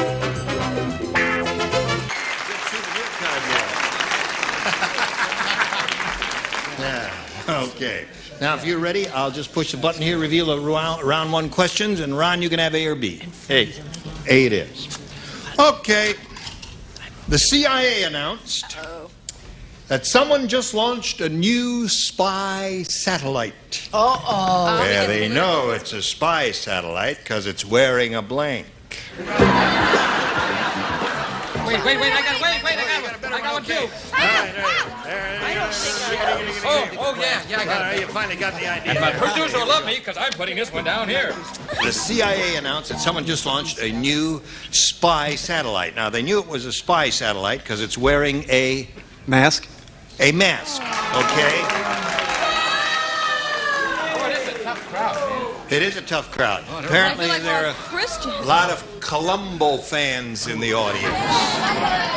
What do you got there, Orson? I had mask and I threw it away. You threw away mask? Yeah, I substituted a false beard. Or disguise.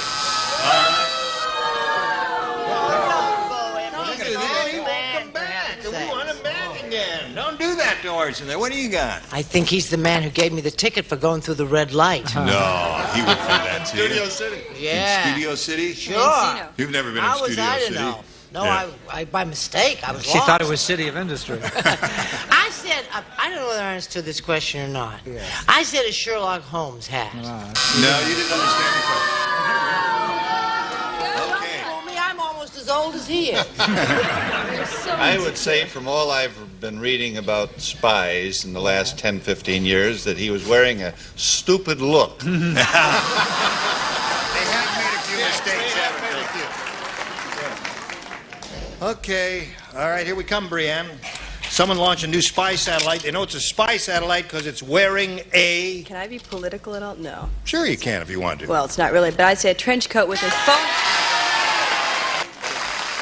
Trench coat. What? Detectives wear trench coats. That's Well, why... what the hell was Sherlock Holmes?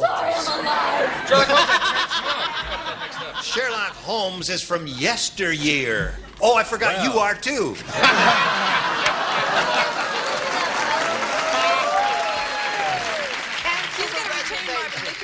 Cancel the reservations. Good, because I'm having dinner with my wife tonight. Hello there. I realized one more bad answer and this audience would attack me, so I put raincoat, and I know they'll like that, okay? Raincoat.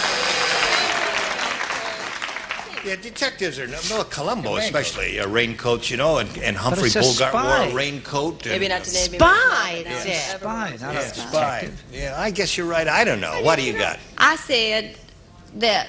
I don't know what I said, actually. Oh, well, then you better look at it. No, See, it said... refresh your memory. Yeah, I said that... They know it's a spy satellite because it's wearing I a... didn't understand. Phyllis Schlafly button. A Phyllis Schlafly button. A Phyllis Schlafly I button. just did not understand. All right. I was looking for You got the hang of it now, Ron? I hope so. I hope they get the hang of it. All right. Carolyn, this is yours. Paula said, the weirdest thing just happened. My living bra told me it wants its own blank.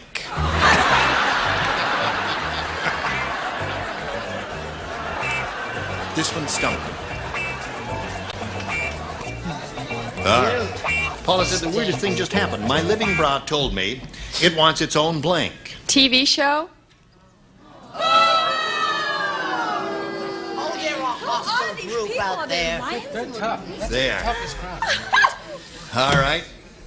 Well, no, when they hear a good answer that they like, they applaud it. But if they hear a rotten one, they boo it. All right, let's see what you got for Orson. What are they doing when they're confused? I don't know. My mother, No, just a modest little desire, its own room. It wants its own room. Okay. Now, you see, that would be it. But being a bra, it doesn't need its own room. It wants its own drawer. Now, whoever's out there booing just at random, stop it. No, they applauded. It was mostly Yes, applause. but there was someone over there who just is on a You're boo getting roll. too sensitive. You've got a good boo roll. I don't want to hear any more about it. Cut. What was the question again? There is no question. Only answers. Oh, only answers. You give me an answer, Frankly, and I'll give you I a was question. getting turned on by the living bra, so I said it wanted its own living panties. You said Living panties. You wanted to turn on. See? They're my kind of folks. Sex fiends. Right. Paula said the weirdest thing just happened. My living bra told me it wants its own It was born in a trunk, wanted its own dressing room. dressing Mobile room. home or tent. Dressing room, mobile home, or tent. Well, Sorry, God. one answer per card is all we require here, Brianne. Okay, Bill Daly. I thought he just went to Est and had a little training. Wants his own space, you know, man. Own space. Yeah. Living bra wants its own space. You wanted to share that with us, did you? I can get into that. I mean, I can understand that's in my space. Hey, that's okay. I can follow that. No, I said that little thing wants its own pair. Its own pair. Very good. Okay. So there we are. Got a couple of contestants who are very evenly matched here. And we'll get back to them, I think, right after this. Now we'll go to round two. Ready? Ron. A, please. Ron says he wants A. Okay. Ron Vargas. Melvin said, I just opened a new business called High and Dry. It's for people who like to do laundry while they're on blanks. I just opened a new business called High and Dry. It's for people who like to do laundry while they're on blanks. Okay? Okay. All right. Now, Ron, Melvin said I just opened a new business called High and Dry. It's for people who like to do laundry while they're on blanks. Drugs. Drugs. I would have expected Ron Vargas, the policeman from North Hollywood, to say that answer exactly. I certainly agree. And I said it too, drugs. Drugs. Okay. One for Ron. You're going to be very sorry you gave me that ticket for going through that silly red light. While smoking. While smoking. Uppers. Uppers. Okay. Two for Ron. I said it on planes. They still love me. Oh, yeah, on airplanes. That's very good. That's pretty high. That's as weird as one of Charles' answers. Okay, Brianne. Once again. It's called for people who like to do laundry while they're on... He like, wow, drugs. Drug. Go. Ron. Ron Davies got 3, Bill Boyd. Little crabgrass here, if you ever smoke that. Makes a great crabby. Yes, precious. Yeah. I marched to the tune of a different drummer. I said people that were on stilts. Still. I like it. That's good. Well, that was a perfectly acceptable answer. Don't worry about it at all. Okay, Benny. Okay. Now, Carolyn, you need 4 to tie and 5 to win.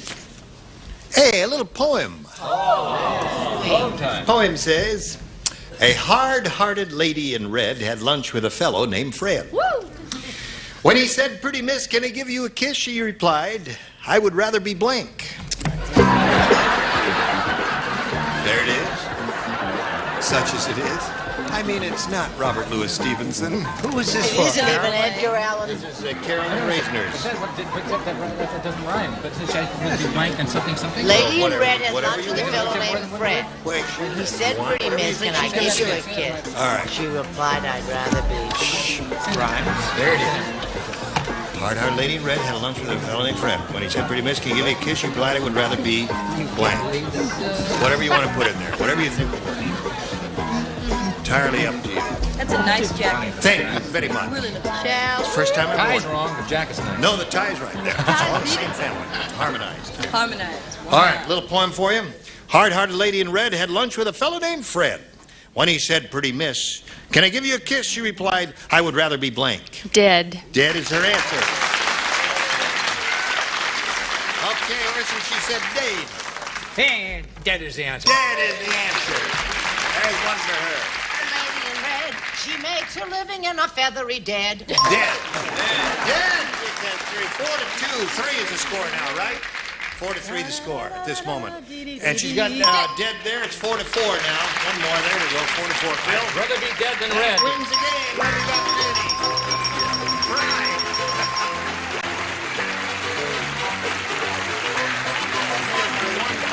The score, Ron. It was a pleasure to meet you, and we're going to send some gifts your way from Match Game 79. Ron Vargas, ladies and gentlemen, there he goes. And now we've got this for you.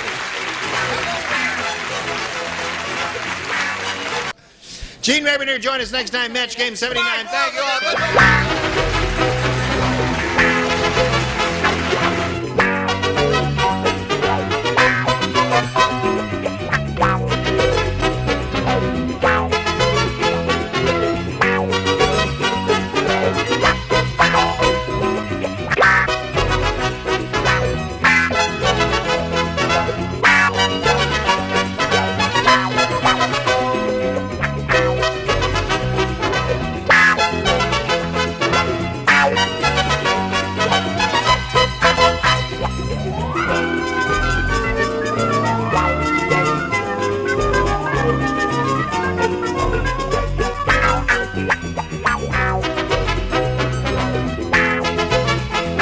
Get ready to match the stars. Orson Bean, Brett Summers, Dick Martin, from Chips, Breanne Lurie, Bill Daly, and Patty Flagg as we play the star-studded Big Money Match Game 79.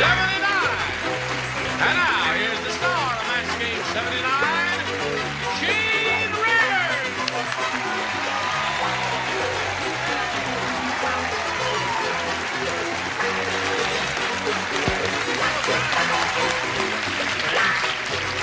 New bodies, Jen? That's right. Everybody all set over here? Yeah. All right, All right. Wonderful. Star here, Carolyn Reisner with $22,100. Come on out, baby.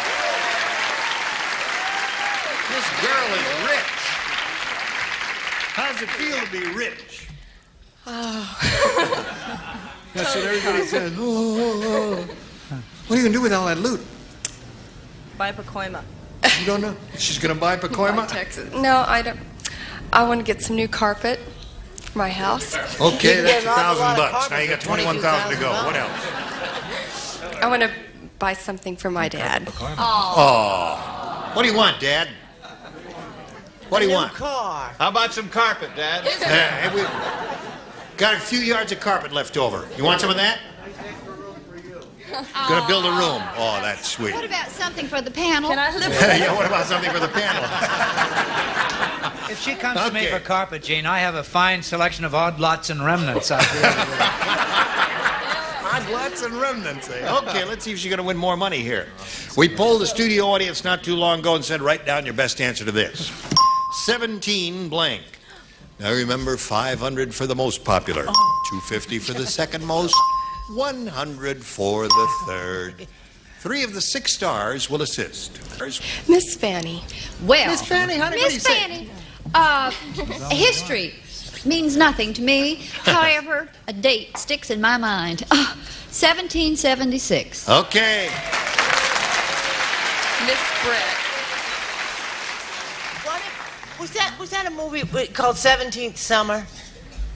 No, Summer of the 17th Dolls. Summer of the 17th Dolls. There was a one Broadway called show. 17 by Booth Tarkington. Yeah, just 17. Nothing. Don't fill in the blank. How about... Got anything? I don't know if I'm going to get called on. I don't want to give it to you. Are you going to call on me? Otherwise, I'll give it to her. Oh, I got it. 17 magazine. 17 Mag, No. okay. One more. Call me, I'll show you. I think there's only one and she Orson? already has it. Sorry. It's what they give when the president of Poland comes, a 17-gun salute.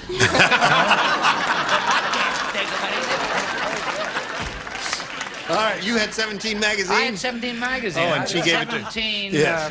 I All right, don't no, know. 17 gun salute. That's your answer. Yeah, Hey, that's man, what come I said. on. Don't- No, listen, we get weird people in this audience sometimes. You never know. They might have said that. Would you say that? Sure you would. Yeah. Oh, please turn All off right. the fan, Lord. Here we go. Are you cold? I'm frozen to death. All right, turn off the fan.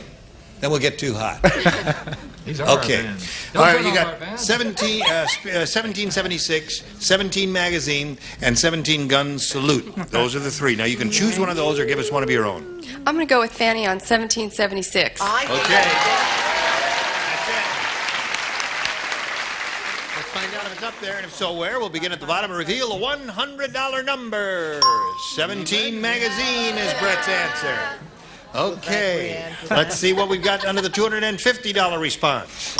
17 and over. What does that mean? What does that mean? That's to get a drink. No, that's Well, that's the age you get a drink in some states. 27 and over. Yeah. No, that's X-rated, 27, yeah. X-rated movies you can get into. 17 17 and over, X-rated movies. I Yeah, see. you can get Okay. in to see The Devil and Mrs. Rayburn if you're 17 and over. Okay, last chance. Here we go for the $500 number. Yeah! 22,600. We'll see if she's going to double that. See how much she's playing for here. Right after we do a little business with America. Go! Get him, Bill. That way to go, Bill. Here we go. This gal has won the $500. She now has $22,600, and she's going to play for at least $5,000 and maybe $10,000. Good luck to you, Carolyn. We're all going to root for a double for you. Here we go. Bing! Any of the gold stars will be a double.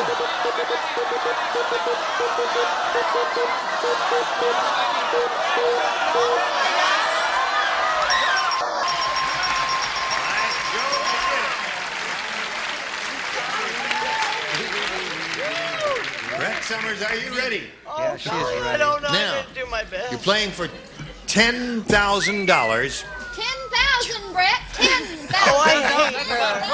Yeah. Why would I ever be friendly with Fanny? Oh, you're very close to the 22,750 is the most anybody's ever won. You got this moment have 22,600. I point out to you that CBS has a limitation of $25,000. However, if you win the $10,000 now, you get the chance to keep it all. Okay?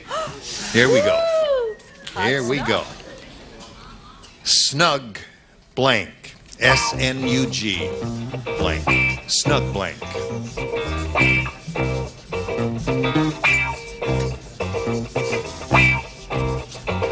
Okay, she's finished. Now, Carolyn, ring the dinger. If you give us the answer that she's got on the card, you get $10,000 additional for a total of $32,600. What have you got for us here? Snug as a bug in a rug. Snug as a bug in a rug. Okay. Now, before we ask Brett to show us the card, I have to review a rule here for you. On this part of it, it has to be an exact match. Okay. Snug as a bug in a rug is what she said. I have snug as a bug. I don't have in a rug.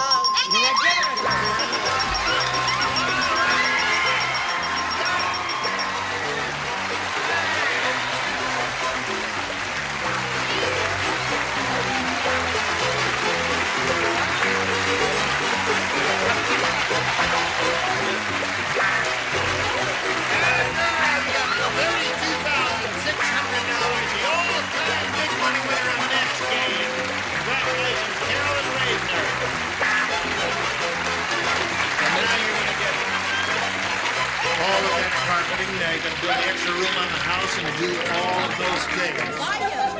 Yes. Now, this is as far as you can go. You've won all the money that you can possibly win here. So we'll just ask you to gracefully make an exit. Follow that tall, skinny fellow in the blue suit over there. That's our producer, Ira Scutch. And we thank you. 32,600.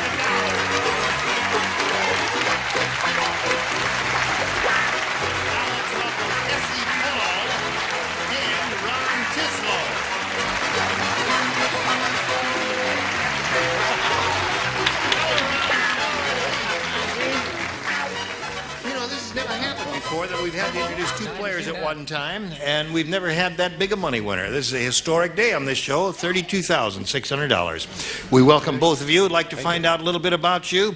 We'll begin with you, sir. Tell us where you're from and all that. I'm from Seattle, Washington. Yep. And we're down here on vacation. I'm married.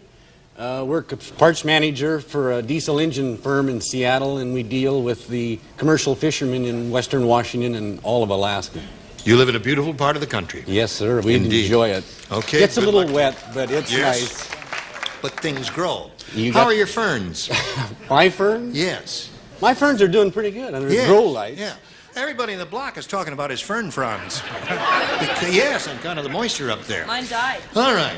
Yours died. I'm sorry to hear that. Okay, Ron, now we'll find out about Essie. Well, I'm a makeup artist. I live here in Los Angeles, and I do nail painting. Got my Grouchos on. What? Wait a minute. Mark Breslow. What does that say there? It's Groucho. Groucho Marx on every fingernail. He's my favorite. Look I at love that. him. Wait a minute. There's You mean on every Can you see that? fingernail it says Groucho Marx? No, it's his face. It's his face. Is it okay now? face? Can you see it, Johnny? That's Groucho Marx. got it. You do your own. Yeah. I see. Wow. Say the sticker word, the rubber Okay. band comes down. Have you ever made me up? Not yet. I hope to. All right. You're hired. Thank you. Now, we'll play this Should make game you up first, like Groucho right after we Marx. do a little business with America.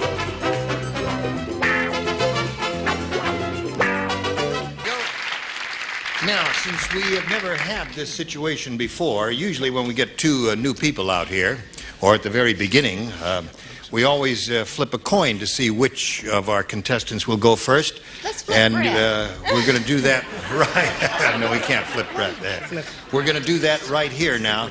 Now, who calls it, Ira? All right. Which one wants to call it?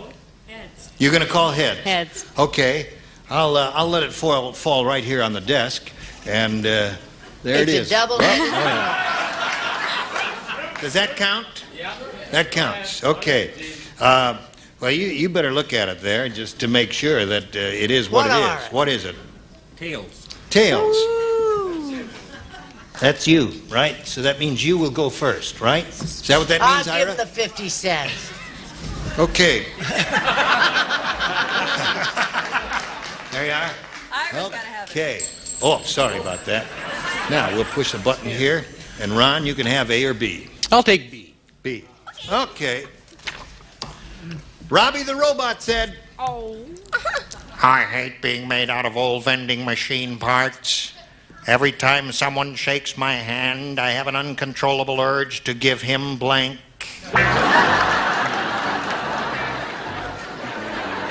I hate being made out of old vending machine parts. Every time someone shakes my hand, I have an uncontrollable urge to give him blank. Right. Good one. Right. I haven't got one. I am so embarrassed sitting next to this guy. Shrimp boats ever come in. Used Oh, to. I hate being made out of old vending machine parts. Those are the key words. Yeah. Vending machine part. Every time someone shakes my hand. All right.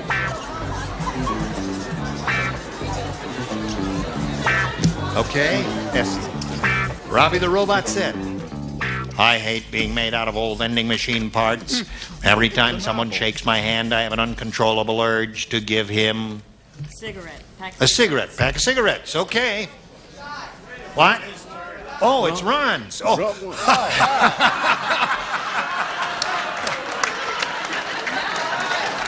used to doing it the other way. All right, now wait a minute. Let's have a meeting. Let's have a meeting here and decide what we're going to do about this. I made a mistake for the first time in mistake. You're allowed, sweetheart. I'm allowed to make a mistake. Once in a while, I can make a mistake. All right, let's see. Have you had enough time to think it over? Oh, go to another question. Throw those away. I had a great answer. You had a good answer? Yes. All right, now throw them away. Now, Ron, you want A or B now? Thanks a lot. I'll take What? A. What? Go to commercial. Panic! Spin it, commercial! Panic! Medic! Doctor! All right. Now, we'll pretend that never happened. Okay, Ron? Okay. Starting all over. Now, you're going to have A or B. We're going to start with you, and we're going to end with you. B. And you stay out of it. All right? April! While looking at a microscope, one scientist said to the other, "This is a weird centipede. He doesn't have 100 legs. He has 99 legs and a blank." That's what it says. A weird Is it a centipede. male or a female centipede? Doesn't make any difference. It makes a lot of difference to me. No, it doesn't. A lot of difference to that centipede. No. There's a weird centipede. Doesn't have 100 legs. He has 99 legs and a blank. I don't know if there are males and females. I'm not familiar with centipedes. Entomologist. Entomologist. Entomologist. Etymology is the man organized study of the origin of words and Such as entomologist. centipede. Yes, it has to do with Very insects. good. Okay, right. While looking at a microscope, one scientist said to another, "This is a weird centipede. He doesn't have 100 legs. He has 99 legs and a arm." All right, that's okay. Now, what was so hard about that? I ask you. You want to picture something bizarre? Yeah. Midnight in an orthopedic supply store. My centipede had 99 legs and a cane. Aha! Made an interesting sound when he walked. Hello. Hello, darling. It's so nice to see you. Thank you. My centipede had 99 legs and a mother at his side. And a mother at his side. Okay. My centipede had 99 legs and another centipede. And another centipede. Just to keep company. C'est ridicule. This centipede doesn't have 100 legs. He has 99 legs and a Mouth! I And could a not. mouse. I'm so sorry. All right. Go, Don't Bill. you boo that girl. She's taken enough this week. You got a good one, Bill? This is my crowd, right? An arm?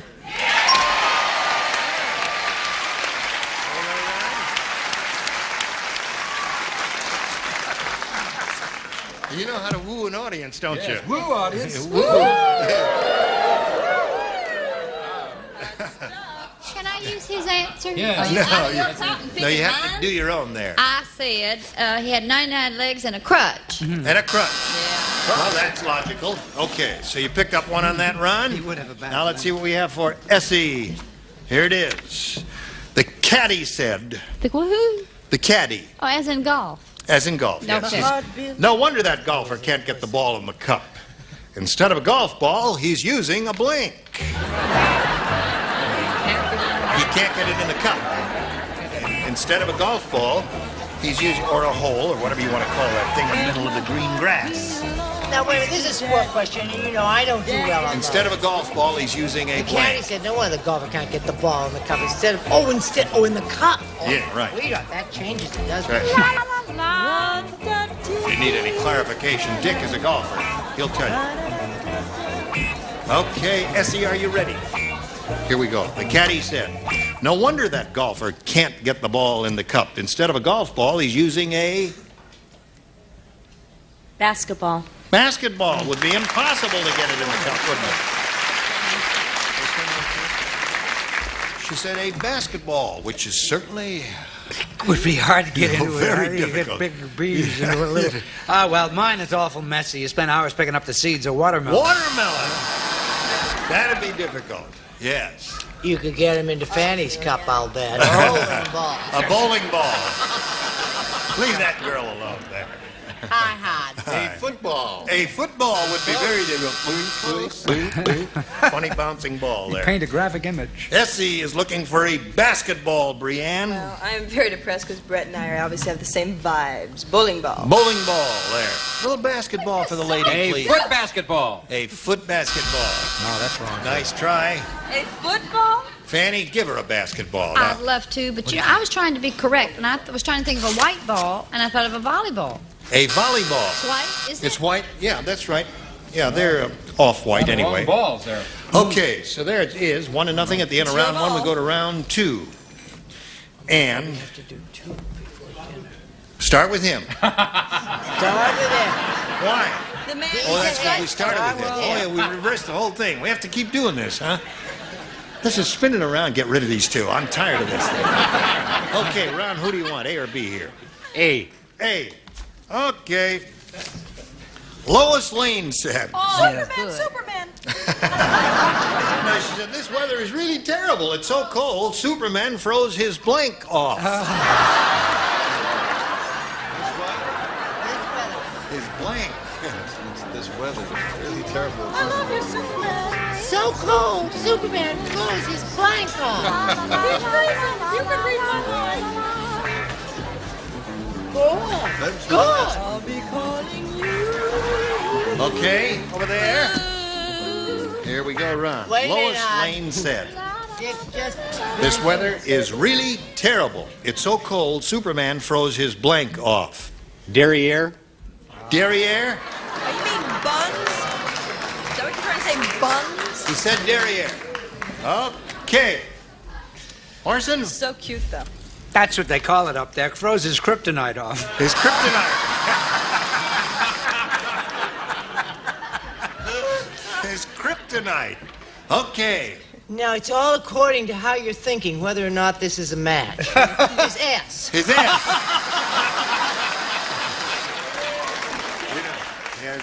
You know, on the chest. What do you got there? His derriere. Derriere. Okay. All right, Brienne, go. He is just so cute that I said cape. His cape. And Fanny. I am so sorry. I want you, the judges, to listen very carefully because this is a southern pronunciation. Ass. All